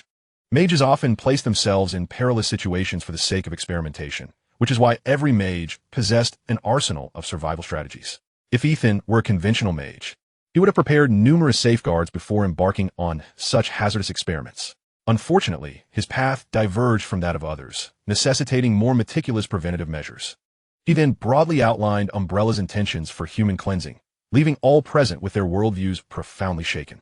They had already been startled by the clandestine research of bioweapons by such a corporate giant as Umbrella. However, this was still within the realm of comprehension, given the potency of such agents. Even if it meant risking a significant threat to reopen the Hive, they could understand it. After all, businessmen are willing to face danger for opportunity. But what on earth did human cleansing entail? Did Umbrella consider itself divine? As one of the soon-to-be cleansed, no one present felt anything but rage. The notion of their fates being decided by others, with no agency of their own, was infuriating. When Ethan revealed that the upper management of Umbrella lay in cryogenic sleep below, awaiting the end of this apocalypse to emerge as the architects of humanity's resurrection, nearly everyone began to clench their fists, eager to deliver a reckoning to those lofty individuals. I will drag them from their metal cocoon and pummel them until they awaken. After indulging in a spoiler-filled rant, Ethan was left with a throbbing headache, pondering how to locate the antidote. It seemed to be guarded by the final boss of the cinematic realm, kept close by a certain doctor. Furthermore, he had no knowledge of whether this individual was in slumber. He had only watched the film's conclusion once, and given its lackluster quality, he had not retained a vivid impression, now only vaguely recalling certain plot points. This was still aided by an enhancement in his mental acuity, which helped solidify memories from his past life. Otherwise, after so many years, he might have forgotten even the basic details. Just as he struggled to recollect, the elevator finally reached the lowest level, and the group cautiously advanced. To their astonishment, there were no security measures or personnel in sight. Only rows of metallic canisters before them. Were these truly the individuals who fancied themselves the arbiters of humanity's fate? Ethan glanced around and nodded. This must be it. How to handle this lot is up to you. He pressed onward, recalling that this was the site of the climactic battle in the film. Here lay the central control console of the entire Hive, and the true essence of the Red Queen was concealed within this mechanism. Through this console, he could awaken the true antagonist of this world. What was her name again? He couldn't recall, not even their name, as he stood before the massive screen, tapping on the control panel. If you wish to avoid me turning this place into ruins, you had best reveal yourself. Receiving no response, Ethan continued speaking to himself. I imagine you are aware of the chaos above. If you do not wish to meet the same fate as your subroutines, you would do well to heed my words. This time, the Red Queen ceased her pretense, projecting the image of a young girl before Ethan. At the sight of the suddenly materialized Red Queen, the mercenaries instinctively raised their weapons, only to realize it was merely a projection. Why has this not been shut down? Kaplan even glanced at the Red Queen motherboard he held, wondering if his companion had mistakenly removed the wrong component. Ethan scrutinized the young girl, who bore a slight resemblance to the Red Queen above. So, you can control all the facilities within this base. You can also summon Alice herself, correct? Indeed. In fact, I awakened Alicia the moment you descended. Chapter 47, the final chapter of Biohazard. Alicia Marcus, the daughter of James Marcus, one of Umbrella's founders and the true developer of the T-Virus within the cinematic universe of Resident Evil. It must be said, the final chapter of the Resident Evil films utterly trampled upon all previous lore, though Ethan was indifferent to such matters. What he cared about was Alicia Marcus, a high-ranking member of Umbrella, and the true essence of Alice, the protagonist of this world. After the Red Queen confirmed that Alicia had been awakened, Ethan patiently awaited her arrival. He did not wait long. Alicia, seated in an automated wheelchair, soon appeared before the crowd. However, her appearance caused all eyes to shift to Alice. Following this, a lengthy explanation ensued. Alicia expressed no discontent regarding Ethan and the others' arrival. In fact, she seemed quite pleased. As she elaborated, everyone present finally grasped the specifics of Umbrella's plans and the origins of the T-Virus, along with the ensuing consequences. Simultaneously, Alice learned of her own lineage. Am I truly a clone? This was a question she had never pondered before. Although much of her memory eluded her, she assumed it was merely a lingering effect of the anesthesia that would eventually fade, allowing her memories to gradually resurface. To her astonishment, she discovered here that she had no memories of childhood at all.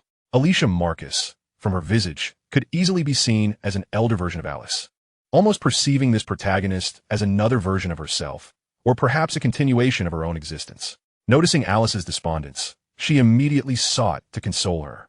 You need not be overly concerned. You are who you are. Though your origin may differ from others, your life is yours to navigate.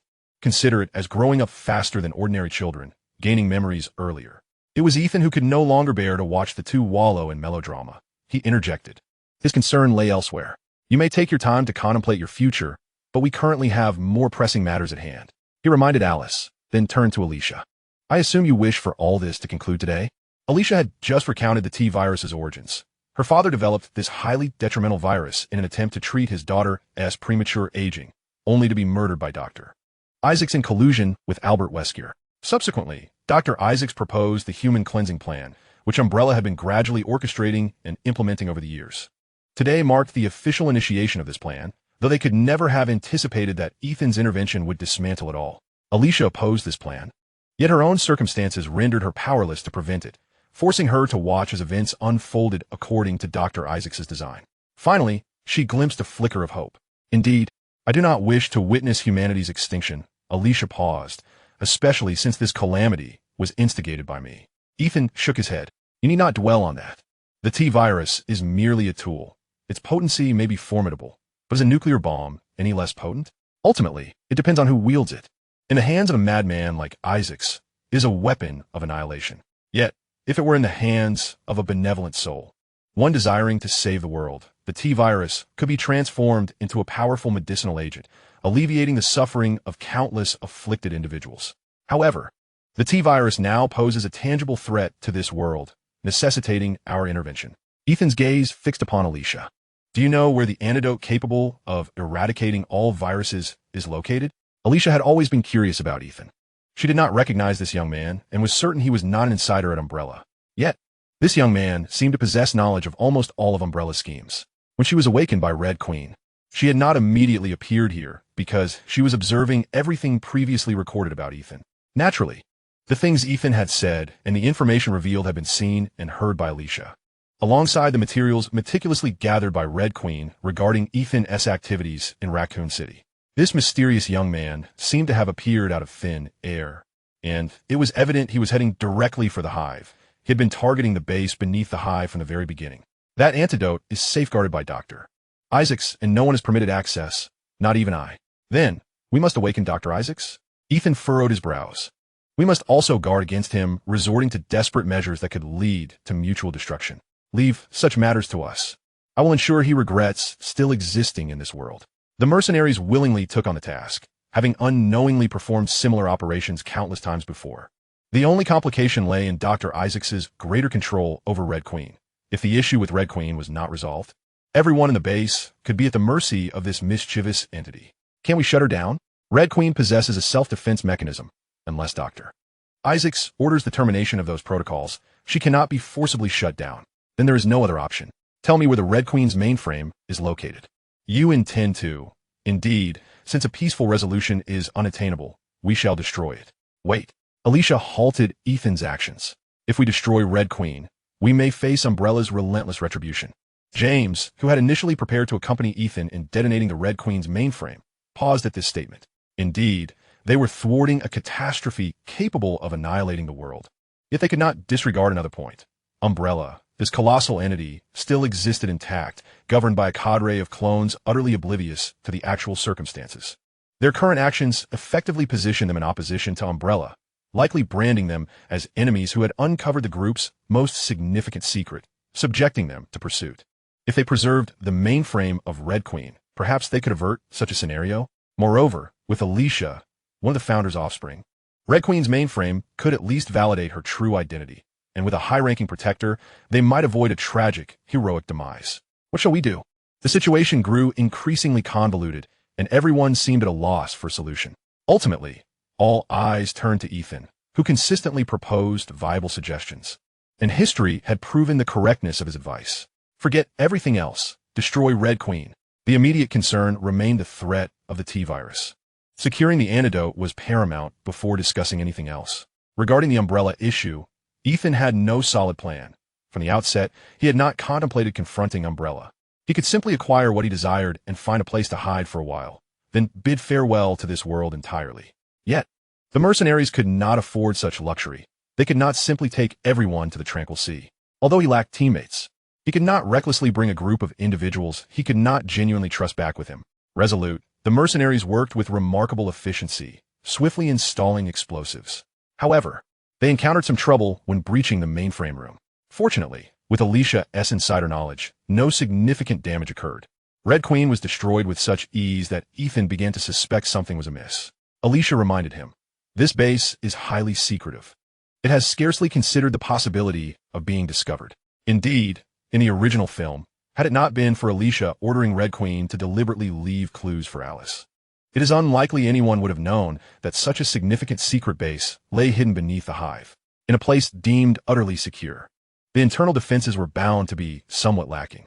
The subsequent events unfolded with even greater simplicity. With Red Queen's destruction, control of the base shifted from automatic to manual, and the group united to awaken the Umbrella higher-ups one by one, culminating with the formidable Dr. Isaacs. Dr. Isaacs exuded a commanding presence. Yet in the face of the violent soldiers, all his bravado crumbled, swiftly leading him to question his very existence. Others were similarly affected. These pampered individuals, accustomed to a life of luxury, were utterly unprepared for the myriad tactics employed by the mercenaries. Not only did they acquire a crucial antidote for the virus, but they also stumbled upon an unexpected revelation. These high-ranking officials were not devoid of intelligence. Once the apocalyptic agenda reached its conclusion, they would inevitably seek to reclaim their identities and, moreover, avoid any premature awakening that might jeopardize their plans. Thus, many had taken precautions by implementing various control measures on their clones. With these hostages in hand, it was believed that their safety would be somewhat assured. In the ensuing days, everyone remained concealed within the subterranean secret base. The awakened elites commenced the utilization of their clandestine methods to restore their identities, effectively replacing the clones. Subsequently, the mercenaries who had brokered an agreement with the high-ranking officials gradually departed, leaving the underground facility increasingly desolate. As for whether these officials would enact any form of retaliation afterwards, that remained uncertain. However, by that time, Ethan would undoubtedly have departed, rendering such concerns moot. During these days, he secluded himself in a solitary laboratory, tirelessly researching the T-virus raw solution and the ultimate serum capable of annihilating the world as T-virus. It was not until a full month later that Ethan emerged from the laboratory, where only Alicia, Alice, and Arthur remained in the base. At this juncture, he had only a few days left before his departure from this world. His emergence marked a definitive conclusion to his journey through the realm of biohazards. Chapter 48. An alternative conclusion. Has your experiment been successful? The others had only a vague understanding of Ethan's endeavors. They were unaware of the specific aspects he was exploring or the results he sought. Even Arthur was in the dark regarding the nature of Ethan's pursuits. Magic, perhaps? Ethan had never demonstrated any such abilities before them, leading them to assume he was merely studying the T-virus. It could not be deemed a success. After a month of diligent effort, Ethan had ultimately succeeded in extracting the mental enhancement effects from the T-virus using a magical array, while eliminating various side effects. The drawback was that, upon removing those side effects, the virus's efficacy was nearly nullified. The virus's fundamental nature was to stimulate human cells, placing them in an extremely active state, which in turn invigorated mental faculties. By negating the side effects, the virus's effectiveness was fundamentally undermined. Thus, Ethan had to pivot, suppressing the effects to a level that would not cause harm to individuals. Even so, achieving this was a daunting task, especially when he had to consider whether this surging mental energy would contaminate his own mental faculties. After a month of labor, the final outcome was not without merit. Yet it diverged from his initial expectations. I managed to produce this. He casually retrieved a small iron box, revealing a neat arrangement of cigarettes within. Arthur glanced at them curiously, while the others regarded Ethan as if he were jesting. Alice, being the most familiar with him, reached out to take one, scrutinizing it for some time before even giving a sniff.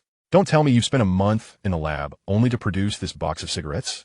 However, Ethan was not joking. This was indeed the fruit of his labor over the past month. That is correct. This is what I've accomplished. Care to give it a try? Specially made tobacco, soaked in the virus solution. Alice shuddered at his words, nearly hurling the cigarette back at Ethan's face. Have you lost your mind? Are you trying to harm people with this? Ethan caught the cigarette midair and carefully returned it to the box. Rest assured, I have eliminated the harmful side effects. This product is actually quite beneficial. Oh, at his assurance, the others expressed renewed interest, with Alice even considering taking another for further inspection. So, what benefits does this cigarette provide? It revitalizes the mind and restores mental clarity. Ultimately, Alice could not suppress a roll of her eyes. Had she not known that this young man possessed extraordinary combat prowess, she might have felt compelled to strike him. Isn't that a common effect of all tobacco? No, no, no. Ethan interjected, shaking his finger. Those merely forcefully stimulate you, akin to squeezing the last remnants of energy from your body. What I'm referring to is a true restoration of mental clarity, quite literally. None present were foolish, and they finally grasped Ethan's meaning. Are you saying that if I feel utterly fatigued and mentally drained, smoking one of these could rejuvenate me? It can only alleviate your mental fatigue. Your physical exhaustion will still require time to recover. After a moment of contemplation, Ethan produced a cigar from his pocket. If it's this, it does have some restorative effects on the body, but its efficacy remains unstable, so I plan to continue refining it. Even so, these two products were quite remarkable. As a high-ranking member of Umbrella, Alicia possessed a substantial understanding of scientific matters and comprehended the T-virus's effects and side effects.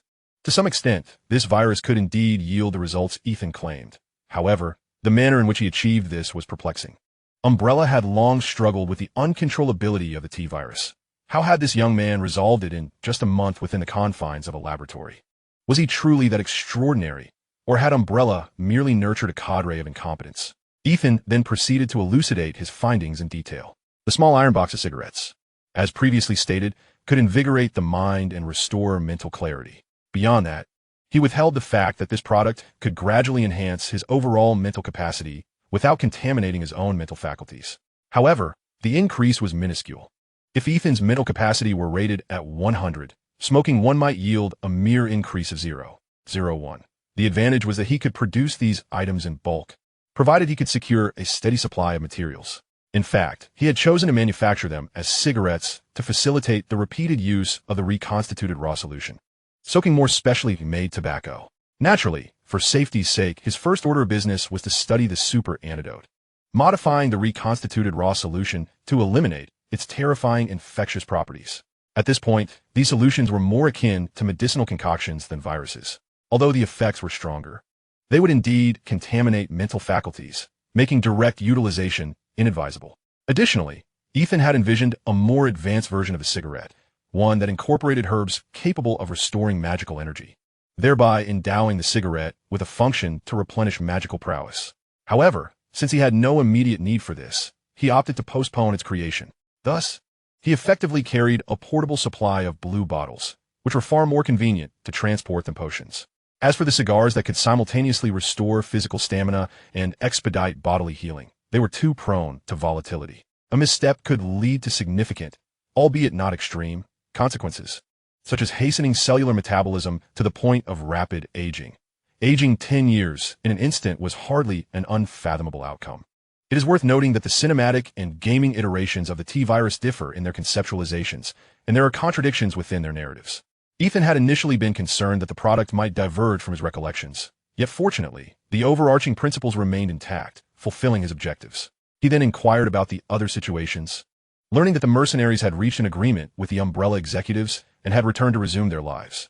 The executives, with the exception of Dr. Isaacs, who met his demise at the hands of the earlier version of Ethan, have largely returned to their former lives.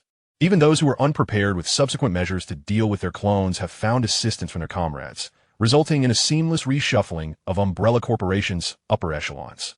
They are currently preoccupied with regaining control over their power and, for the time being, are not concerning themselves with us. Once they free up their hands, it is likely they will seek retribution against us. Ethan shook his head. No, it is you they will seek to avenge. They cannot trace me or Arthur. He and Arthur are soon to depart from this world, which is fundamentally why he is indifferent to those individuals. As for Alice and Alicia, in truth, as long as Alicia can maintain her health, Umbrella cannot overtly target you. Furthermore, you may consider summoning those mercenaries back, at least in certain positions. You will find common ground, and having them as your bodyguards is certainly preferable to others.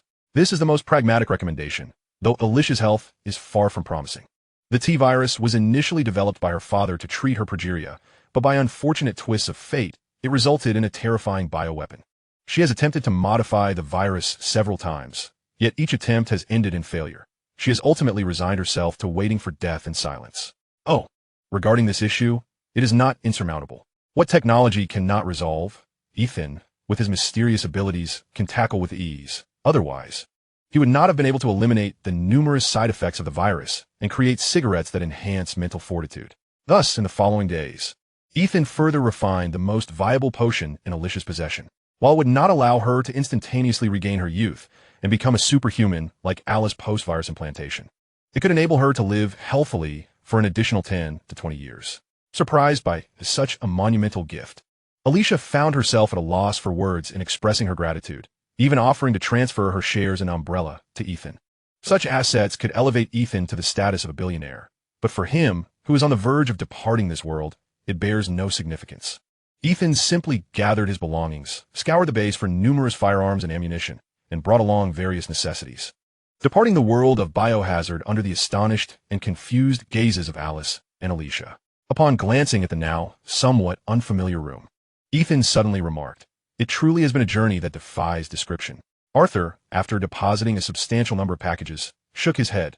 "For me, it has been a rather splendid journey, allowing me to witness many things and even discover an intriguing book." He casually retrieved a copy of The Death of King Arthur from his pack. Little did he expect to encounter a book that describes his life in such a world, albeit with numerous inaccuracies. Ethan was not surprised that Arthur stumbled upon this artifact, especially since the Arthur in the book bore many differences from the one standing before him.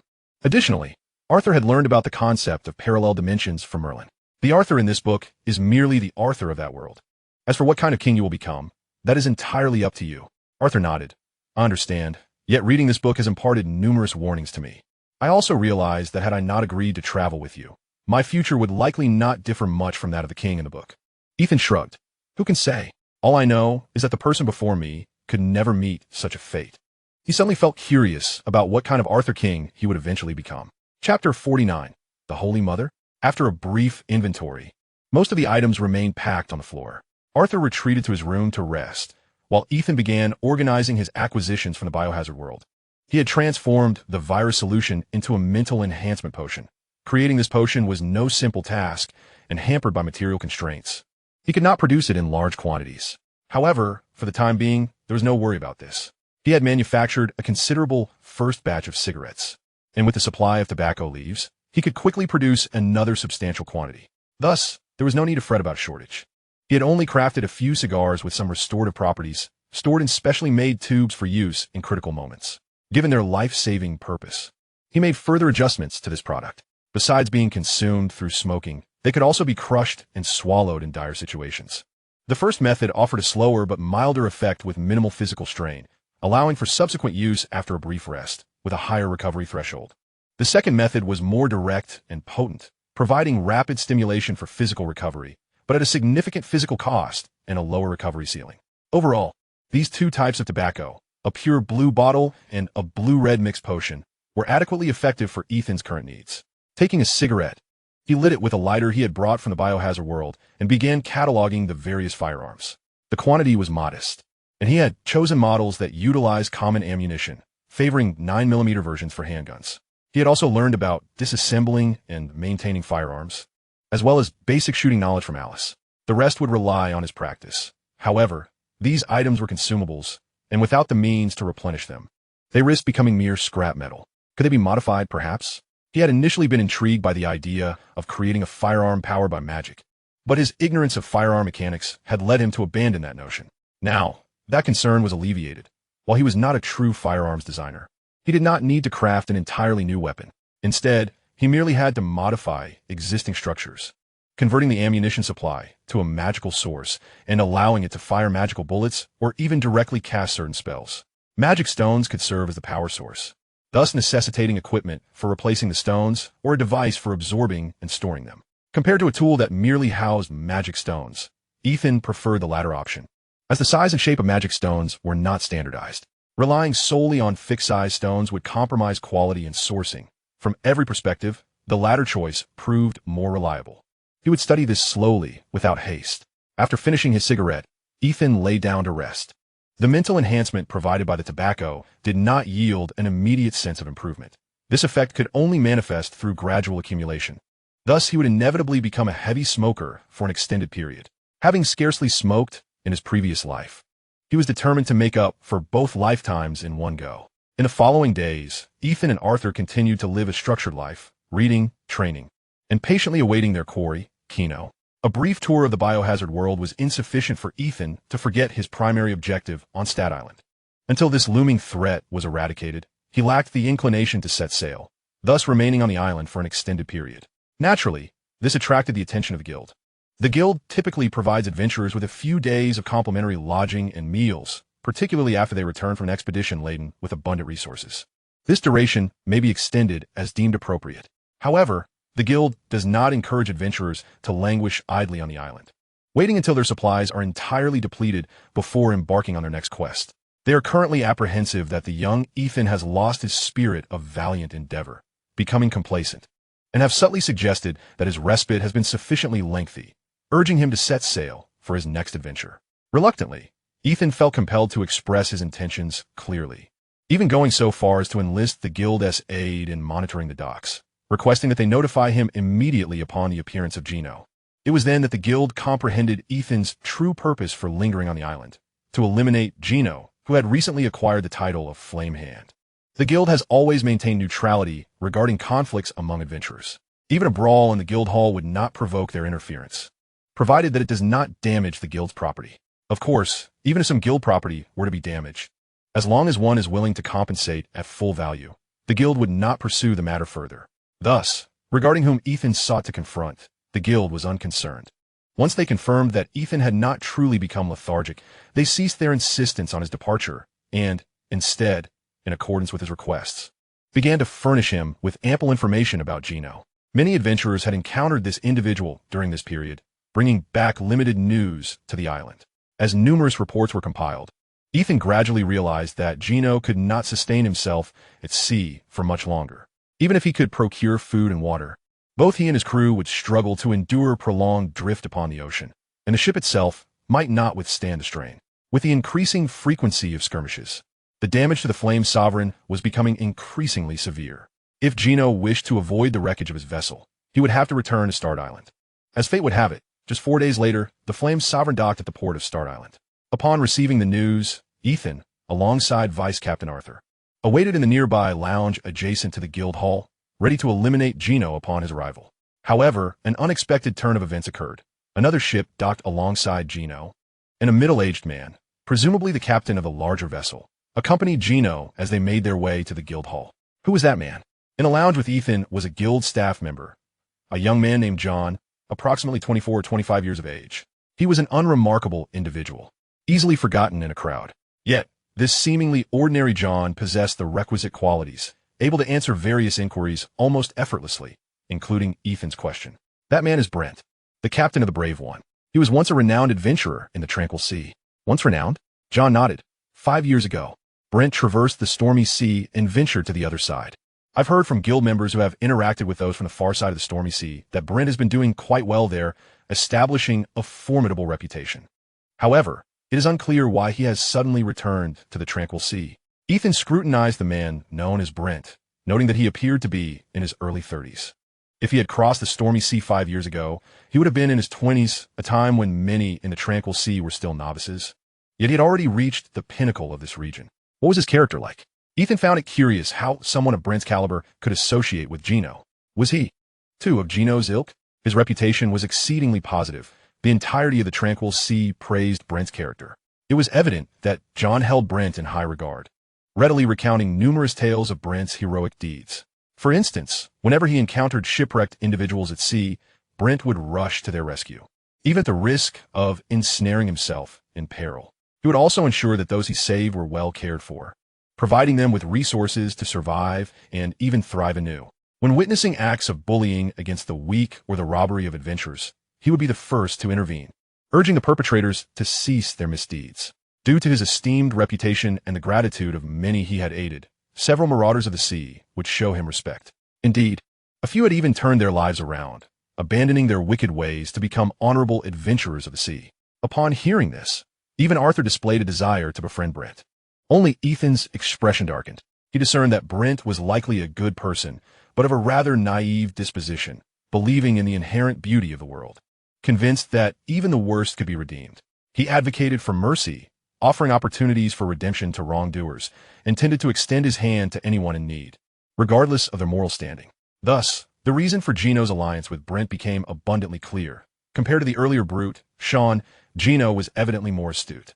He must have realized that Ethan was waiting for his return on the island, which was why he had refrained from returning until he spotted the legendary figure of Brent, the foremost hero of the tranquil sea, and immediately sought to ingratiate himself with him. He need not waste words. By merely claiming he was compelled into wrongdoing by malevolent forces and now sought to amend his ways, this saintly figure would undoubtedly assist him in resolving all his troubles. And the most significant of those troubles? Ethan himself. Thus, Kino had secured a formidable ally. Upon realizing this, Ethan disdainfully scoffed. No matter who he seeks assistance from. Gino must die today. Chapter 50, Brent. With Gino becoming aware of Ethan's watch over him, Ethan no longer felt the need to remain concealed. Having learned of Brent's identity and general circumstances, he rose and boldly positioned himself in Gino and his companion's path. This time, he was fully equipped, donning armor, bearing his long sword, iron staff, and bracers, with the tome of inheritance secured in a special sheath at his back. He even carried 2 newly acquired firearms, holstered at his thighs. He was armed to the teeth, all preparations made to ensure Gino's demise that day, especially when he noticed Gino displaying a smug expression upon recognizing him, as if he genuinely believed Ethan would not dare to act. Foolish. In the face of such an opponent, Ethan was too indifferent to waste words. Drawing his sword, "You must be well aware of why I stand here, so I shall refrain from exchanging pleasantries." Gino, taken aback by Ethan's immediate draw of his sword, hesitated for a moment before noticing Ethan's youthful visage, which struck him with a sense of realization. In truth, we harbor no profound animosity. Ethan was too young. At his age, he could not possibly be familiar with the once highly esteemed Brent of the Tranquil Sea. Thus, Gino felt compelled to continue his charade, ensuring Brent would mediate between him and Ethan. In truth, he had never anticipated the situation would escalate to this point. After evading capture at sea for a time, he had deliberately intercepted several small ships. Such targets rarely caught his interest, as they typically bore little profit. This time, however, he had done so out of precaution, intending to send someone to gather intelligence. The outcome left him profoundly disheartened. The young man stationed on Stat Island refused to depart. He certainly did not naively believe that Ethan lingered on the island due to some lucrative venture, indulging in a life of complacency. If that were the case, he would have felt a certain relief. From the intelligence gathered from his subordinates, he learned that Ethan diligently trained his swordsmanship at the training grounds daily, adhering to a strict schedule while progressively increasing his training intensity. Such a young man could not possibly be characterized as unambitious.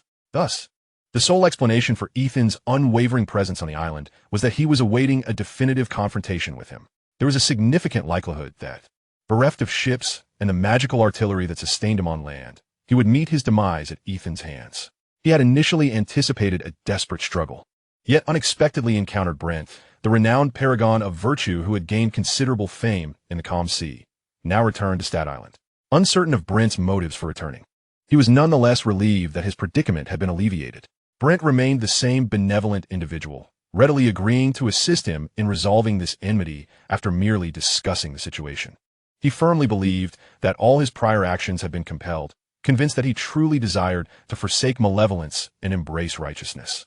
It was profoundly moving. In that fleeting moment, Kino genuinely contemplated whether he should indeed aspire to become a good person. However, this notion was but a transient thought, despite the veracity of his previous assertions. They were somewhat embellished. The truth was that Ethan's relentless pursuit to eliminate him stemmed fundamentally from the malice he had initially displayed. Thus, he needed to perform certain theatrics to further solidify Brent's support for his current self. How could he genuinely transform into a good person? With Captain Brent's assistance, he had resolved to return to a righteous path, so he proposed to set aside their grievances while both parties had suffered no losses. Witnessing Kino's pretentious display, Ethan could not even muster a smile, instead swiftly drawing a short arrow and shooting it forth with his left hand. Kino was taken aback by Ethan's sudden aggression, especially recalling that Ethan's short arrows were imbued with explosive magical energy. Reacting swiftly, he activated the magical stone gloves on his left hand, conjuring a fireball to counter the arrow. In Kino's estimation, his flames should suffice to trigger the magical energy contained within the arrow, resulting in its detonation before it could reach him. He was not mistaken. Ethan's arrow was indeed ignited by the flames he unleashed. However, contrary to his expectations, the arrow was not a fire arrow, but rather an ice arrow imbued with frost power. The collision of frigid and heated forces resulted in a tremendous explosion, enveloping the area in a thick mist that obscured both their visions. This was precisely what Ethan had awaited. After releasing the ice arrow, he prepared himself. As the landscape turned shrouded in white fog, he seized his long sword and charged forward, utilizing the mist as cover to swiftly advance towards Kino, determined to deny Brent any opportunity to intervene. He harbored no ill will towards Brent, even feeling a modicum of admiration for him. In a world such as this, individuals who steadfastly committed to virtuous deeds deserved respect, regardless of whether their motivations stemmed from a desire for acclaim or genuine altruism. At the very least, Brent had indeed performed numerous commendable acts, and Ethan hoped to avoid direct confrontation if possible.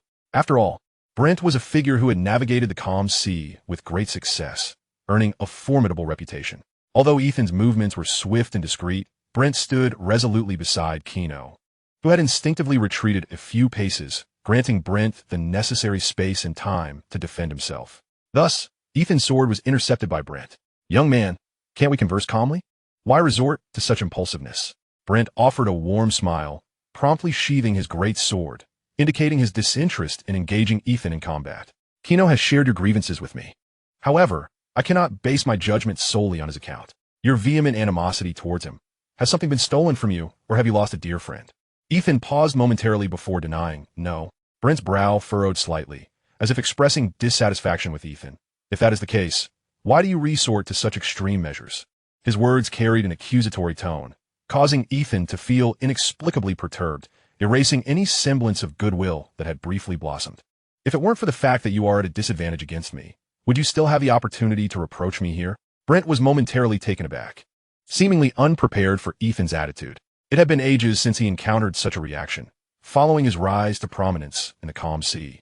Everyone he met had greeted him with enthusiasm. Even his adversaries maintained a polite demeanor. Upon reaching a new world, he had only experienced this kind of situation at the outset. As his strength and reputation grew, the treatment he received in the calm sea returned to what it once was. It had been a long time since he had encountered someone who spoke to him with such tone. Observing Ethan's youthful visage and realizing he was likely not yet 20, his expression softened into one of kindness. "Young man, do temper your anger and refrain from attributing malice to others." Ethan's perception of this individual diminished once more. Yet, his formidable strength hindered Ethan's advance, forcing him to engage in idle conversation. "Think? No." He blatantly displayed his sordid nature, leaving no need for speculation. Ethan stepped back slightly, creating a modicum of distance. "Moreover, I have no interest in discussing whether my anger is excessive. I simply wish to ascertain one matter. You are determined to protect that scoundrel, correct?" Upon hearing Ethan's earlier words, Brent's brow furrowed, realizing that Kino had not conveyed the entire truth, or that certain details had been omitted. As he listened to Ethan's subsequent remarks, he perceived that Ethan was excessively stubborn and perhaps a tad too lethal.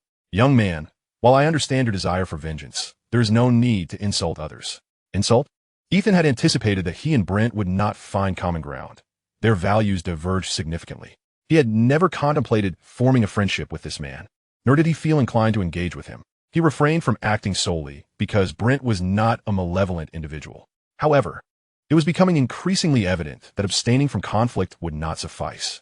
"I never insult others. Some refuse to meet the standards of humanity." Ethan brandished his longsword. "I will confirm once more. Captain Brent of the Courageous, are you truly intent on safeguarding that scoundrel behind you?" Brent did not respond to Ethan's inquiry. He persisted in urging Ethan to calm down, suggesting they could discuss matters in a nearby establishment, asserting that their grievances need not escalate to such extremes, while steadfastly maintaining his protective stance over Kino. "Understood." Ethan resumed his combat stance. "I have heard of you. You are a good man, reputed for your many good deeds throughout these waters. I do not wish to engage you in combat. Thank you for your kind words. However, my actions are nothing extraordinary. They are merely what every individual hailing from the calm sea ought to do. Yet, that does not justify your attempt to obstruct me from vanquishing my foe." Ethan was not paying Brent a compliment. He was merely recalibrating his mindset, for Brent was, thus far, the strongest adversary he had encountered, a realization he reached merely from their previous exchange. "Since you stand here, refusing to yield, I must treat you as an enemy as well. In dealing with adversaries, Ethan never wavers or shows mercy." Chapter 51. Fame? Brent intended to articulate further thoughts, perhaps hoping to persuade Ethan to refrain from violence. However, Ethan was resolute in denying him any opportunity for discourse, and with a swift motion, he swung his longsword, launching an assault on Brent, compelling him to raise his greatsword in defense. The initial strike was parried, but Ethan was undeterred. He followed up with a horizontal slash, aiming to force Brent back. If only Brent conceded even a fraction of space, Ethan could deliver a decisive arrow to Gino. Their conflict ultimately stemmed from Gino. Once he was dead, both men could cease their hostilities. Brent had no compelling reason to avenge the deceased Gino, as their connection was tenuous at best. Yet Brent proved to be even more obstinate than Ethan had anticipated, stubbornly standing his ground and absorbing Ethan's attacks without yielding an inch. Observing this impasse, Ethan raised his hand and unleashed an ice arrow. At such close proximity, Brent had no time to evade. He had already witnessed the potency of Ethan's ice arrow and recognized that the young man wielded an ice attribute gemstone weapon, imbued with the power of frost. As Ethan lifted his left hand, Brent was prepared. His greatsword, wielded with the dexterity of a dagger, intercepted the ice arrow at the moment of its release, deftly redirecting it to the side. With a resounding thud, the ice arrow struck the ground, erupting in a surge of frigid air, sending a chill even to those at a considerable distance. Brent, standing closer, was astonished by the seemingly unremarkable arrow's tremendous power, growing increasingly wary of the young man before him, deeming his strikes excessively ruthless. Ethan was indifferent to Brent's perception of him. He had never entertained notions of leniency towards foes. Brent's repeated obstruction of Ethan's quest for vengeance had firmly relegated him to the status of an enemy, and Ethan was mentally prepared to sever ties with him entirely. The first arrow had failed to achieve its aim, yet it successfully diverted Brent's attention, paving the way for Ethan's subsequent assault. The Ethan engaged in combat bore no resemblance to the one who practiced swordplay with Arthur. This was a realm of life and death. Even if Brent harbored no intent to kill, who could guarantee that a moment's inattention wouldn't lead to grievous injury or worse? With unwavering focus and unyielding determination, Ethan recognized that his initial attempt had faltered against a vigilant opponent. Considering his limited supply of arrows, he opted not to fire again, instead drawing forth a baton originally designated to augment his attacks. He deliberately refrained from unleashing the lightning capabilities of the iron staff, instead brandishing both weapons to launch a relentless flurry of strikes upon Brent. Caught off guard by the sudden onslaught, Brent had no choice but to wield his greatsword in a manner reminiscent of a propeller, continuously parrying Ethan's chaotic barrage. Be cautious. That baton can unleash lightning. Kino, who had been observing from a distance, deduced Ethan's intentions but was a beat too late with his warning. Ethan had anticipated that Brent would be preoccupied with defense, unable to react in an instant. In a fierce eruption, bolts of electricity burst forth, snaking around the iron staff in Ethan's grasp. This was his first experience harnessing the staff's lightning power, and the resulting force astonished even him. Upon striking Brent's greatsword, a violent explosion ensued, propelling Brent several meters back, while Ethan himself was staggered, struggling to regain his footing. In stark contrast to Ethan, who merely felt a strain in his wrist, Brent, having borne the full brunt of the electric assault, found himself engulfed in a dazzling display of blue and white sparks. The searing electricity rendered him momentarily paralyzed, clouding his senses. Yet, years of experience and a threadbare grip on his faculties prompted him to respond. A burst of white light erupted from Brent's chest, penetrating through his attire and exploding into a blinding radiance. As the luminous shockwave radiated outward, the residual electricity clinging to Brent was shattered, and the burns inflicted by the lightning gradually healed, restoring him to his prior state of vigor. Ethan immediately recognized this as a manifestation of gemstone equipment, a rare artifact unique to this world. Previously, he had encountered few such items. Sean possessed only a pair of gloves capable of conjuring flames, earning him the title of Flame Hand in the Tranquil Seas, proving the scarcity of gemstone gear. However, Brent was different. Having once dominated the Tranquil Seas and now carving a name for himself in the new territories, it was evident that he possessed gemstone equipment, likely more than one piece. Assessing its quality, it was clear from Brent's defensive maneuver that it was of no ordinary caliber. Brent's invocation of this protective ability escalated the confrontation to unprecedented heights. Ethan's brazen engagement at the guild's entrance had already drawn attention, but the revelation that he faced Brent, who had traversed the stormy seas years prior, ignited a sensation amongst the onlookers. Initially, many believed Ethan to be overreaching, perhaps driven by ambition or sheer ignorance of Brent's formidable reputation. Yet, as the battle unfolded, it consistently defied the expectations of the spectators. That young man possesses gemstone equipment. His martial prowess is remarkable. His swordsmanship surpasses that of the majority present. Astonishingly, he wields not just one, but multiple pieces of gemstone equipment. The iron staff, capable of unleashing potent lightning, appear to be an even more formidable artifact, one that could incite a frenzy were it to appear in the Tranquil Seas. This young man would undoubtedly have his name heralded across the Tranquil Seas after today. At this juncture, most continued to favor Brent, given his long-standing renown and status as a powerful adventurer in the new territories, suggesting his strength had only magnified since years past. Moreover, Brent's reputation was well established. All knew he would not kill Ethan. Conversely, Ethan, having engaged with Brent, would not only emerge unscathed but would also gain fame, inciting envy and ambition in others to challenge Brent, even if they lacked the courage to do so. Fortune favored that young man. Many overlooked Ethan's inherent strength, attributing his prowess solely to his gemstone equipment. Numerous spectators murmured to themselves that if they possessed such formidable gear, they too would dare to challenge Brent. At that moment, Brent unleashed his gemstone equipment, casting a protective spell, an unprecedented spectacle in the tranquil seas, where two wielders of gemstone equipment clashed head-on. This scene had long been anticipated by the multitude, whether due to admiration, rivalry, or some darker impulse. All yearned to witness Brent deliver a resounding lesson to Ethan, especially after Brent activated his protective ability, restoring himself to peak condition. His demeanor had shifted from amiable to formidable. "Young man, have you not struck too fiercely?" Ethan smirked, having anticipated Brent's possession of gemstone equipment, though he had not expected it to be of a defensive or restorative nature. It was evident that Brent possessed offensive capabilities as well, suggesting that adventurers in the new territories were far superior to those in the tranquil seas. "I have never shown leniency towards my adversaries." And Ethan finds Brent's character truly exasperating. He nearly struck him down, yet Brent merely complained instead of erupting in fury and tearing himself apart, demonstrating that he is indeed a paragon of virtue, rather than someone merely seeking fame and reputation. "If this continues, my strikes will grow increasingly severe. Thus, it would be wise for you to step aside, as this matter does not concern you." To Ethan's surprise, upon hearing this, Brent revealed once again that familiar, amiable smile. "Young man, it seems you still harbor good intentions. You do not genuinely wish to take my life." From Ethan's words, he discerned this truth. Though Ethan's attacks were fierce, he did not truly desire to eliminate this troublesome individual. It became evident that Ethan was not the ruthless killer he had initially presumed, one who would indiscriminately slaughter the innocent over trifles. "However, I shall not yield. Young man, you do not yet grasp the significance of being an exceptional adventurer." Ethan was poised to continue his assault when Brent unexpectedly began discussing the world and adventurers, catching him off guard. He was intrigued and wished to listen further, but the countless lessons learned in his previous life reminded him that he must not allow trivial distractions to derail his carefully laid plans. Otherwise, he risked accomplishing nothing. "Indeed, my understanding of this world remains insufficient. I am even unclear about what lies beyond the stormy sea.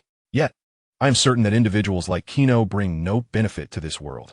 On the contrary, his demise could be celebrated by most adventurers." Ethan plunged his long sword into the ground before him, leaning upon the hilt. "Brent, you repeatedly urge those who commit wicked acts to abandon their malevolence, as if their past transgressions would vanish should they cease their misdeeds. Have you ever considered the thoughts of the victims? Have you pondered the fates of the innocents who perished at the hands of these villains?"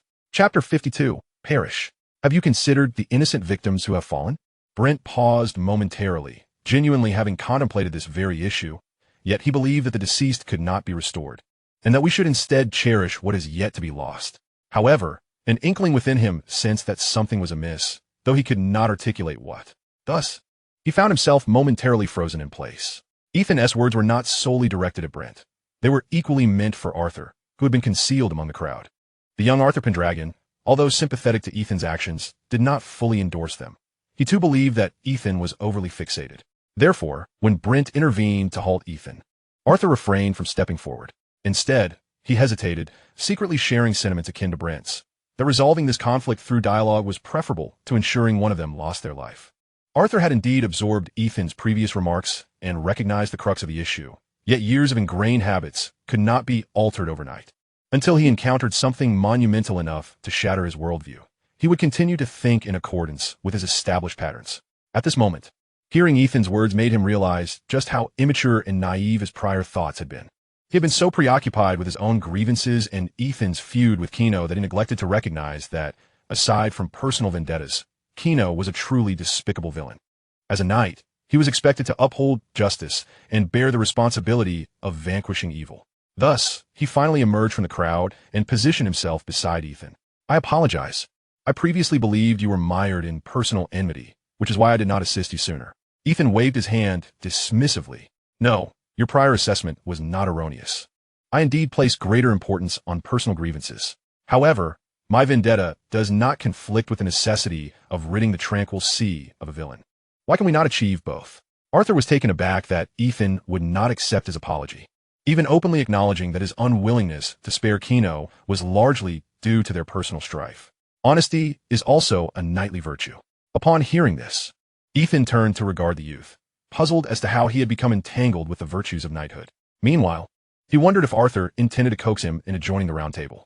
"Leave Brent to me. You go and eliminate our foes." Arthur glanced at the growing crowd of onlookers. Surely many here wished to witness this spectacle. Due to Kino's prior actions, numerous individuals had suffered plundering on their return to Stark Island, harboring deep resentment toward him. Having witnessed Ethan confront Kino and declare his intent to slay this new generation of the Flame's Hand, many did not hold high hopes for the young man as success. Yet a flicker of expectation remained. What if this villain truly met his end at the hands of this youth? When they observed Ethan spring into action, employing magical stone equipment, their anticipation soared to its zenith. Yet Kino, in a desperate plea, clung to Brent's leg, imploring him for mediation, and Brent resolutely shielded Kino. Those familiar with Brent's reputation and character speculated that this affair would likely conclude without resolution. For those unaware of Brent's standing, they gleaned the situation from others nearby and understood that Kino had likely escaped with his life, potentially continuing to cling to Brent's protection, perhaps even venturing to the other side of the stormy sea. Perhaps this was for the best. At least they would not encounter this brigand again in the tranquil sea. No one held out hope for Ethan to vanquish Kino. Even if Ethan's strength exceeded their expectations, they believed that under Brent's staunch protection, he would not succeed. Just then, another young man stepped forward, a golden-haired boy clad in fine armor, appearing considerably younger than the previous dark-haired one, likely no more than 14 or 15 years of age. Two of them are so young? Do today's youth not prefer to remain at home, instead choosing to brave the seas, uncertain if they will survive until tomorrow?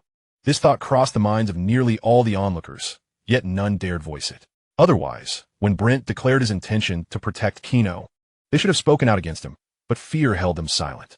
Likewise, they dared not offend Ethan, who had managed to engage Brent in combat and gained a slight advantage. In the brief span of time, Ethan's name spread among all present. Captain of the Dawn Goddess. Ethan, a newcomer, having recently become a formal adventurer. Yet on his maiden voyage, he had unearthed 2 full ships of ore, casually dispatching the notorious villain, Angus, and seizing his famed swift vessel for himself. Such a feat alone was enough for many present to remember this young man, combined with his direct confrontation with Brent. His name would soon resonate throughout the tranquil sea, and all adventurers would come to know it. However, they would certainly remember more than just Ethan today. Arthur had now stepped forward and made a promise. He would fulfill his commitment. His longsword was drawn, poised against Brent, not far away. Brent of the Courageous. Your next opponent is I. My name is Arthur. I hope you shall remember it. With that, he nodded towards Ethan and charged at Brent, sword in hand. Brent initially dismissed the young Arthur, yet when he parried Arthur's inaugural slash, his countenance shifted dramatically. Arthur's strike proved far more formidable than Ethan's. Not only did Arthur possess exceptional innate talent, but his rigorous foundational training endowed him with a far superior force compared to Ethan, who was still a novice in this craft. Furthermore, Arthur's seamless execution of swordplay revealed a level of sophistication that left Brent momentarily immobilized, ensnared by the dazzling display of light emanating from Arthur's dual longswords. This was the opportunity Ethan had been anticipating for an extended period, and he would not allow it to slip by him unchallenged. Simultaneously, it was the very scenario that Kino had been vigilantly guarding against. As Ethan lunged towards him while Brent remained ensnared by the golden-haired youth, Kino recognized that true peril was upon him. Damn it, I shall not perish here. The magic stone gauntlet on his left hand erupted in a conflagration of flames. The fierce crimson blaze did not disperse, but rather coalesced, ultimately enveloping his entire left arm. In an instant, the left side of his garment was reduced to ashes, and the searing heat relentlessly scorched his arm, inflicting agony that nearly rendered him unconscious. Yet he endured. If it is a fight to the death you seek, then perish you shall. Kino was resolute, unleashing his full strength. The magical equipment, designed to shield its user from the energy harm induced by the magic stones, could inflict damage if pushed beyond its controllable limits. This threshold depended on the quality of the magic stones and the caliber of the equipment. Overloading such gear could also render it irreparably damaged. For Kino, this was a moment to gamble everything. His arm ablaze, he hurled a fist towards Ethan, convinced that this strike would surely obliterate him. The magic stone gauntlet had been his greatest asset in navigating the tranquil seas, yet now it would meet its end here. Kino's hatred for Ethan eclipsed any animosity he held for Sean, for Ethan had forced him to leap from the pinnacle of his aspirations. To Ethan, however, Kino's desperate assault appeared merely comical.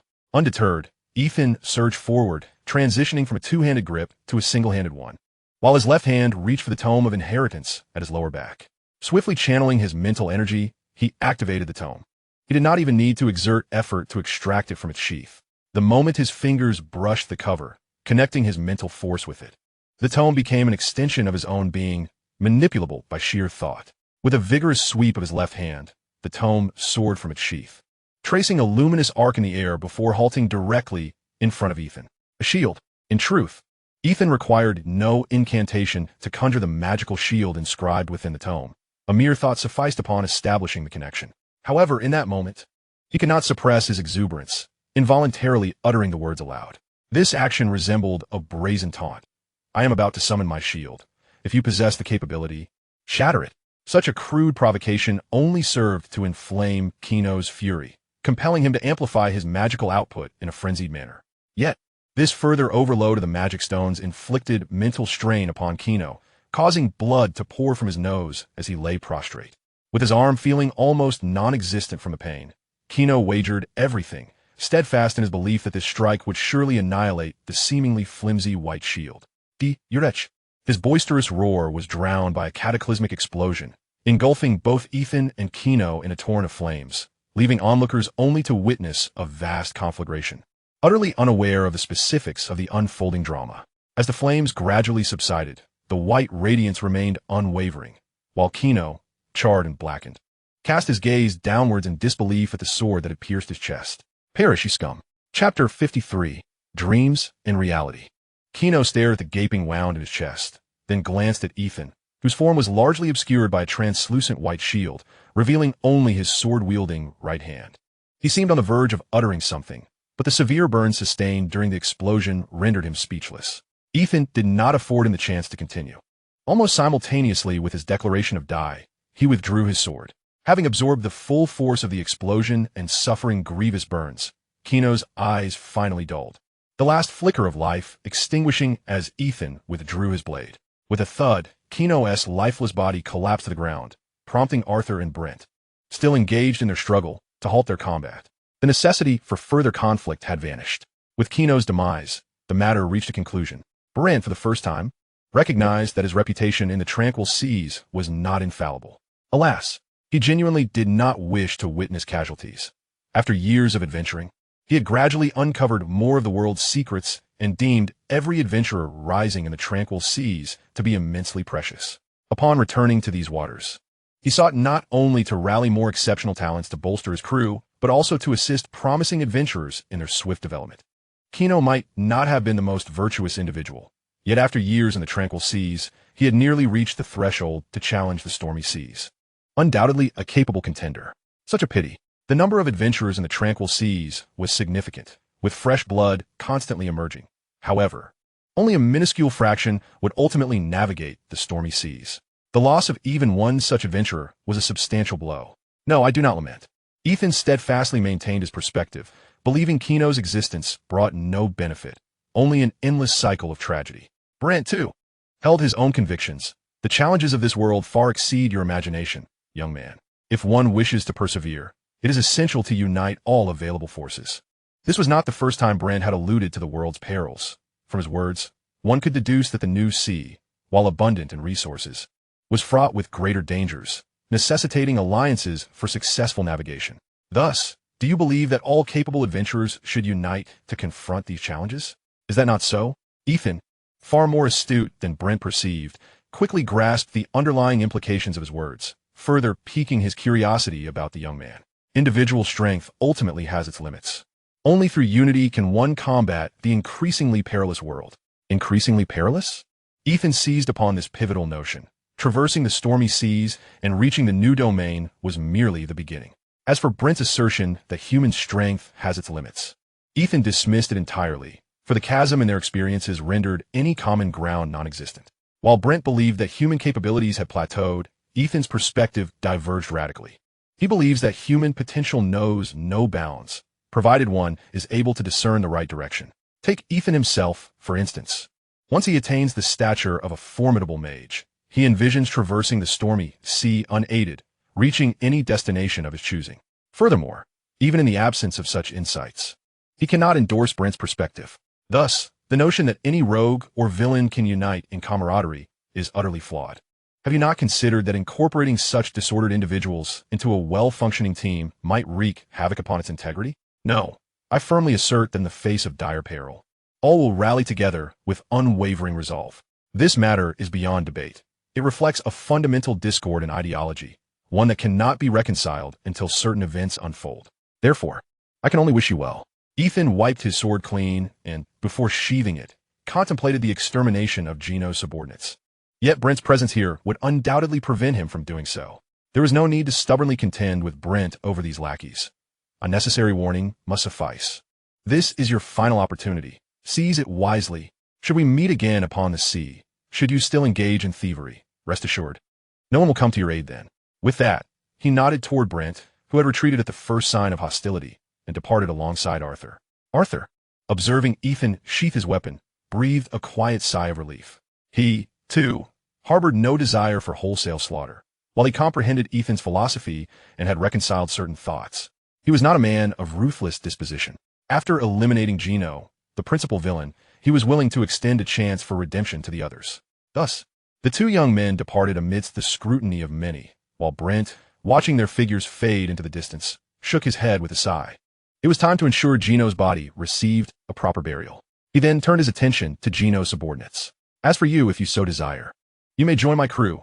However, you must abandon your former ways. Brent offered them a choice, to follow him or to seek their own path.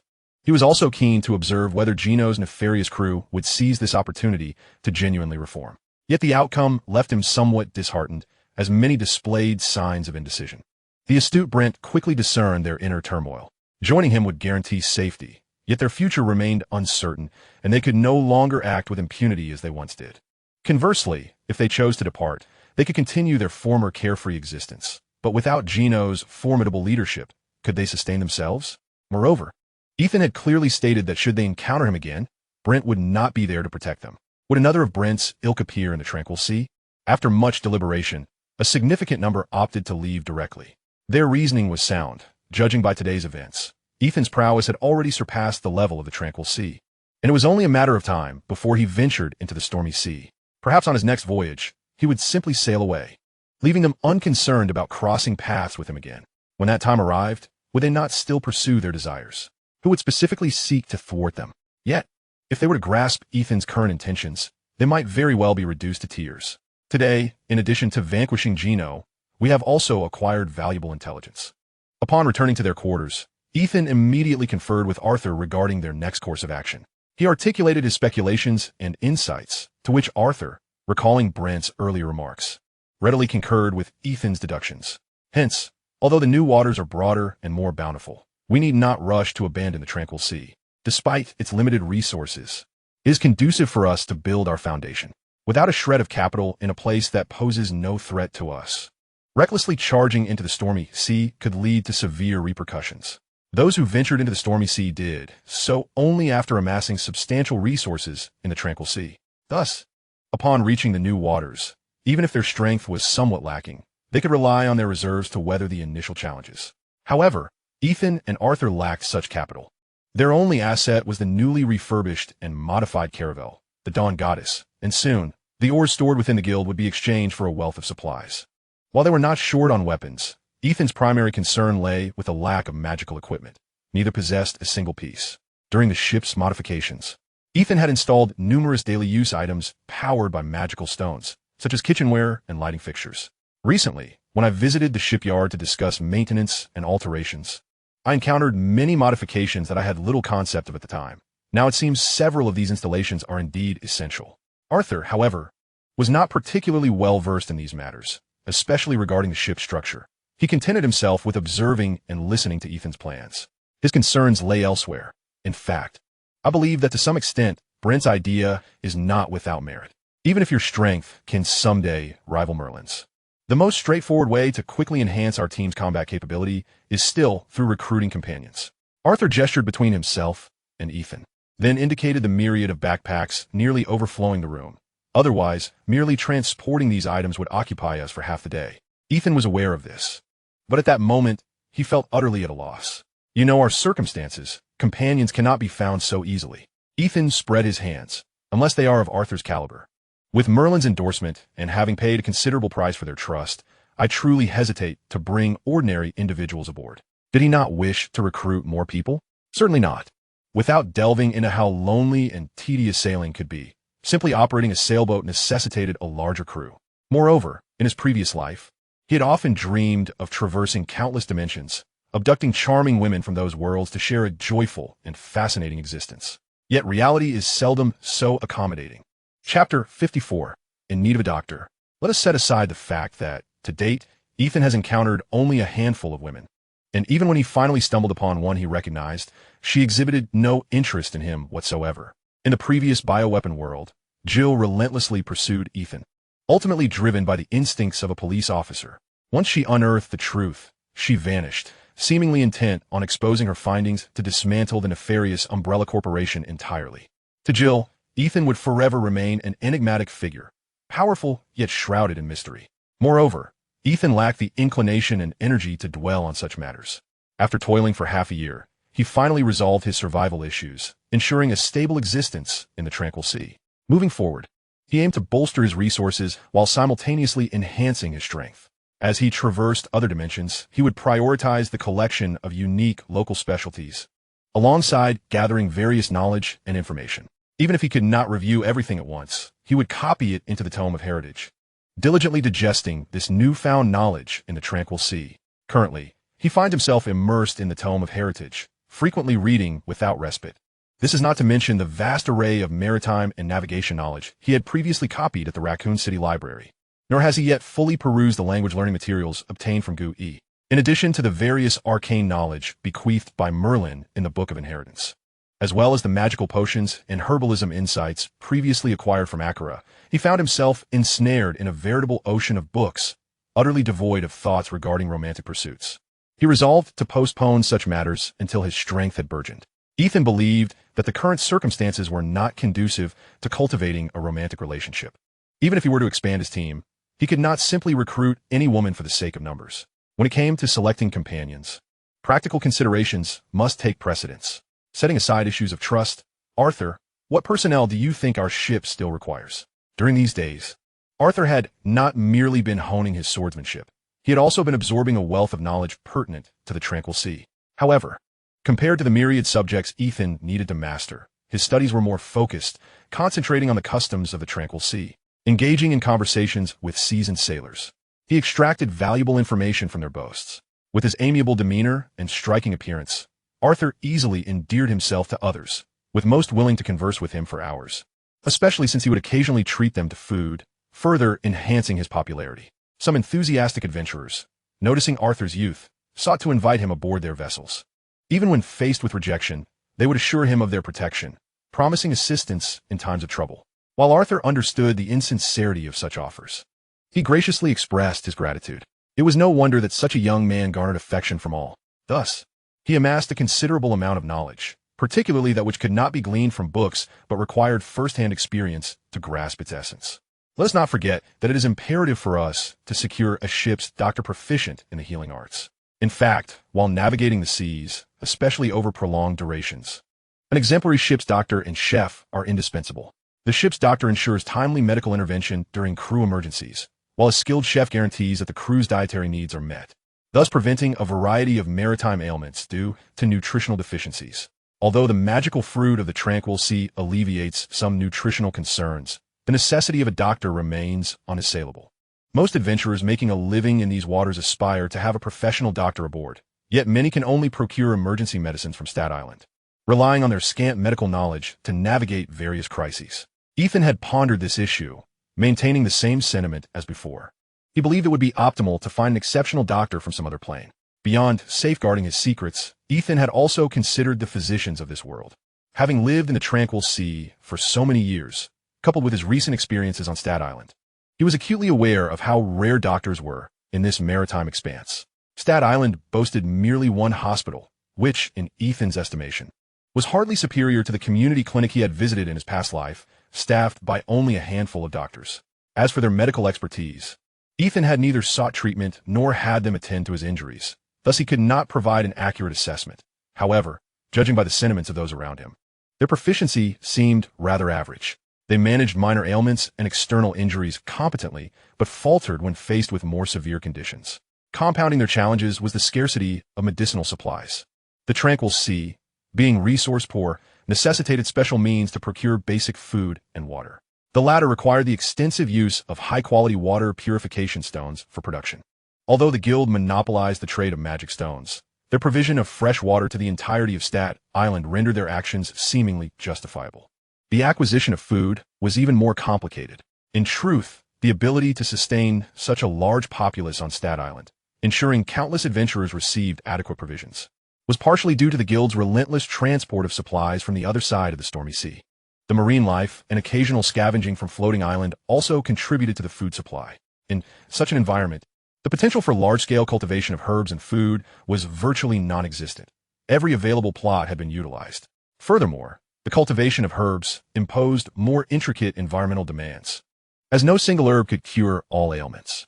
Consequently, the inhabitants of Stat Island found themselves at a loss when confronted with peculiar afflictions, and the survival of the ill often hinged on their own immunity and luck. Given this situation, during his journey to the biochemical world, Ethan had prioritized bringing back emergency medicines, alongside convenient daily supplies and an arsenal of firearms. However, the medicines were manufactured for ailments prevalent on Earth, leaving him uncertain about the unique maladies that might exist in this realm. The matter of securing a physician was indeed a formidable challenge. If only Ethan's knowledge in potion-making advanced further, and he became more adept at utilizing herbs, he could potentially serve as a makeshift doctor, adequately addressing simple issues.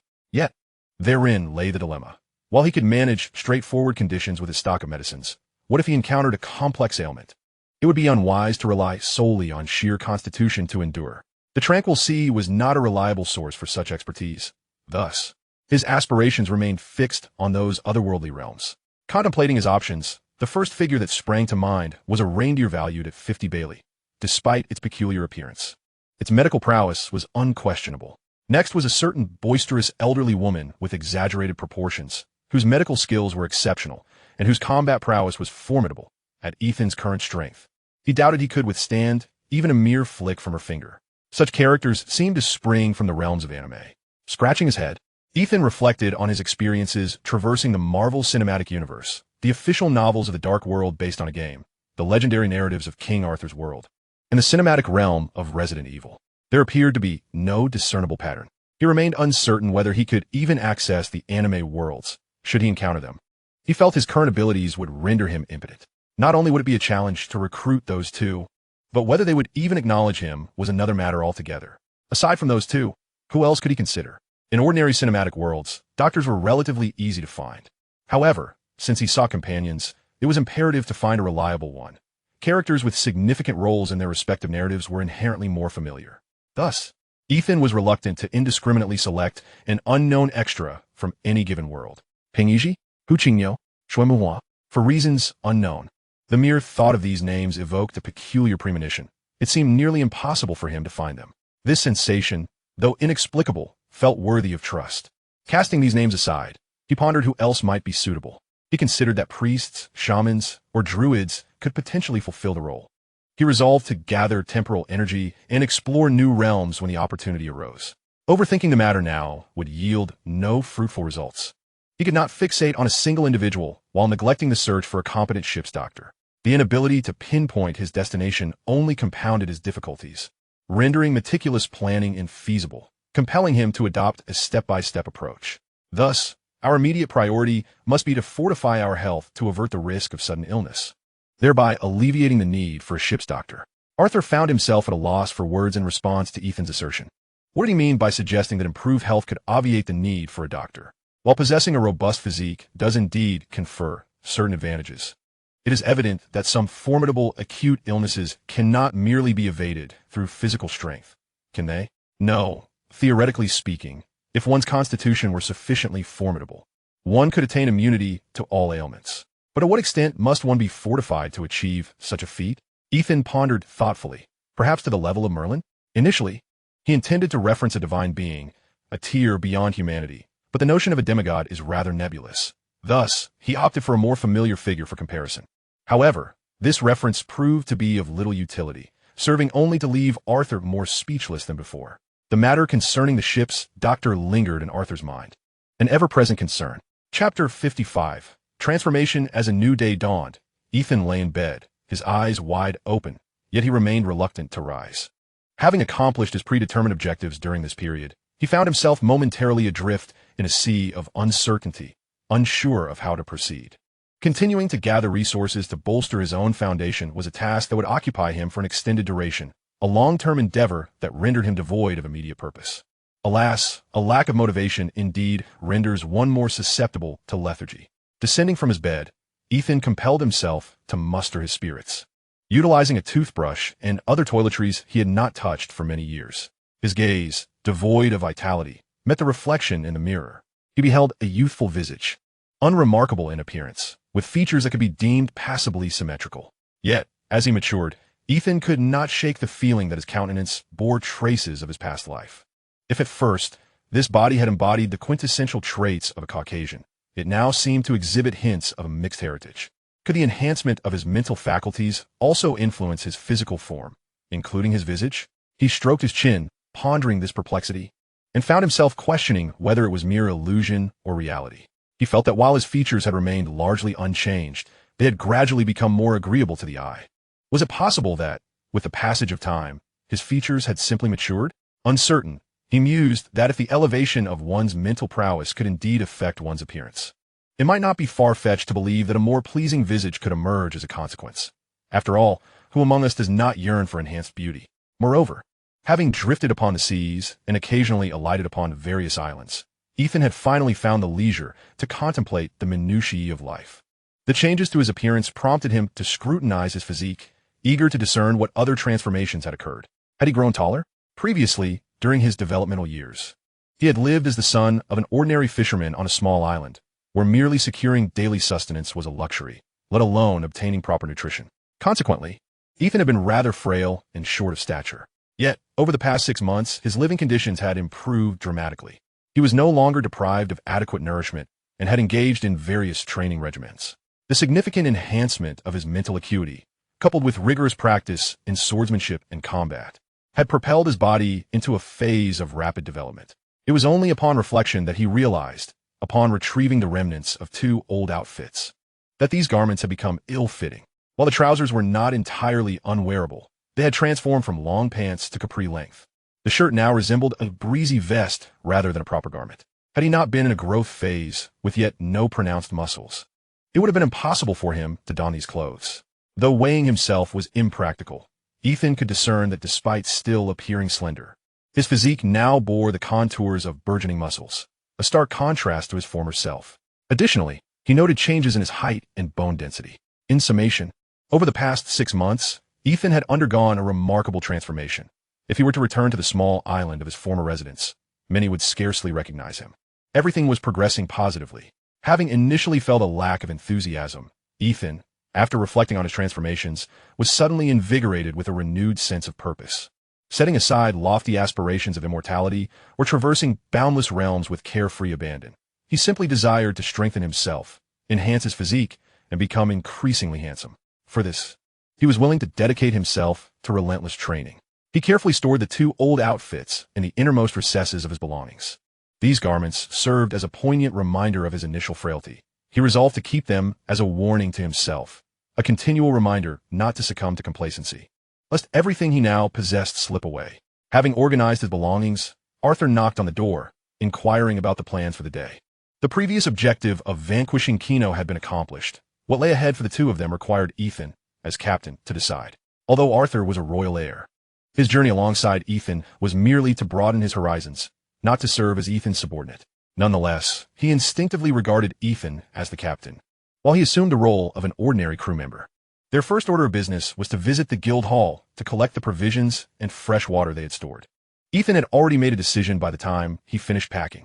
With Kino eliminated, there was no need to linger on the island and squander time. Initially, he had contemplated a new round of modifications for the Dawn Goddess, but he had come to realize, rather than incessantly refurbishing an old vessel, it would be far more prudent to design a new ship from the ground up, equipping it with all the requisite facilities to fully utilize the specialized equipment. Moreover, given that they would be remaining in the calm seas for an extended period, there was no necessity to install excessive features. The current Dawn Goddess was already among the finest ships in the serene waters, particularly as a caravel renowned for its speed and agility. While this vessel might falter in tumultuous waters, it was undoubtedly the optimal choice for tranquil seas. After installing various life-supporting amenities that consumed magic stones, comfort levels had significantly increased, rendering further upgrades unnecessary. We shall not be heading to the shipyard. Indeed, we shall not. Ethan intended to utilize the time spent at sea to delve deeper into the intricacies of ship architecture. He did not aspire to be a designer, but merely sought to make informed choices. Selecting a vessel that would suit a small crew while being adaptable to diverse and complex maritime conditions. In truth, he had already begun to formulate some targets. Owing to his past life's fascination with maritime-themed games, he recalled that the pinnacle of sailing warships was the galleon type, which had once epitomized the naval standards of maritime powers. The so-called battleships were essentially large galleons arrayed in formation to create formidable battle lines. Thus, from any perspective, the galleon was the superior choice. Of course, the galleon was not without its drawbacks. Its considerable size made it cumbersome to maneuver. It was unrealistic to expect that merely two individuals could operate a behemoth of several thousand tons unless it was a magically autonomous vessel. In truth, Ethan was more inclined to opt for a non-sailing warship. Even a steam-powered wooden ship would suffice. For the limitations of wind-powered vessels were often dictated by uncontrollable external factors, such as wind direction and speed. In contrast, steam-powered ships offered far greater reliability. Regrettably, Ethan had no means to transport such a large vessel to this world, nor could he craft one from the local ores in the near future. The ores collected now still need to be exchanged for materials to sustain various demands and expenditures. Moreover, he lacks the necessary skills and techniques. The optimal choice would be vessels that combine wind power with certain magical stone technologies from this world. However, he only possesses a vague concept, lacking concrete materials and relevant knowledge, which he must temporarily set aside. Consequently, the new ship must allow ample space for modifications. After sharing his thoughts with Arthur, the two had already completed all matters at the guild and now stood on the deck of the newly docked ship, the Dawn Goddess, watching as the guild staff loaded their purchase supplies, filling all the storerooms. Arthur's knowledge of ships had significantly increased due to recent intensive tutoring, and he expressed his agreement with Ethan's idea. Creating such a large vessel would indeed require considerable resources, not to mention the shipyard's fees. A common principle in this world is that the buyer must provide the raw materials for shipbuilding. Of course, one can supply a substantial quantity of one type and have the shipyard compensate for the rest. The most fundamental requirement is timber. Quality timber is not easily found, and transporting large quantities poses its own challenges. Only those who have accumulated wealth over time can afford to commission a new ship, including figures like Brent, who was once renowned across the calm sea. Therefore, they must actively seek quality timber. The last island he discovered had an abundance of excellent wood, but regrettably, he had paid no heed to such resources at that time, nor could he discern the quality of timber back then. This knowledge was acquired only recently.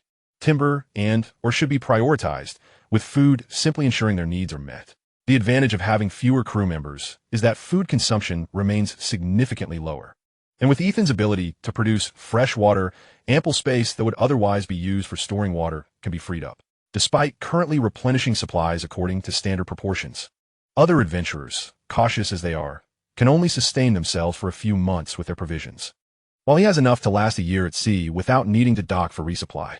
This is indeed his greatest advantage. As long as he discovers a substantial quantity of resources, he can maximize space for transport, somewhat compensating for the Dawn Goddess's limited cargo capacity. Once the supplies were fully loaded and he confirmed with the guild staff, Ethan set sail amidst their well wishes. As he departed the port, he noticed Brent's large ship anchored not far away, a grand sailing vessel remarkably similar in design to the Galen. Standing atop the stern, Brent waved and smiled at him. "Young man, I shall await you beyond the stormy sea. I hope you do not keep me waiting too long." Chapter 56. Adrift on the vast ocean. Perhaps he would have to wait a long time. The shadow of Stark Island gradually faded beneath the horizon as Ethan leaned against the railing at the stern, staring blankly in the direction of Stark Island. Arthur stood beside him, having heard Brent's greeting as well. Yet neither he nor Ethan had the immediate desire to venture into the stormy sea, leaving them uncertain of how long they would linger in this expanse. Theoretically, the longer they stayed, the more resources they would accumulate, making their transition to new waters easier. However, if they lingered too long in a place that posed no threat, he might gradually lose his boldness and drive to forge ahead. I did not intend to keep him waiting for too long. Do you have a plan? Ethan decisively shook his head. Not a clue. Arthur felt that Brent would indeed be waiting for a considerable time.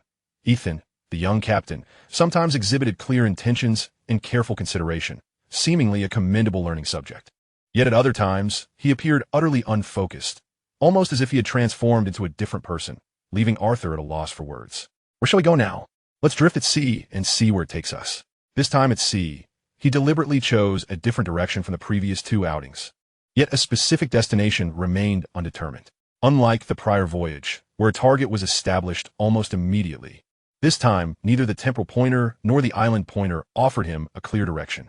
With no other option, Ethan navigated the vast ocean, performing various peculiar maneuvers, essentially testing the optimal wind direction and speed at which the Dawn Goddess could achieve the best velocity. He also experimented with how to maneuver efficiently against the wind. This knowledge was derived from the navigational texts he had copied. In fact, in the calm sea, such knowledge was imparted through mentorship by seasoned adventurers, passed down by those elders to the new generation of adventurers. Ethan, however, had not undergone this process. He emerged from the islands, solving some difficulties with his unique advantages, and directly arrived at Stark Island, subsequently becoming an adventurer. Under his father's guidance, he learned to operate a sailing vessel during his childhood, but that was merely foundational knowledge. Deeper concepts were never taught. After becoming an adventurer, he roamed alone, with no one to instruct him, relying solely on self-exploration. Even with ample copied materials, he encountered numerous challenges during practical application. Fortunately, the wind speed and waves in the calm sea consistently remained at a low level. Had he faced the complex and variable conditions found on Earth, his vessel would have capsized long ago. In addition to practicing ship control, he also engaged in daily training. This voyage not only did not diminish Ethan's training time, but actually intensified it. His days were meticulously scheduled, even extending into the night, as the availability of light afforded him more time to read and learn. Conversely, fishing to augment their food variety was set aside, as the ship's provisions were plentiful, and prolonged storage would lead to spoilage. With only 2 of them aboard, they could not quickly consume the supplies, so they prioritized depleting the ship's stock. Only when they grew weary of their meals did they occasionally catch something to enhance their diet. With only 2 crew members, neither could evade the responsibilities of cooking, and Arthur, initially clueless in the kitchen, inadvertently developed culinary skills. The dishes prepared by either Arthur or Ethan were merely sufficient to satiate hunger, with flavors that passed muster. But the prospect of creating anything lavishly delicious was virtually non-existent. I believe we should prioritize the issue of a cook over that of a doctor. After every meal, Ethan would voice such sentiments, casting an expectant glance at the pointer in his hand, only to be met with silence. The temporal pointer remained stagnant in its search, while the island pointer continued its chaotic oscillation. Compared to previous outings, Ethan's luck seemed to have waned this time. Everyone has their moments of bad luck. Perhaps the previous good fortune had been an anomaly, and this situation was a return to the norm? Ethan's speculation was not unfounded. The floating islands in the calm sea were not easily located. Otherwise, there wouldn't be so many adventurers struggling at the brink of subsistence. Having spent months at sea without finding anything, relying on frugality to maintain minimal consumption on their return journeys. Countless others, having exhausted their resources, were forced to continue drifting at sea, hoping to discover an island before they ran out of supplies, only to become lost adventurers. Ethan's earlier experience of quickly identifying a target shortly after setting sail, coupled with the chance to gather temporal energy, was not a streak of luck that could be sustained indefinitely. Hence, he decided to use this time to solidify what he had gained thus far. Other matters are relatively straightforward, such as the acquisition of various knowledge and the magical enhancement of the checkpoint transmission language that Ethan had previously contemplated in the world of Resident Evil. During that earlier period, he had made considerable progress in these areas. Notably, he achieved significant results in the checkpoint transmission model of knowledge inheritance, to the extent that Arthur willingly subjected himself to 2 additional experiences. The conclusions drawn from these encounters brought Ethan great joy. Although he still felt a slight discomfort, it would not pose any significant impact. Once he affirmed that his direction was correct, the spell entered a gradual improvement phase. and it would not be long before it took its final form. In terms of swordsmanship, daily practice with Arthur, coupled with targeted foundational guidance from him, allowed Ethan to gradually rectify his shortcomings. As the time spent in training increased, his abilities were likewise steadily enhancing. As for mental fortitude, it is needless to say that it stands as a pivotal element within Ethan's cultivation system, fundamentally tied to his future achievements. He had never relaxed his efforts in this regard, and now supplemented his training with at least a pack of cigarettes each day, resulting in steady growth in his mental prowess. Presently, he had reached the standard of a true mage in terms of mental strength, despite being merely a novice sorcerer. These endeavors could all be practiced on Stater Island. However, he possessed certain skills that were ill-suited for such a setting, such as the batch of firearms he had brought back from the bioweapon world. These weapons were immensely powerful. During their time in the bioweapon realm, Arthur had witnessed many things that profoundly impacted his worldview, especially after gaining insight into modern warfare with Alice's assistance. He began to ponder whether he ought to diligently study these so-called scientific principles instead of solely focusing on his martial prowess. From a ruler's perspective, the significance of such weapons to a nation far outweighed that of a highly skilled individual. Ultimately, Ethan dismissed these thoughts. Given the technological level of the world Arthur inhabited, it would be futile to attempt to develop an entire industrial system from scratch, no matter how clever one might be. It would require numerous exceptionally intelligent individuals, along with a significant labor force, to achieve such an endeavor. However, Ethan did not entirely quash Arthur's aspirations, advising him that there would be ample opportunities in the future to enter similar worlds, where he could seek relevant information. This, combined with the realities of his own world, could allow him to gradually compile a feasible plan to implement upon his return. Ethan assured him of his assistance, for he was immensely experienced in this area. After all, he had gleaned much from countless farming novels in his previous life. He promptly offered his suggestion, without delving into other matters, simply gathering seeds and cultivation methods for potatoes. Corn and sweet potatoes would be sufficient to exponentially strengthen Arthur's nation. Arthur promptly began researching these crops, swiftly realizing their significance. With a newfound clarity, Arthur also recognized that accompanying Ethan through various worlds would yield him even more potatoes, corn, and sweet potatoes. After emptying a magazine, Arthur expertly disassembled his handgun for cleaning and maintenance before stowing it away. His movements were fluid, reminiscent of a seasoned marksman, and considering his recent shooting practice, it was hardly discernible that he and Ethan had only recently begun their acquaintance with firearms. As for physical control, Arthur explained, "You have yet to reach an adequate level." Ethan was still at a foundational stage in his physical training, while Arthur had already achieved a considerable degree of mastery over his own body, which allowed him to grasp practical tasks more swiftly. "At my current training speed, how long will it take me to reach that level?" Ethan inquired. Arthur pondered for a moment before shaking his head. "It's difficult to say. It truly requires a measure of innate talent." Ethan fell silent. Indeed, talent was essential.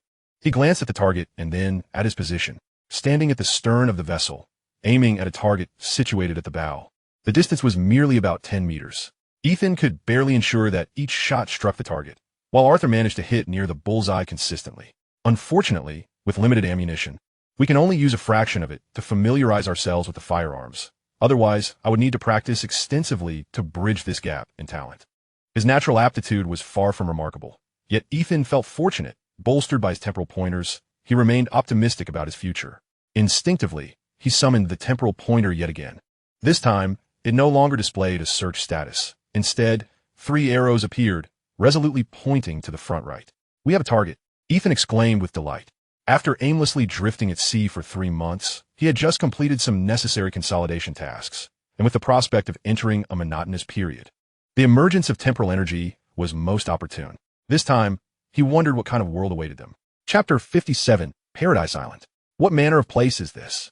Are we still in the tranquil sea? Observing his surroundings, a primal beauty enveloped them. Standing on the beach and gazing towards either side, it appeared to be an island. Behind them lay an endless expanse of azure sea, leading the two to feel as though they had not departed from the tranquil sea, but rather merely ascended onto some island. "I have no idea what this place is," he confessed. There were no signs of modern industry. Perhaps this was a world steeped in antiquity, or a secluded locale. Yet which of these possibilities existed? Movies? Novels? Anime? Legends? The scope was too vast, and with such scant information, they had no inkling. "We can walk ahead. Perhaps this is not an island, but merely a coastal area. Human perception has its limits." and compounded by geographical obstructions, their immediate impulse to interpret it as an island stemmed from a conditioned response developed during their time in the tranquil sea. Of course, we may also encounter locals. As Ethan articulated this possibility, he noticed a small head bobbing above a cliff not far ahead. It was a little girl, peering curiously in their direction. Look, now we can ascertain what kind of world we are in. At least we can confirm that this world has humans. Arthur was not merely concerned with the presence of people, but rather the implication of Ethan's statement. Are there worlds devoid of humanity? Of course. Humanity is not the only intelligent life in the multiverse. Does your world not also harbor races such as fairies? No, I'm in a world entirely without humans. Ethan then grasped what Arthur was inquiring about. It was not surprising. After all, some worlds were inherently unsuitable for human existence, and thus could not possibly harbor humanity. Others had witnessed human extinction due to competition with other races. There were countless examples, and Ethan could not recount them all, so he summarized these two scenarios. Hello. Ethan attempted a greeting in English, aiming to ascertain whether this world resembled Earth. Given that the girl did not appear to be of Asian descent, English seemed the most fitting language. The little girl waved back at him, seemingly in response. Perhaps due to their youth and friendly demeanor, her courage grew, and she gradually stood up from the cliff, swiftly descending via a more accessible slope, racing towards Ethan and Arthur. Who are you? Where do you come from? The little girl was vibrant and brimming with curiosity, seemingly unaccustomed to strangers, displaying no wariness as her large eyes scrutinized Ethan and Arthur. Simple islanders, perhaps? Ethan's first instinct was to perceive that this girl resided in a quaint little village, leading a simple life, blissfully unaware of the treachery that lurked within human hearts, which accounted for her lack of vigilance. Little sister, may I inquire where we are? The young girl continued to gaze adorably at the two of them. Yet she answered Ethan's question. This is Paradise Island. She then pressed forward with her own inquiries. Why aren't you answering my question? Where do you come from? Who are you? Paradise Island? Arthur had little understanding of the name, merely recognizing it as an island, and surmising that this little girl was indeed a resident of it. However, for Ethan, the implications were more significant. If this truly was the Paradise Island he believed it to be, then trouble might be on the horizon. Arthur, be cautious. No sooner had the words escaped his lips than the sound of arrows slicing through the air reached them, embedding themselves in the sand between the two men and the girl before they could react. Diana! An enraged roar followed, affirming Ethan's earlier suspicions, as several female warriors on horseback, brandishing bows, aimed at the two men on the beach. At the forefront was the clearly incensed leader, who bellowed at the little girl. Come back. Stay away from those strangers. Ethan raised his hands, signaling Arthur to step back and create some distance from the girl. He then called out to Hippolyta in the distance. We are merely asking for directions. We mean no harm. With the mention of Paradise Island and Diana, he had nearly confirmed his whereabouts, and it was evident that the most splendidly adorned and furious among them was none other than Hippolyta, the queen of the Amazon tribe. Ethan had no desire to confront the local sovereign, and more critically, he could not ascertain whether this world was derived from a comic book or a film. If it were a film, it would be manageable. While the Amazon warriors were formidable, they were not beyond reason. The average Amazon warrior seemed to remain at a human level, lacking any extraordinary abilities. Even Hippolyta, as the queen, did not exhibit any exceptional prowess or unique powers, save for Diana, who, being of divine lineage, was still just an adorable little girl at this moment. In the blink of an eye, the fierce Amazon warriors had encircled Ethan and Arthur, leaving only the vast ocean behind them unoccupied. With countless arrows aimed at them, Ethan and Arthur remained unfazed, their calm demeanor only heightening Hippolyta's wariness. Who are you? Because Ethan had previously indicated no ill intent and deliberately distanced himself from Diana. Hippolyta granted him a measure of leniency, refraining from immediately ordering her troops to turn the two men into a pincushion or bind them up. However, she began to question whether her decision to delay subduing them had been a grave error. It's merely a case of being lost. I only wish to know where this is, Ethan replied truthfully, as he and Arthur were indeed mere passers-by seeking to ascertain their location, with no intention of lingering on this island. Yet Hippolyta was skeptical of Ethan's words. Where's this? Paradise Island, a hidden realm, shrouded from the mundane world by the god's barrier. How about one simply get lost here? Do you think it's your neighbor's market? Easy to enter at will? Strangers, if you do not speak the truth, do not blame us for resorting to more forceful measures. Measures? Ethan's eyelids flickered. He immediately thought of Wonder Woman's iconic weapon, the lasso of truth. I am speaking the truth. Then tell me, stranger, How did you two find yourselves lost on this vast ocean, arriving at this island? You both appear remarkably clean, not at all like those who have swum ashore. One of the women beside Hippolyta challenged Ethan's statement. Clad in leather armor, she exuded a fierce and formidable aura, contrasting with Hippolyta's softer femininity. Well, Ethan glanced down at his armor and attire, then at Arthur, who was impeccably groomed as if ready for a banquet, and could only shrug helplessly. I am a magician. Is it true? Are you like the magicians depicted in stories? Only the childlike Diana believed Ethan's claim, while both Hippolyta and the fierce Antiope regarded him with skepticism, even beginning to suspect that he was jesting at their expense. Seize them. Take them back for questioning. As queen, Hippolyta exhibited a decisive nature at times, promptly issuing the capture order. Ethan could only sigh in resignation, briefly advising Arthur, do not kill anyone.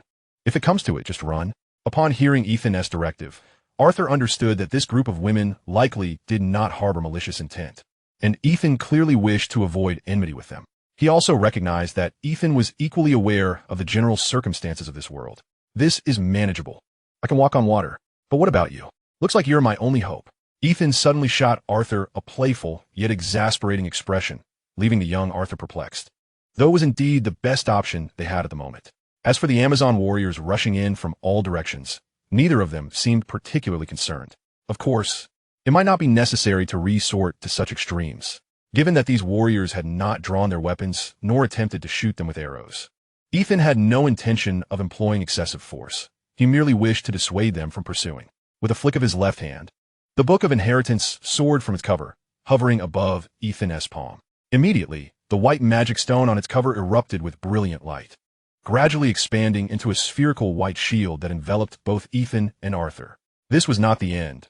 As Ethan slowly increased his output, the dazzling white magical shield transformed, becoming less blinding while continuously expanding, pushing the encroaching Amazon warriors back.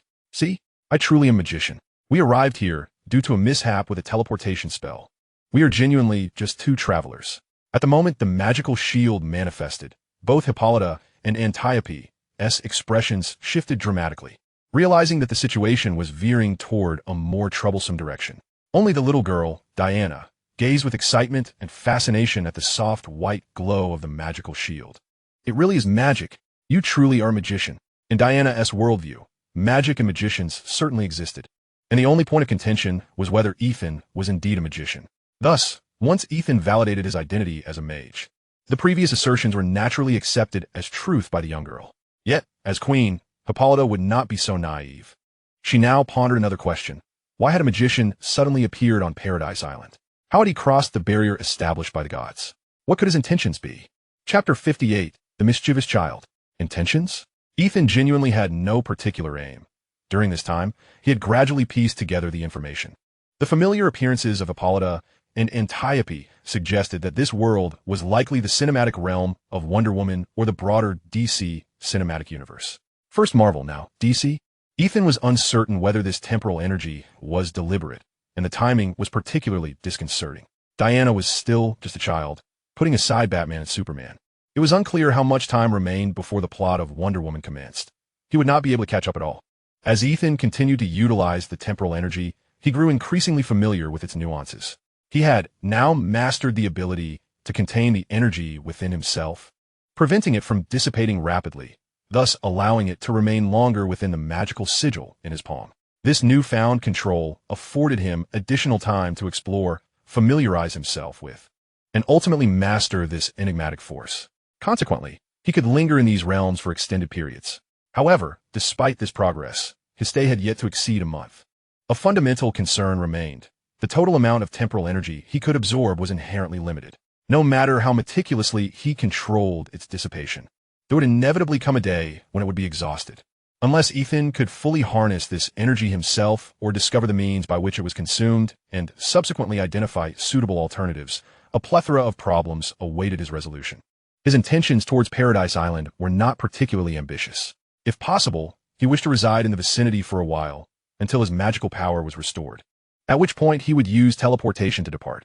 Fearing Hippolyta's refusal, he preemptively offered a retreat. Of course, we shall not venture deep into the island, but merely seek a place to shelter along this coastline. Ethan further assured that should Hippolyta be unwilling, they would not impose, as long as a vessel was provided. They would depart Paradise Island independently. Surrounding Paradise Island were divine prohibitions, and Hippolyta was keen to understand how he had traversed these barriers. This was a conundrum she had never been able to grasp, and it weighed heavily on her mind. If the gods' prohibitions could be so easily breached, did that not imply that Paradise Island was no longer sanctuary? Ethan understood well why Hippolyta posed this inquiry. Her concerns stemmed from the fear that Paradise Island might cease to be a hidden refuge, as the ever-cautious Amazon Queen worried that Ares, the god of war, would descend upon the island without the protective barrier in place. You see, my teleportation magic transcends dimensional barriers. Thus, the presence or absence of a protective barrier around this island bears no impact on my abilities, he explained. The truth was that when breaking through dimensional boundaries, the existence of additional protective barriers was inconsequential. In simpler terms, the island's barrier served merely as a defense against internal threats. It held no efficacy against an outsider like Ethan. Hippolyta's pupils narrowed slightly, and she instinctively glanced at Antiope beside her, noting a similar expression of concern. Consequently, the Amazon Queen swiftly resolved, if what you say is true, you may temporarily reside nearby, but you are strictly forbidden from venturing deeper into the island. I shall have my people monitor you. At this juncture, Hippolyta inquired further, how long do you intend to stay? It should not exceed a month, Ethan replied, as the temporal energy within him could sustain him for approximately that duration. Hippolyta nodded. Remember your promise. Do not intrude into the depths of Paradise Island. With that, she took hold of Diana and led her Amazon warriors away from the beach. Why do I feel that this lady's demeanor has shifted rather abruptly? Arthur, who had remained silent until now, sensed the unexpected turn of events. He had prepared to assist Ethan in fleeing to the sea, only to be surprised by the seemingly stern woman's sudden acquiescence to their stay. I feel the same, Ethan mused, stroking his chin, which bore no trace of stubble. It was unclear whether this was due to the inherent nature of his current physique or the result of his training. It seems her attitude changed dramatically once I indicated my ability to traverse dimensional barriers.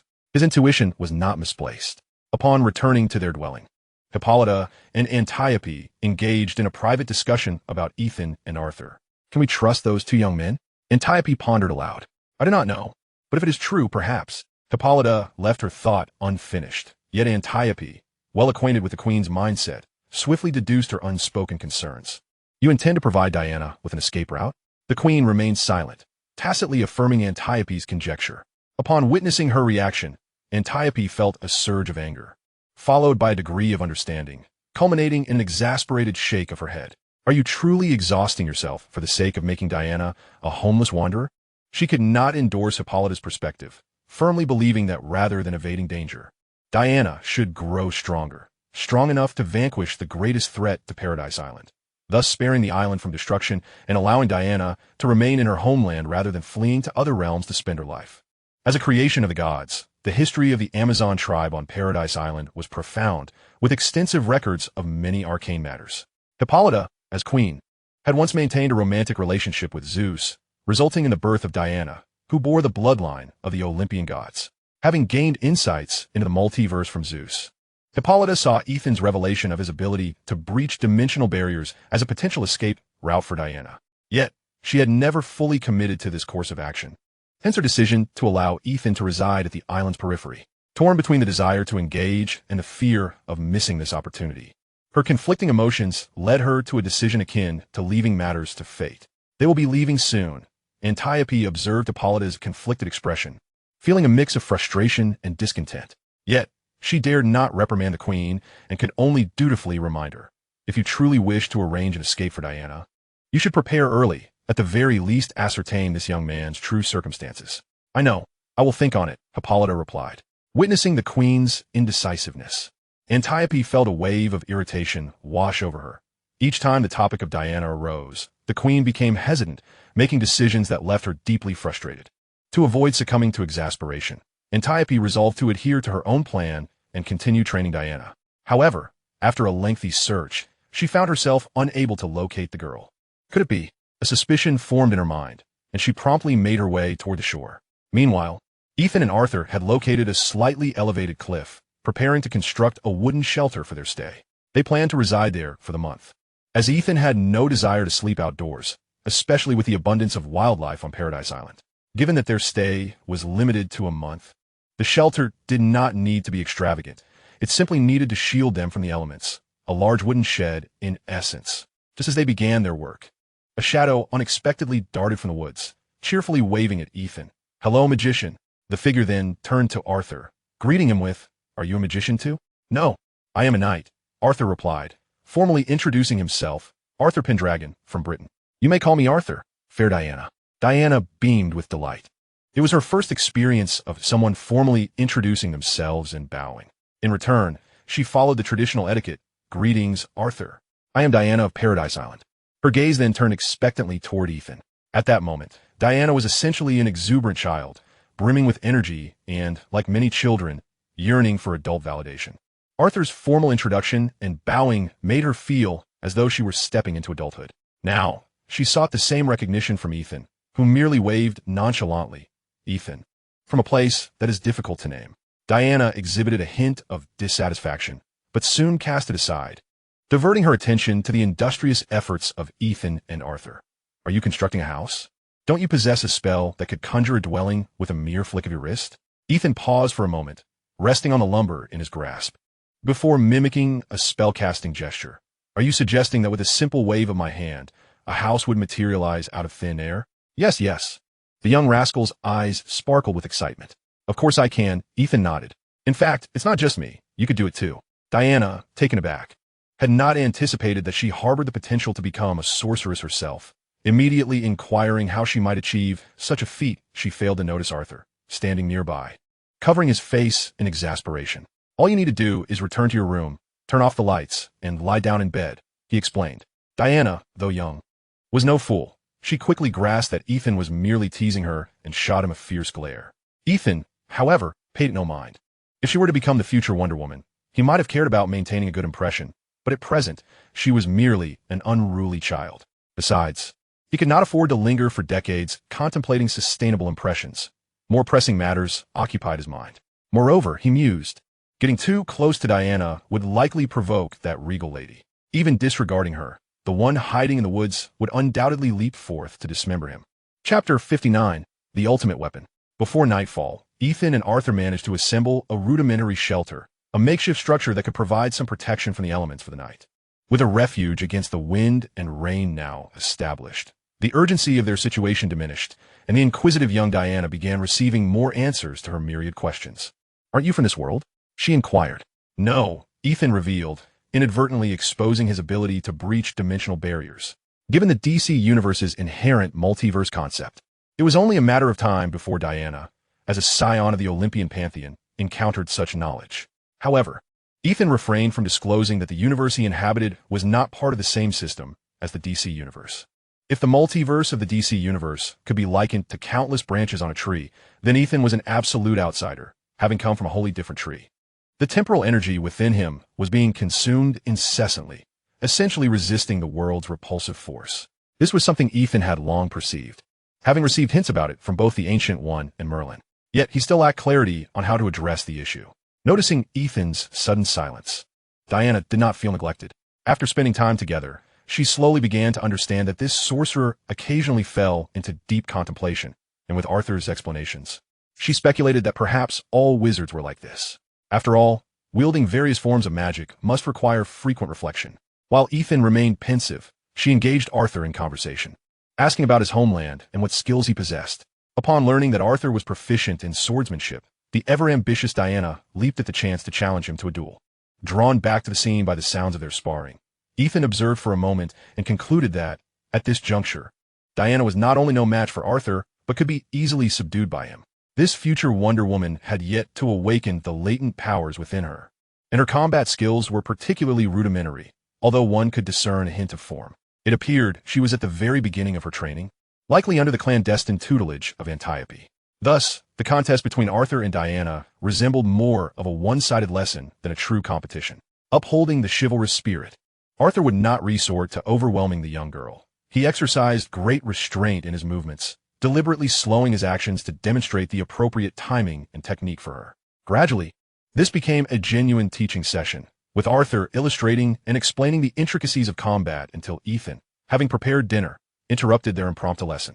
It's already so late." Diana suddenly realized she had been out for quite some time, glancing at the sky and noting it was nearly her bedtime. waving goodbye to the two. She promised to return to play another day before vanishing into the distance. It was only when Diana's footsteps faded from earshot that Ethan turned to the nearby woods and gestured. Having watched for so long, I assume you must be weary. Perhaps take a moment to rest and have something to eat before returning. Antiope stepped forth from the shadows of the forest, having never concealed her presence or movements, and perhaps even intentionally creating some noise to alert Ethan to her existence. Only the young Diana, oblivious to the awareness of both Ethan and Arthur, remained unaware of her. Once Diana had departed, Ethan greeted Antiope, recognizing her prompt appearance as a sign that she had something to discuss with him. "Seat," he instructed, as though hosting a guest in his own home. He gestured to the fire where some simple provisions were roasting, dried rations and a vegetable broth, along with a wild chicken he had caught nearby. Lacking any distinctive flavor, it merely served to satiate hunger, yet for the inhabitants of Paradise Island, such simple fare constituted their daily sustenance.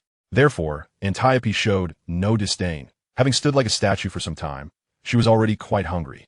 The Amazonian warriors were not delicate ladies. Each had undergone rigorous training, and the extensive physical demands had equipped them with appetites far exceeding those of ordinary individuals. Thus, the entire roasted chicken quickly disappeared into Antiope's belly. "You may call me Ethan," he said. A long string of titles had felt unfamiliar to him, so he emphasized this point. "It must be cumbersome for you to address me in such a manner." Antiope nodded. "Very well, Ethan. Can you tell me about the other worlds? You must have come from a different realm, correct?" While she possessed only a rudimentary understanding of parallel universes, she remained curious about the distinctions between her world and others. In truth, there were numerous parallel universes, each with its own unique characteristics, most of which bore little difference from this world. Unlike Arthur and Merlin, who had confided much to her, Antiope was not privy to the same level of information. Merlin, possessing extraordinary power, could glean what he wished from Ethan's mind without needing explicit disclosure from him. However, Merlin's moral integrity prevented him from easily resorting to such measures. Antiope, not knowing that Ethan's understanding of her was limited and lacking the absolute strength to overpower him, saw no need to divulge every detail. Thus, he provided just a few examples to illustrate that parallel worlds were essentially normal realms, without any particularly extraordinary features. Merely different races and cultures inhabited them.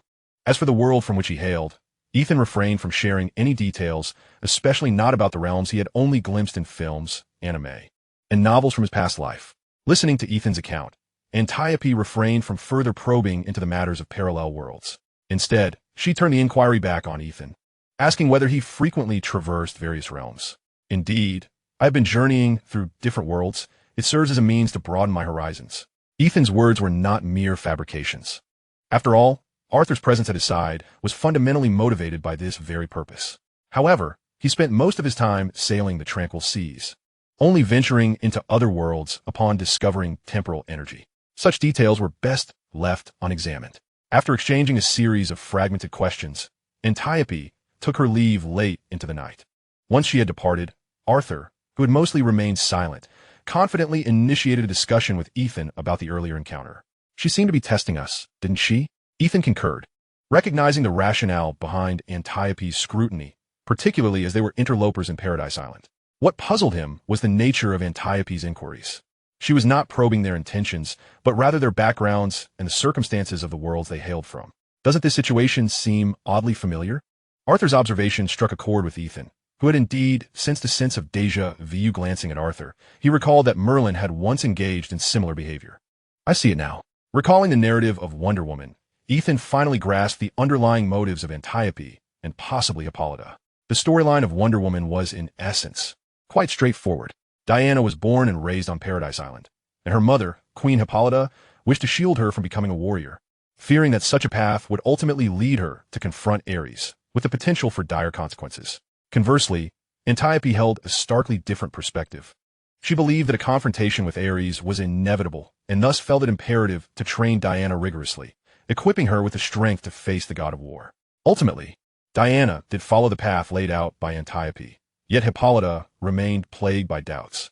Ethan found himself perplexed by the queen's reasoning. Did she truly believe that by perceiving her daughter as weak, Ares would spare both Diana and the Amazonian race? Perhaps Hippolyta recognized the futility of evasion, as evidenced by her grudging acceptance of Antiope's clandestine training of Diana after a brief display of anger. Now, due to Ethan's presence, The queen faced a new dilemma: to send Diana far away. As an Amazonian queen who had lived through the era of Zeus, Hippolyta understood that parallel universes were not an anomaly. Moreover, she should be aware that Ares lacked the means to breach dimensional barriers to pursue Diana in another world. Thus, if Diana were truly to leave this realm, her safety would be significantly assured. Truly, the heart of a parent is a poignant thing. Sharing his speculations and providing an overview of this world as circumstances, Arthur echoed Ethan's sentiments. However, would the war god Ares truly relent in his pursuit of the Amazons on Paradise Island? Ethan scoffed. How could he possibly do that? Ares is not a benevolent being. Considering Diana's irreplaceable role in this world as Zeus's ultimate weapon against Ares, it became clear that Ares would never allow Diana to escape unscathed. If Diana were indeed dispatched to another world, the Amazonian race would face inevitable annihilation. Chapter 60. Coincidence after a restful night. When the sun rose the next day, Ethan and Arthur continued their planned improvements on their humble dwelling. For the month ahead, neither intended to depart from this place. In this world of Wonder Woman, there were numerous valuable resources, yet none that they could presently obtain. Most of these treasures lacked any clues, making aimless wandering less advantageous than remaining here to organize their existing resources. Ethan had longed for a suitable dimension to thoroughly research temporal energy, but had always found himself lacking the right opportunity. This time, by a twist of fate, his desires were unexpectedly met. Initially, he had anticipated that the inhabitants of Paradise Island would refuse him lodging, preparing instead to find a quiet place nearby to pass the month. However, the situation had shifted abruptly, and it seemed likely that Hippolyta would entrust him with Diana's care. If she were to make such a request, would he agree? Certainly. He had no desire to acquiesce. Diana was merely a child. What purpose would her return serve? Moreover, life on the tranquil sea might not be any safer than on Paradise Island. He could not guarantee that Diana would fare better if she accompanied him. Ethan, Arthur, I'm here to find you. Just as he was mulling over the troublesome child, Diana's voice echoed from the woods. Clearly, her mother was reluctant to allow her proximity to Ethan and Arthur, at least until she had made a firm decision. But was a compliant child truly a troublesome one? By any measure, Diana was far from an obedient little girl. Thus, even with the Queen's warriors stationed nearby to monitor her, she had managed to navigate through the woods to reach their abode. Good morning, Diana. Arthur was not donned in his silver armor, but had opted for a casual t-shirt and ordinary jeans, garments he had brought back from the biopunk realm. Upon discovering these modern attires to be comfortable and easy to wear, he had become increasingly disinclined to don his former clothing. Good morning, Arthur. After appraising Arthur's outfit, Diana swiftly shifted her focus. Can you teach me swordsmanship today? As a knight, Arthur maintained his politeness, even when addressing a child. Furthermore, as a guest in another's home, he was not averse to instructing a young one, viewing it as a form of rent payment. Through their brief lessons the previous evening, he had discerned that Diana possessed remarkable talent. With minimal guidance, she could swiftly grasp the essentials. Perhaps within a month, she could master all the foundational skills and establish a solid grounding. After I teach you some basics, you may need to practice on your own. Our dwelling is yet to be completed. Diana glanced at their modest wooden structure and declared that she had a small house available to offer them, rendering the need for additional construction unnecessary. That may not be feasible. You know we have an agreement with Her Majesty the Queen, which restricts us from leaving this area and entering other parts of Paradise Island. Oh, I forgot about that. Diana struggled to comprehend why her mother imposed such limitations on Ethan and Arthur's movements. She only knew that persuading her mother to change her mind was quite a formidable task. Consequently, she quickly abandoned the notion of inviting them to her secret hideaway. Then let me help instead. No need. Continue your swordsmanship lessons with Arthur. He is an excellent teacher, especially regarding the fundamentals. Ethan had remained silent until now, but suddenly interjected, casting a meaningful glance at Arthur. I'll check nearby for suitable materials to reinforce this wooden structure. Striding into the woods, he ventured far enough to ensure he would not be detected by Diana. Your Majesty, I believe this should be sufficiently distant to evade Diana's notice. Hippolyta emerged from behind a stout tree trunk, having previously concealed her form amidst the surrounding environment. However, after traversing a certain distance, she ceased her deliberate concealment. Young sorcerer, did you anticipate my arrival? She inquired. After my conversation with Antiope yesterday, I pondered when Her Majesty would come to see me in person. Ethan nodded. He had indeed surmised that Hippolyta would seek him out, though he had not expected it to occur so swiftly. Hippolyta acknowledged his insight, noting that sorcerers were a particularly astute lot, capable of gleaning information from Antiope to deduce her intentions. Therefore, you must have guessed the purpose of my visit? She ventured. To some extent, Ethan replied. Hippolyta succinctly recounted the discord between Paradise Island and the war god Ares, who could strike at any moment, while the island possessed no entity capable of opposing him. Consequently, she hoped that when that day arrived, Ethan would assist in escorting Diana to another world, anywhere she could live safely. She did not expect Ethan to provide constant care for Diana. She simply sought his ability to transport her to a different realm, leaving her thereafter without concern. In Hippolyta's eyes, Diana, with her divine heritage, could sufficiently protect herself as long as she did not confront true deities directly. This was also the reason why Hippolyta, who had always opposed Diana's training, refrained from intervening when she witnessed Arthur instructing his daughter, and even omitted this point during their current dialogue. She had resolved to train Diana rigorously, ensuring she became a competent Amazon warrior. Truth be told, Hippolyta's request was not unreasonable. For a mage capable of traversing multiple dimensions, it seemed a trivial task.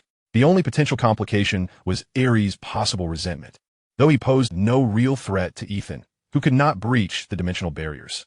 Thus, Hippolyta felt that Ethan had no grounds to refuse her request, especially since she did not intend to ask for his assistance without compensation. Paradise Island still possessed considerable resources, and she was willing to offer him a reward. To her surprise, Ethan shook his head. Your Majesty, you may be mistaken about something. What is it? Hippolyta inquired, initially assuming Ethan was reluctant to offend Ares. However, his expression suggested otherwise, prompting her to remain silent and await an explanation. My dimensional travel magic is not fully developed, Ethan admitted, spreading his hands in exasperation. If it were a mature spell, do you think I would be unable to ascertain my destination? My current magic is still in the exploratory phase. I cannot determine what world I am heading toward, nor can I predict how long I might remain there due to the instability of temporal and spatial energies. I cannot even ascertain when I might next use this magic. Ethan spoke the truth, though he omitted certain details. What I can confirm is that I may not be able to stay here for long, perhaps a month at most, maybe a few extra days. After that, I will depart, and I have no authority over my choices. As you previously mentioned, if you wish for me to take Diana to another world, it must be within a month. Otherwise, I do not know when I would return. Perhaps a year from now, maybe 10 years, or even a century later. Moreover, I am unable to sense any disturbances in this world from beyond the dimensional barrier. Hippolyta, taken aback by this revelation, felt a sense of futility wash over her, realizing she had rushed into negotiations without fully grasping the circumstances. This meant her initial plan had been entirely upended. She had intended to use Ethan as a safeguard, yet now found herself faced with a difficult choice: to send Diana away in a month. She was reluctant to part with her. Furthermore, she harbored a lingering hope that, by remaining hidden, she could live in peace without Ares discovering them. Is that so? Indeed, Ethan affirmed with a nod, his honesty evident. For this month, I intend to focus intently on refining this magic. My presence here is merely due to my arrival. Had Her Majesty not consented to our stay yesterday, Arthur and I would have already departed. Hippolyta nodded, now comprehending the fundamental reason for Ethan's presence on Paradise Island, and she believed he truly harbored no ulterior motives. Yet, this understanding only deepened her sense of frustration. The unwilling queen pressed further. Is there truly no way to enhance your magic? Or at least establish a means of communication? Any method of correspondence could allow for cries for help, providing at least a glimmer of hope. Ethan wished to express that if it were Merlin, such matters would be trivial. However, for someone like him, who had only just scratched the surface and chosen a particularly arduous path, it was an unrealistic expectation. Unable to directly state his limitations, he rephrased, if my magic were to undergo significant advancement, there might be possibilities. However, that would require a vast supply of temporal and spatial energy for my research. At this juncture, both Ethan and Hippolyta simultaneously recalled a particular object, which fortuitously resided on Paradise Island. Almost instantaneously, the atmosphere became charged with an unusual tension. Chapter 61, A Shift in Attitude. Hippolyta's hand instinctively moved to the hilt of her sword. She had not emerged unprepared this time. The armor she wore was not merely ornamental, and the weapon at her side was far from a decorative piece. Darkseid? She inquired. As a notorious supervillain within the DC universe, Darkseid's infamous reputation resonated throughout the cosmos. Wherever this Dark Lord ventured, only death and destruction followed. The Amazons had previously clashed with Darkseid's minions in a fierce battle, barely managing to repel the forces he had dispatched. This indicated that Earth had long been within Darkseid's sights, though the timing of any actual assault remained uncertain. If he were to strike, the mother box safeguarded by the Amazons would be pivotal in determining whether Earth could be protected once more. Simultaneously, it would not be surprising for Darkseid's forces to seek out the mother box's location. Ethan, too, had considered this, though he had not initially recalled the mother box specifically. He had merely mentioned the need for substantial energy, subtly declining Hippolyta's suggestion. Little did he anticipate the misunderstanding that would ensue, leading her to perceive him as an ally of Darkseid. "No, I have no connection to that being," Ethan insisted, waving his hands vehemently. He had no desire to inadvertently provoke a conflict with Paradise Island, as he greatly valued the training time he had finally secured. "My previous comment held no particular implication. I simply meant that my training requires immense energy and that I am not seeking such energy from you." Hippolyta narrowed her eyes, gripping the hilt of her sword tightly, but refraining from drawing it. "You are indeed aware," she remarked. "Even if I claimed ignorance, you would still believe me." Ethan replied with a rueful smile. The source of this misunderstanding was exceedingly vexing. If he could choose any artifact at this moment, he would undoubtedly select the Eye of Agamotto and immediately reverse time. Hippolyta's vigilance remained unwavering, her stance slightly adjusted to facilitate either an immediate offensive or a swift retreat. "How did you come by that information?" she inquired. "I am a sorcerer capable of traversing the multiverse, possessing a considerable understanding of numerous realms. All I need to ascertain is whether I belong to this particular world, and I can effortlessly correlate past intelligence with the present," Ethan explained, emphasizing his substantial knowledge of various dimensions, a testament to his confidence to wander and cultivate across different worlds. "For instance, I am somewhat familiar with the enmity between you and Ares, and I am acutely aware of Diana's true identity." This revelation sent Hippolyta into a genuine panic. Any mention of Diana threw her into disarray. "How do you know?" "No, what else do you know?" Ethan gestured for Hippolyta to remain calm, lest her heightened emotions lead to regrettable actions. "As for that object, I currently harbor no intentions regarding it. With my present capabilities, I would not entertain the thought of engaging with it, though it would only invite trouble upon myself." The mother box was an object of undeniable intrigue, for the immense energy it contained was compelling. Even if he could not wield it now, it could prove invaluable in the future. As a mage, high-energy artifacts particularly captivated him, for they could substantially augment a sorcerer's power. Hippolyta relaxed slightly, allowing Ethan to exhale with relief. The last thing he desired was to engage in a game of cat and mouse with a cohort of Amazonian warriors. "You truly are not upon a dark side?" "Forgive my candor," Ethan replied, spreading his hands. "Does Darkseid require such subterfuge? What do you suppose Darkseid would do upon confirming the location of the mother box?" Hippolyta fell into silence, aware of Darkseid's methods. If he were indeed involved, he would not resort to cunning schemes. He would dispatch his minions to seize the object directly. Should they fail, he would personally resolve any complications. Darkseid, who possessed strength formidable enough to dismiss all concerns, would hardly bother with such trivialities. As for sending Ethan to ascertain the mother box's position, its location was not particularly elusive. In fact, it possessed a built-in locator function, one of its capabilities being the activation of a transport conduit that defies spatial distance, the boom tube. Of course, Hippolyta was not necessarily privy to this information. She needed only to understand that Darkseid had yet to harbor intentions of launching an assault on Earth. Once he set his sights upon it, he would act without hesitation. With this realization, Hippolyta's trust in Ethan gradually returned. "So, you are not here to seize that object from Paradise Island?" "Certainly not." After a moment of contemplation, Hippolyta glanced back at Ethan, then turned and swiftly departed, seemingly entangled in her thoughts. Once Hippolyta had distanced herself, Ethan turned and meandered through the woods, searching for something to present upon his return, primarily to placate Diana. Upon his return, Diana was diligently practicing various fundamental movements under Arthur's guidance. Her talent was remarkable. In such a short span, her execution of swordplay was both precise and powerful, far surpassing Ethan's own abilities at that stage. Noticing Ethan's arrival, Arthur merely inquired with a glance regarding the situation, which elicited a resigned expression from Ethan. Recognizing that something was amiss, Arthur gestured toward the food laid out not far away. "Diana and I have already eaten. That is your breakfast." His eyes silently questioned the severity of the issue. Ethan responded with a reassuring glance, indicating there was no cause for concern, before proceeding to devour his breakfast. He then continued reinforcing the modest cabin, not hurrying to leave Paradise Island with Arthur. At this juncture, It was imperative to maintain composure. If he fled in haste, something innocuous could become a matter of concern. Hippolyta had likely perceived him as an agent of Darkseid. Thus, during the following days, he resolved to remain here quietly, trusting that time would absolve him of any suspicion. In the subsequent days, life for Ethan and Arthur unfolded without incident, passing peacefully for more than half a month. Throughout this period, Diana consistently arrived punctually to study swordsmanship and additional close combat techniques under Arthur's tutelage. From her initial novice status, she had progressed to competently sparring with Arthur, astonishing even him, a youth of exceptional talent, with the rapidity of her advancement. Was this truly the advantage of divine lineage? Ethan, who had spent months mastering the basics, was only just beginning to grasp the threshold of proficiency, while he would require a considerably longer time to further hone his skills.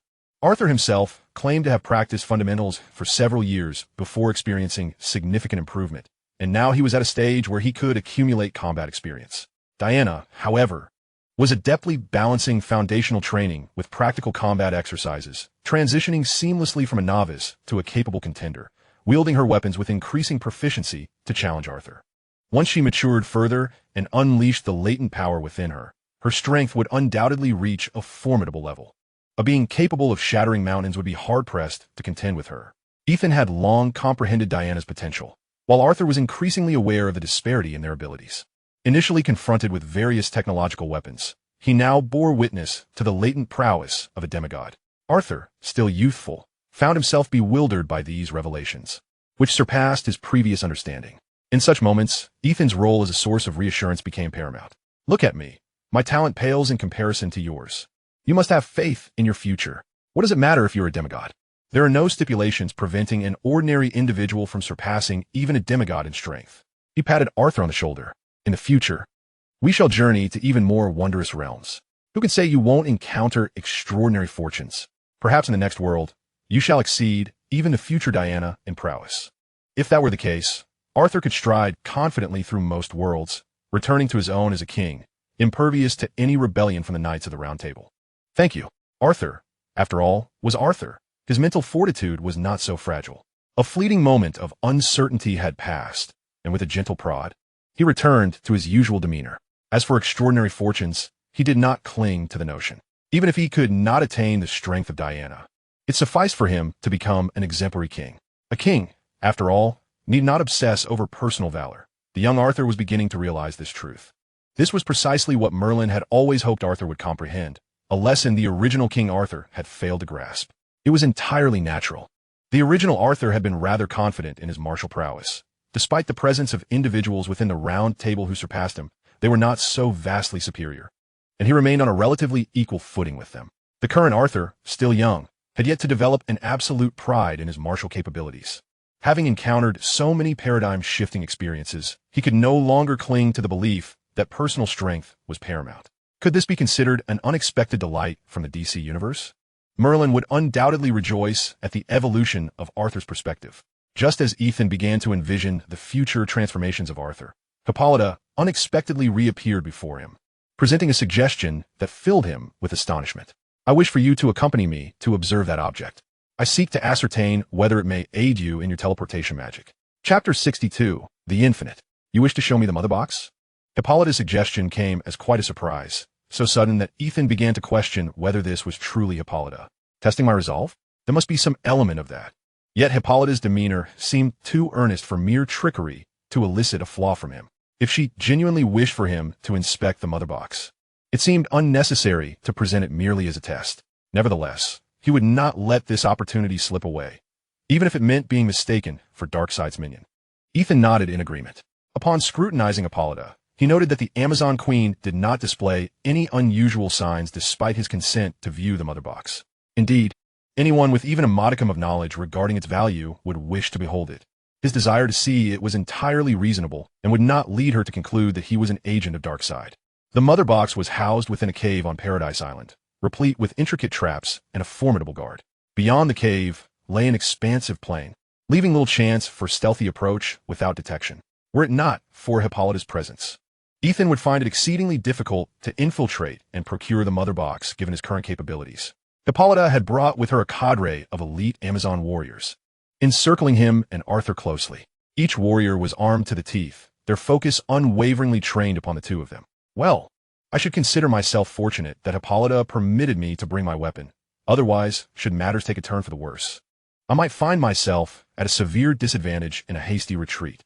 Currently, Ethan's strength heavily relied on his equipment. Without it, his combat prowess would diminish significantly.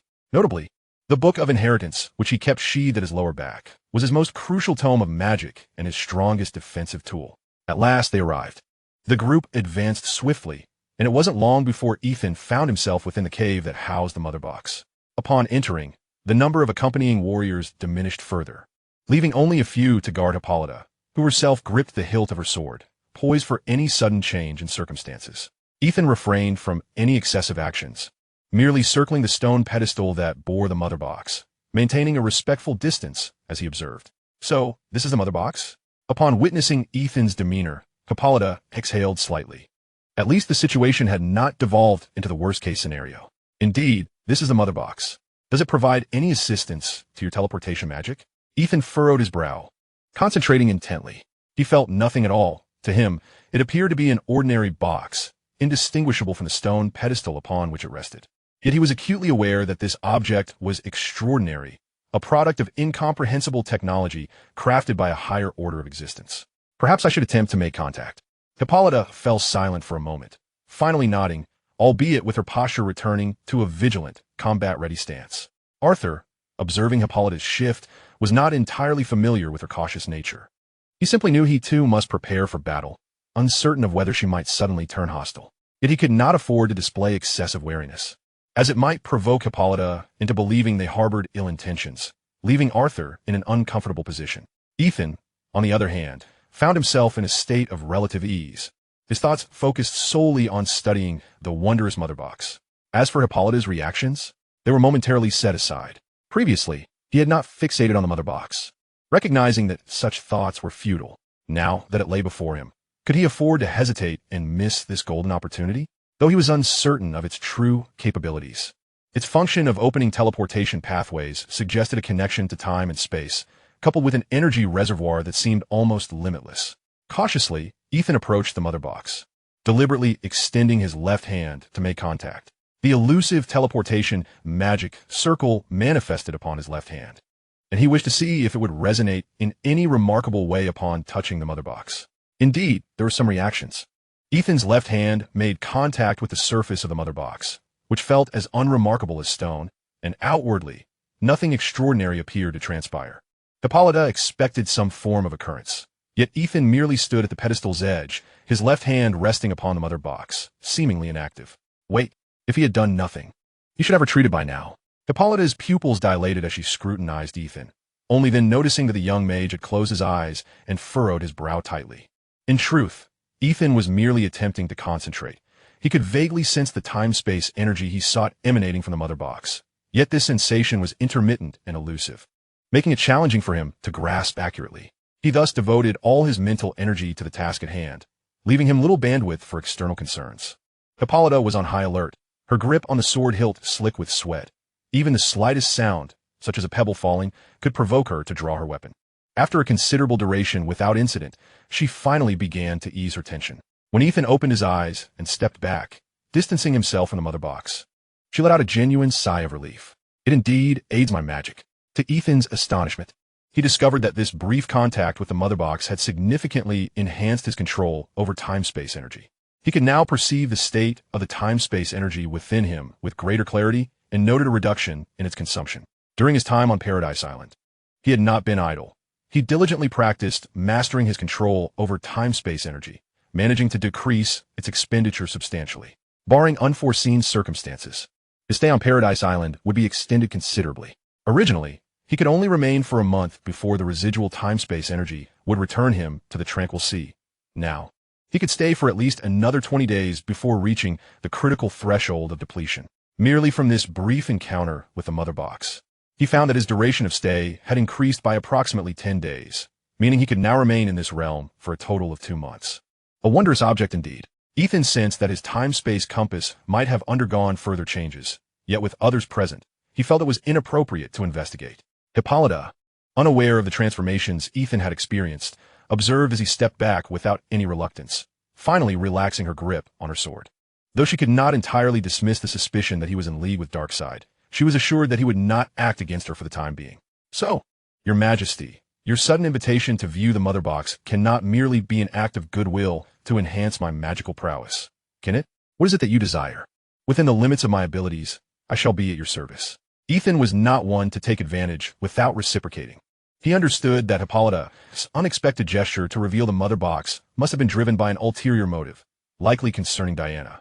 Indeed, Hippolyta harbored the hope that he might enhance his magical prowess through the Mother Box, or perhaps devise a means to locate it, thereby allowing Ethan to traverse this realm at will in the future. Was she still concerned about Ares?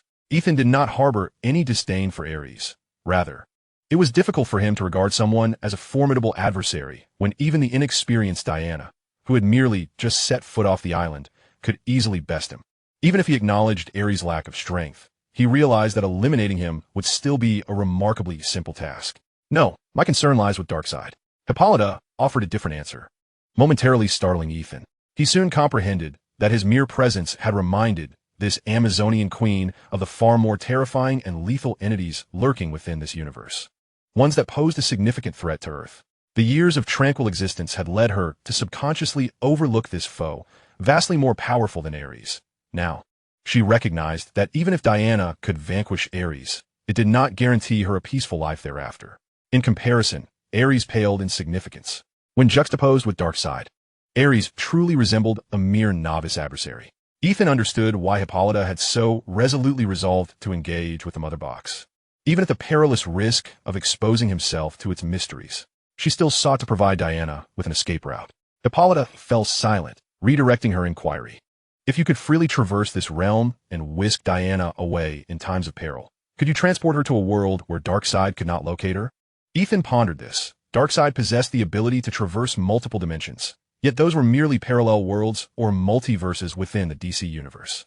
Whether Darkseid could transcend this framework remained uncertain. Perhaps he could, perhaps not. Regrettably, Ethan's familiarity with DC Comics was limited in his previous life, preventing him from offering a definitive answer. Yet he remained unconcerned. Even if he could navigate dimensions, what of it? Among the nearly infinite universes, locating a single individual was no simple feat. Chapter 63, a tremendous enhancement. While the number of universes in the DC multiverse might have a limit, for Ethan, the worlds he could traverse extended far beyond the confines of DC. Setting aside the boundless array of legends, novels, films, and animations, the sheer number of Marvel universes was no less than that of DC. With such an overwhelming multitude, even Darkseid would struggle to pinpoint someone intent on hiding. Moreover, within the infinite dimensions, there existed beings more powerful than Darkseid, should he pursue self-destruction. Ethan would not hesitate to give him a nudge towards a realm inhabited by an insurmountable entity. Upon hearing Ethan's admonition, Hippolyta grasped the essence of his words. Even with her scant knowledge of the multiverse, she understood that even Darkseid lacked the capacity to locate an individual swiftly across countless universes. You are correct, and Darkseid would not deliberately target Diana. Diana had yet to earn the stature that would compel Darkseid to expend effort in hunting her down. As long as she remained beyond Earth, it was likely she would never encounter Darkseid again in her lifetime. After all, the Dark Lord had only set his sights on this world, a stark contrast to Ares' situation. Thus, could this device enable you to locate this world? Hippolyta was concerned whether Ethan could leverage the Mother Box to pinpoint their realm. If not, then their prior discussions would hold little significance. She had to make a decision with the dwindling time available. Should she err on the side of caution and send Diana away? Or gamble that in Diana's lifetime, that formidable Dark Lord would refrain from making a move against Earth? Choosing the former would mean an almost eternal separation from her daughter. Perhaps Ethan could return to this world in the future, at which point he would possess the ability to traverse and locate dimensions freely. Yet, one could not predict how long that would take. Perhaps by then, she would have already succumbed to eternal slumber. Hippolyta believed it far more probable that Ethan would complete his life before he could truly master this magic. The lifespan of an ordinary human was not long. Though Ethan might find a way to extend his existence beyond that of an average person, he could never compare to her divine lineage. Nor could he hope to outlive Diana, a being of the gods. Thus, in Hippolyta's eyes, sending Diana away equated to a final farewell. Ethan remained oblivious to the Amazonian queen's low opinion of him. He stroked his chin, contemplating how to articulate his thoughts. I am still uncertain. However, I can vaguely sense that my connection to this world seems to have strengthened. Unable to directly summon the time-space pointer or observe any alterations in the magical array upon his hand, Ethan relied solely on his mental acuity to make conjectures. I shall return to my studies. I should have an answer by tomorrow. Upon his declaration, Hippolyta ceased her inquiries, escorting Ethan and Arthur back to their seaside cottage before departing. Ethan, too, wished to avoid wasting time with the Queen. Once back in the cottage, he promptly retreated indoors, enlisting Arthur to guard the door while he devoted himself to diligently studying the changes in the time-space pointer. Through his interaction with the mother box, Ethan discerned that the time-space pointer had indeed undergone some alterations. This transformation, rather than being a result of external stimuli causing evolution, appeared to stem from Ethan's own power reaching a certain threshold, with the mother box serving to awaken a latent function of the time-space pointer. A time-space anchor point? Upon summoning the time-space pointer, Ethan received this information through his mental engagement. It manifested as a newly appeared pattern atop the orb, resembling an anchor, flickering uncertainly. Through feedback from the time-space pointer, Ethan realized that this indicated the anchor point was unstable, liable to vanish at any moment. Simultaneously, he understood that the time-space anchor point represented a specific time-space coordinate, marking a precise location within a dimension, thus enabling the user to travel to a designated realm rather than traversing randomly as before. Indeed, it is possible. He had long suspected that time-space traversal could target specific objectives, yet he had been uncertain how to achieve it. With his increasing mastery over time-space energy, he felt it was a matter of time before he could accomplish this, even if the time-space pointer itself lacked this capability. As his knowledge of magic and magical power grew, he would undoubtedly be able to traverse dimensions through his own strength. Perhaps by then, he would fully decipher the principles behind this time-space pointer, transforming it entirely into his own magic, wielding it as he pleased, rather than relying on the mechanical operations required at present. According to the information provided by the time-space pointer, Ethan realized he had inadvertently activated this anchor point's function. Given the current pace at which he was mastering time-space energy, he would need to experience several more traversals and engage with more time-space energy to acquire this ability. This time, it was due to the mother box's inherent locating capability, coupled with Ethan's extraordinary control over his mental powers, that this function had been unwittingly activated. However, due to insufficient time-space energy, the anchor point's functionality remained incomplete, only barely retaining the coordinates of the DC universe without establishing a stable time-space anchor. Furthermore, Ethan could only create a single anchor point. He had not truly activated this function, unless he encountered another object akin to the mother box, leveraging an external item to facilitate positioning. For now, this would suffice. All things considered, this instance had indeed proven advantageous for Ethan. The sole shortcoming lies in the inherent instability of this temporal anchor point. When returning to this world through said anchor, one cannot ascertain the exact time of arrival, as the fragmented temporal coordinates merely document the location, neglecting to synchronize the flow of time itself. Consequently, when Ethan next arrives, it is conceivable that many years may have elapsed in this realm. Ethan pressed his temples. This predicament is rather grave. Should he return to discover that 2 centuries have passed, he would have missed the entirety of a narrative within the DC cinematic universe. Missing out would merely be a loss, as he did not come solely to witness the unfolding stories. However, the absence of knowledge about the plot would render him oblivious to many treasures, thus constituting a significant loss. Yet, Ethan cannot simply erase the sole anchor point. Erasing it would not guarantee that he would still be able to catch up with the storyline upon his next visit. Even if it were obliterated, his subsequent arrival in the DC cinematic universe would still entail a random selection of both location and temporal point. Ultimately, fretting serves no purpose. He has already reaped certain benefits, and it is unnecessary for Ethan to squander mental energy over matters currently beyond resolution. Such dilemmas can only be addressed through the gradual enhancement of his own abilities. They cannot be expedited. What he ought to focus on now is whether he can further amplify his mastery over temporal energy through the capabilities of the mother box.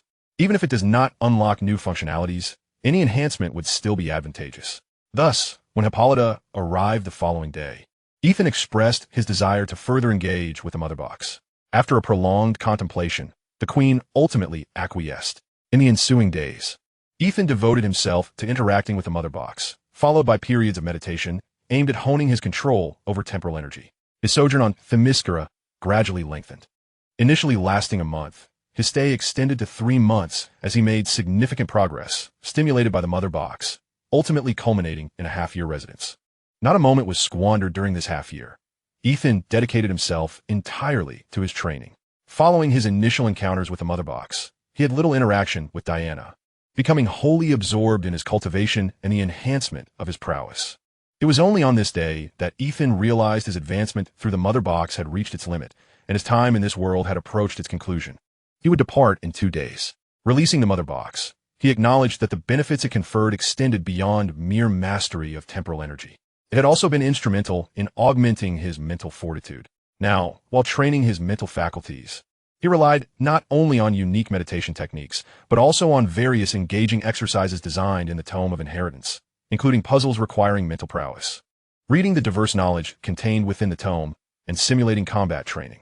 These exercises, while intriguing and stable, posed no risk to his well-being, allowing Ethan's mental strength to steadily improve over extended periods. However, the rate of advancement was disappointingly slow, rendering it difficult to perceive tangible growth in his mental capabilities. The Mother Box, conversely, presented considerable risks when Ethan employed his mental energy to explore it. Hence, he routinely utilized the Tome of Inheritance as a precautionary measure to avert any unforeseen mishaps. On 2 occasions, he narrowly escaped having his mental energy nearly depleted by the Mother Box, and once he found himself disoriented within its confines, almost failing to extricate himself. Ultimately, it was the tome that facilitated his safe return. Such substantial risks naturally yielded gratifying rewards. According to Merlin's earlier accounts, Ethan's mental energy gradually began to coalesce. If prior, his mental energy resembled ephemeral wisps of smoke, now these tendrils were consolidating into a small patch of solid ground. If all proceeded smoothly, this area would gradually expand, eventually transforming into a vast expanse of land, at which point Ethan would possess all the foundational elements necessary for nurturing magical power. Although that moment remained distant, taking this significant step forward was indeed worthy of celebration. Furthermore, an even more vital aspect for him was that, once his mental energy had coalesced, other practitioners of mental energy would no longer be able to invade his mind unnoticed. Even Merlin would trigger his vigilance should he attempt such an incursion. In contrast to merely brushing the threshold before, Ethan could now truly consider himself a magician.